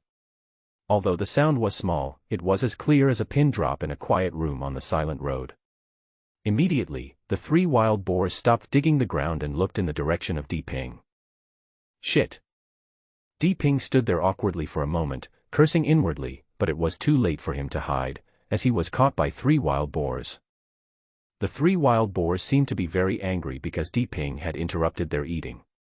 Their hair stood up and bloodshot appeared in their red eyes. They let out a low roar and suddenly kicked the ground with their black hooves. 3 black arrows seemed to be shooting towards him, howling. The 3 giant wild boars, almost as tall as a person, ran like mad bulls, making a huge noise. Every time their huge hooves touched the ground shook violently, and everything on the road was swept away by the 3 black winds. Looking at the 3 giant beasts rushing towards him, Diping did not dare to face them head-on even though he was powerful. He had no idea how powerful he was, so he chose to dodge. He dodged and jumped sideways, leaping 4 or 5 meters away, flying straight from the side of the road to behind a big tree. Boom! With a loud bang, a Jeep off-road vehicle where Diping had just stood was smashed into pieces by 3 black lights. Vehicle parts flew everywhere, and the frame of the vehicle flew high up, rolling more than 10 meters away, and then hit the thick tree trunk heavily. The 3 wild boars were very confident in their speed and did not seem to expect Diping to dodge easily, so they crashed into the vehicle on the roadside. Although they knocked the vehicle away, they themselves did not feel good either. The 3 wild boars were shaking their heads which were knocked unconscious. Good opportunity. When Diping saw this, he was overjoyed. The wild boar was only 5 or 6 meters away from him, which was the best distance for attack. He did not dare to delay. If he didn't take action now, when would he take action? Charge! He couldn't wait to rush forward at this moment, so he thought of the skill of collision, and with a thought, he used the skill of collision. The blood in his body suddenly gushed out, his fascia was agitated, and his body was tense as a bow. He suddenly kicked the ground with his foot, and with a bang, gravel on the ground flew everywhere, and his body went from extremely still to extremely moving, and he shot out with a whoosh, like a stream of light. It seemed that space had lost its effect at this time, and the afterimage was still there, but the men had appeared in front of the nearest wild boar. He slightly tilted his body, with one elbow in front, and his elbow and half of his body hit the wild boar's chest directly. Bang! A muffled sound like the beating of a huge drum was heard. Ah! With a scream, the wild boar flew more than 10 meters away as if it was hit by a speeding train and hit a big tree on the roadside. The tree shook a few times, and the wild boar slipped from the trunk and fell to the ground, blood gushing from its mouth, faint groans coming from its nose, its body twitching constantly, and it collapsed limply on the ground, motionless. Di Ping was stunned for a moment. He did not expect the impact to be so powerful. The perfect combination of speed and strength would achieve such an effect. Especially when attacking, it seemed that all the strength of the whole body was concentrated on the elbow and half of the body. Such a strong impact force only made half of the body feel numb and the blood churning, but he was not injured. It seemed that this kind of force would greatly enhance the body's defense. Ah! Just as Di Ping was stunned, the two wild boars saw their accomplice being attacked and falling in a pool of blood. Their eyes suddenly turned red with blood surging in their eyes. They howled and rushed towards Di Ping, wanting to bite this man to death. After the collision just now, Di Ping realized that his own strength was extraordinary. This giant wild boar was no problem at all. So he was no longer afraid, and a strong desire to fight arose in his heart. Come! With a loud shout, he rushed towards the two wild boars with excitement in his eyes. The man and the two boars were moving very fast and were about to collide. Suddenly, Di Ping's body jumped up suddenly, and the whole person suddenly jumped up from the ground, jumped more than 2 meters high, and jumped over the heads of the two wild boars. Di Ping's excitement did not mean that he was dizzy. Just now, he took advantage of the wild boar's dizziness and hit the side. Now he was really going to collide head-on with the two wild boars. The fangs about 10 centimeters long alone would be enough to hurt him, and he was a flesh and blood body. The two wild boars knew that they had hit nothing, so they suddenly stopped and pressed their hooves hard on the ground, leaving 4 traces on the ground. All the weeds on the road were plowed flat by the two wild boars. Then he turned around and wanted to rush back, but since Di Ping had dodged, how could he not have a backup plan? Without waiting for the two wild boars to turn around and stand firm, he suddenly rushed forward. Slash! With muscles trembling and strength surging, the Han sword slashed out quickly at a strange angle. The sword body hummed and flashed red light, as if breaking through the limitations of space and hitting a wild boar's neck like thunder and lightning. Puff! There was a slight sound as the sharp blade entered the flesh, and a gash about a foot long immediately appeared on the wild boar's neck, deep enough to see the bone. The flesh and blood turned outward and blood spurted out like a fountain. The wild boar screamed and retreated repeatedly, with blood spilling all over the ground. Ah! A wild boar nearby reacted quickly. Seeing Di Ping flash to the side and attack its accomplice, it opened its mouth and bit Di Ping's arm. Just looking at the wild boar's teeth that were as sharp as steel files, if Di Ping was bitten, his arm would also be injured. Di Ping had slowly honed his own fighting style through these battles. After a hit, he would immediately withdraw. As soon as the wild boar's mouth touched his clothes, he had already retreated. Boom! The wild boar's teeth bit together with a huge bang, and the force was so great that it could even bite steel in two. Di Ping was horrified. Ah! The pain seemed to have aroused the ferocity of the injured wild boar even more. It roared and suddenly rushed towards Di Ping again. Di Ping was not standing firmly at this time and had no time to dodge, so he had to bite the bullet and swing his sword. Bang! The long sword hit the wild boar's head, but the wild boar's scalp was so hard that the long sword only made a loud bang and left a white mark without even bleeding. The huge force made the wild boar scream in pain and retreat repeatedly. Di Ping's palm was also numb from the powerful recoil force. The long sword swung and he retreated 3 steps. Di Ping didn't expect that there would be such a big difference in damage between a skill-based slash and a normal chop. Before, it seemed effortless for him to use the slash to inflict a wound nearly a foot long on the giant wild boar, but now he can't even break the defense. It seems that the skill he felt at the beginning is really very important and is a better use of strength. After taking a few steps back, before Di Ping could stand firm, a wild boar roared and rushed up from behind, lowering its head and poking at him with its two huge fangs. Damn it! Di Ping cursed inwardly and kicked the wild boar's head hard, knocking it to the ground with a bang. The powerful impact made his legs numb. He quickly used the force of his body to ricochet backwards, flying 4 or 5 meters away, trying to escape the attack range of the two wild boars. Ah! Di Ping underestimated the ferocity of the wild boar. The injured wild boar took a step back after being hit by the sword, shook its head, and then roared and rushed forward again at an even faster speed. It arrived as soon as Di Ping landed. At this time, he dared not let the wild boar hit him. This big guy was very powerful and had a pair of large fangs. If he was hit by it, he would be either injured or disabled.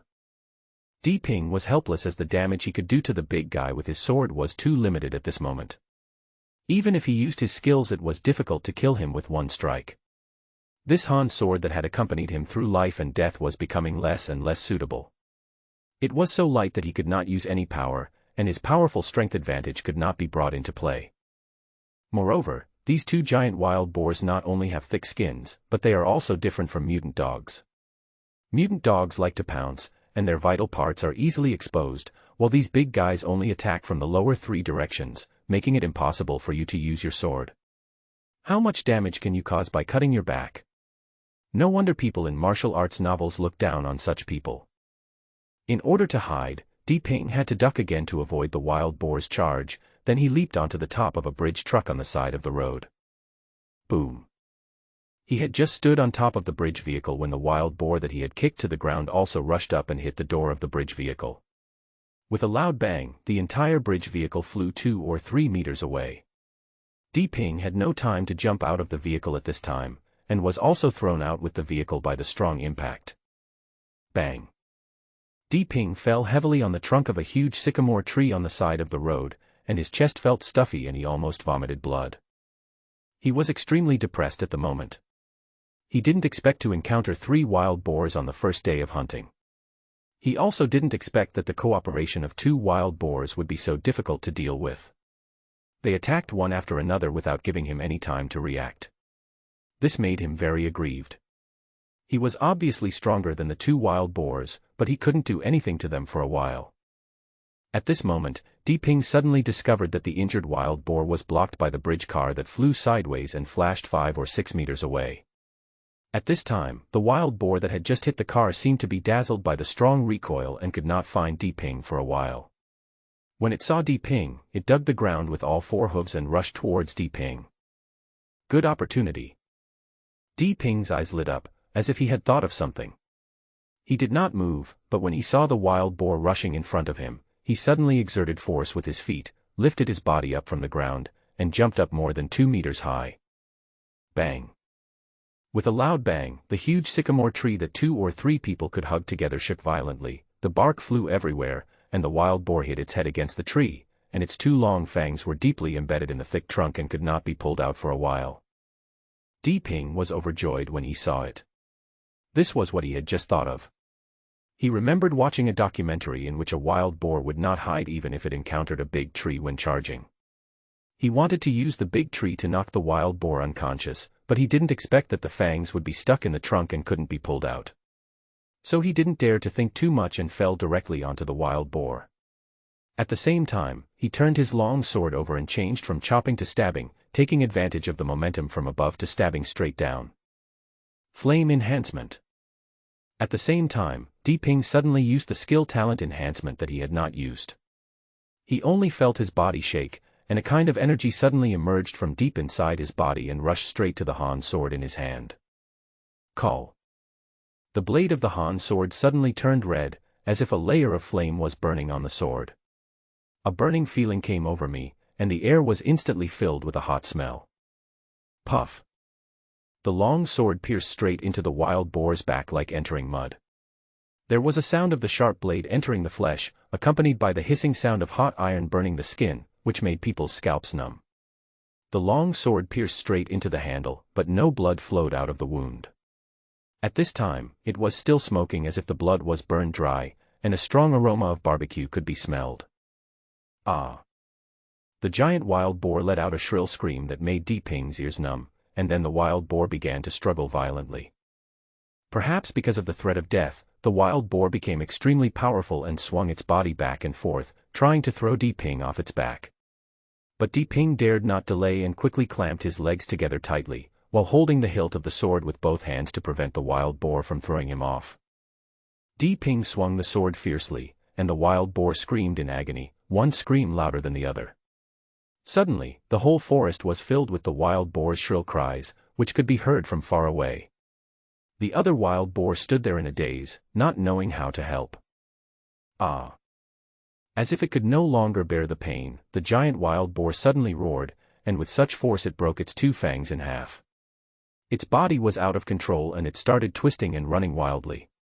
Diping felt that he had used all his strength and his legs were numb from being clamped together, but he refused to let go. With his hands, he kept turning the sword and stirring it around in the wild boar's body.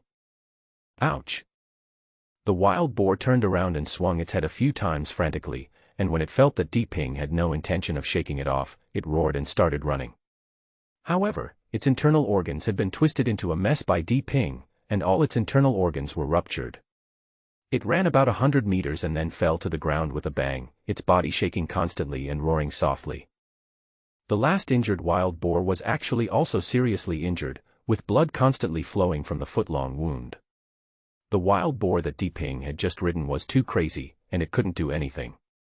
When it saw the wild boar fall down, it was not afraid and actually rushed towards Diping again with a howl. At this time, Diping's legs were pressed down by the wild boar.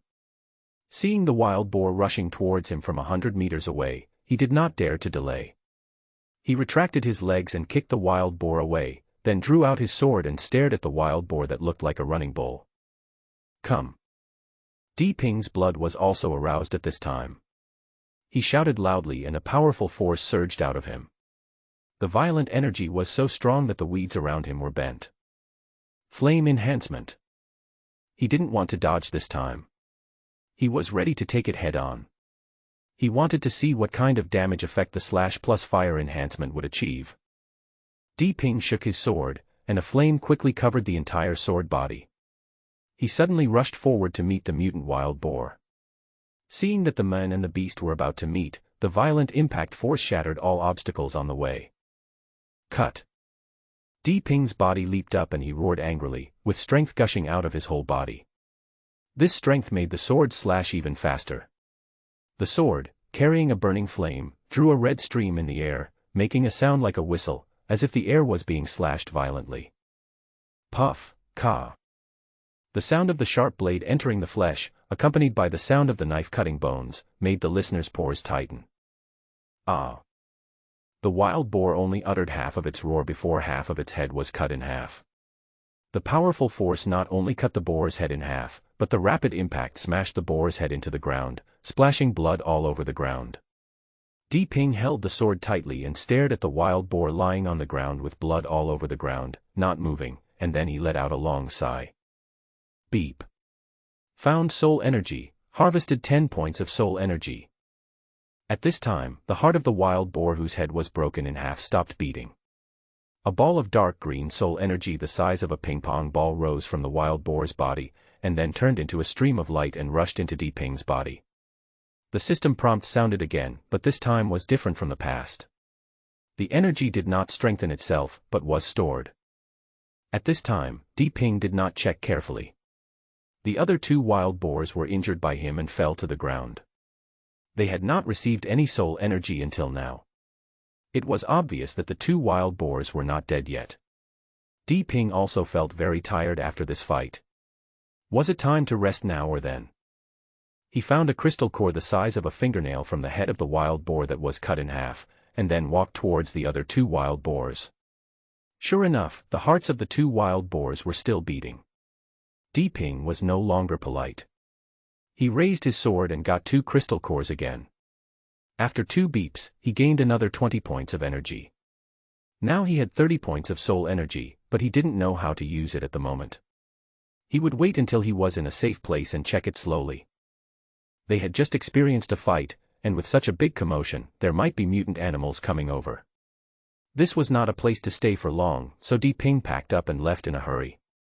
What he thought turned out to be right. After he had been gone for about 5 or 6 minutes, several mutant dogs attracted by the smell of blood actually gathered over. After walking about another kilometer inside, Di Ping found a van parked on the side of the road, opened the tailgate and hid inside to rest for a while. Although he was not seriously injured in the battle just now, his mind and physical strength were greatly consumed. If he didn't find a place to rest, it would be difficult to deal with the danger again. He took out the water he brought with him from his small backpack, took a few sips, and then half lay in the carriage to rest, thinking about the gains and losses of this battle. This was a habit Di Ping had developed over the years. He would summarize the gains and losses of the day before going to bed every night, so that he could grow faster. Today's battle made him feel that his combat awareness was still far behind. Both his strength and speed were far superior to those wild boars, but he was made very embarrassed by 3 wild boars and it took a lot of effort to kill them. This was abnormal. During the battle, he realized the power of the skills, and the effect of the combination of skills was so good. The hard scalp of the wild boar, which could not be cut by the sword, was split into 2 halves by the sword. It can be seen that proper use of skills will bring out greater combat effectiveness. The charging skill in the battle just now was very powerful, but he did not use it well. A pause after the first success made him lose the initiative. If he had not been distracted and continued to use the charging skill, he would definitely have seriously injured 1 wild boar. In the end, there was only 1 left, which he could have easily dealt with. It seems that he still has too little experience and his reaction is obviously not up to par, and his use of strength is not enough. Most of the time he cannot control it freely, and a lot of strength is wasted, causing physical loss. This summary made Di Ping understand more about his mistakes and gradually improved his combat awareness.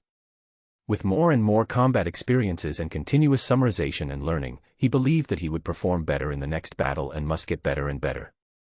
It was very quiet outside the car, and there seemed to be no sound of even insects. I rested for half an hour, drank half a bottle of water, ate 2 pieces of ham and a country boiled egg, and felt that my strength had almost recovered, so I got out of the car and continued to walk towards the city. Tomorrow he would go to that small gathering place to rescue the more than 1,000 people trapped in the underground shopping mall. If he wanted to follow the road, he would have to go towards the city first, then go east along the outer ring of the city, so it would be easier to walk tomorrow if he explored more routes. After walking another kilometer, I don't know if it was good luck or bad luck, but I didn't encounter any mutant animals. The whole world was terribly quiet. The further Di Ping walked, the more irritated he felt, as if he was the only one in the world walking in the dense grass and forest. The sun had already set in the west, and it was almost 4 o'clock. Di Ping thought for a moment and prepared to go back. He had already walked 3 or 4 kilometers today, and if he walked any further it might be dark when he got back. The night was the domain of wild beasts, and although he was already a professional warrior, he was not yet invincible, so he had to be careful. Half an hour later, the cautious Di Ping came to the place where he fought with the wild boar again. He didn't dare to walk too fast. Who knows what kind of powerful beast is hidden in this lush forest, so he was on high alert all the way. However, this not only consumed his energy but also wasted time. It was impossible to walk fast. At this time, there was only a blood stain on the ground where the battle took place. The 3 wild boars were gone, but there were still traces of blood on the ground, which should be the traces of the corpses being dragged by some animals. The ground was swept very clean, and there was no meat left except blood, and the animals looking for food had long disappeared. Di Ping's scalp felt tingling as he watched. These 3 wild boars, which were as big as horses, were eaten clean in just over an hour.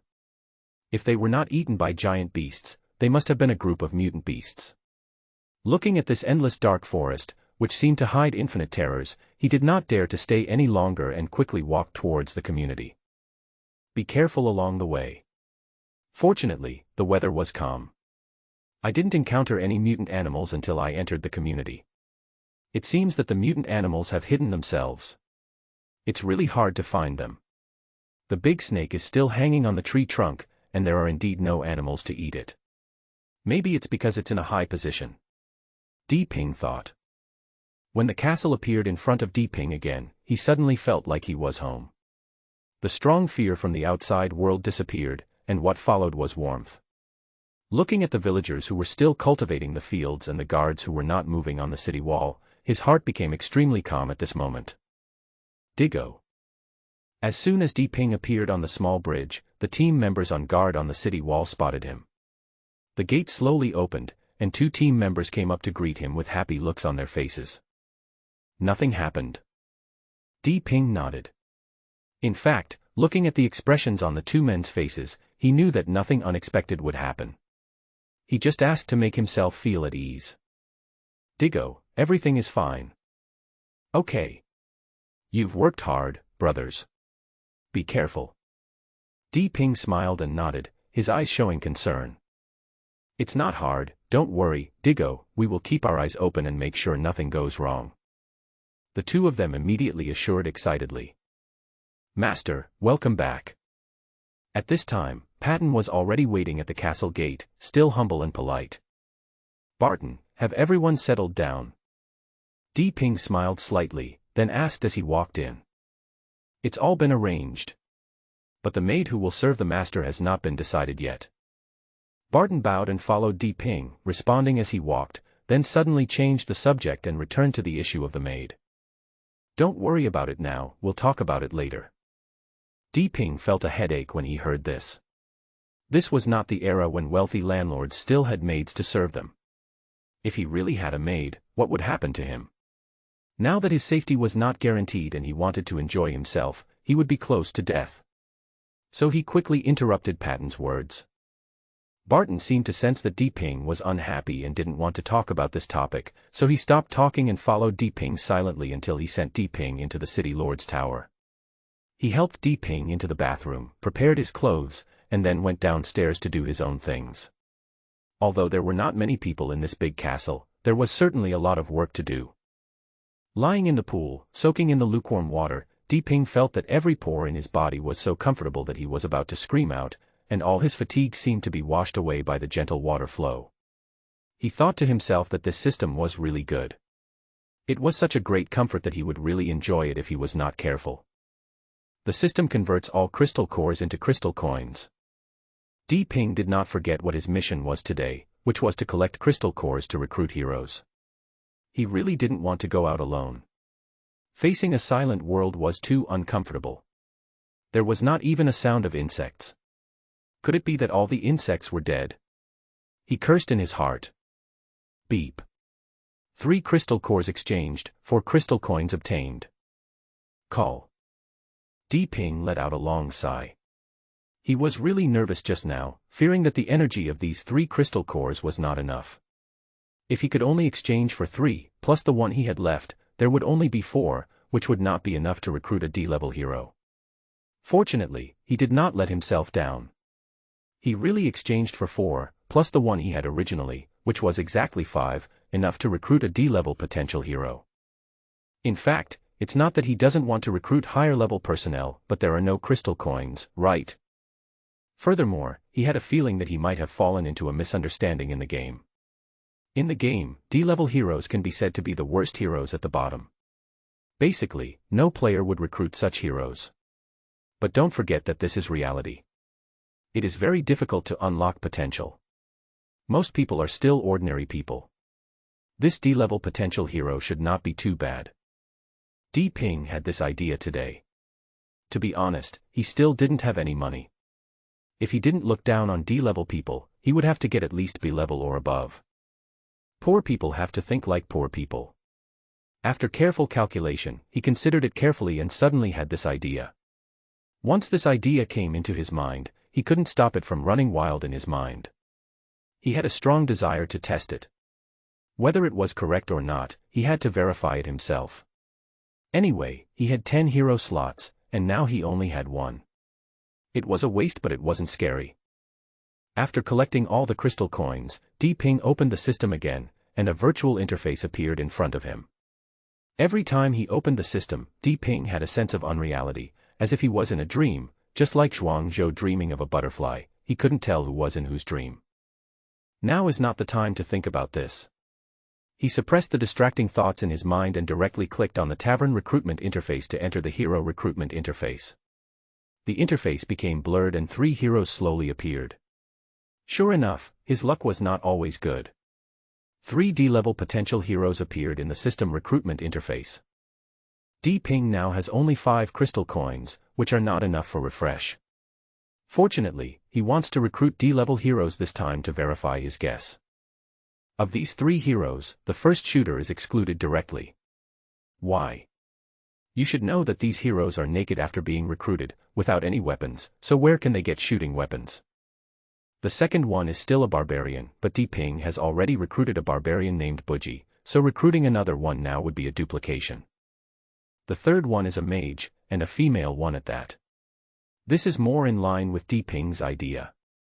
He is a warrior, and it would be better to have a long-range attack profession to cooperate with him.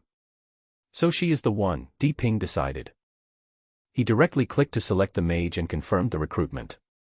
He had heard from the tavern manager Wu that recruitment could be done directly in the system and there was no need to go to the 3rd floor of the tavern to recruit.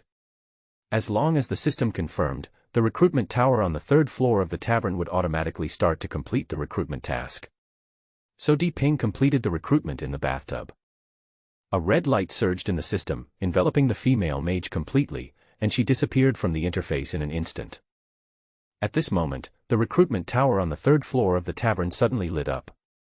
The densely packed mysterious runes on the pillars flashed one by one, and waves of energy flowed in the mysterious runes.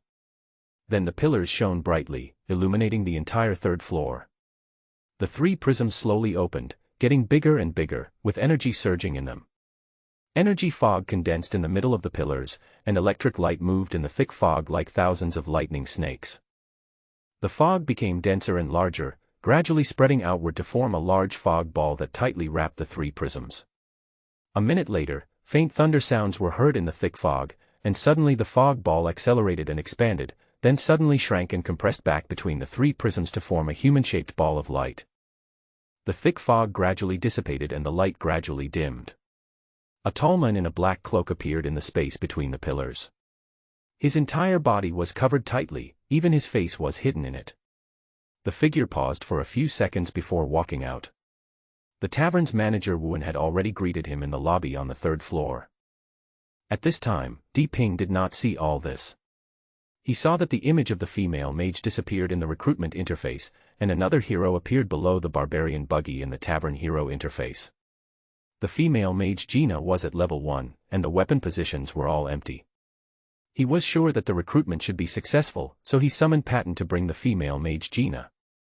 Although this castle is an ancient building, it looks like something out of a science fiction movie, with a complete artificial intelligence system.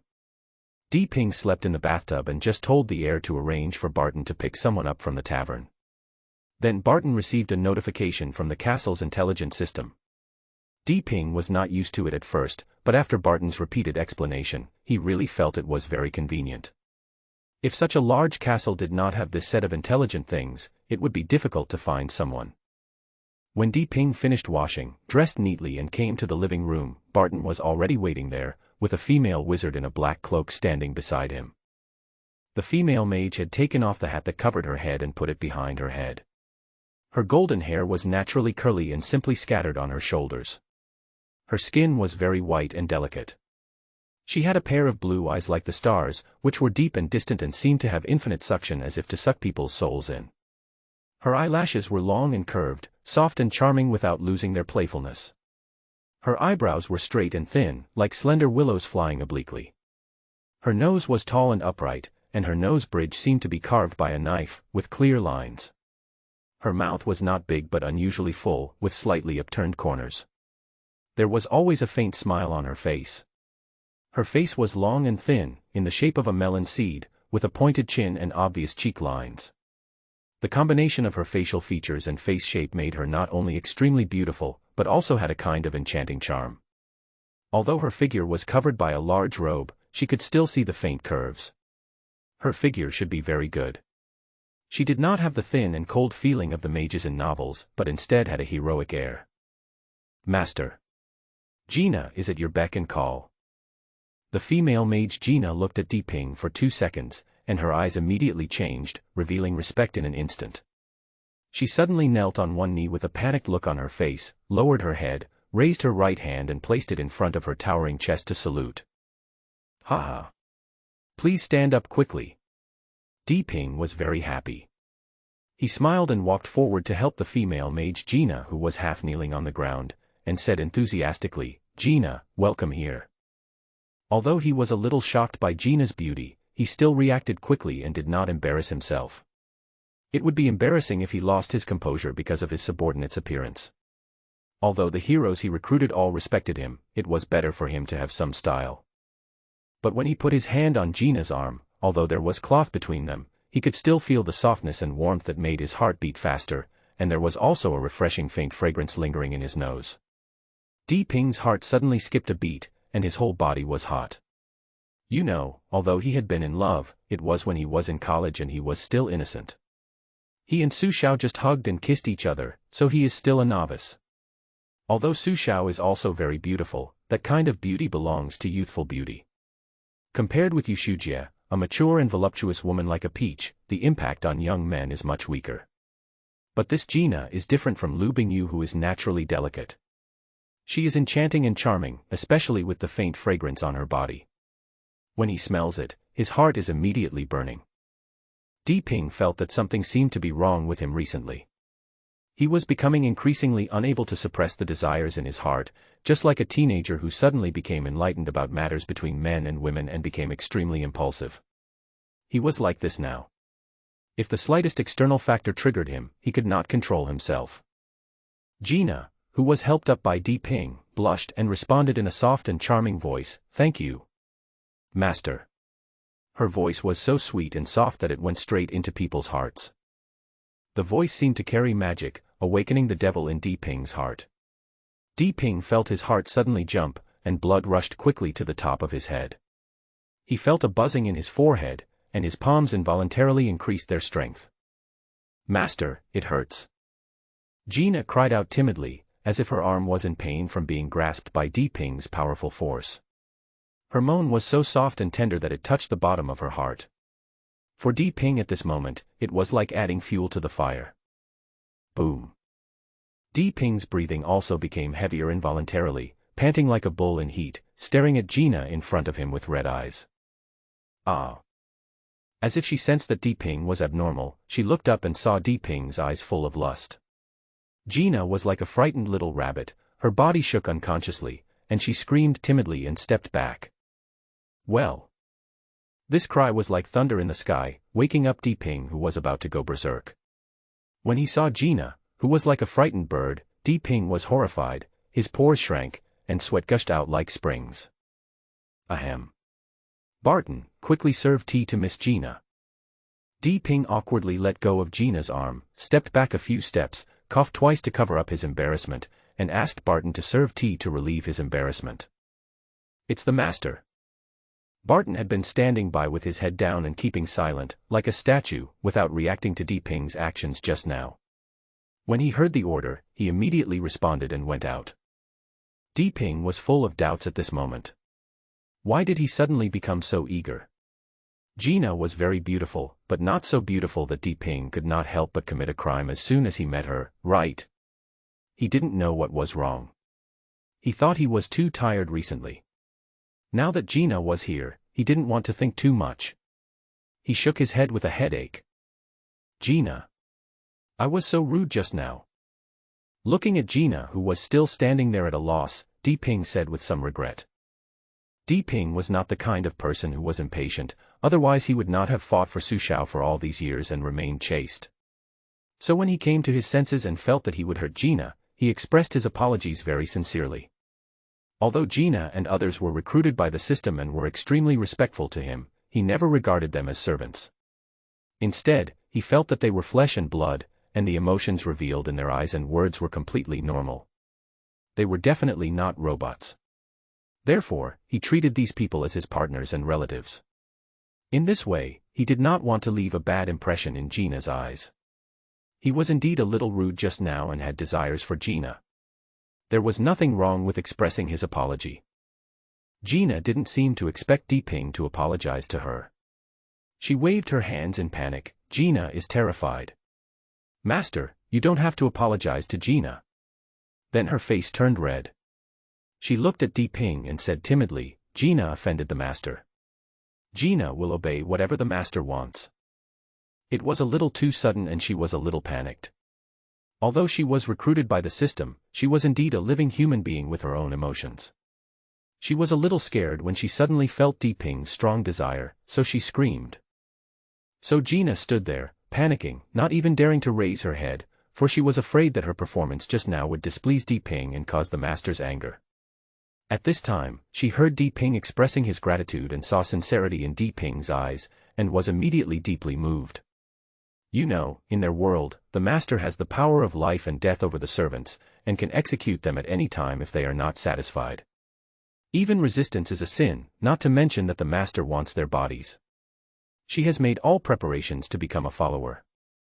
How can there be a master like Diping who is so magnanimous and kind? She was immediately moved beyond words and felt that she had not followed the wrong master. Gina, have some tea. When Diping heard Gina's explicit words, his heart skipped a beat and his blood began to boil again. He quickly suppressed the heat in his heart. He felt that he was too shameless. He wanted to do something bad to the other person as soon as he arrived. How could such a master exist? He felt very embarrassed. Just at this time, Barton came in with a tea tray, which gave him a chance to relax. He quickly asked Gina to drink tea. Thank you, master. Gina seemed to be blushing for her initiative just now. After all, she was still a young girl and very innocent. It was only because of loyalty that she took the initiative just now. When she came to her senses, she felt a burning sensation on her face. So when she heard Diping's call, she hurriedly took the tea brought by Barton, and a blush even climbed up to her ears. Diping was filled with emotion as he watched.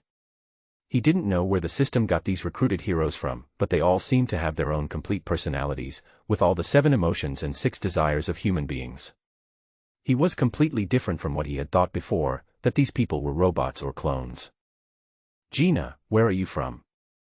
Diping sat in his rattan chair, holding a teacup in his hand and smelling the fragrance of tea. His restless heart slowly calmed down, and then he looked at Gina and asked. Master, I am from the city of Kylan on the planet Sad, and I was recruited by you to be your follower. When Gina heard Diping's question, she quickly put down the teacup in her hand and answered. Where is Thad? When Diping heard that another planet had appeared, he wondered where this planet was from. The people on Earth had always thought that they were the only human race in the universe, so didn't this mean that humans on another planet had appeared? But he didn't know where this planet was, so he hurriedly asked. I don't know either. What disappointed Diping was that Gina also shook her head in confusion. Then do you know how you got here? Diping was a little unwilling to give up. Since he didn't know where Thad was, he should know how it got here, right? I was summoned by the master. After I agreed to the contract, I passed out. When I woke up, I came to the master. I don't know how I got here. What disappointed Diping was that Gina shook her head in confusion, as if she didn't know how she got here. But at this moment, Gina seemed to suddenly remember something and changed the subject. But what? Diping was delighted and thought Gina had remembered something and asked hurriedly. However, I seem to have learned a lot of things while I was unconscious, including the master's language and some skills that I haven't learned in the academy yet. Gina was confused at first, as if she was recalling something, and then suddenly spoke excitedly. Diping slapped his head, his face full of black lines. It seemed impossible to get too much information from Gina. The only thing that could be proved was that these people were indeed living humans, but from different planets. He didn't know how the system brought these people to the Earth and turned them into heroes to recruit. But he didn't need to know this, as long as these people could help him. In the subsequent communication, Diping learned what kind of planet that is. This planet has technology just like the Earth, with cars and trains on the ground, airplanes in the sky, and satellites in the sky. It seems that its technology is much stronger than that of the Earth, and it has begun preliminary development of near-Earth planets. But it is believed that the Earth will also develop to the level of near-Earth planet development in a few decades, so the difference is not too far. The only difference is that this planet has magic and martial arts, and they have become an indispensable part of people's lives. The Magic and Martial Arts Academy is just like an ordinary school on Earth.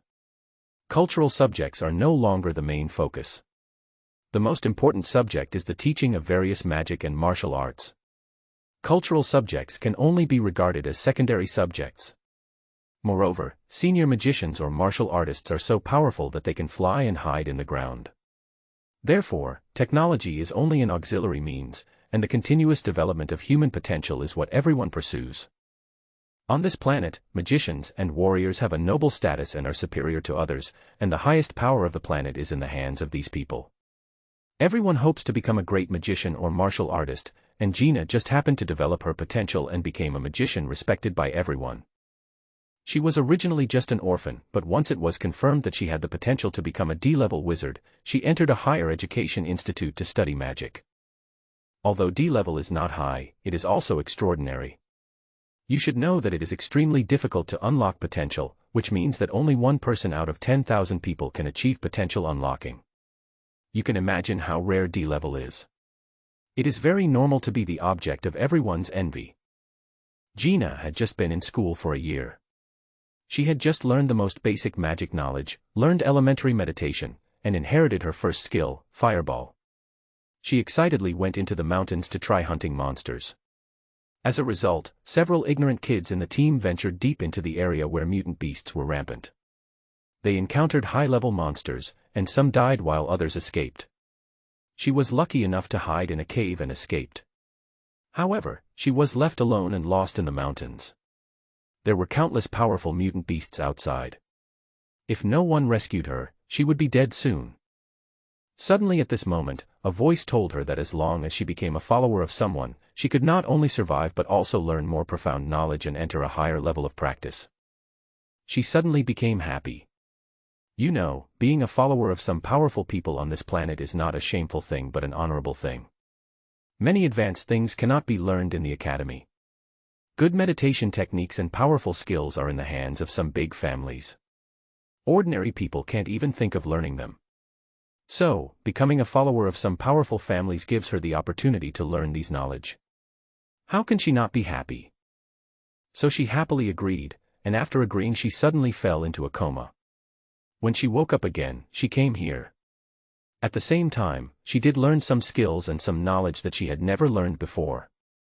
What she didn't know was that the system had injected some knowledge into her while she was asleep, and at the same time, it had also subtly taught her absolute obedience to Ping. Although they were on the same planet, once a follower of someone else, they could not betray him for the rest of their lives, and if they did, the consequences would be miserable. The following contract itself had a soul mark to prevent betrayal, but the one injected by the system was more domineering, and if they violated it, only death would await them. From the conversation, I learned that Gina is only 19 years old, which is equivalent to many girls on Earth who have just entered college. But when Ping heard Gina's age, he rolled his eyes and thought to himself, isn't this too early? Looking at Gina's breasts, straight legs and mature and charming face, how can she look like 19 years old? It's really a lie. Maybe the women of Thad mature early. This is the only explanation. The two chatted for nearly 2 hours before Ping instructed Barton to arrange for Gina to live on the 3rd floor. There were only 2 residents on the 3rd floor now, a new female mage, Gina, and a barbarian, Boogie. Ping decided to only arrange professionals or senior management of the base on the 3rd floor. Now there are few people in the base and the division of labor has not been clearly defined, so he asked Li Sheng and Fatty, the first people who followed him, to live on the 2nd floor. Once the responsibilities are clear, the 3rd floor will be open. This can be considered a benefit. Looking at the time, it is almost 7 o'clock. Through the glass window, I can see smoke rising from the manor. People working in the fields are also starting to walk towards the manor in 2s and 3s, carrying their tools. Outside the manor, I can see that 2 acres of grassland around the manor has been reclaimed into fields. The yellow-black soil has been turned over, forming straight ridges. As long as they are rural people, no matter how long they have lived in the city, their attachment to the land seems to be innate. The yellow and black soil of the cultivated field seems to represent the hope of a good harvest tomorrow. Di Ping is a child from the countryside and has a special love for the land. Looking at the reclaimed land reminds him of doing farm work at home when he was a child. Although it was very tiring, he felt very satisfied, especially when his father looked at the crops growing in the fields every day. His cheerful face always showed joy and satisfaction, as if what was planted in the fields was not millet but gold. Only when he grew up did he realize that watching the crops growing in the fields is not just crops but also the hope of the whole family. Looking at the fields again at this moment, he suddenly felt this feeling in his heart. This is hope and satisfaction. He has been working hard for money all these years, but in the end he found that he was not happy. He always felt that his life was very tiring and hard, and he was always on the road chasing money. At this moment, when he let go of everything, he found that life is so simple. He just needs to live with hope and satisfaction to be happy. Thinking of this, he missed his parents who were thousands of miles away even more, and wanted to go home to save his father and mother more urgently. He wished he could set off right now, but he knew he couldn't do it now. He was not the only one on his shoulders at this moment. It was not because he was so great. He knew clearly that with his current ability, he was not enough to travel thousands of miles to save his parents. Not only would he fail to save them, he might not even survive. So he had to speed up the development of the system's functions to make himself stronger quickly. He believed that his goal would be achieved soon. Mom and Dad, please wait for me. You must wait for me. I will be back soon. Di Ping murmured in a low voice. He clenched his fists tightly, and secretly decided to speed up his pace. He didn't have much time to himself. It had been more than a week since the end of the world, and the living environment must be getting more and more difficult. Bang. At this time, there was a knock on the door, interrupting Di Ping's thoughts. Come in. Di Ping said in a deep voice without turning his head, his eyes still looking at the slowly setting sun. Digo, the meal is ready. The door creaked open and a soft, tender voice was heard. Di Ping knew who it was without even turning around. That's right, it was none other than Lu Bingyu, a woman whose name and person were seriously inconsistent. It's you. Only then did Di Ping retract his gaze and turn to look at Lu Bingyu, the delicate and beautiful woman, with a smile. Who did Diga think it was? Sister Yu. Lu Bingyu seemed a little dissatisfied with Di Ping's words, and said coquettishly with a slightly lost tone. However, as soon as she said this, she seemed to feel that her tone was a little ambiguous, as if she was jealous, and her fair face turned red. Ha ha. I'm so touched that Miss Lu invites me to dinner.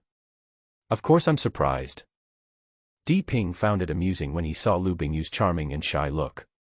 The thinking he had just done had changed him a lot psychologically, and he had untied some of the knots in his heart. He became much more cheerful, so when he saw Lu Bingyu being shy, he immediately wanted to tease her. Digo, are you trying to make me happy? Although Lu Bingyu was a little shy, she still raised her head and stared at Di Ping with big eyes after hearing what Di Ping said. Her eyes were full of expectation. Her big eyes blinked and flashed, making Di Ping's heart beat wildly. Ahem. Of course. Di Ping knew that he couldn't stand being teased. His big eyes and his voice were so soft that it made him say, alas. He quickly coughed twice to cover up his embarrassment, and then nodded repeatedly. Then let's go eat. After saying this, Di Ping didn't even dare to look at Lu Bingyu and hurried out of the room, not caring about the beauty standing in the room. Lu Bingyu looked at Di Ping, who hurriedly walked out of the door and suddenly smiled secretly, her eyes full of mischief. She originally wanted to tease Di Ping, but she didn't expect that this man was so soft to tease. He was like a pure big boy and his face turned red when he was teased. However, her eyes flashed with strong interest. This man was very mysterious, which made her want to find out. Di Ping was walking in front and didn't know it.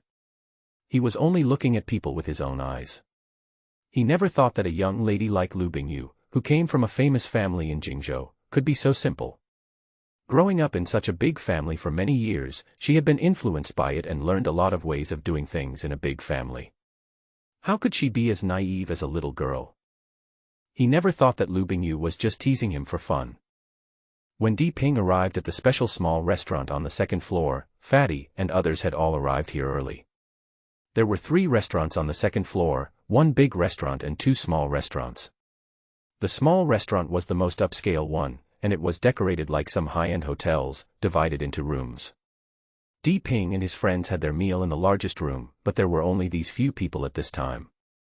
The team members were all having dinner in the big restaurant, so only Fatty Li Sheng, Lao Luo, Lu Bingyu, Ningnan, Yi Lu, Yishujie, and Nanan were having dinner here, making it look very spacious. Di Ping used the system to have Barton bring Boogie and Gina over together, and introduce them to everyone one by one. When everyone found out that the two, a sturdy man and a beautiful woman, had the same potential unlocked as Di Ping, they were extremely shocked. They were all curious about where the two had come from in this magical castle, but everyone knew that Di Ping was willing to talk, so although they had many questions, they did not dare to ask.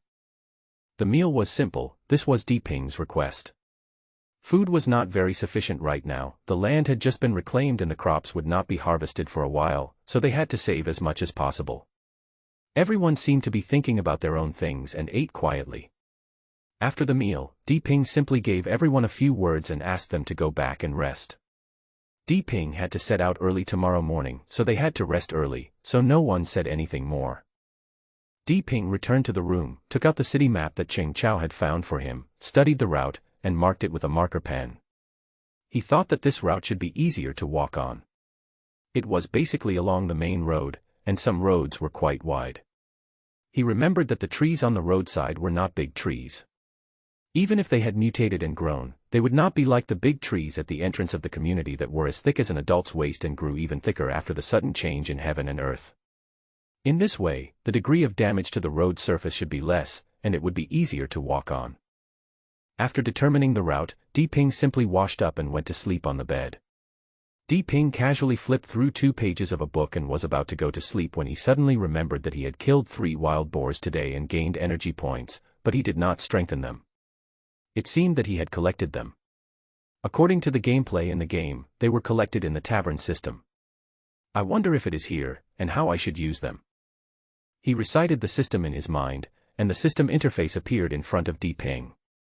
He clicked on the tavern, and sure enough, it showed Soul Energy 30 on it.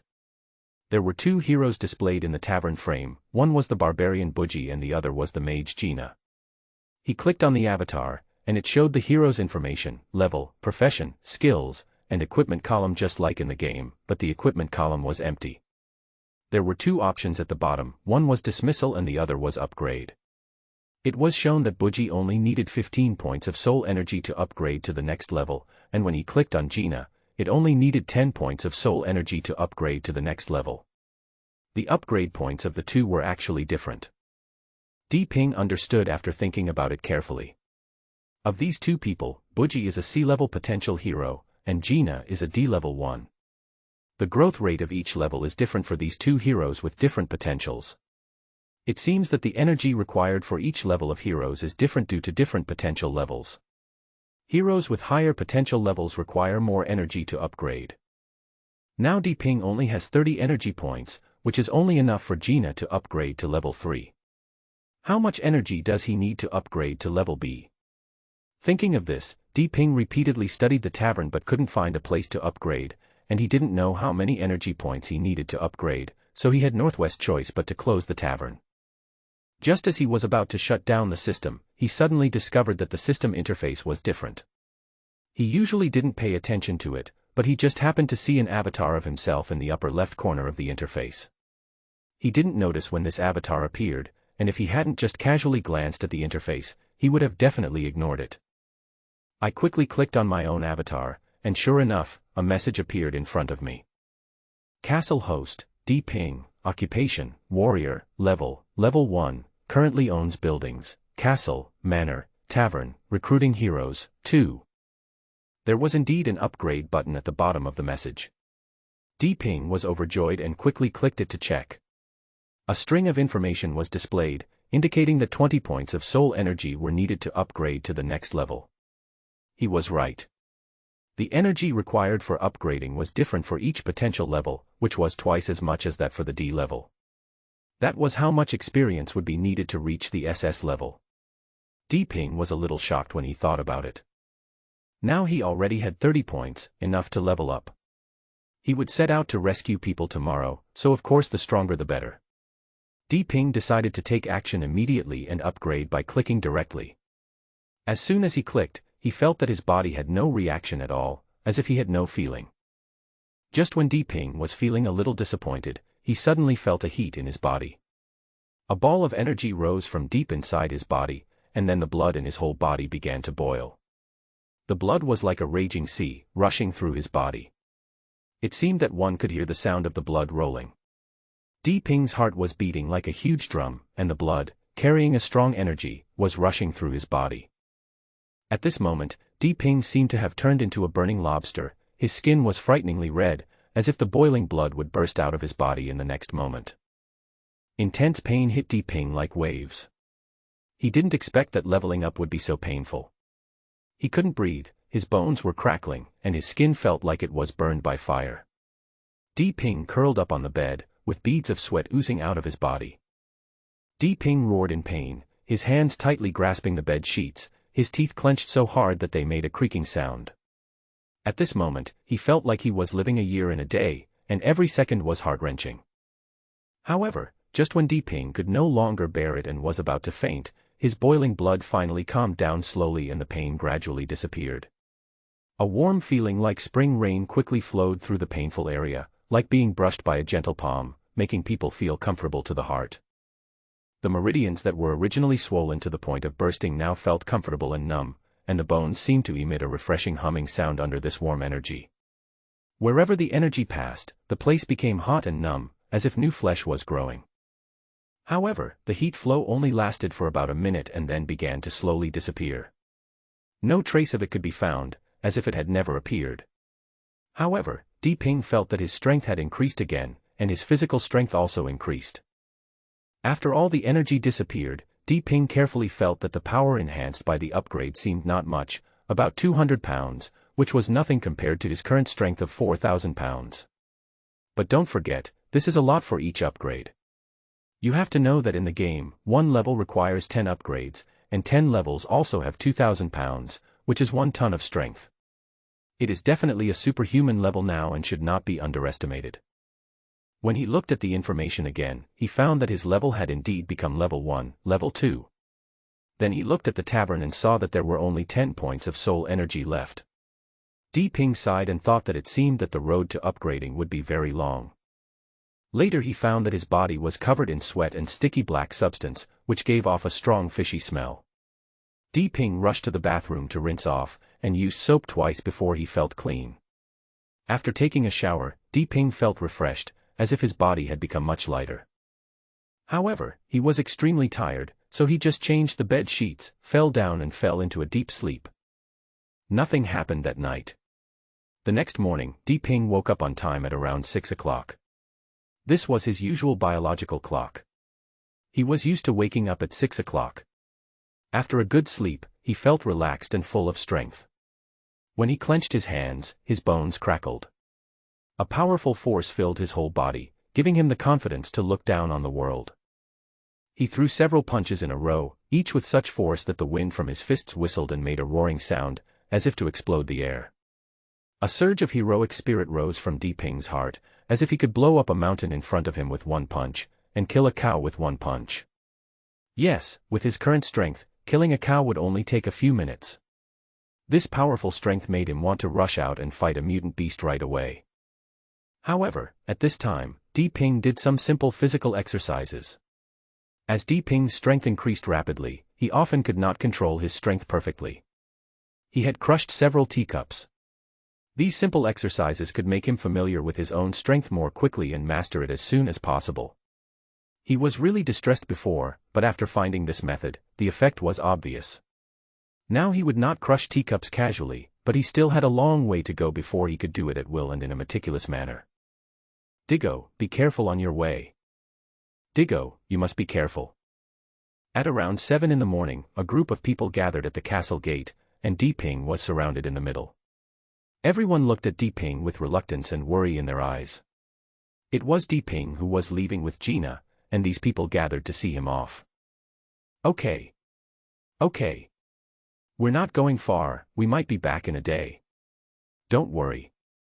Di Ping was most afraid of such farewell scenes, as if he would never come back once he left.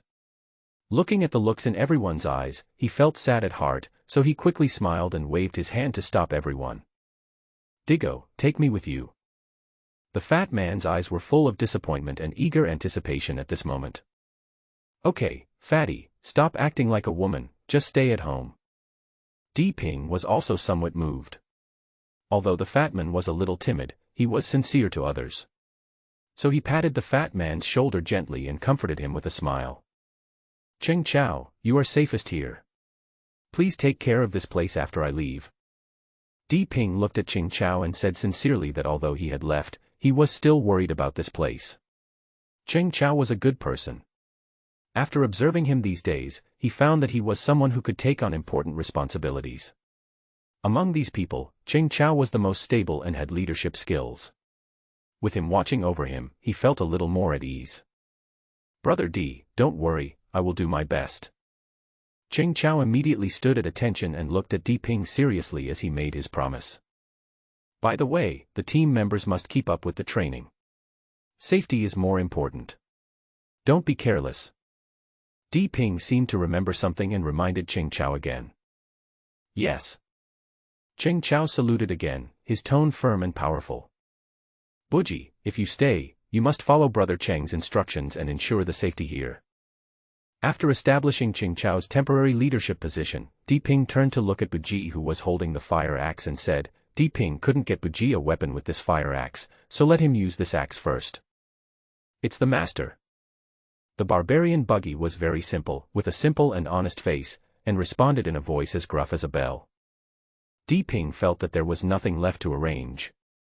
Barton would be in charge of the castle, Wen could take care of the tavern since it was not open to the public. There were more things to do at the manor, but he believed that Delin, who was assigned by the system, would have no problem managing it. He had also arranged for Lao Luo to go over to help, so at least he could share some of the work with Delin. Glancing at Yushujie who was looking at him eagerly, Di Ping gave her a reassuring look. As for the other three women, Di Ping just glanced at them without saying anything more. After all, he had only known these three for a short time and was not very familiar with them, so there was no need to say anything more. Di Ping set off with the female sorceress Gina. It was not until their backs were completely hidden by the trees that they came to their senses and walked slowly towards the castle. No one spoke, but from their expressions, it could be seen that with Di Ping's departure, they seemed to have lost their souls and seemed to have lost some support. This is no wonder. Normally, these people rely on Di Ping for everything. It can be said that they survive completely under Di Ping's protection. So they don't have to think too much about anything. As long as Di Ping is there, they feel that they have someone to rely on and a backbone. But today, when Di Ping left, they immediately felt uncomfortable. But this is a good thing. Before the end of the world, these people were all outstanding. It's just that when the end of the world comes, they are suddenly useless and can only rely on the strong to survive. Usually, they accept whatever Di Ping does. Some of them have lost themselves. Now that Di Ping has left, these people can grow up quickly and become Di Ping's real right-hand men, instead of just yes-men who can make arrangements. Two flowers are in bloom, each with its own beauty. Let's not talk about these people for now, and let's look at Di Ping and Gina. Di Ping took Gina with him, and the two of them left the community, got on the road and headed south. It was more than 10 kilometers from here to the rescue site. Di Ping had not calculated the exact distance, but it was definitely more than 15 kilometers. Di Ping usually drove past this place, first along the road for 5 kilometers into the city, and then all the way east, and finally arrived at this underground shopping mall, which was a small base where thousands of people gathered. The sun has risen, and the red sunlight shines through the leaves onto the road. Dewdrops are still flashing on the leaves of the wild grass. The slight morning breeze brings some chill, which is not at all like the summer temperature. Since we had just explored the road yesterday, we walked much faster. It only took us about 20 minutes to travel 2 kilometers. When we arrived at the van where we had rested before, we didn't see any mutant animals along the way. It seemed that the animals had not woken up yet, or they had just returned to their nests to rest. Gina was wearing a black windbreaker and her head was covered tightly, revealing only half of her fair face. She followed Di Ping step by step, and seemed to have entered the role of a follower. Her sharp eyes swept around from time to time. She was completely different from the weak little girl when Diping first met her. Her deep blue eyes flashed smartly, as if blue lightning was shooting out. Any movement around her seemed to be unable to escape her detection. Her little face was tense and her expression was serious and focused. She didn't look like a student who had just entered the Magic Academy, but rather a mature veteran. It seems that the system's product is definitely not bad, Diping thought to himself. Diping was fine and not too nervous. After all, he had familiarized himself with this route and felt more at ease after walking on it. Besides, there was two of them now and he had someone to accompany him.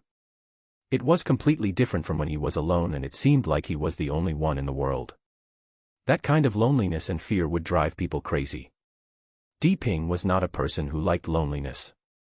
Half an hour later. Finally, I finished the section of the road I explored yesterday. Now the road conditions are unknown, so I have to be careful. Diping stopped, glanced around, took a deep breath, and walked forward resolutely, while Gina followed closely. The sunlight shone through the gaps between the leaves, and the two people cast long shadows on the ground. The road was littered with cracked concrete blocks, and wild grass grew tenaciously, forming grass hills here and there on the road. Abandoned cars could be seen from time to time on the road, and many of them were covered with vines, revealing a sense of desolation. Chiu. Birdsong. Suddenly, a sharp and high-pitched voice came from the distant sky, and the piercing sound pierced through the clouds, as if ringing in Diping's ears, making him dizzy and his ears buzzing. He was startled when he heard this sound. It was the sound of birds singing. It could be said that this was the first time he heard the sound of birds singing since the end of the world. Master. Don't move. Diping was about to look up at the sky, but suddenly he heard Gina's anxious low voice from behind him. He knew Gina would not say anything nonsense, so he stopped immediately. Chiu. There was another sharp whistling sound like metal scratching, long and sharp. This time the sound was closer, as if it exploded directly in Diping's mind, making him dizzy, his chest stuffy and his blood boiling. The sound that was only a few miles away just now was almost 1,000 meters away this time, which showed how fast it was. Eagle cry. This time Diping was even more certain that this was the cry of an eagle. He had heard the cry of an eagle before. Before the end of the world, this creature could be said to be the overlord of the sky. Of course, apart from human fighter jets, they can be regarded as the top existence in the food chain in the sky and are extremely ferocious. After the end of the world, ordinary cats and dogs can mutate. It goes without saying that these birds of prey were extremely ferocious before the end of the world, so how could they not mutate? Boom.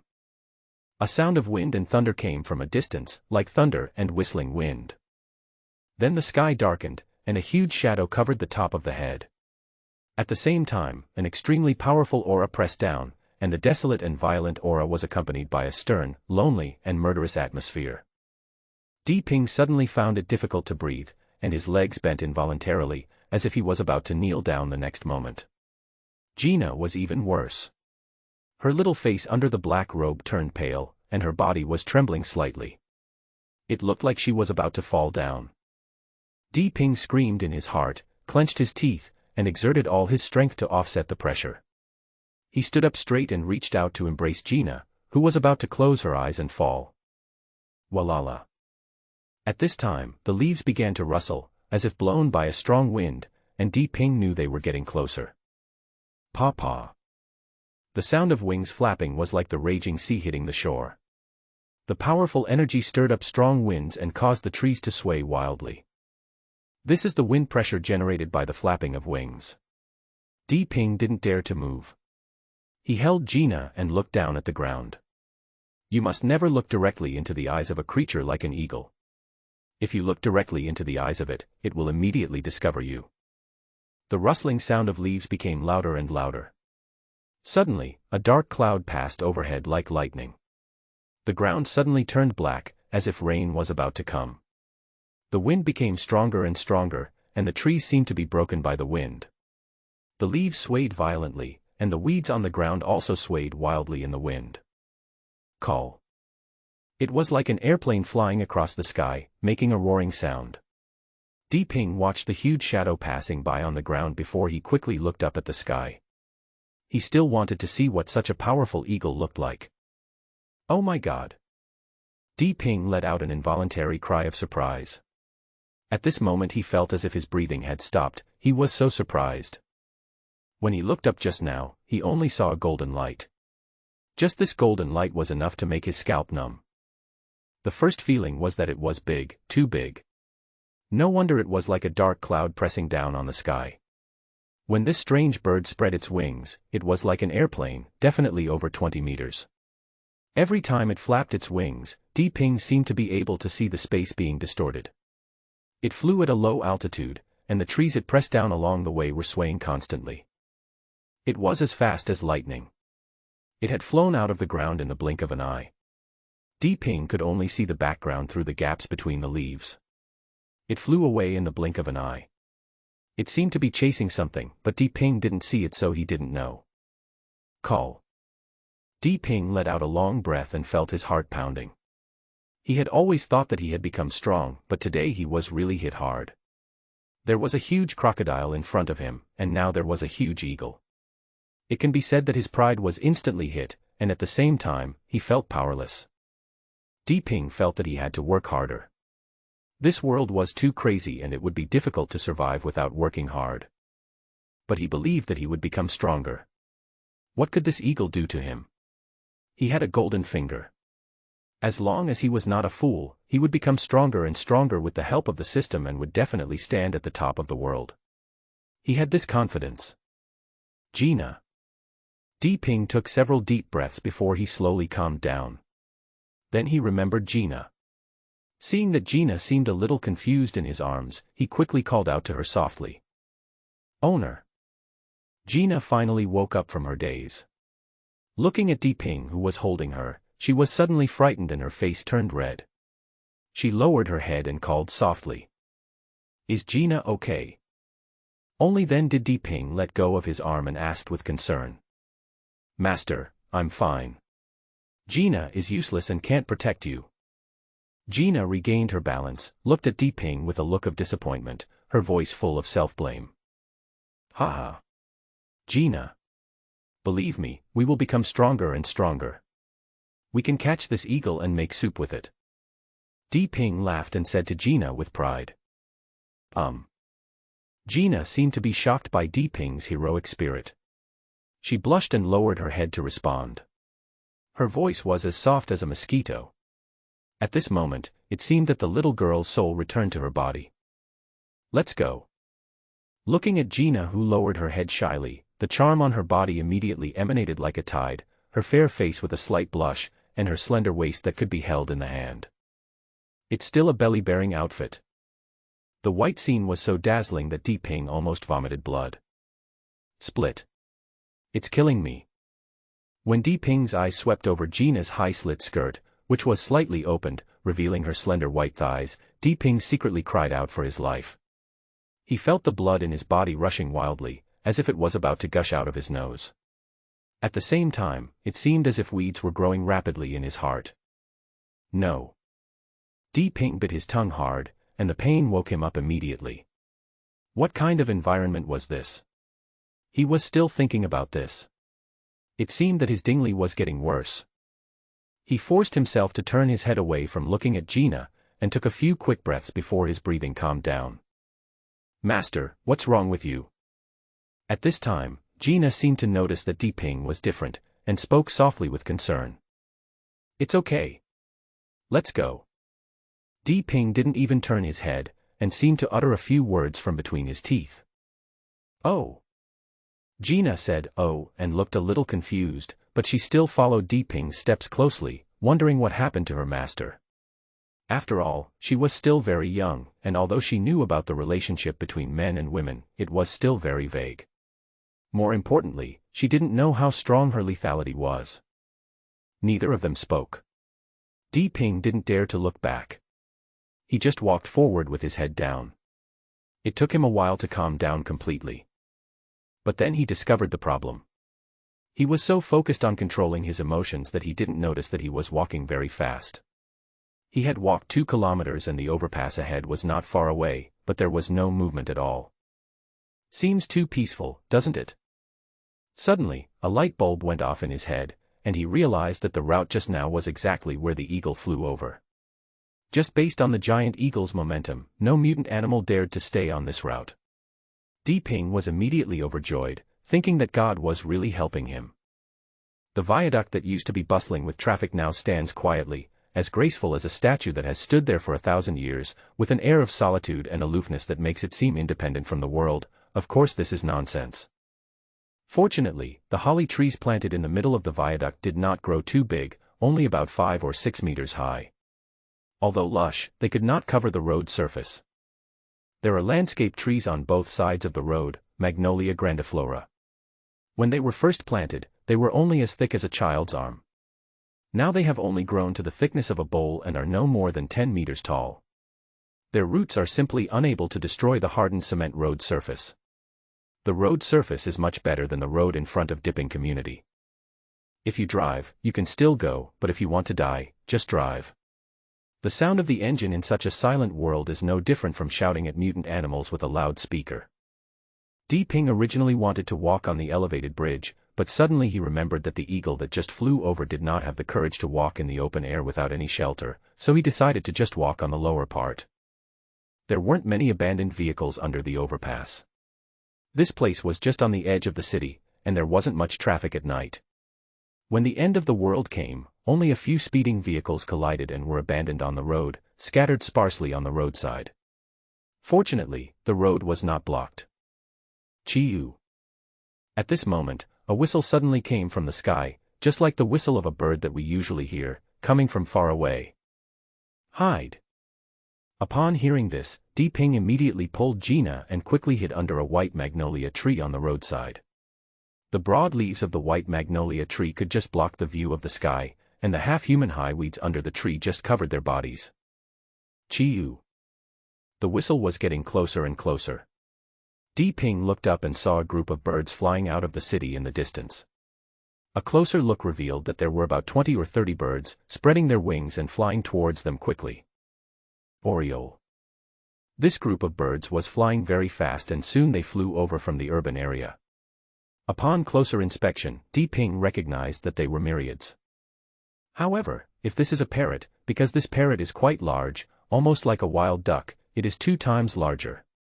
The originally honest and cute parrot's beak is now about 5 or 6 centimeters long, with a barb in the front and is sharper, making it a hawk's beak. Damn it. Ping cursed inwardly. A few days ago, I was wondering why I couldn't hear any birds singing every morning. I thought all the birds were dead. What a crow's mouth. These birds have appeared now, but the way they appeared is a little unacceptable. For example, the huge eagle just now. If you said it was a plane, some people would definitely believe it. And these pheasant-sized parrots, in groups, who knows if it will have eaten enough food and want to change to meat.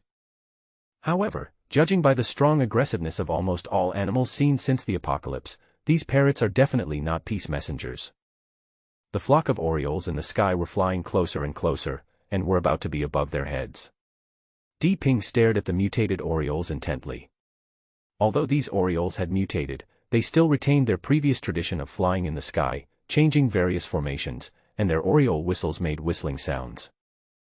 Ping was also unable to judge whether these parrots would be extremely aggressive, so it was better to be cautious and not show their heads. Master, be careful. Just as Ping was concentrating on staring at the flock of orioles in the sky, he suddenly heard Gina scream from behind him. Ping's heart tightened and he quickly looked away. From the corner of his eye, he saw a white shadow flash out from the bushes by the roadside and rush towards him. There was no time to think. The white shadow was so close to him that he had no time to think. In the blink of an eye, a cold light was approaching his face. It was too late to swing his sword. Ping instinctively reacted by crouching down and rolling on the ground. His body rolled 5 or 6 meters away. Although this move is ugly and is disdainfully used by heroes in martial arts novels, it cannot be denied that it is useful. This roll is just the right way to dodge the attack, and the mutant oriole can also roll several meters when attacking a rolling person, thus increasing the distance between itself and the enemy. At this time, Di Ping had already pressed the ground and bounced up. His white t-shirt was covered with dust. He was furious. He almost got into trouble today. If Gina hadn't reminded him, he would have been hit. It seemed that he was still careless. His face turned red and he was even more angry. He swept his sharp eyes towards the white shadow. It turned out to be a white cat, nearly a meter long, larger than some adult dogs, just like a little tiger. At this moment, it stared at Di Ping with half-closed eyes, bloodshot eyes flashing, body half-bent, hair all over its body exploded, as if ready to attack at any time. Detection technique. Di Ping's mind moved, and he threw a probe over, and immediately a piece of information appeared. Mutated cat, bloodline level, none, talent skills, none, enhancement level, level 0, skills, none. The dead cat is looking for death. When Di Ping saw this, he cursed angrily. An ordinary mutant cat that hadn't even unlocked its potential or advanced yet dared to attack him. How could he not get angry? He drew out his sword and was ready to hack the white cat to death with his sword. Meow. The white cat seemed to be angry as well. This time, its surefire attack failed. Normally, it was an expert hunter, and today it had to avenge itself for the humiliation. So it let out a low growl and rushed towards Di Ping. Act recklessly. Di Ping cursed inwardly, raised his leg and prepared to rush forward and chop to death this ignorant wild cat. Bang. Suddenly there was a loud bang, and a ball of fire exploded in front of Di Ping. The mutant cat was unexpectedly hit in midair by a fist-sized fireball shot out from behind Di Ping. The fireball immediately wrapped the white cat and turned it into a larger ball of fire. Meow. A shrill scream came from the fireball, and it suddenly fell to the ground. The white cat kept rolling on the ground trying to put out the flames, but it was all in vain. The flames burned stronger and stronger, making crackling sounds, and the white cat let out terrible roars. But no matter how he rolled, the flames were like poison to his tarsal bones, sticking to him and he could not get rid of them. The white cat's cries became weaker and weaker. After more than 10 seconds, the white cat stopped struggling. The flames slowly dissipated, revealing a black mass on the ground, and the aroma of barbecue wafted into his nose. Di Ping stared blankly at the white cat barbecue that had turned into a ball of black charcoal on the ground, and 1,000 fucks were running through his mind. Is this the mage? Is this the D-level potential that the worst players in the game dislike? He's so damn strong. Di Ping cursed inwardly, this is much cooler than his warrior. If he had known earlier, he would have chosen a mage.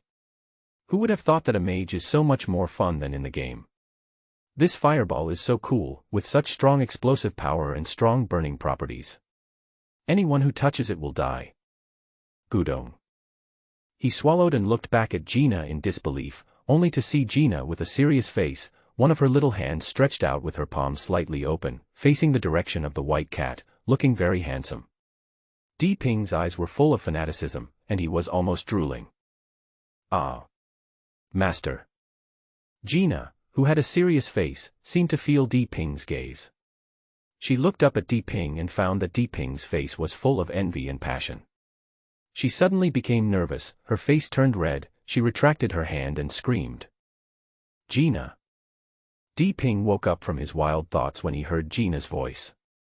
He quickly wiped the saliva that might have flowed from the corner of his mouth and looked at Gina. Yes, master. Gina responded softly, the blush still on her face. You're great. Di Ping raised his thumb and praised Gina. Indeed, Gina performed very well. If she hadn't reminded him just now, he might have really fallen for it. Moreover, his subsequent reaction was also perfect. He didn't have to do anything himself. Thank you, master. Gina smiled brightly, but seemed embarrassed again. Her face turned redder, and she bowed her head and thanked Di Ping softly. Beep. Found soul energy, harvested 6 energy points. Another 6 points of soul energy were credited to his account.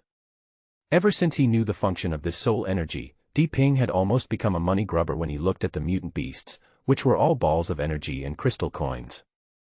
Cuckoo. Suddenly, a chaotic gurgling sound came from the sky. Broken. Hearing the cooing sound, Di Ping's scalp suddenly tingled, and he thought something was wrong. Just now, I was only concerned with dealing with the mutant cat, but I forgot that there was a group of mutant orioles in the sky. He jumped out from the bushes under the tree, and his whole body was exposed in the middle of the road, which was very eye-catching. Just now, the mutant cat's miserable cry was heard from far away. Unless these orioles were all blind and deaf, they could not see or hear it, but this was impossible. When they heard the oriole's rapid cry right above their heads, they immediately knew that something was wrong. They were really trying to take care of both the head and the butt. "Gina, hide!" Di Ping didn't have time to think and shouted at Gina urgently. Looking up, he saw that a group of parrots that were flying forward were now circling in the sky.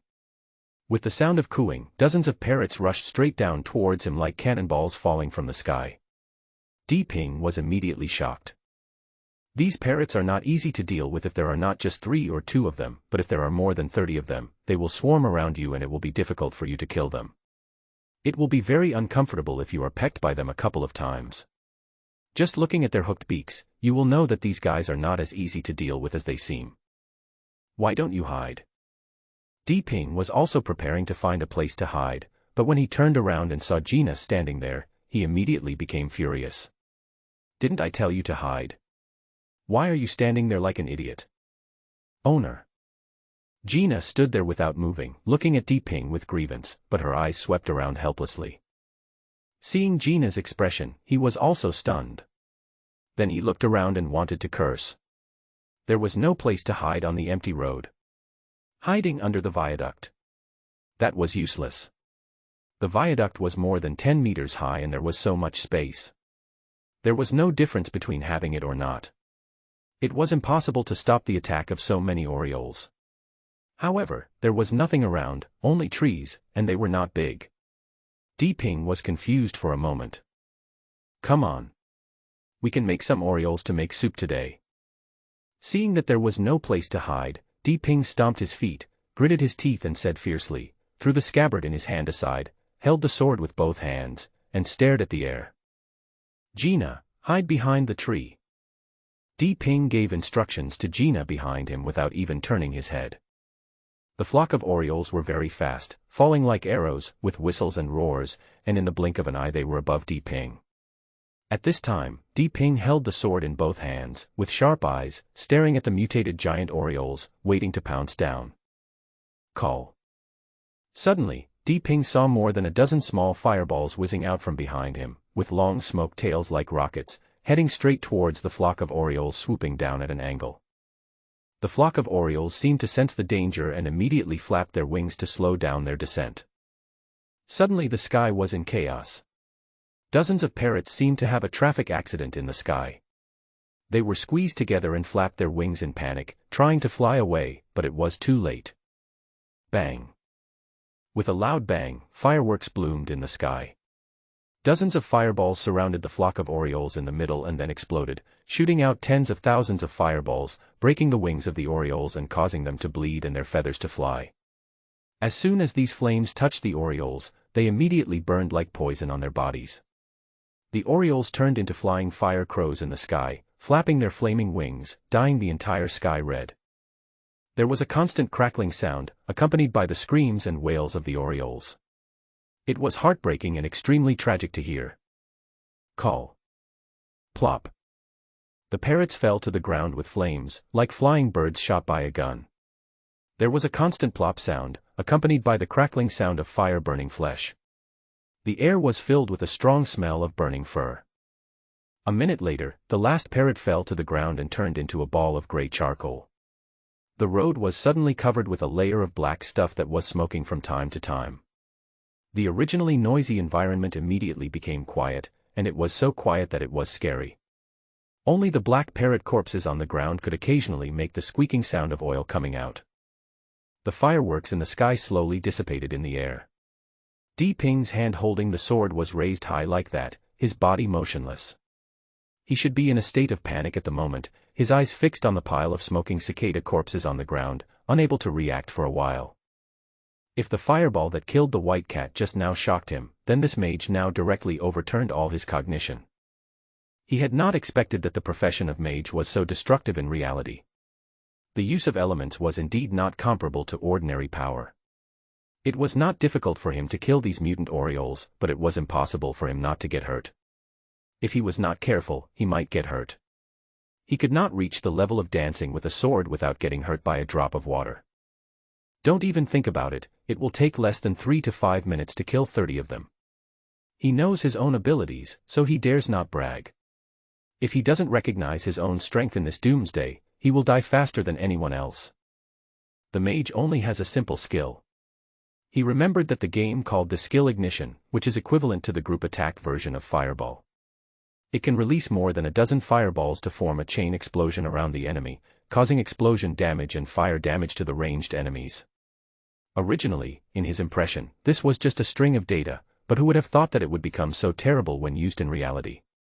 At this time, Di Ping regretted it a little, really regretted it. If he felt a little regretful just now, he was regretting it to the extreme now. Originally, he chose the warrior because he thought it would be cool to see the warrior charging into battle, drawing blood with every blow, being extremely domineering and passionate. However, when he saw the warrior's mediocre skills compared to the mage's, he felt so regretful. He looked back at Gina, who was standing not far behind Di Ping with a calm expression, and his heart was suddenly in turmoil. As if he could feel Di Ping's gaze, Gina blushed, retracted her raised hands, and stood there awkwardly with her head down, not daring to look Di Ping in the eye. Oh my God! Di Ping secretly slapped his forehead. Is this the female sorceress who could destroy dozens of mutant Orioles with just a wave of her hand? Not to mention that others don't believe it, even Di Ping doesn't believe it when he sees it now. Such a charming little woman who blushes at first sight is actually a master who kills mutant beasts with a wave of her hand. Mage.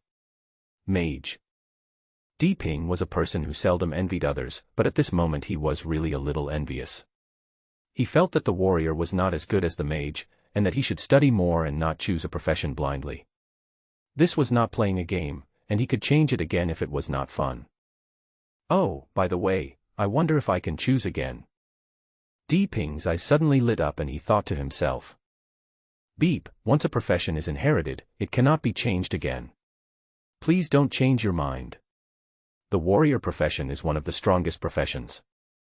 Just as he was thinking about it, there was a sudden beep and the cold voice of the system sounded in his mind again, directly criticizing Di Ping. Ah. Can you hear me? Di Ping was overjoyed when he heard the system's voice. This system usually ignored him, but sometimes it would suddenly say something. Why did it suddenly speak today? Could it be that the system was not mechanical but had intelligence? He had to ask himself. There was silence in his mind, no sound. Just like before, the system ignored Di Ping. System, why don't you speak? Make a sound. Di Ping asked again, but the system remained silent. Where are you from? Can you tell me something? Di Ping continued to ask without giving up. Master, what's wrong with you? Gina stood not far away, looking at Di Ping with a dazed expression and muttering something. She didn't know what was wrong with him, so she walked up to him and asked with some concern. Oh. It's okay. Di Ping stopped talking when he heard Gina's voice, and cursed in his heart, "You are so awesome," then he replied listlessly and angrily. Crystal core. Di Ping suddenly slapped his head. Aren't all the corpses on the ground crystal cores? He almost forgot about the main task. Let's put aside the system matters and we will talk about it slowly later when we have the chance. It's too dangerous in the wild now and we can't stay there for long. Di Ping walked forward quickly and first took out a crystal core from the mutant cat's body. It was the size of a little finger, only slightly larger than the one taken from the mouse. Looking at the mutant crow corpses on the ground, Di Ping was a little nervous for a moment, as he didn't know whether these mutant birds had crystal cores. Never mind for now, just take it and see for yourself. Di Ping put aside his anxious mood, walked forward and broke open the head of a mutant crow. A piece of mutton-fat white jade as small as a red bean appeared on the head of the mutant crow. Di Ping was immediately overjoyed. There was actually a crystal core. Although it was small, a mosquito is still meat. Gina saw Di Ping searching for crystal cores in the broken mutant Orioles. She took out a knife from somewhere on her body and helped to search the corpses for crystal cores. After 10 minutes or so, all the mutant orioles had been broken and the crystal cores had been collected. Di Ping didn't dare to delay any longer. He took Gina and walked quickly forward, leaving this dangerous place. Fortunately, there was a bus stop about 500 or 600 meters ahead with a bus parking lot inside. This station was located under the viaduct. There was a small house in the station, which should be where the staff on duty lived. Di Ping pushed it lightly and it opened with a click. The room was rather simple, only about 10 square meters, with a small bed, a small table and a chair. There was a small TV on the table and nothing else. Di Ping brought Gina in, closed the door gently, and then heaved a long sigh of relief. He took off the backpack, took out 2 bottles of mineral water and handed one to Gina, then sat down on the chair and gulped down a few mouthfuls to quench his thirst. Gina also gently twisted open the bottle and placed it against her rosy lips, took a sip and then closed the bottle. There were some watermarks on her red lips, and she seemed to be aware of something and stretched out her rosy tongue to playfully lick her lips. If Di Ping saw this at this time, he would definitely call for help, but he was exchanging crystal coins at this time. He wanted to see how many crystal coins the mutant oriole's crystal core was worth. Beep, exchange 34 crystal cores for crystal coins, and get 16 crystal coins. When Di Ping heard the number of 16 coins, he was overjoyed. He thought it would be good enough to exchange for a few coins, but he didn't expect it to exceed his expectations so much. 14 coins were enough to recruit a sea-level hero, and his strength could be further strengthened. Today he saw the giant eagle. With the appearance of the giant eagle, it is conceivable that the birds have also completed their mutation.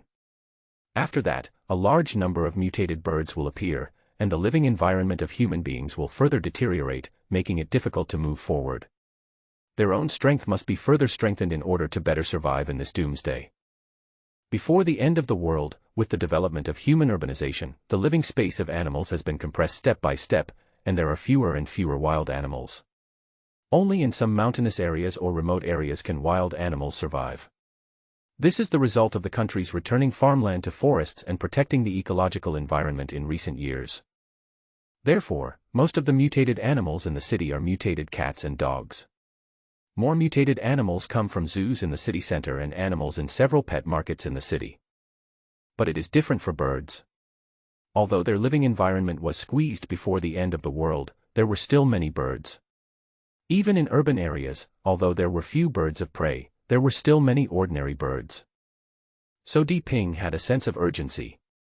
Improving his strength was what he wanted most at the moment, so with a thought, the system interface opened, and Di Ping clicked on the tavern. There were still 2 heroes displayed in the tavern frame, but the crystal coin value above the heroes had changed from 0 to 16, and the soul energy value had also changed, becoming 72.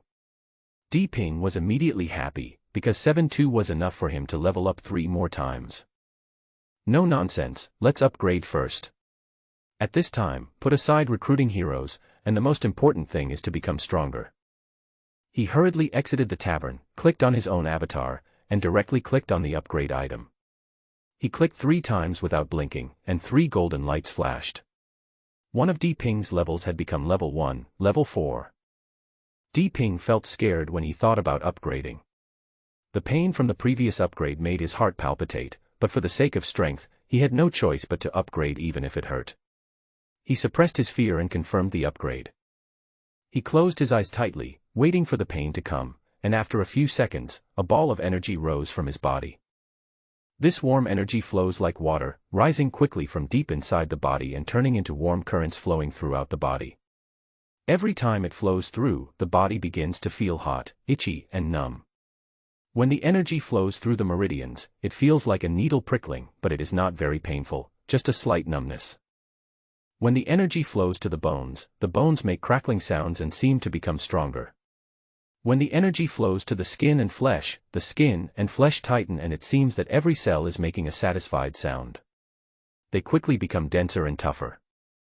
What surprised Di Ping was that this time he didn't feel the same pain as last time. Although there was a slight discomfort, it was completely bearable. The comfortable feeling made him a little intoxicated. It felt so good. But the energy came and went quickly. Half a minute later, this time the energy did not dissipate without a trace. Instead, it finally went along the Du channel and returned to the Qi Hai Dantian position. Di Ping suddenly felt a heat and swelling in his Qi Hai, as if it was expanding outwards. It was accompanied by a needle-like pain. His entire lower abdomen seemed to be pierced by a needle. The intensive pain made him uncomfortable. Di Ping groaned and sweat started to break out on his head. Fortunately, the pain lasted only a few seconds and his energy also slowly subsided. "Master, how are you?" Di Ping let out a long sigh and then wiped the sweat from his forehead. It felt like the past few seconds had passed like a year. By this time, Gina had already noticed Di Ping's condition and had gotten out of bed. She was now standing in front of Di Ping, looking at him with concern. "I'm fine." Di Ping slumped in the chair, gasping for breath, as if he had not yet recovered from the pain.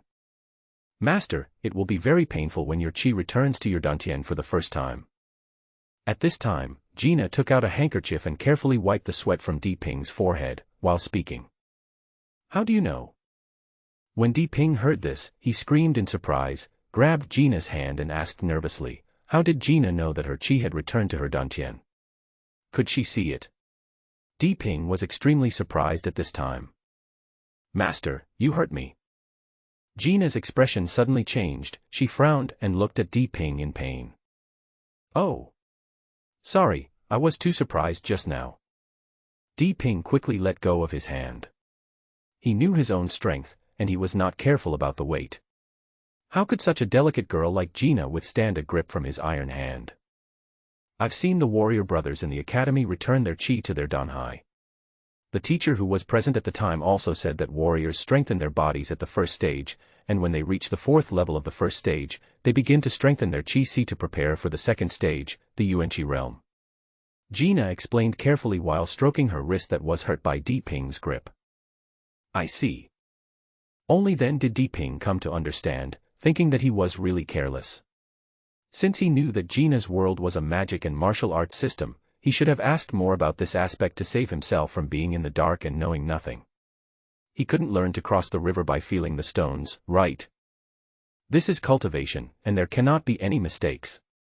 Even a single mistake could lead to obsession and cause immeasurable consequences. Di Ping then excitedly asked Gina some questions, but he was disappointed. "I think I've been thinking too much." Gina has only been in school for half a year, and what she has learned is not as much as what the system has taught her. The system only teaches knowledge about magic, and she knows nothing about the warrior lineage. She only knew this because she happened to see the teacher talking about this when my senior brother was promoted. Di Ping's reaction just now was exactly the same as that of my senior brother, so I made a bold guess. "All right," Di Ping said helplessly with his head down. After calming down, Di Ping checked his upgrade and felt that his strength had increased by another 600 kilograms. His strength officially reached 5,000 kilograms. I felt a surge of power, as if I had endless strength. I felt that I could lift anything in the sky or pull anything on the ground. I wondered if Li Yuanba, the most powerful general of the Sui and Tang dynasties, was no more than this. Strength is a strange thing. It can turn a weak person into a strong one, and make a strong person even stronger. It seems that the world is not important to him. It is like daring to imprison a dragon in the sky and catch a turtle in the 5 oceans. Feeling the strength coming from his body like the Yellow River, Di Ping really has such an idea. Now he finally understood how the ancient military generals dared to charge into battle amidst thousands of troops. It was all because of the power that gave them the infinite courage to fight against heaven and earth. This was exactly what he felt at the moment. He wished he could rush out and smash everything that stood in his way. He had a bloodthirsty impulse in his heart. He took a few deep breaths and suppressed his fanatical restlessness. Suddenly he shuddered and his heart began to beat rapidly. He felt that he could not increase his strength like this in the future. If he increased his strength so quickly, not only would he be unable to effectively control the more refined power, but he could also vaguely control his mentality. This bloodthirsty impulse made him feel scared. He thought that maybe this was the sequelae of being possessed by a demon and not having a good enough state of mind, and one-sidedly increasing his strength as described in the novel. This made Di Ping think of the impulses that kept erupting in the past few days. This might be related to this, because this was totally unlike his character. He had always been proud of his strong self-control, and he had almost lost control twice or three times in the past few days. It had reached a serious level, and he had to pay attention. Although he didn't know if his guess was right, he had a feeling that this idea was almost right. Gina opened the bottle, drank a few more sips of water, and suppressed the fear in her heart. She stood in front of Di Ping and looked at him with concern. She felt that Di Ping seemed to be in a state of great mood swings just now, but she didn't know why and was very worried about Di Ping's condition. "I'm fine, take a rest. We'll set off soon." Di Ping had completely calmed down by now. He looked at Gina, who was concerned about him, and smiled gently. "Oh well." Seeing that Di Ping's expression had calmed down, Gina nodded obediently and sat back down beside the bed. Then she sat cross-legged and closed her eyes to regulate her breathing.